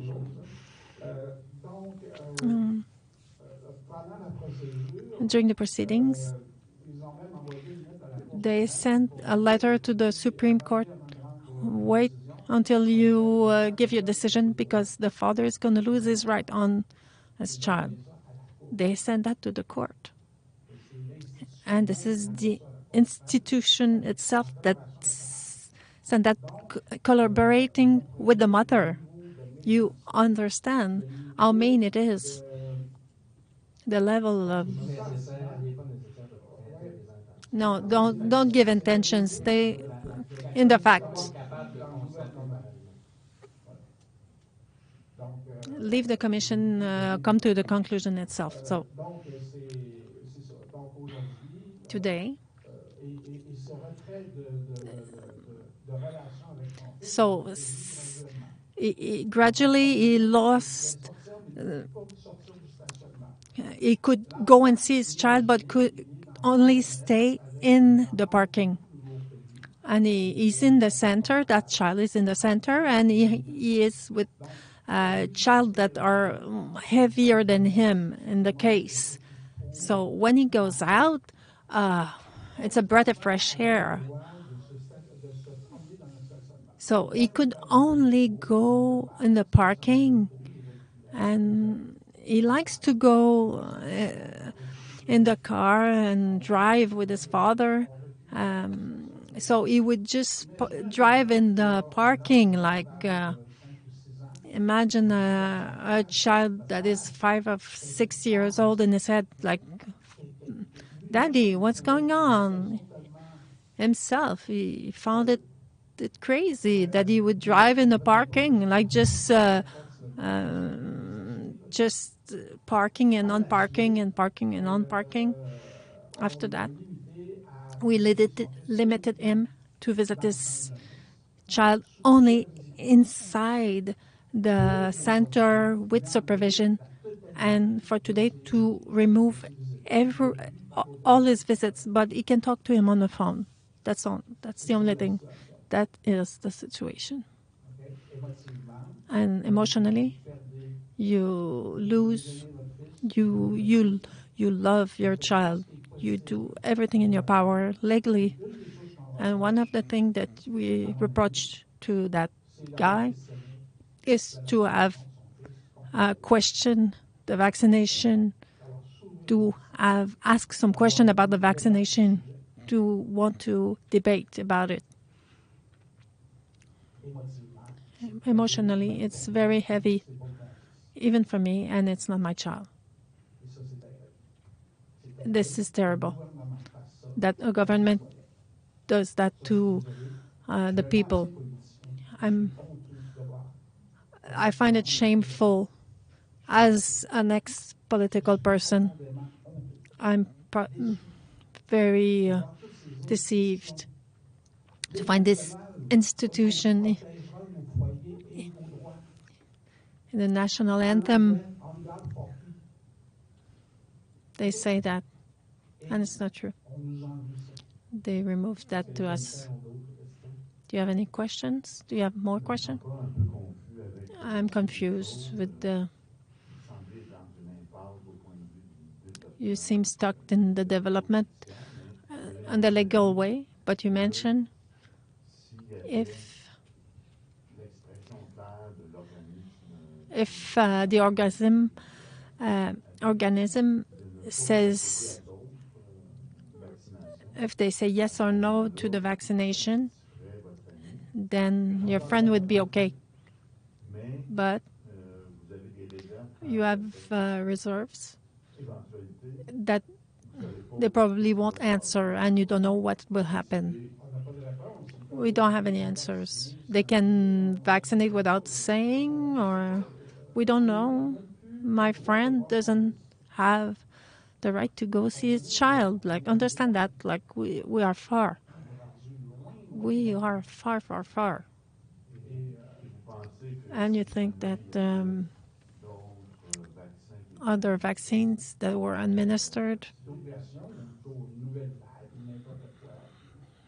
all kinds of vaccine, new version, the argument that the court uses, saying that it's hysterical.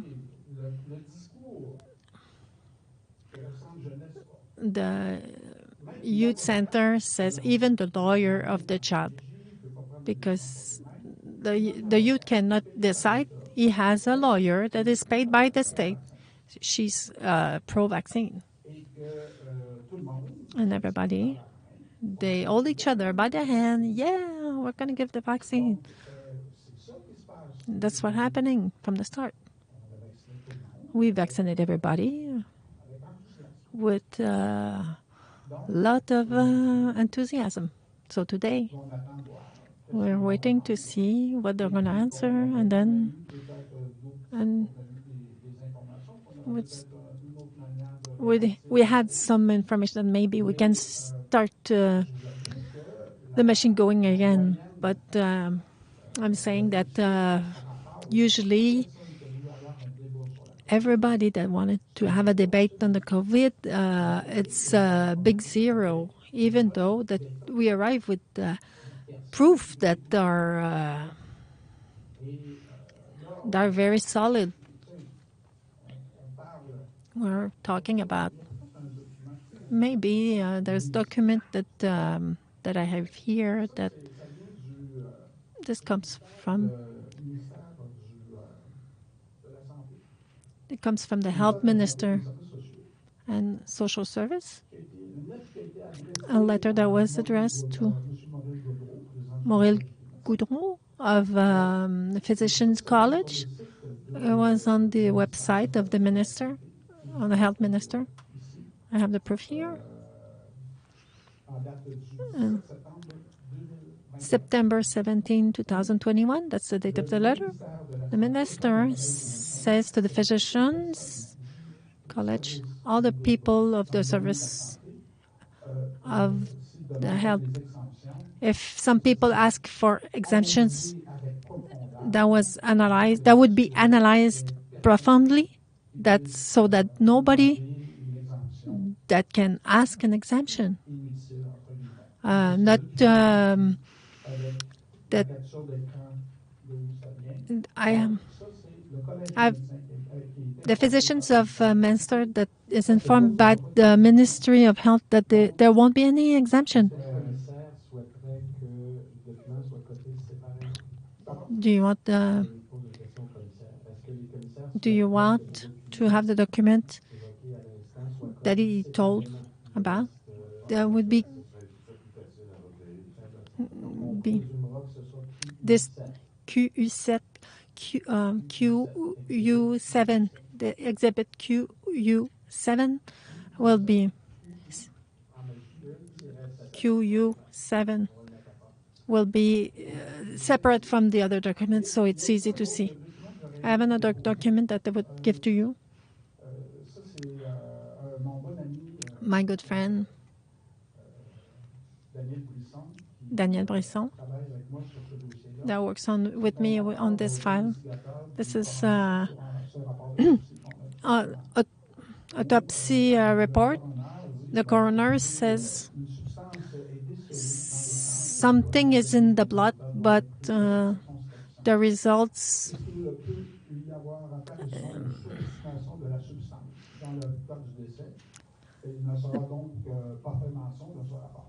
this report won't be mentioned. They found something in the blood. We don't know what. We don't know if this is what killed him, but we won't talk about him. But about Mr. Pierre Paquet that died. The famille Paquet asked us, this family asked us, in the memory of their brother and father and their husband, to file this paper so that can help at the commission or at anybody. This is substance in the blood. We don't know if that's why he died, but we cannot talk about it. So we can know many things. For example, that flower. This one, QU8, it will have this number. Okay, it's done. For your research, you found some information about somebody from the WHO? Okay, can you see it on the screen? Yes, I can see it. This is Madame Renée Maria Tremblay.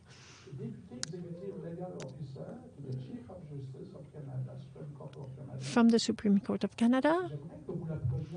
You can take notes so that you can see all the good things that are written about her and how she can influence the court. She's arrogant. So people that are arrogant, they gave them the permission to stay on the facts don't, yeah. What is the link between the institution? Mrs. Tremblay, she is somebody from the WHO. They're really happy to have her with her. You can read it, but Mrs. Tremblay, she is on top of the iceberg of what the WHO, the place they have in our institution. They didn't succeed. Does the Commission want to quote this document separately? Yes. QU9. Okay, we're going to print it for you. Okay.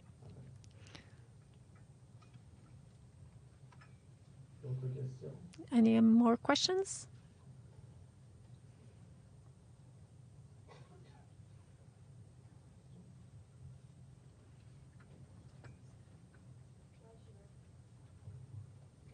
Bonjour. I'm not sure I have a question. I just have an observation, but maybe I can turn it into a question. When we think of the Supreme Court, we think of people with dissenting voices or various voices or diverse perspectives. Kind of like if you put 7 people in a room and you have a bowl of jelly beans as to which color they're going to go take. And some people might take 2 and some people might take different colors. And I'm sitting here wondering about family law that's been an increasingly large industry for a long time over the years. I can go back in decades to just kind of see where family law has gone to. But how does anybody get a fair and objective judicial decision if everybody is taking the same color of jelly bean? Or they're coming from the very same one mind perspective that we've already seen across the world. I just wonder, how do you, even if you get into the Supreme Court, how does somebody getting to that point, going through all the levels of law, finally get a decision that is fair and objective? Maybe that's my question.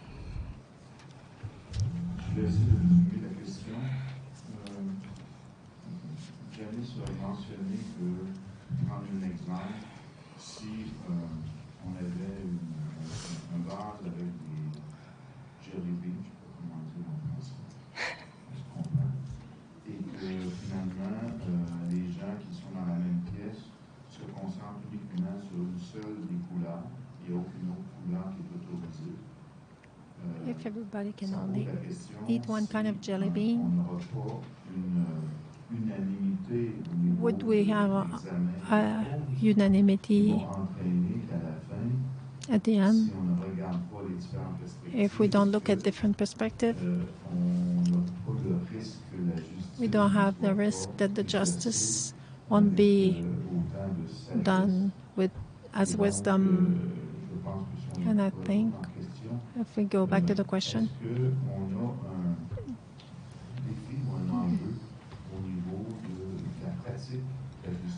how we can practice justice when we start from the bottom to the top, to the Court of Appeal, if we get the same approach with the same color, if we don't, can find other versions. If I understand the question,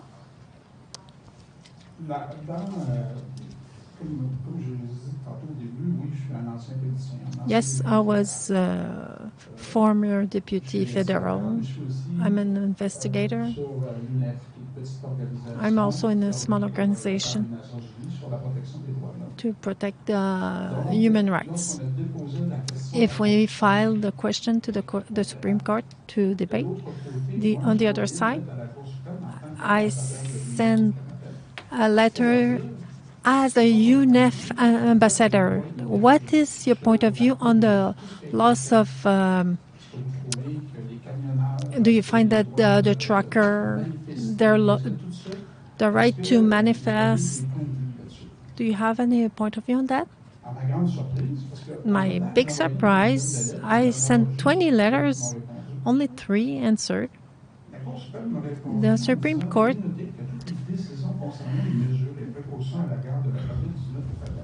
all the decisions that were taken by the federal and provincial government. Court of Appeal, all martial law. To this day, they haven't made any decision on COVID and the vaccines. So it means they didn't have questions, so they didn't have answers. So I have the proof that I have the question, and here they say, oh, we didn't have any questions, but I have the proof that I sent question. So I can make it separate if you want.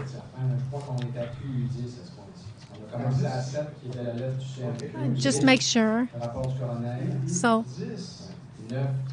okay, we're going to call it number QU10. This answer to myself that was sent to me, Luc Hervé, with my personal address. What's the date? July 20, 2022.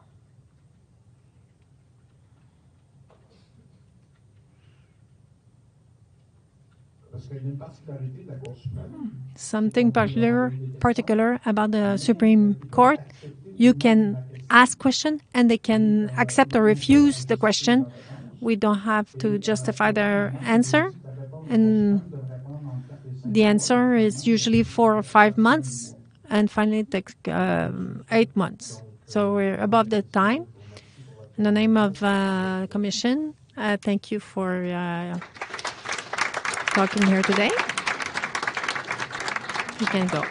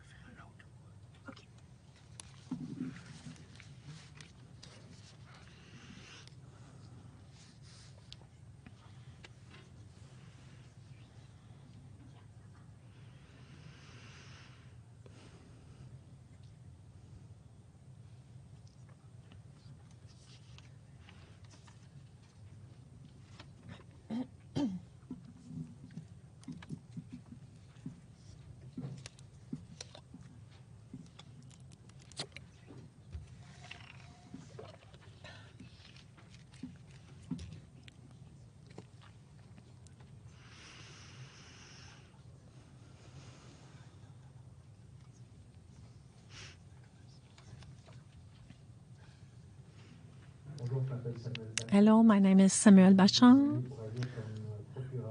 I'm going to be the lawyer for this question. Mr. Marc-André Brackett, please spell your name completely.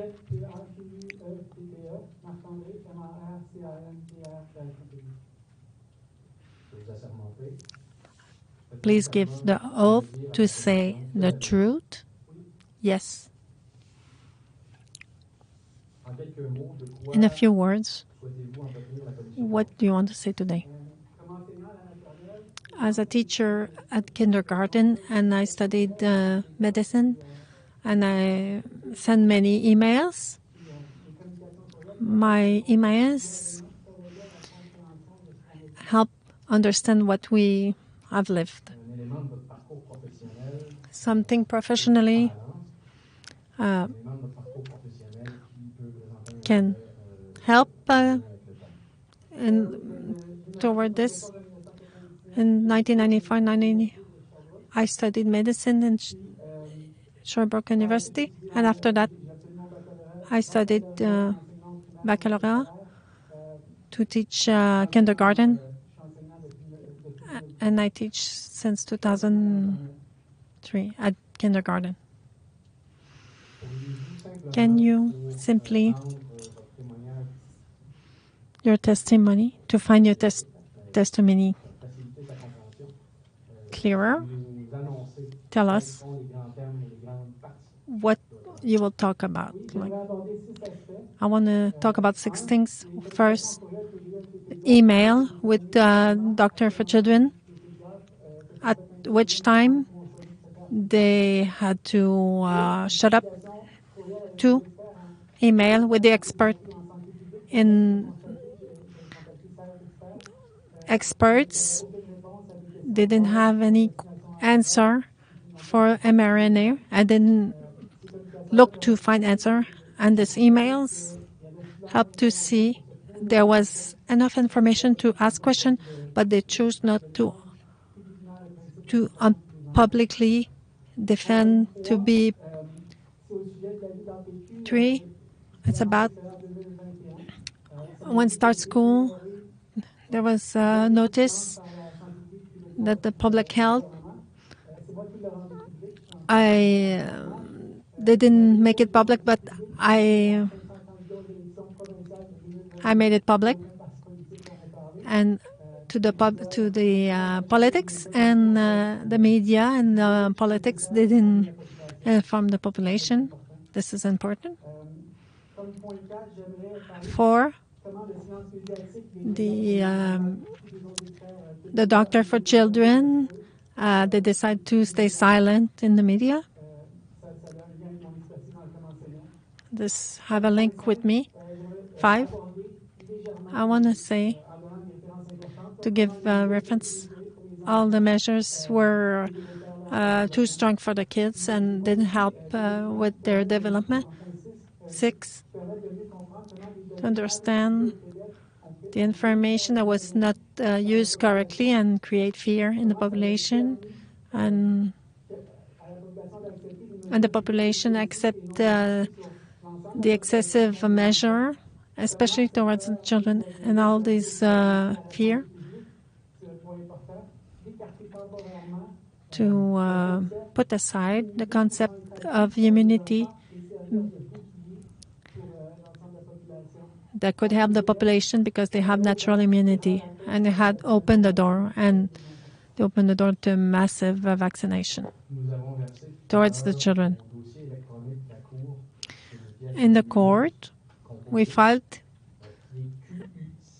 QU6 that was filed at the court. So,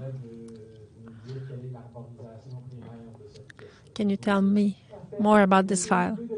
2 documents, 3 files. The first document of the explanation of how the file works. File A is my testimony. It's divides even more. Each aspect is independent. All the references are there. File B, all the documents. You're going to see that I made a lot of steps. Everything I did, and the reference. File C, all makes email exchange that I had with the doctors from Health Canada and Doctors for Children. Document 2 is my authorization to share these documents.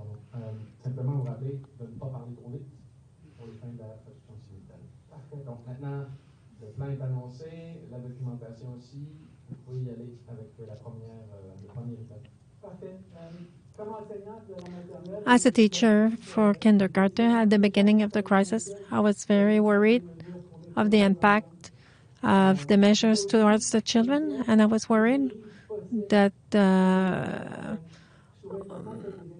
I would think that what's important that people will speak publicly, and that's what I did. I published an article in the media, in the Devoir and the Tribune, and on CBC. I made an interview.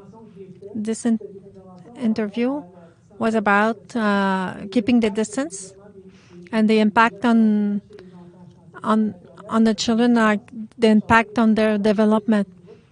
And I work toward the cohesion of the group.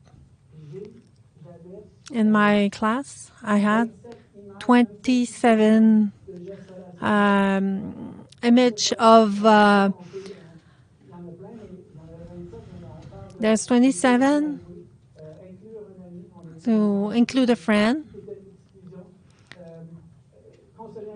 Oh, when somebody cries, how you can help him, or can say congrats, help that friend. That's gesture. The 27 gestures. After the first lockdown, and when on the 27 gestures, there was now 21 that you couldn't do. 21 on 27. That was what made it start for me.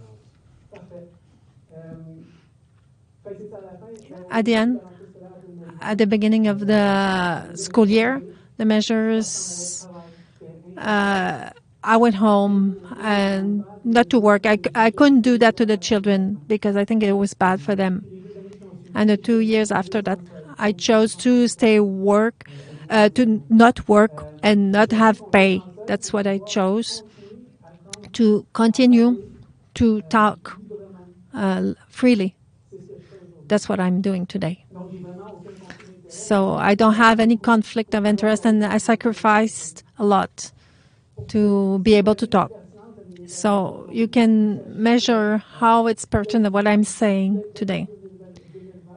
Since 2020, I was taking contact with all the doctors for children and scientific and people that were talking publicly, and then I could find the numbers and to ask questions about the Health Canada and the government and the measures and the consequences on the children.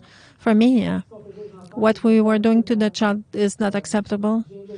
I invested time and energy a lot to help the other people to get together and go public and defend the children. This isn't my presentation, so you're going to see I participate to help 3 groups. And the first one was children and parents and grandparents to help children. And a collective. Okay, he says the 3 collective names. You're going to understand all the other things happen. About the emails with the doctors, at the beginning I was very worried. As a teacher and as a student in medicine, because I had these 2 sites, I was very attentive around the world. I could see that the children were not affected by COVID. I tried to talk to the doctor because some of them were saying through these emails and also through the 3 groups that I formed, I had a lot of emails with doctors, especially these 3 doctors. The Association of Doctors for Children, pediatre, or Doctor for Children. And I had email with many doctors, especially the ones that were talking publicly. And my emails, in the document, I put all the emails and I made them public. My document where I put all of that,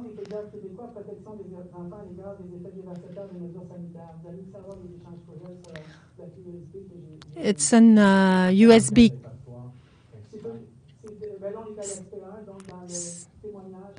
Later, it's in the number 1. I put it in order, chronological order. And I also put my emails that I exchanged with the doctors that they had the same position as me. My email shows that my participation is important in the commission. My emails can show when the doctor stopped to defend the children publicly. At the beginning, the doctors were happy. The support, our group that we were bringing, because it was supporting their view and the position that they say that start of school, they're not guilty. And they said that publicly. Our group, in this letter, the 3 people from that APQ, they say it's a sacrifice of this generation. We had 400 testimonial. In November 2020, we received an email. We received an email from APQ that said publicly, and other email from this other doctor. And the doctor were really happy about our group. In the USB stick, you're going to have all these emails. But suddenly, during 26th of November and December, they didn't want to support anymore. I explained how it happened. The 7th of December, we sent the open letter to the doctors, 400 testimonial. We gave it to the media and all the deputy. We had no media coverage on it, but we were waiting for, we were expecting that. We could see that. I had already invited the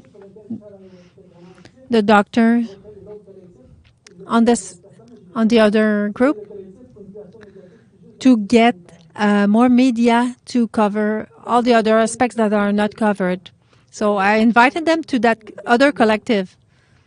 And when I sent that letter, the APQ contacted me, asked me to send that other group to transmit, to give that letter, but I asked them to give them the list of the people that signed.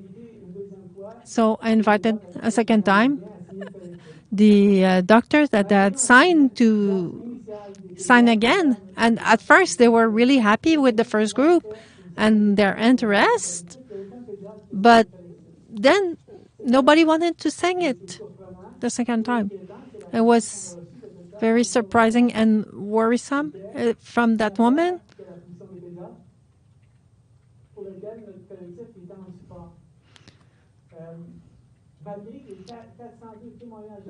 Even with the testimony of people that were worried, that was ignored by the media, Dr. Roy wrote that the media were very objective and they represent all the point of view. Our group was in support to the doctors, and we received any answer and no support.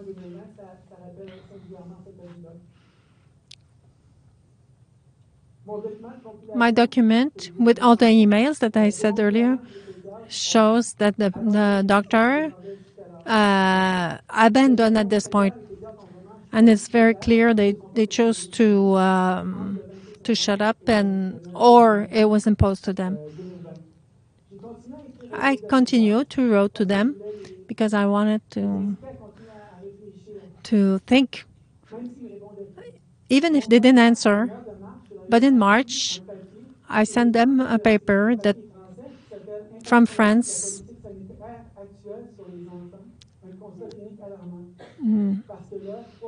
3 of them answered, and Mr. Julien answered. He sent it to me and to the 11 doctors. Dr. Julien finished his email like this: we have the duty to give testimony, And APQ the next day decided not to have any position about the children without advising the population of changing their mind in the public. And the APQ on the website change what they wrote, and APQ chose to about the mask. If you look at the document, when I say what the doctor about they were worried about the mask for the young children. They were but the teacher had the mask and the children didn't have the mask, so they were worried about that. In this letter, their position for the doctors and the APQ said what they had to do was the quality of what the member had to do. And I made another document. It shows a censorship. There's many things. And there's an email with this doctor. It's one of the doctor was talking publicly to say that the measures were not good, especially for the children and the teens. And the Collège des Médecins made research on him, and then he stopped because he was defending the youth, and then he stopped defending them. You can see that in the emails. This is the end for the first thing. We only have 12 minutes. I just want to tell you about the mRNA for children, because I have 3 children, and also I studied medicine. So I send basic question to the doctor. And I wrote it with my own children that are teens. So I sent it to 17 doctors and experts. Most of them, they had very high position, and there were mostly people that were public. I don't know if it's important. The name, Mélissa Généreux.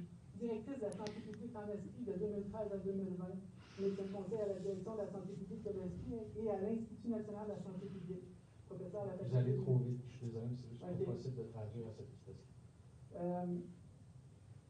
Je vais passer peut-être, mais c'était vraiment les experts en pédiatrie, les gens qui avaient pris une parole. These were experts, and they had spoken publicly, and they had important positions. My article,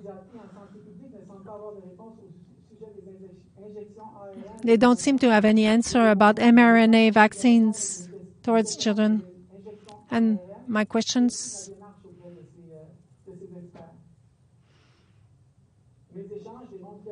my exchange, these experts didn't have any answers to my questions, and they didn't even try to find the answers. I have another document. mRNA vaccines, they didn't take any precautions. In this document, I give all the information that I gave to the doctors.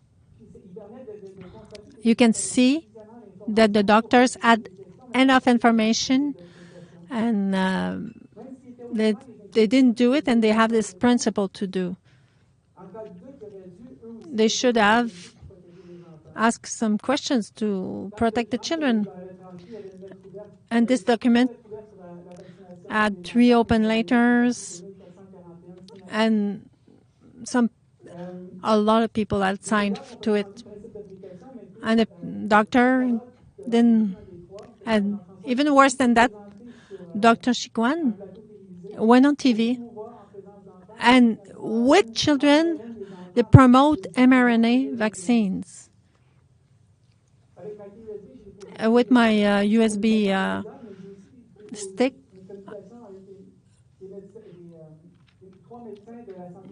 with 3 doctors, all my letters.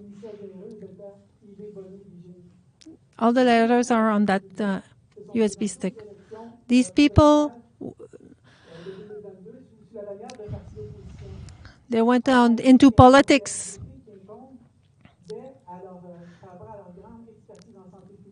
Even though they were in public health, and also because they're politician, they didn't answer.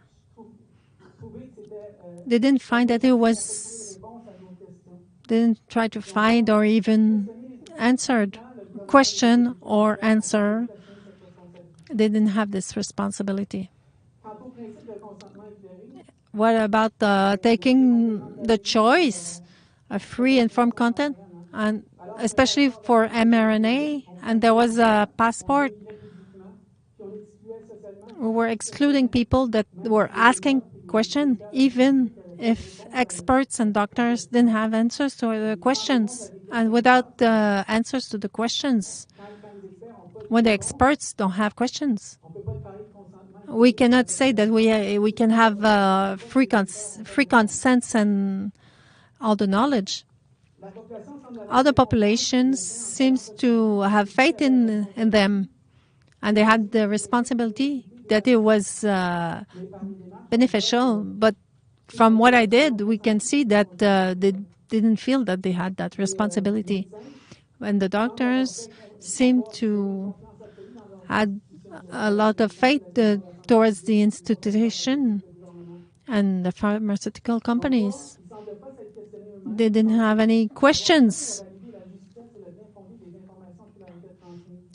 They received some answers, and they didn't ask themselves questions if they was good.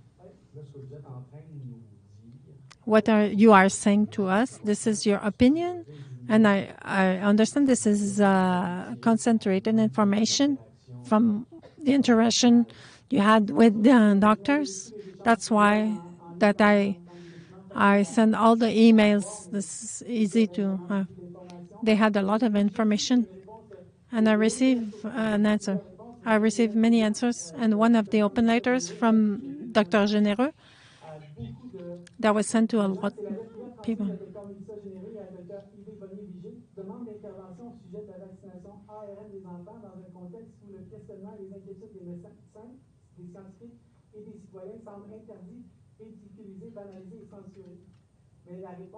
The answer from her. Même si on n'a pas beaucoup de temps, si vous parlez trop vite, on n'est pas plus avancé. Vous êtes quand l'arbre et l'écorce? Oui. Juste parler plus lentement. OK. Elle m'a répondu. She answered to me about the vaccination. That was the third letter. I sent her the questions, and I put her in contact with scientifics and doctors and all the exchange, and it was big. And I was not the only one with that. And she answered by, when I came back to the office, that my mandate as a doctor and the decision about the immunization are taken by the country. I think you can ask at the health minister.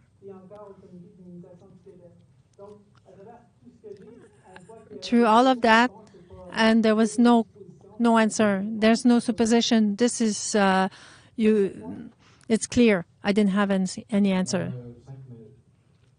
Okay, 5 minutes.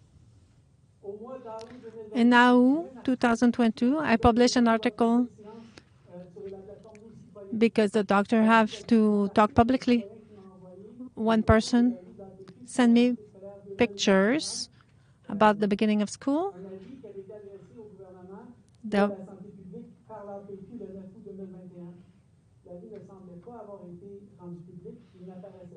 A paper that wasn't public.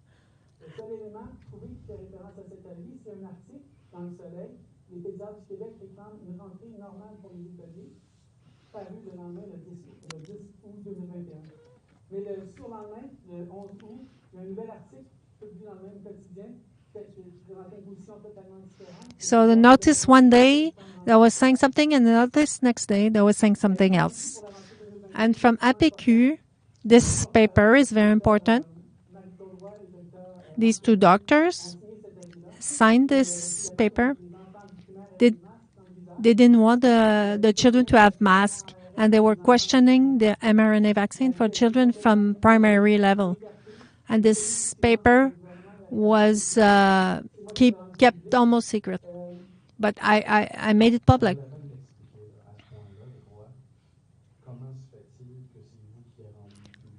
Why? You made it public.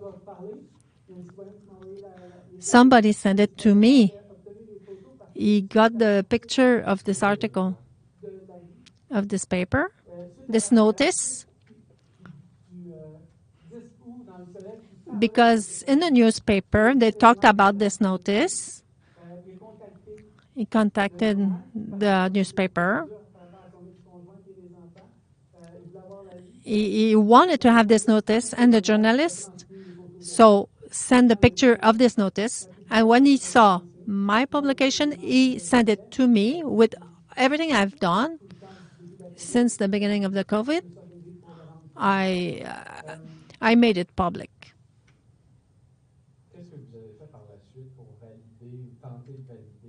What did you do to validate that it's authentic? Because it's just a picture. Every time that I made publication like this, and I was sending it to the doctors and the two people that signed it, I don't receive any answers, but they never said that it wasn't true. And this notice went everywhere because I put them in link with other people. So if it wasn't true, they probably would have said it.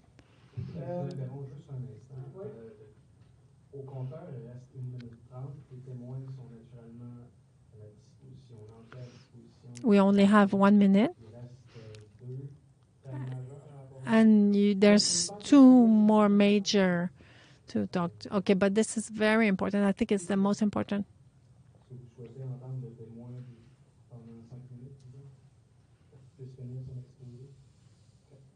Okay, 5 more minutes. To make it public, I sent it to media. They didn't publish it. I made an article on a platform, alternative platform, and then Radio X contacted me, and they are alternative. I had an interview. I was contacted by another radio that was traditional. I made an interview. I made a testimony video that was seen by 10,000 people, but I transmitted to the candidate of all of the candidates. Even though that it was kept silence for 1 year, during the campagne électorale, nobody talked about it.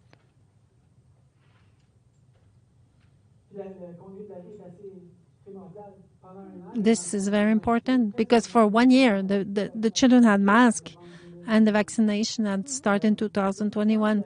This notice, contrarily, the media said there was consensus, but there wasn't any consensus. The notice shows clearly that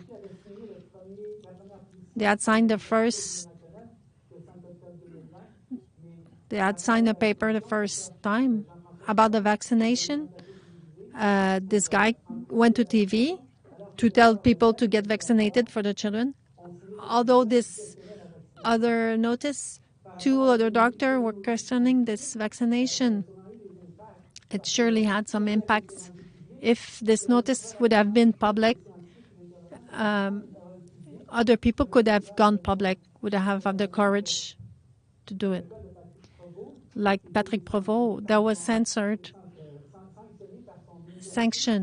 by its university. He's an expert of RNA, and he expressed that he wasn't sure about the vaccine for children, but he said it publicly. And these other people, they made it discreetly. It's important for the population when some experts and doctor and scientific, we need to have this information to make a good decision. Je ne sais pas si je peux passer aux deux autres points ou si je laisse tomber les deux autres points. Ah, il vous reste 3 minutes, profitez-en. OK. This notice shows that the doctor, there was a silence that was imposed to the doctors. But some doctors, they defended the children. Dr. Roy, they signed this notice, but the silence from the media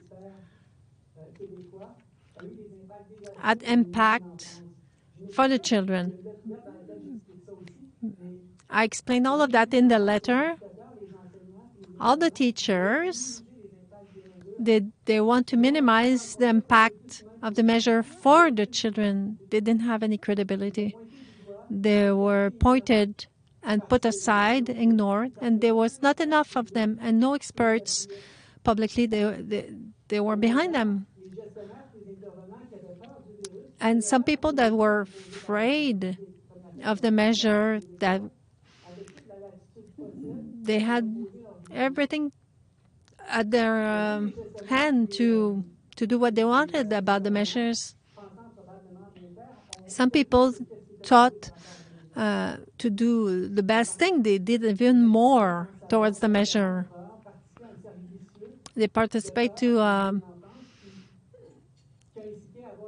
being afraid and to have even measures even worse towards the children. It had a lot of impact. Me, as a teacher, before leaving, I saw that there was a letter I transmitted to other teacher, and I started to be more loose with the children. You have 30 parents in front of you. You cannot permit yourself to be free, and you need a dialogue, and you need experts to say that what you do is right. I talk to a lot of people. You have to talk publicly, especially about children.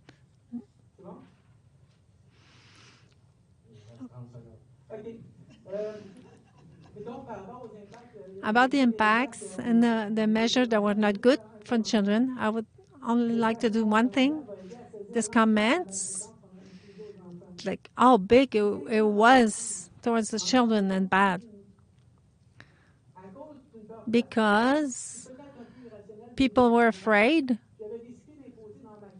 I decided 5 years prior, I decided to make it a rule, the same measure to my children and my children 5 years ago. If I would have done the same thing, I would have lost my job. But since public health suggested the measure and were imposed by the government, and the media said they were okay, and so by magic it was okay. So this is really bad. It was imposed to us, but we are adult, but we contributed to it by participating and accepting to put it everywhere systemically in the society, and especially where the children lives. And we have to finish. Thank you for your testimony. In the name of NCI, others want a question? Two small questions. Thank you for all this work that is gigantic to document and to have to try to make it public. All of this exchange to try to tell people you had some success, and after that we close the mic. On personal level, that you're not a teacher at the moment. What is the reason that you don't still have that in your headspace, that you're not a teacher because the measures are not there anymore? Do you want to go back and to be a teacher. I think possibly go back in August, but this year you have to try before, and I had decided there were some elections that I was afraid that the measures would come back, and I didn't want to be put in that spot where to just leave, and I decided not to get pay. That way I can go back if the measures come back.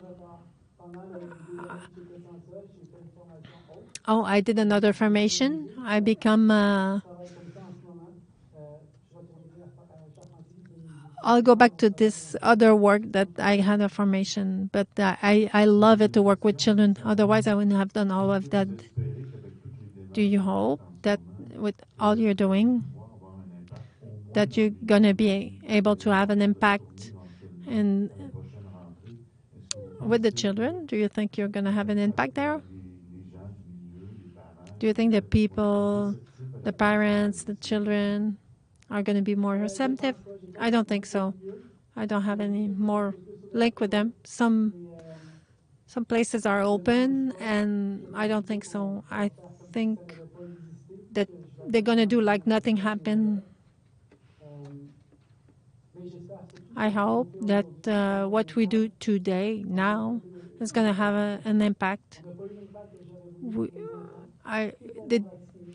My children, they had exclusion and discrimination, but I hope we have an impact on the children of my children. Next time, there's going to be something happen, not necessarily a health problem, but some people can stop them before, and that people will speak up. And I see a lot of people here that talk. I think the people that talk today are going to continue to talk every time that's something that is not going to be okay for society and for humans. Thank you. Thank you a lot for your implication. Thank you.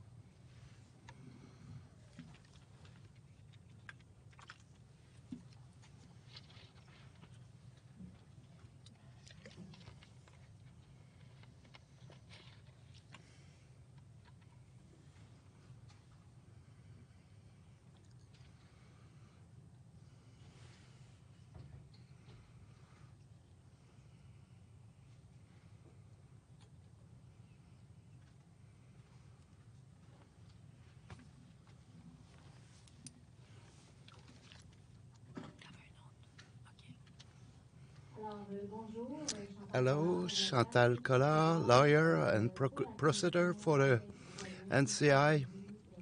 Today, Saturday, May 30th. So,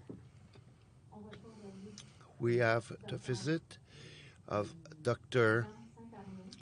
Jean Saint-Arnaud. So, first of all, Dr. Saint-Arnaud, would you identify yourself by your name and given name? You can spell it, please. Jean. So I do the assermentation. Do you swear? Do you affirm to say the truth, just the truth, only the truth? I affirm it. So thank you so much, first of all, to accept to come to witness into the commission. We had the chance to exchange together, to chat together, so you are going to bring us something that will be good for everybody. So first of all, you are an expert, and you're also a father and a grandfather. And you I'd been studying in Sherbrooke in medicine a few years ago. Your specialty, you were a family doctor, but you specialized about the obstetrical component. There's also a book that has been written with your wife, so that's called the life-giving doctor that the people have created. So as I said, you are a father of 3 children and grandfather of 7 grandchildren. So you're retired only from 3 years from medicine work. So I know it's really hard for you to come and witness in front of the commission because it brings a lot of emotions. So at the beginning, I will ask you, first of all, what is your motivation?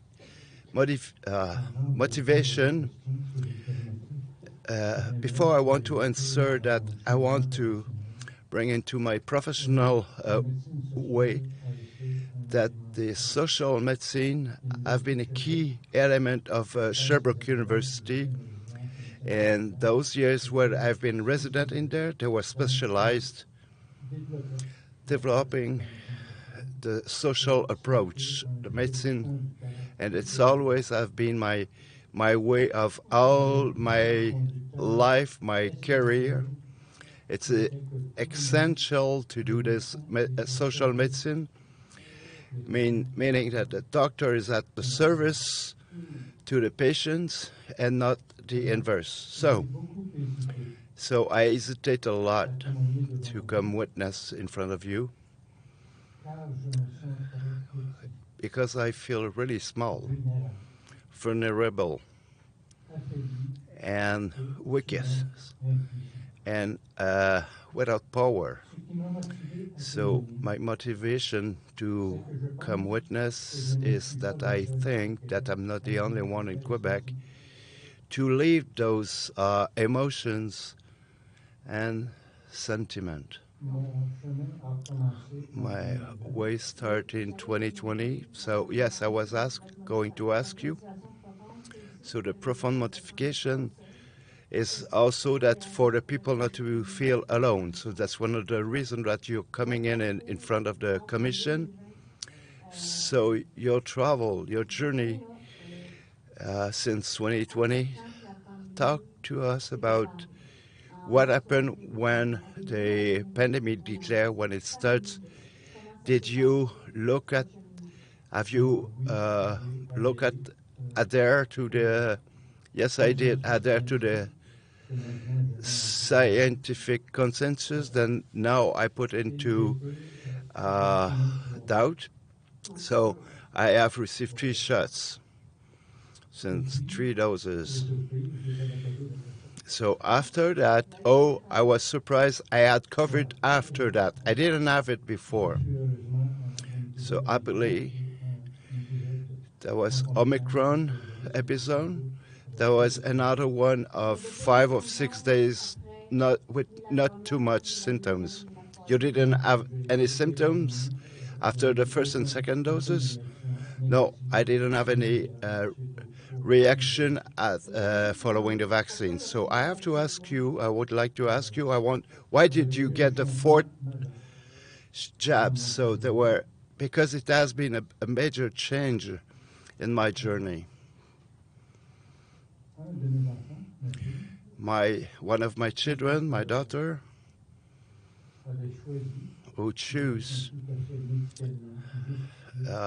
medically, with medical reason, not to be shot, not to receive the vaccine. So Liz, my wife, and I, we did support her a lot in her decision, except that she was the one to ask us questions, and she also brought us to changement. She shared her convictions to us, and she is really solid. She had really solid convictions to bring us to realize, so That is the vaccination as good, as efficient that they were telling. And then, so Lisa and us, we went to magnification organized by REINFO COVID to the manifestation in front of the medicine. So you were going with your daughter to that? So she was supporting you to be vaccinated, but then the role inverses. Yes, exactly. I recall a reaction of my daughter when she said I wasn't going to have the fourth dose. She said, yay. She was really happy. So that you understood why she was. So you went to the manifestation. So there was a manifestation in front of the doctor association. So that's where I have the chance to meet a lot of people. Patrick Provost, René Lavigueur, Bernard Massy, and so we have, I and Lise, my wife, we let ourselves, we let them to give us their message. So I heard that René Lavigueur was a family doctor, really competent. I learned that Patrick Provost is a well-known scientific and competent. So I just don't understand why he became a completist. Did you know them before? No, there was new people for me. And following that, I received a phone call from René Lavigueur. He's telling me, would you like to witness to the Dr. Sendik following the two letters that we have sent in October and February to us to incite Dr. Sendik to stop the pregnant women, stop jabbing the pregnant water. So you have sent that letter, following that letter with Dr. Lavigueur and Patrick Provost. Did you have any comebacks from that letter? What year are we in? It's last February that you have sent that letter. The first letter has been sent in October, and which year? I wasn't signing that letter. I have a bit of problem with the dates at my age. So that was during the pandemic, October 2022. And the second letter that I signed with 100 more doctors, we were asked to meet the syndic, and they accepted to meet us. And then, therefore, the goal for that was only to respect the precaution principle and ask to stop the pregnant woman jabs and the children. And as it was my own field for all my life, so I was interested. So I answered Dr. Lavigueur right now, yes, I will be there, and with joy. So at that moment, you were going to witness in front of the doctor's syndic? Yes, that's it. So they reserved us really square with a limited time, but the essential of my testimony at the syndic was targeting to talk about the 55 practical years that I've been, about a scientific consensus that have been took off. I'm not going to talk about those four principles, consensus, but I'm going to briefly talk about the most important. When I started working as a young doctor in 1975, there were only one way to give birth. That was a chirurgical model. So the woman on her back in étrier, sterilization, all the actors, even though the husband was just admitted into the birthing day room, taking all the clothes like for a surgery. That was back in 1975. So following that, I have received a lot of demand of fathers and mothers. Is there other way to give birth? So I went to get trainings at McMaster, and I went to PCV in Paris with Michel Audin to see how they were doing that for a different model of giving birth. That was called the birth room. So the big argumentation that we had at that time, so to leave the chirurgical model, you're going to have infection. That will be a really bad thing. That was at that moment. In 1975, yeah, in those years, early 80s. So we developed the room birth. We developed that in a lot of hospitals in Quebec, and there were no infection at all. And the big difference was, so the medical power was imposing a way to give birth. We were taking this power and we were giving back to the couple. That was the father, the mother that was going to decide how they want to give birth. And you're going to do a parallel with the COVID period with what you're talking about. Yeah, yes. I'm going right now. Yes, the answer. And yes, what was the answer from them, from the medical syndic? There always been a way to do it. Nobody was asking you at that time. You have asked questions, and this way of doing without infection that's the same kind of thinking. So maybe the science is not that much. We have to question it. So yes, for sure. When we knew that people are going to die when giving birth or the baby, so yes, the surgical model will be in place for that kind of case. So the problem was only that we've done this model for every woman that was giving birth. So there was about 10-15% of all the giving births. I want to stay in the. We want to go to the essential. Did you have an answer from them, from the Dr. Syndic? What is it? Recently, we had an answer that is not an answer. They told us that they were not a knowledge society, that they have to refer themselves to the health.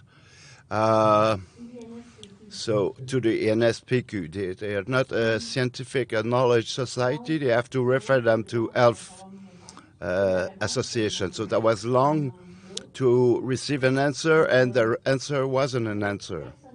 So you personally, you did an after effects around you. Did you see something that people have received some secondary effects of the vaccination? So I come back from my experience at Dr. Syndic witness.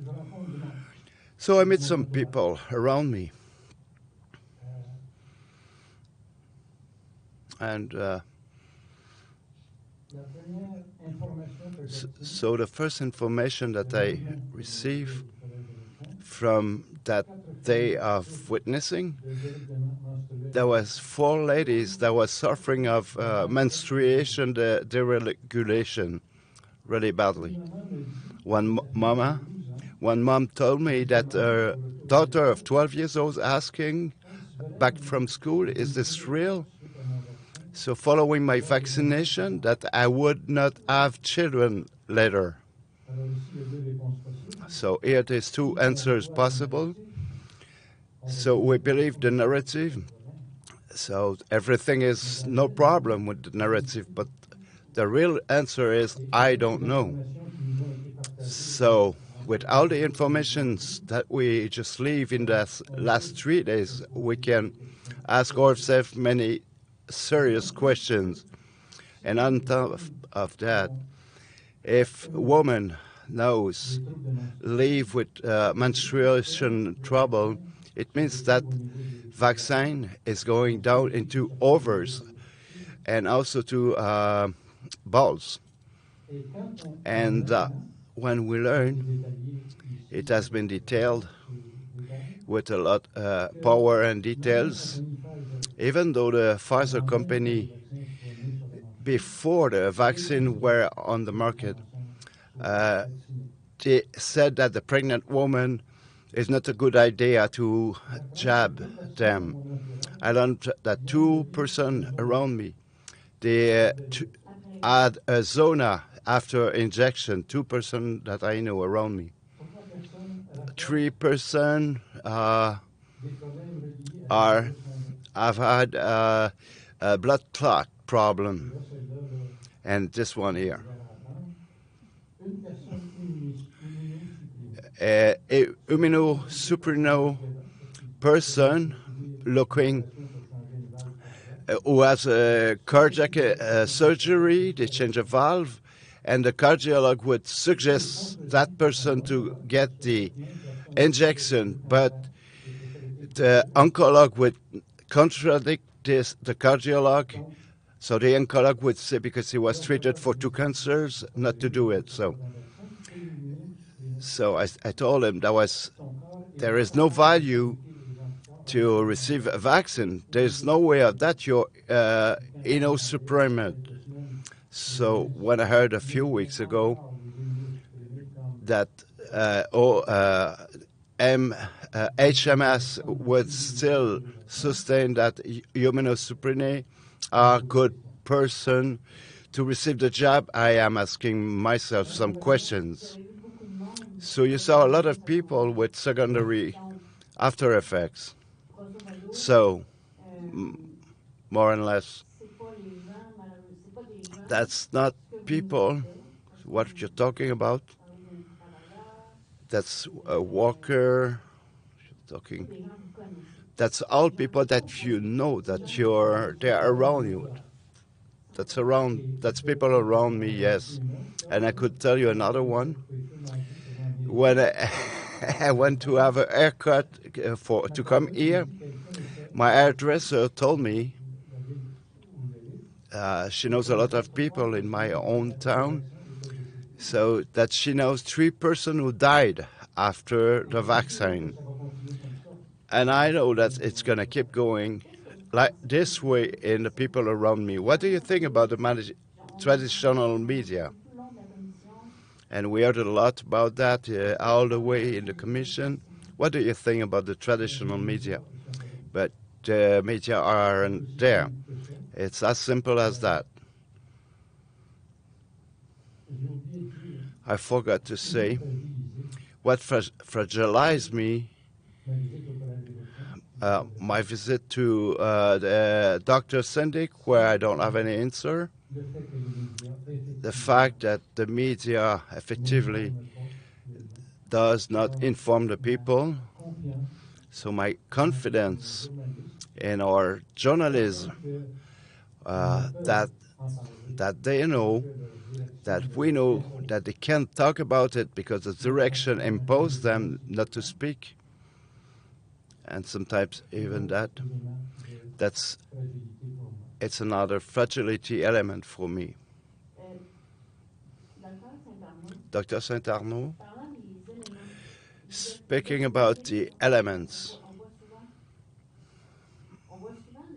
we see a lot of, often we think that vaccinated people that we heard it's like if there's a wall. Don't understand the reality between vaccinated and non-vaccinated. What do you think about the non-vaccinated people? I didn't listen well. You have 3 jabs. Your daughter is not vaccinated. What do you see them? What it made as a consequence that your daughter is not vaccinated? But no. Or is there activities where she couldn't go? Oh, I see. I understand now. I will go with an anecdote. She said, she called me. She said, "Hey, call me. Would you go with my son? He's 7 years old to hockey. As I'm not vaccinated, I can't go with him." So I'm 81. They was asking me. I did it to go with my grandson because his mother couldn't do it because she was unvaccinated. How did you feel about it? How did you feel about it? I was angry.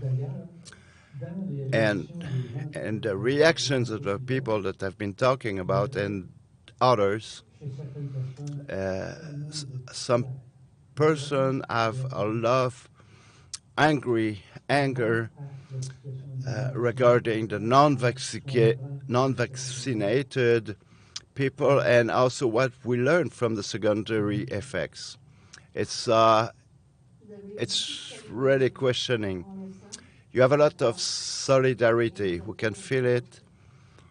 We can feel it, and now you're in front of the Commission to show your solidarity to everyone. So, about that rupture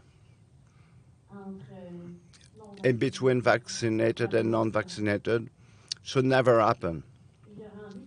And I would like to ask you, if it has to be done again, what could be done differently?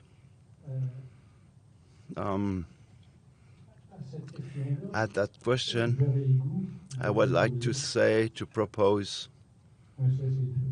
a trip that we go back to peace and we get out of everything, that we bury with a lot of uncertainty, and we bring out a real scientific debate. But after living the 3 days here, not now. I can say not now. First of all, truth has to go out first.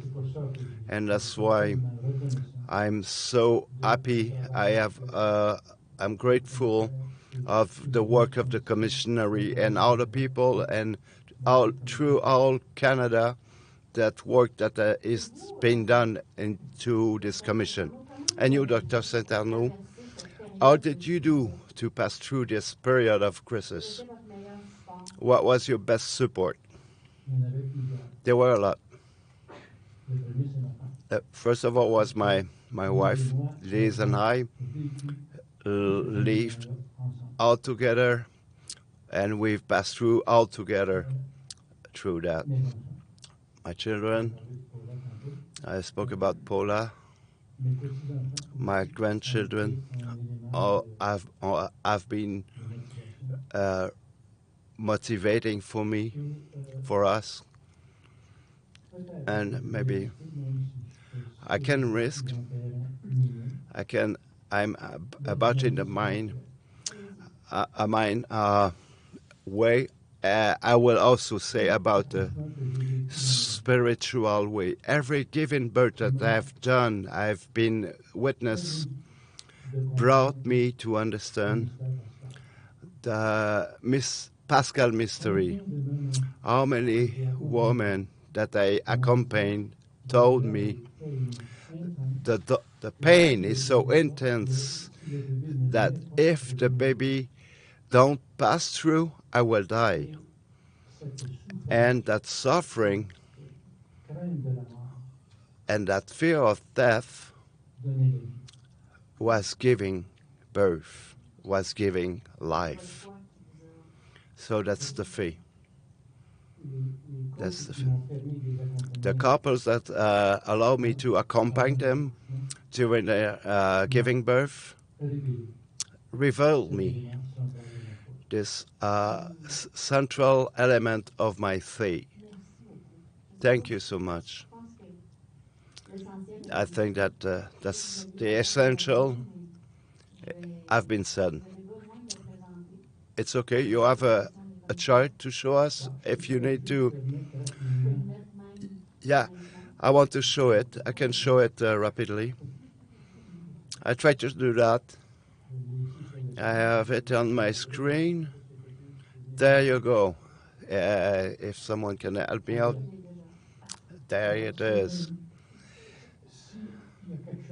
So if there's something that could be done differently, it's to choose the learning approach instead of blaming approach. And I put some characterizations of it. What the blame approach is, we presume that everybody should be perfect. On the other way, we say that no one is perfect. That the blame approach, an error is a blame, goes to a blame. And a learning apprentissage will be knowledge, the possibility of an error. So you feel guilty if the first one, as a learning, this is an occasion to learn for us, for the self and others, looking at the facts. So negation or blame another one. It could be to the nurse a lot. So there will be on the other side, there will be to find out a way to fix the error if it can be possible.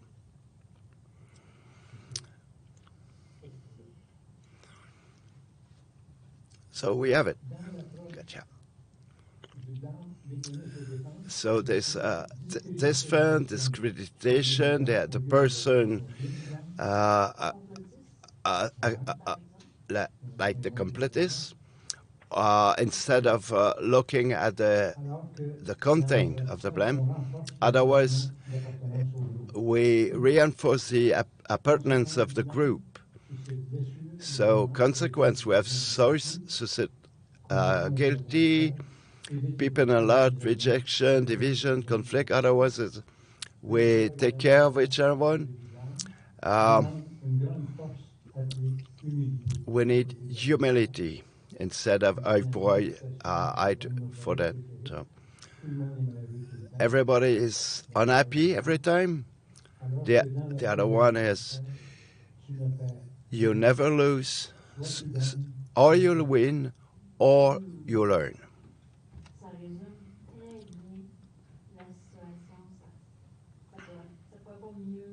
That's really good conclusion of your witnessing.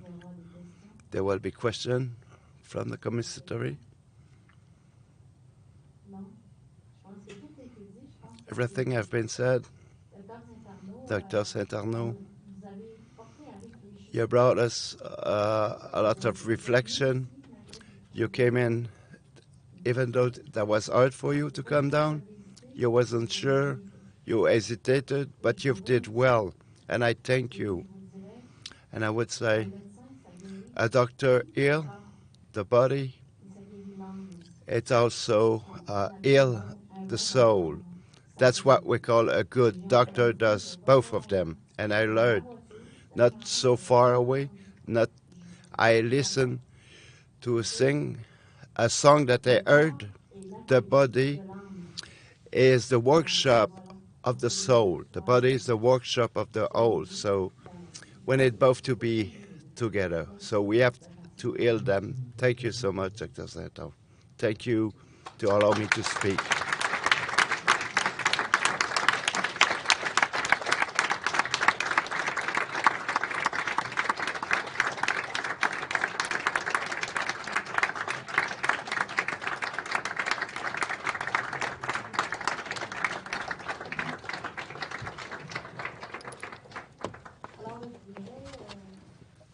dernier petit mot à la commission. C'était mon dernier interrogatoire. Alors, je vous remercie beaucoup. Je pense que sans cette commission, on ne peut pas, le rôle de la commission, on mettre en lumière les événements vécus, parce que dans ces zones d'ombre-là, ça prend de la lumière. Et je pense qu'ici, il y en a. On a semé des graines de vérité. Et seulement We have sown some seeds of truth, so there can only grow fruits of truth. Thank you very much.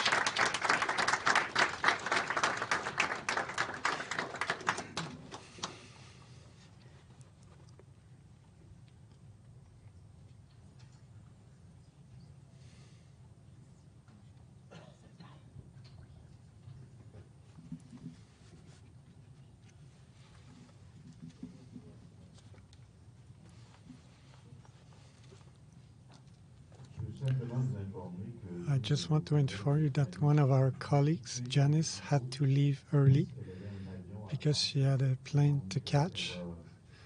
So she will be looking at Dr. Provost later on in the video.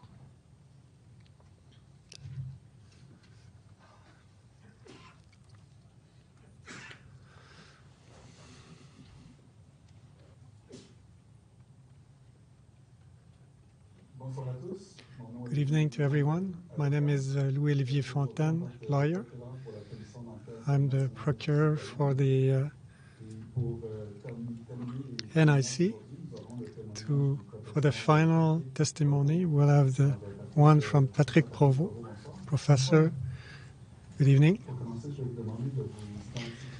Please identify yourself with your first name and last name. Patrick Provost. And please take the oath and to affirm solemnly that you will only tell the truth. I affirm it. Professor Patrick Provost, I will present you briefly and you will tell me if it's okay. You are titular professor in the Department of Microbiology, Infectiology and Immunology at the Faculty of Medicine of Laval University. You are a researcher in the University of the CHU in Quebec since 21 years. That's exact. You are leading a research laboratory on RNA and lipidic nanoparticles. That's true. I will ask you now. I know you have a presentation that will help you in your testimony. Please describe your personal experiences that are pertinent to your intervention today. So if I could have the presentation on screen, please. Thank you. So simply to tell you that throughout my career in research, I've always benefited from funding from the government to an amount of $6 million in subsidies. So that's how I can get closer to the $6 million man. So my scientific contributions in my life, I published 97 scientific articles in 45 scientific journals evaluated through peer reviews. They have been cited 15,000 times with an H factor of 45. I was invited in 6 countries, 61 presentations, and I trained 60 persons in research. Since 2019, I realized 2008 grand public communications activities, and my research work in 2003, 14, and 21 had special mentions of Discovery of the Year. So in the next 5 slides, I will give you samples of the other presentations that I normally give to give you an idea why I think I have a legitimacy to speak. So in this one, it shows the nature of my research activities in the last 20 years. That serves to understand the function of the mRNA, microRNA. My first discovery of the year was an original discovery at the time. In that slide, we see on the left box the darker squares that shows that the new type of RNA that we discovered is much more abundant than the family of microRNA that's in the right box. And that gave us a Nobel Prize. In this slide is to show you that we perfected in the laboratory a new PCR testing method to quantify in a specific and sensitive way these new types of RNA that are the shortest ones that have never been discovered. And then to show you that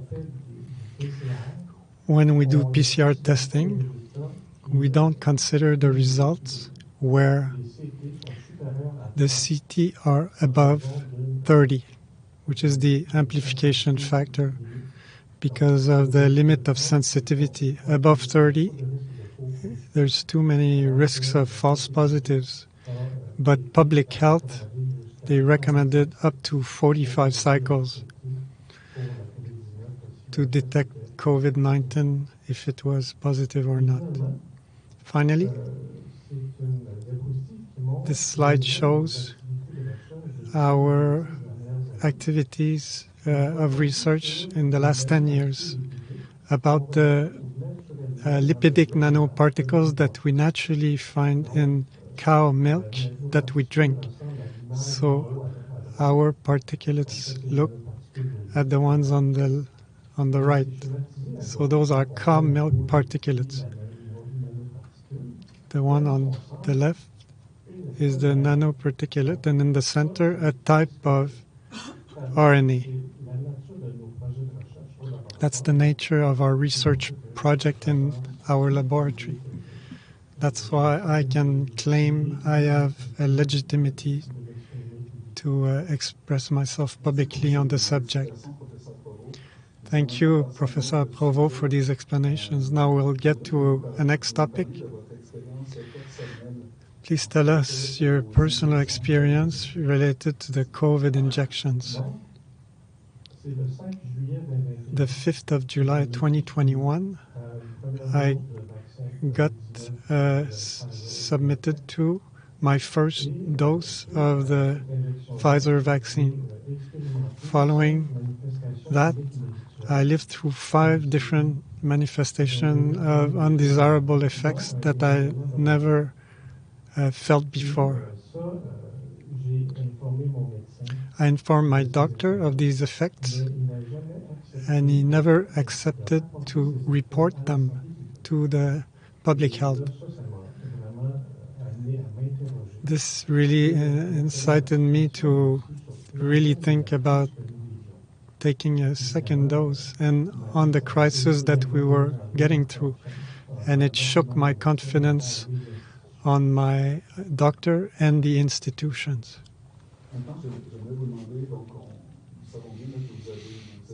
We know that you have expressed yourself publicly during the COVID crisis. Please explain to the Commission what are the reasons that pushed you to speak publicly.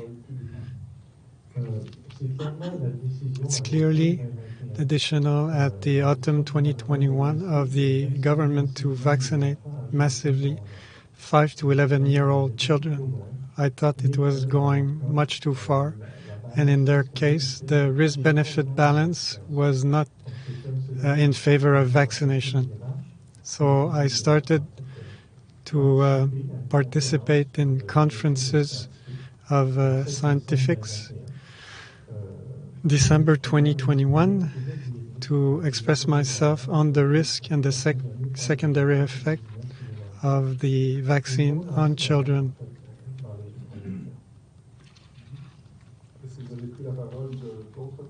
Did you speak in other ways? Yes.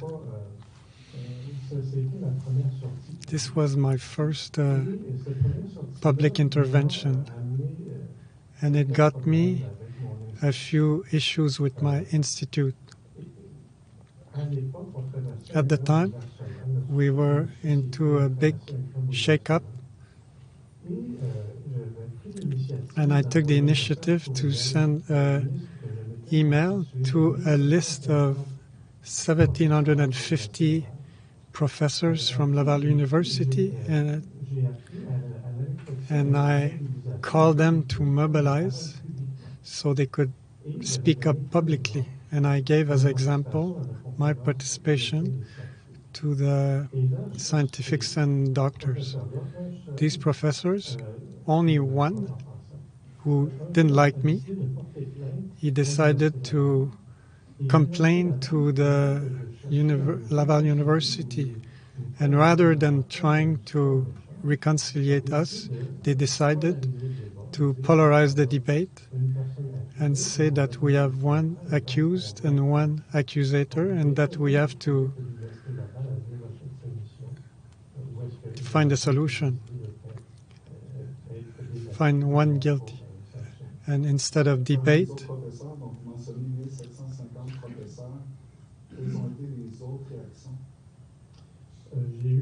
were there any other reactions? I had other opposing reactions, but I had 3 or 4 more reactions of sympathy and, to my initiative.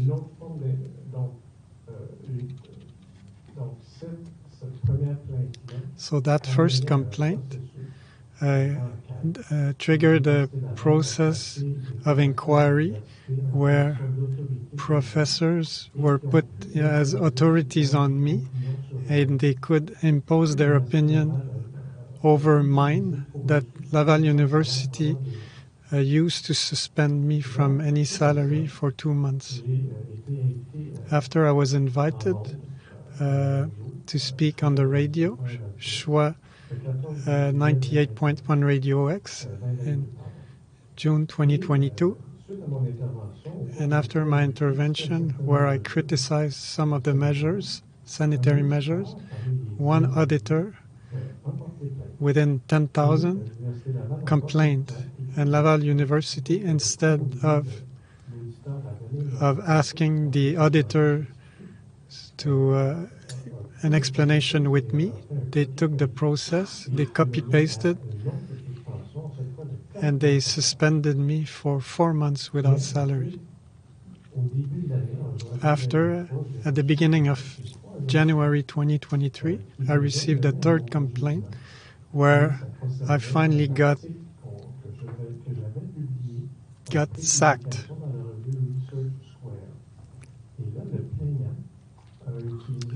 Because of an article in the magazine Research Square.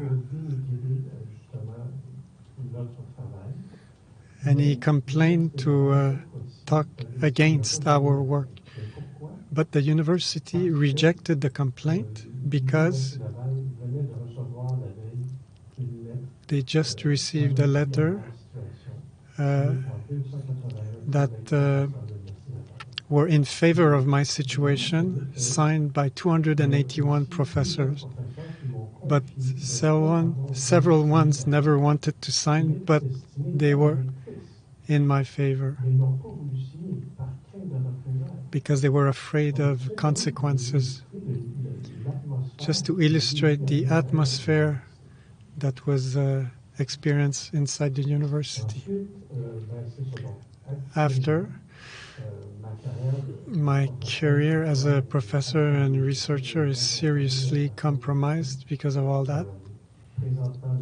Now my 2 suspensions are contested by the syndicate and myself, into an arbitrary, and to see if the university was right or not to sanction me. 19 days of audience are planned from February 2023, with a decision planned in March 2024. So 2.5 years after the events. 2 decisions were favorable. The arbiter rejected the closed door of the university. It also refused to give the expert status of the 4 teachers that the university nominated to act as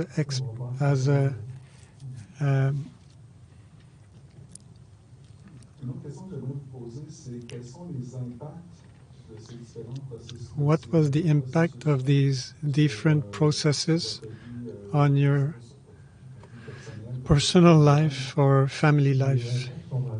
The impacts are major. My life was completely turned over. My financial security was really compromised. 6 months of salary is a big loss. But all my life is really affected. I don't have access to my office. I cannot contact my students who were abandoned during many months. Who is keeping you from speaking to my students? Because I'm suspended. So I should not go on the workplace. So if I go, I would go against the conditions of the suspension and impose more sanctions on me. So I need to respect these conditions. Are there any other impacts you would like to mention? Personally, it's for sure the situation I lived through created a big change in my circle of friends. I lost many friends, but I made new friends. And I consider it's a positive change. We have to find some positives in such a challenging situation.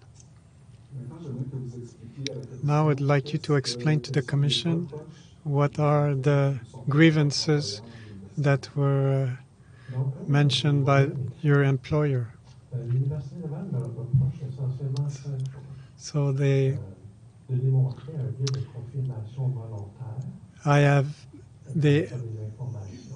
I was demonstrated a bias of confirmation, citations used in an orientated way, not treated presentation, non-objective presentation, polarizing information, lack of responsibility in front of the grand public, and that it did not reflect the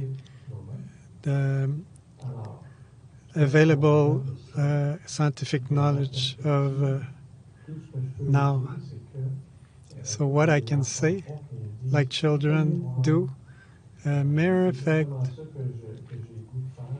this is what I would like to do. So everything that you say against me, I can say the same thing about the government, the professional orders, the professional themselves, the professional on TV that promoted the vaccines without talking about the risks of secondary effects that are really badly documented and largely underestimated. But we will get back to this later.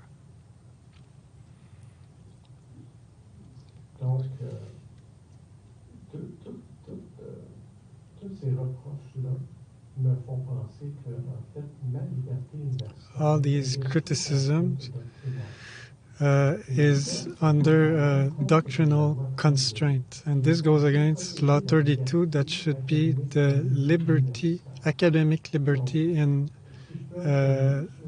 university environment. What is the concept of the university liberty? It was sanctioned in the 20th of June 2022, and I participated in the consultation for this law, and I spoke about the influences. And in Article 3, it defines the right to academic liberty in an university environment without doctrinal, ideological, or moral constraint. In Article 6, the minister, when it can intervene to protect the liberty, the academic university liberty, but the minister never intervened in that case, which is contrary to the law. She let the process of arbitrage to just go ahead. So in the 2.5 years that would have passed, this is an unsettled situation. The other university professors see this and this dissuade them to speak publicly. So the university liberty is completely compromised in Quebec and is threatened, in my opinion. Tell me, Professor Provost, have there been reactions on politically? At the political level, there's not a party represented in National Assembly that wanted to make any comment. Only Éric Duhem, it's like a hot potato, only Éric Duhem put pressure on the Minister of Teaching Minister. But they mostly dissociated themselves from me. They don't grasp the importance of university liberty on our society. Were there any more groupings that manifested themselves to support you? Yes, the Association of Teachers of Universities. They have a committee for the Permanent Commission on the Academic Liberty that looked at my situation, and they analyzed my file, and in December 2022 they came to results from their analysis that we see here. We can enlarge it. So it's the COPLA committee is formed by 3 jurists, expert university professors. They estimate that academic liberty protects the right of any university professor to express ideas. It doesn't protect only the opinions which we are in agreement with. The institution cannot impose sanctions at a professor for what he is expressing if they don't contravene a law applicable in Quebec. It's not necessary to conform to a consensus to be able to express oneself, but they have a duty to express, and it's by refutation that professors that are participating to research that need to contest the other persons participating at the teaching and at research. So they should be invited to debate, to have a better understanding of our society's issues. So If we remove that, we have only a biased picture by the absence of censored voices. Now it brings us to put the Université Laval in front of its contradictions. So in February 2021, they adopted a statement on the protection and valorization of Laval University. The text above the red box is an extract from this statement. So they speak of its role essential in the development of the critical thought of the individuals. Any subject can be tackled, and the controversial ones, they avoid censorship and favor the dialogue and debates. And as an institution, they participate in the free expression of ideas, even the controversial ones, in respect with laws, the collective conventions, regulations, and offer an environment conducive to dialogues and exchanges. I have not invented that. In my situation does exactly the opposite. They don't respect Law 32, don't respect the collective convention, they don't favor free speech and free circulation of ideas, don't favor exchanges and debates, don't favor critical thought of individuals, and they don't meet their mission with the public. Why are they acting like this with me? Because they don't respect Law 32, the minister don't intervene, the media don't speak about it. Why? So 3 hypotheses.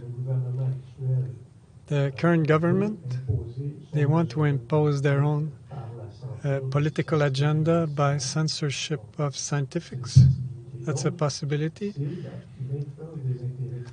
Influence of private interests, so conflict of interests.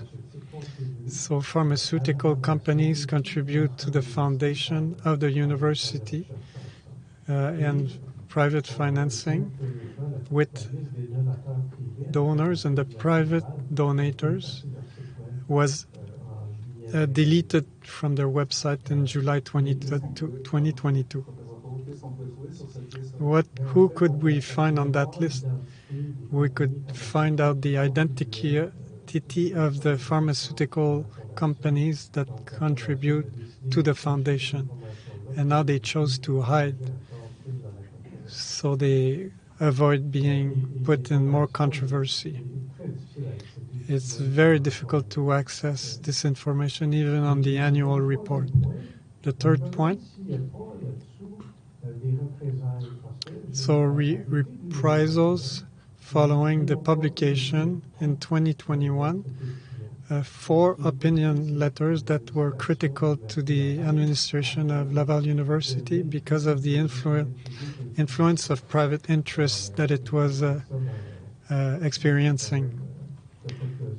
That's very plausible that they have not really liked my letters published in the mainstream media. My presentation was submitted to the Commission, but I can just give you an overview. The first one dates from 26th of May 2021. University Laval and Québec Port, the Absolute Gate, because there was between the 2 organizations a confidentiality agreement. Even the existence of that confidentiality agreement was to remain confidential. That was unacceptable. 4th of June in Journal de Montréal, I spoke about private interests and public universities, giving all kinds of examples how the private interests are sneaking into the university through our chair, university chair. 29th of July, La Presse finally published the letter that I submitted 1 month prior that I entitled University Institutions for Sale, where I was making a survey that they were selling the name of their buildings that used to be for with names of people. Now it's bank companies like Laurentians and Laurentian Bank.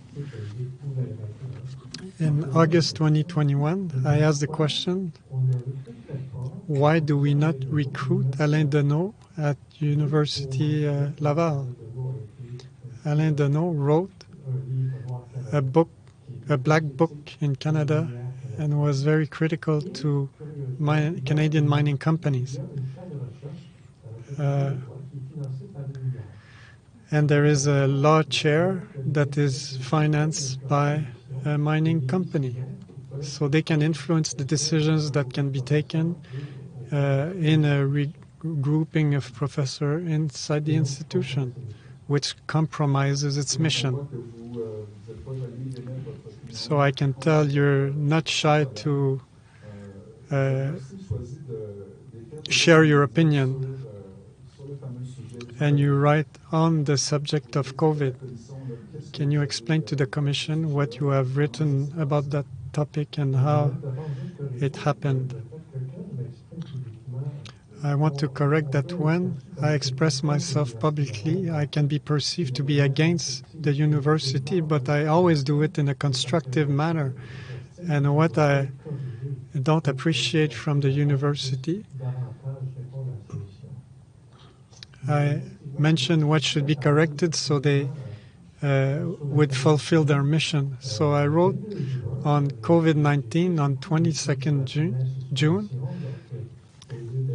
I was under my suspension and I was at home and I started writing. What I did is I simply dressed the real picture of COVID-19 in Quebec. So I simply did an objective analysis of the data of the government from the Statistics Institute of Quebec and INSPQ.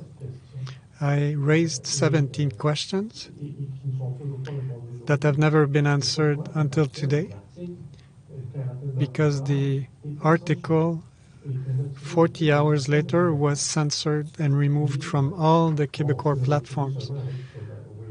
We can only find it with the Wayback Machine or free media that accepted to republish my article.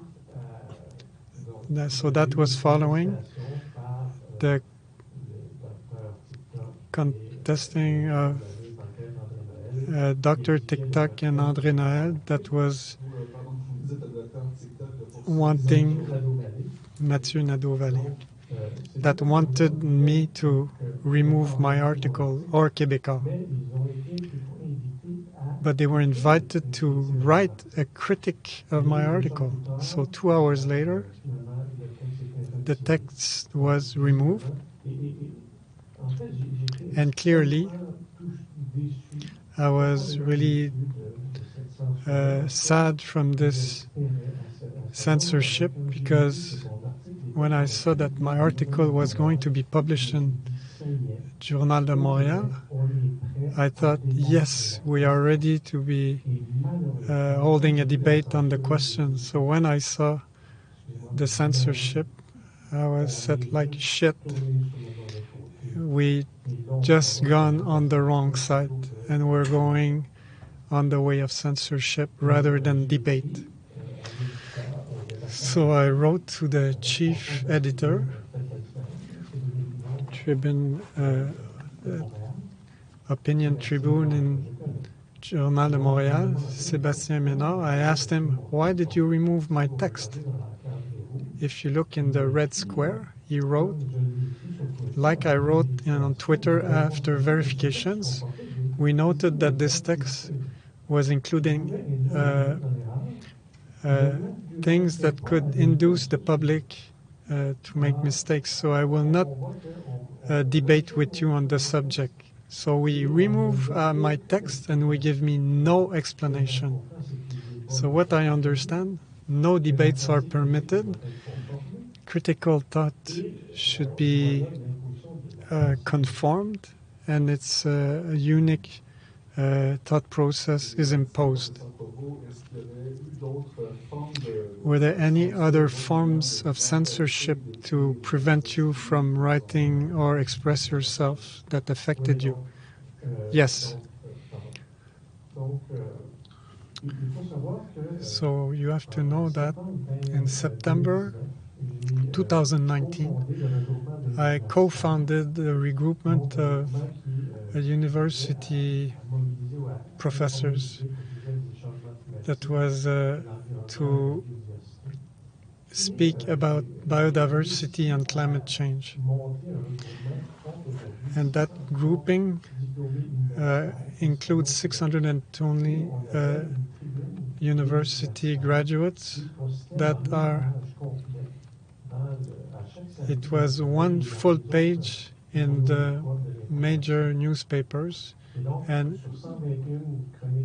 so on 121 weeks, consecutive weeks, after that she decided, the chief redactor of the Soleil, Valérie Gaudreau, suspended the publishing of that Tribune.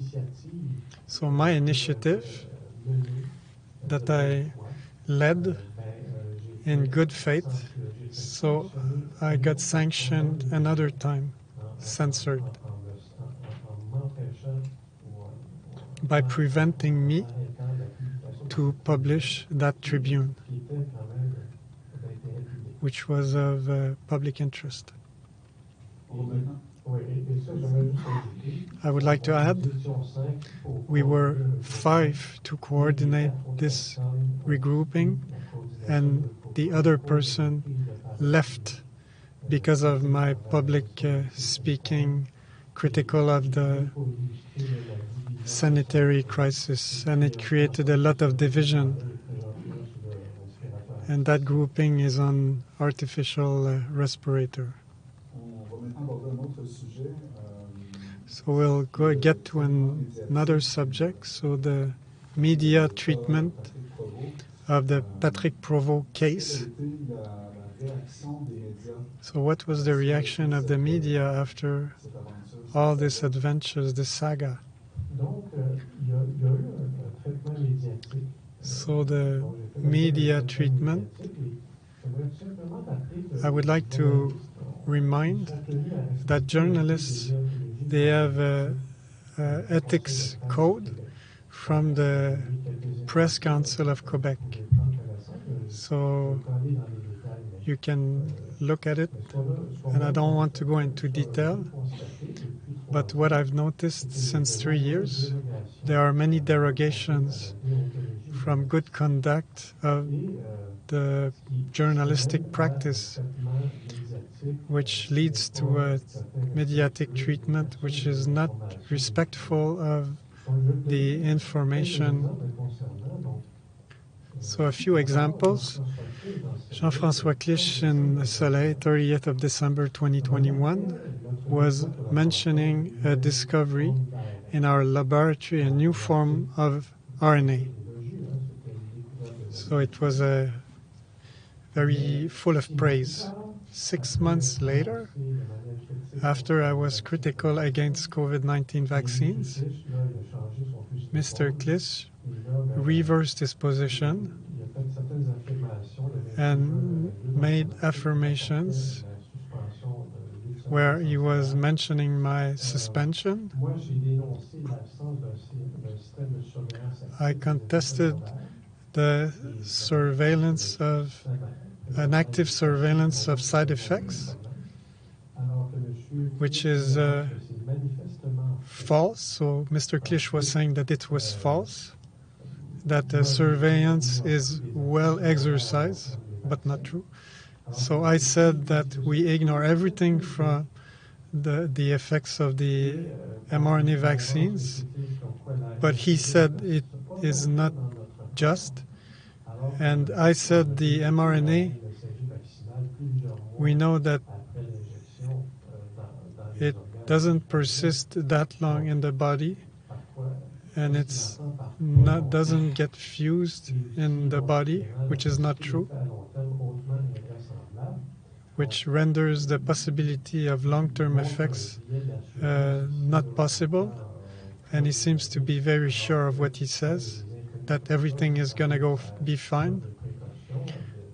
But knowing that we should be taking precautions, he should be more moderate in his statements and not close the door to eventual secondary effects.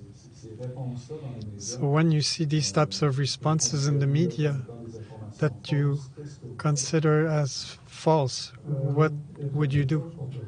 There's very little that we can do because they have the last word on what they will publish. We could write, send emails. They have the last word, the final word. It's really frustrating. We cannot intervene. We cannot correct a journalist. He has the final word.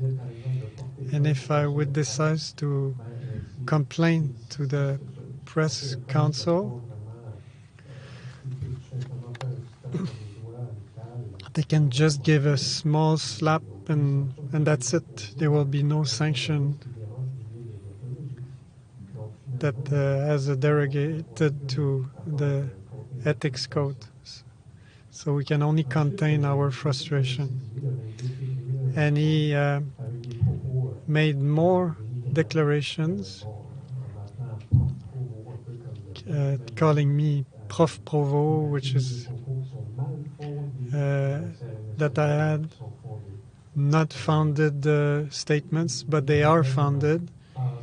He said that my methodological base never convinced anyone in the scientific environment, but I don't know where he's getting that information. He attributes erroneous public positions from on the subject of RNA vaccines. In the IGVTPR, rather than criticizing my own statements, he criticizes the journal. So he's pretending to be a scientist.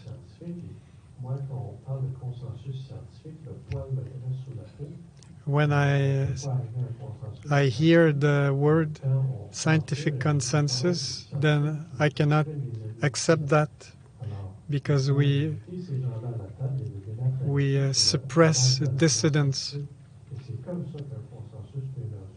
The only way a consensus can emerge is if we let the different voices being expressed. Journalist Dominique Scali, in his texts, he does not say much against me personally, but in the titles, she does not.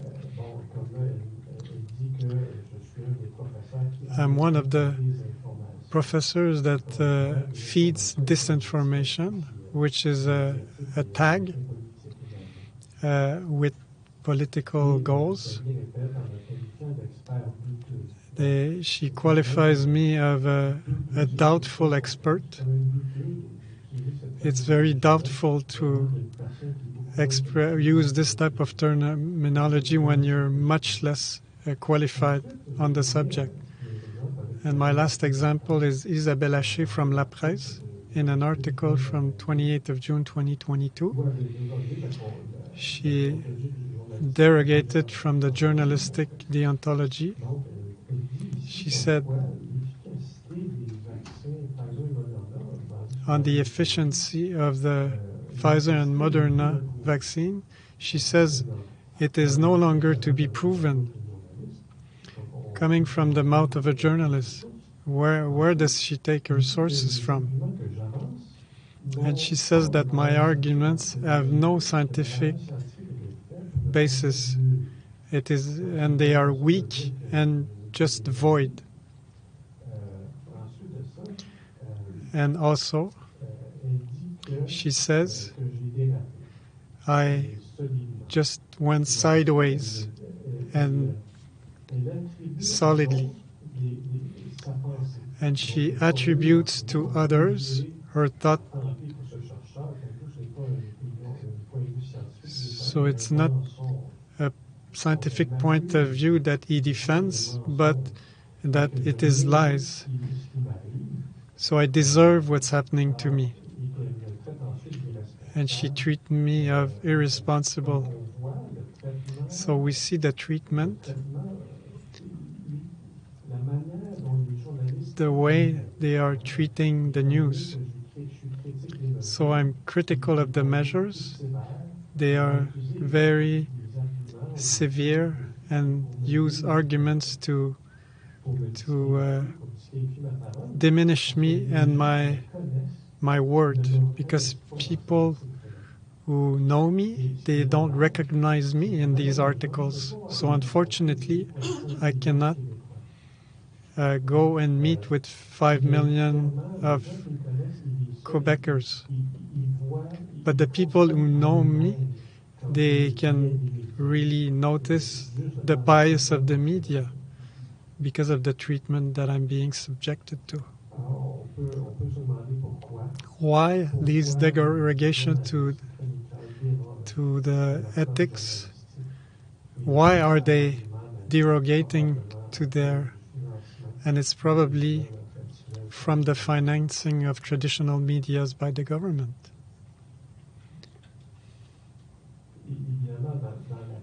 Obviously, during the crisis that we are living through, the government wanted to control the message that was given to the population.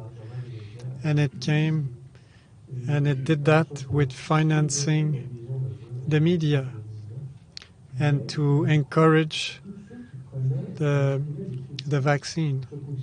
And everybody that was going against it, they were discredited or censored in the media to push the unique thought. And this is not balanced and is not the attribute of a free society. So you mentioned the scientific publication that you... So the first one was published in August 2022 and in the scientific journal IJVTPR, where we can submit observations and scientific analysis that are critical to COVID-19. So with my co-authors, it was on the subject conscience on the mRNA. So it's some principles are not respected. They are not genic vaccines. It is a pro-drug because the active components are produced by the body. So the dose of the active product and its action are unknown. So if you take a 325 milligram aspirin, you know exactly what you're taking. If you get a COVID-19 injection, you have no idea which cell of your body will express the spike protein and to which level.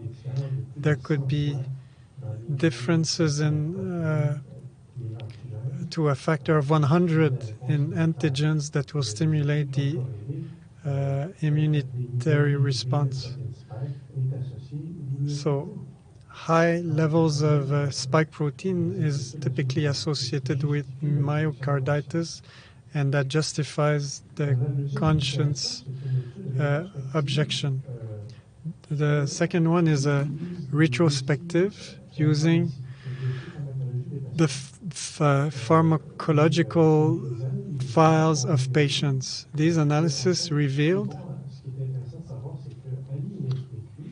what's interesting to know is that the NSPQ is analyzing the effect.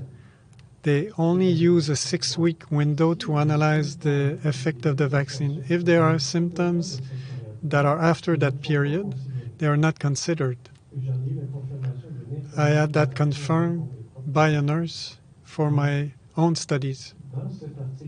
In this article, what we observed, the 3/4 of complications in the pharmacological file happen after the 6-week period, after their last injection of COVID-19 vaccine.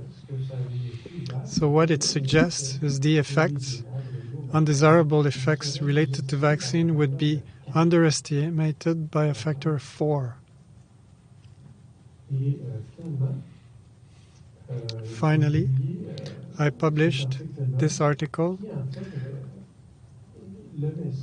where the message is that the under-declaration of the adverse effects of COVID-19 vaccines represents the blind angle of the pandemic.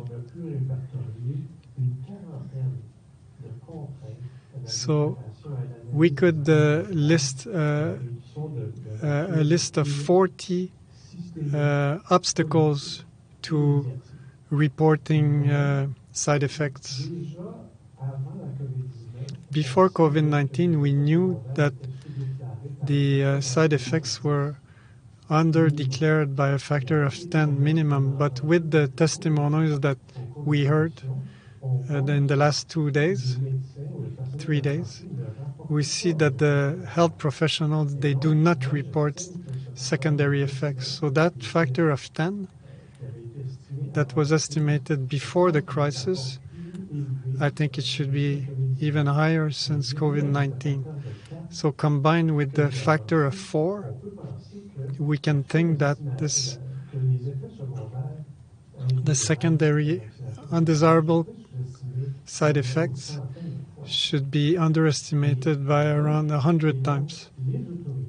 So the authorities, when they evaluate the risk benefits of the vaccine, they should know not just the benefits, but the risks, the more exactly possible, to come to the most accurate evaluation. And what I think is that the risk of the vaccination are very much underestimated, which brings a very high bias in the risk benefits evaluation. So authorities recommended vaccination, and if they had the real numbers, maybe they would have not been authorized.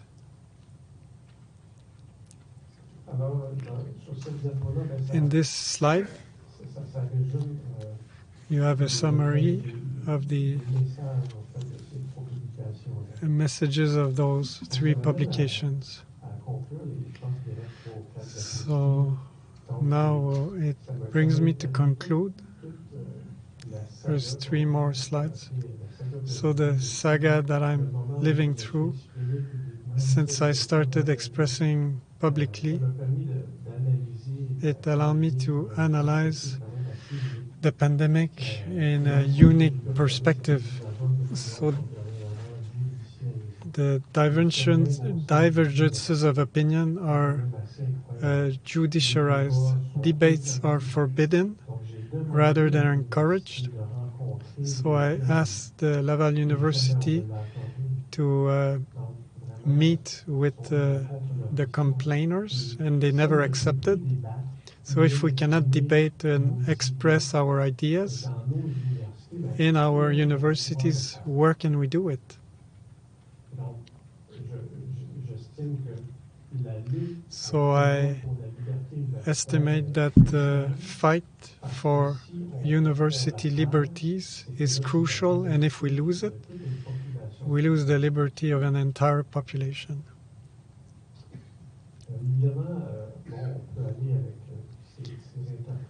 Now we could go with this interpretation based on our values and our knowledge and the intentions that we would give, good or bad.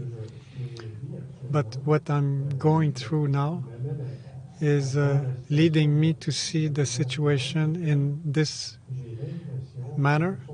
So I have the impression that it's the private interests that are attacking the last protection of democracy.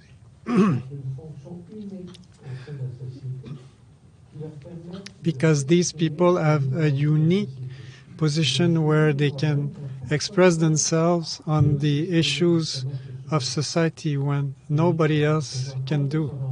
So by removing that protection, like it was done in other political regimen in other countries, by eliminating that protection, it will give freedom to the private institution to impose their requirements. So now we are being this foundation of our institutions are being really shaken. And I don't want to elaborate too much because it was well covered during the commission. So I have a few recommendations for the members of the commission. It's really important to defend university liberties and ensure immunity of the professor who are practicing or take speech liberty publicly. So that's to ensure the protection of the public. We have to respect the rules of ethics and good conduct for fundamental research. So what I did is public interventions. This is not even research. We have to apply principles and rules of ethics and deontology in research and clinical practice and not derogate for the reason of an emergency. It was exactly put in place when we get into a situation like that they help us to stay in the respect of these rules and not lose our mind. And that's we heard before in the commission. The emotions make us lose our rational thought, and then it becomes emotional, and then we allow to remove these protections and impose measures that are not consistent with the ethics principle that were guiding our activities. So personally, I would like to be able to analyze the content of the COVID-19 vials. We have the expertise to do it. We have protocols in place in the laboratory to analyze the content of lipidic nanoparticles and RNA, especially when we think that these vaccines were administered to billions of people repeatedly everywhere on the planet. We have to be responsible to analyze these vials. And it should be done by independent and free of any conflict of interest or influence. And let the results of their analysis being published freely. So I ask the government to give me the money and the freedom to do it and access to the samples. I put the terminology whistleblower, but that's typically not the terminology I would use. But now in my situation, where I have constraints, so I claim the status of a whistleblower because this is what I've done since 7th of December 2021. We need to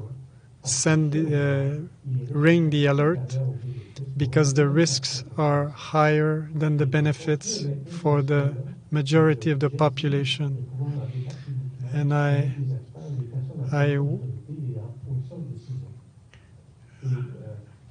I want to debate that with the people, the deciders.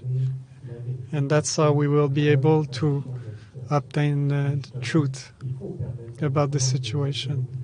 We have to allow the defense of public interest.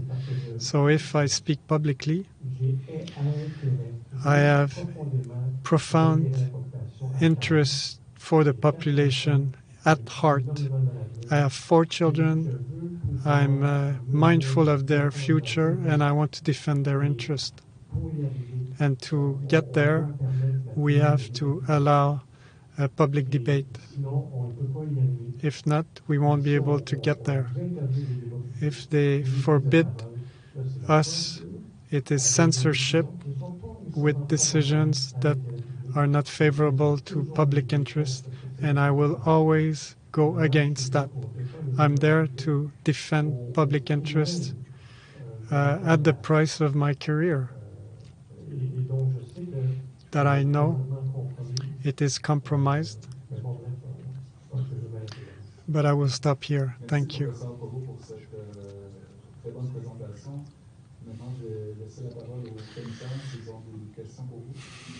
Then I will ask the commissioner to ask any questions.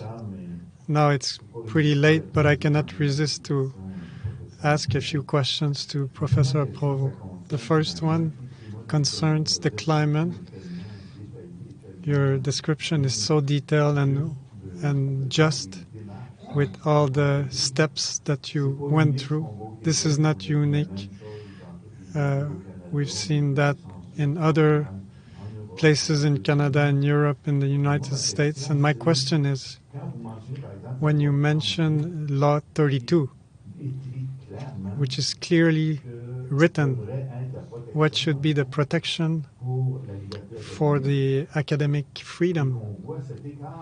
And we see this gap between what happens in your case and others are censoring themselves to avoid getting into the problems you've lived through.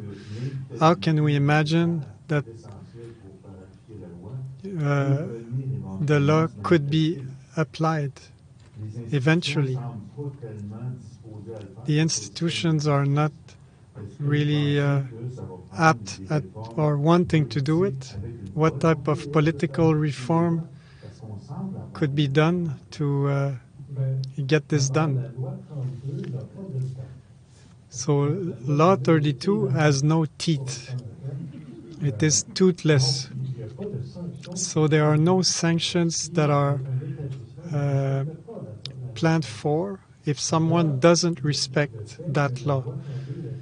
So the fact that it does not have precedence on a disciplinary process that is hijacked, then this is very much worrying. And now there is a political decision that's taken to not intervene. So the minister says herself, she is in contact with the rectors of the university. But I tried to speak to the minister, but without any success. My deputy, the same thing. It's not possible. So I never got any comeback. So how can you be in link with the direction of university, but not with me, to speak together? So the minister does not understand the scope of Law 32 and the impact on our democratic life. The other question concerns the hope that you had when you published your article in 2022 that seemed to show a certain opening that was closed back with, I would say, violence, with all the comebacks that happen after. So Mr. Hamel testified, showing his journey, and I was surprised to hear that.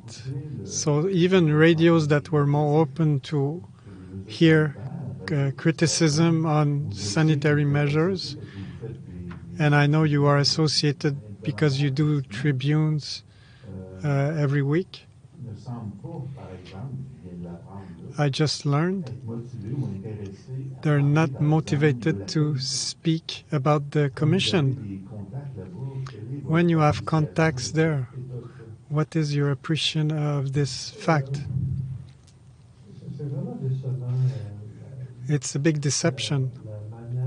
The way the media, traditional media, even the ones like Radio X, cover events. The NCI is extremely legitimate and essential. It should have been a public commission initiated by the government. Unfortunately, in Quebec, there was never any will to do this, and I'm really sad about that. So the citizen initiative and the pertinence of this commission is very high, and I don't understand why all media that respect itself doesn't cover your work, because it's something unique. What we went through in the last 3 years will make history.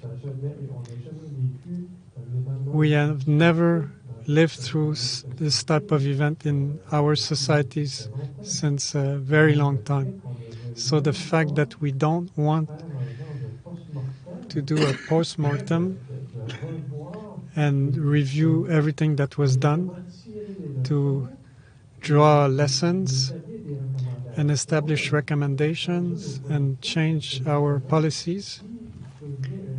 So if another crisis happens like that in the future and we can properly respond to it in a more appropriate manner, this is very worrying that they are not interested in doing that. So we see it in the testimonies that people are assisting in the audiences. This crisis had major impacts in all spheres of society. So why is the traditional media not covering that? For me, it's a complete mystery. I am outraged by this. As a citizen, I request to have access to the complete information of what's unfolding in our society, and the works of the Commission is unique. They should have filled up the room, the traditional media, and the fact that we only want to place under silence the works of the Commission, it tells me that the traditional media, they are not wanting to know the truth, because this is what we're doing here. The works of the Commission is serving that, to highlight all the truth that we no longer see in traditional media. So I raise my hat to the commissioners and the organizers of the Commission, because this is essential. And I hope that people will find interest in listening to all the testimonies and the witnesses that came in front of the Commission,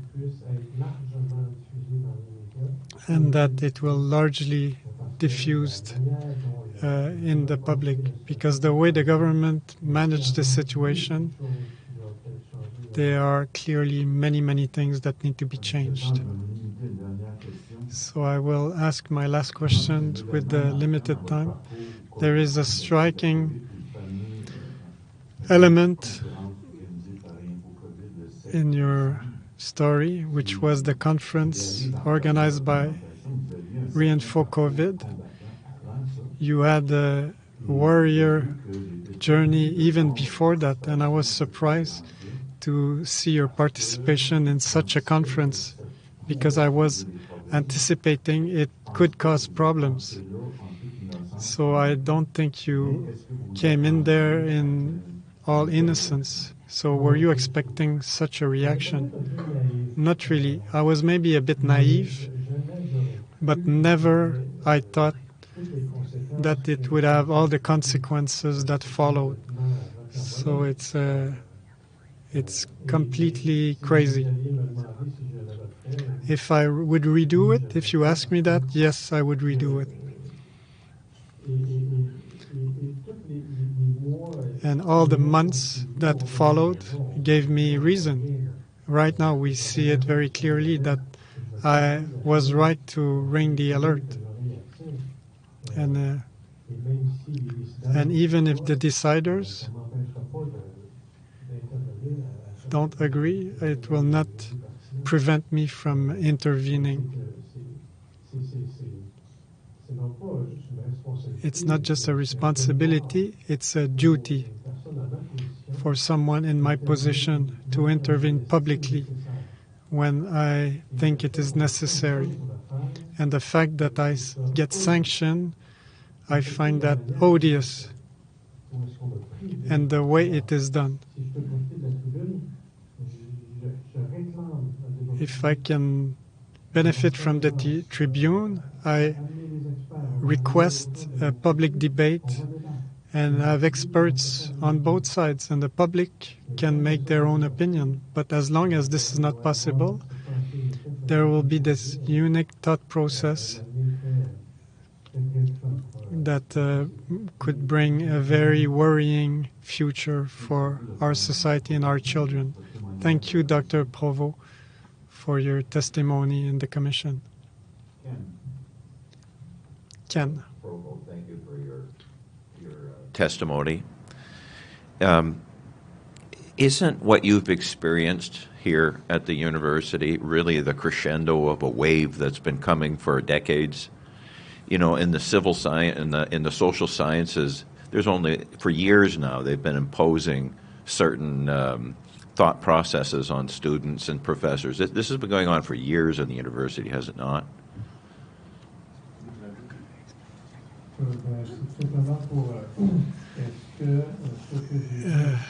Is what I'm going through is the result, crescendo, of a succession of changes that were happening throughout the last decades in our university system.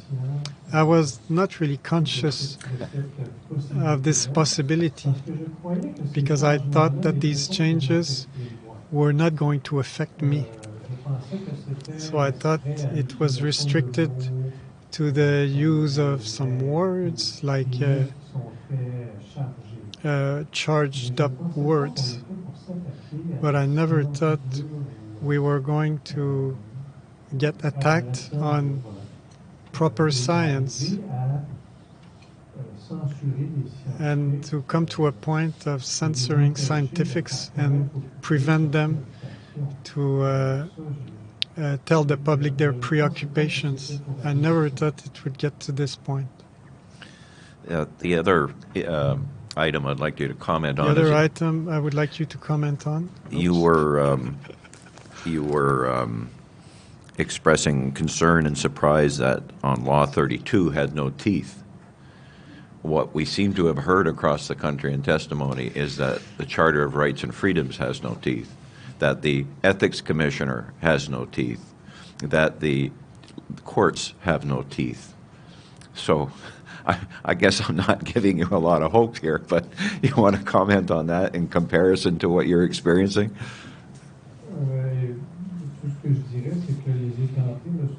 Everything about Law 32 not having teeth, I would say.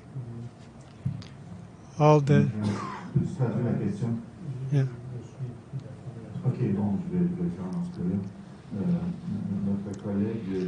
Our colleague is mentioning that, per your remark, Law 32 has no teeth. So we noticed that the tribunals don't seem to have much teeth, and the Charter of Rights as well. So in these conditions,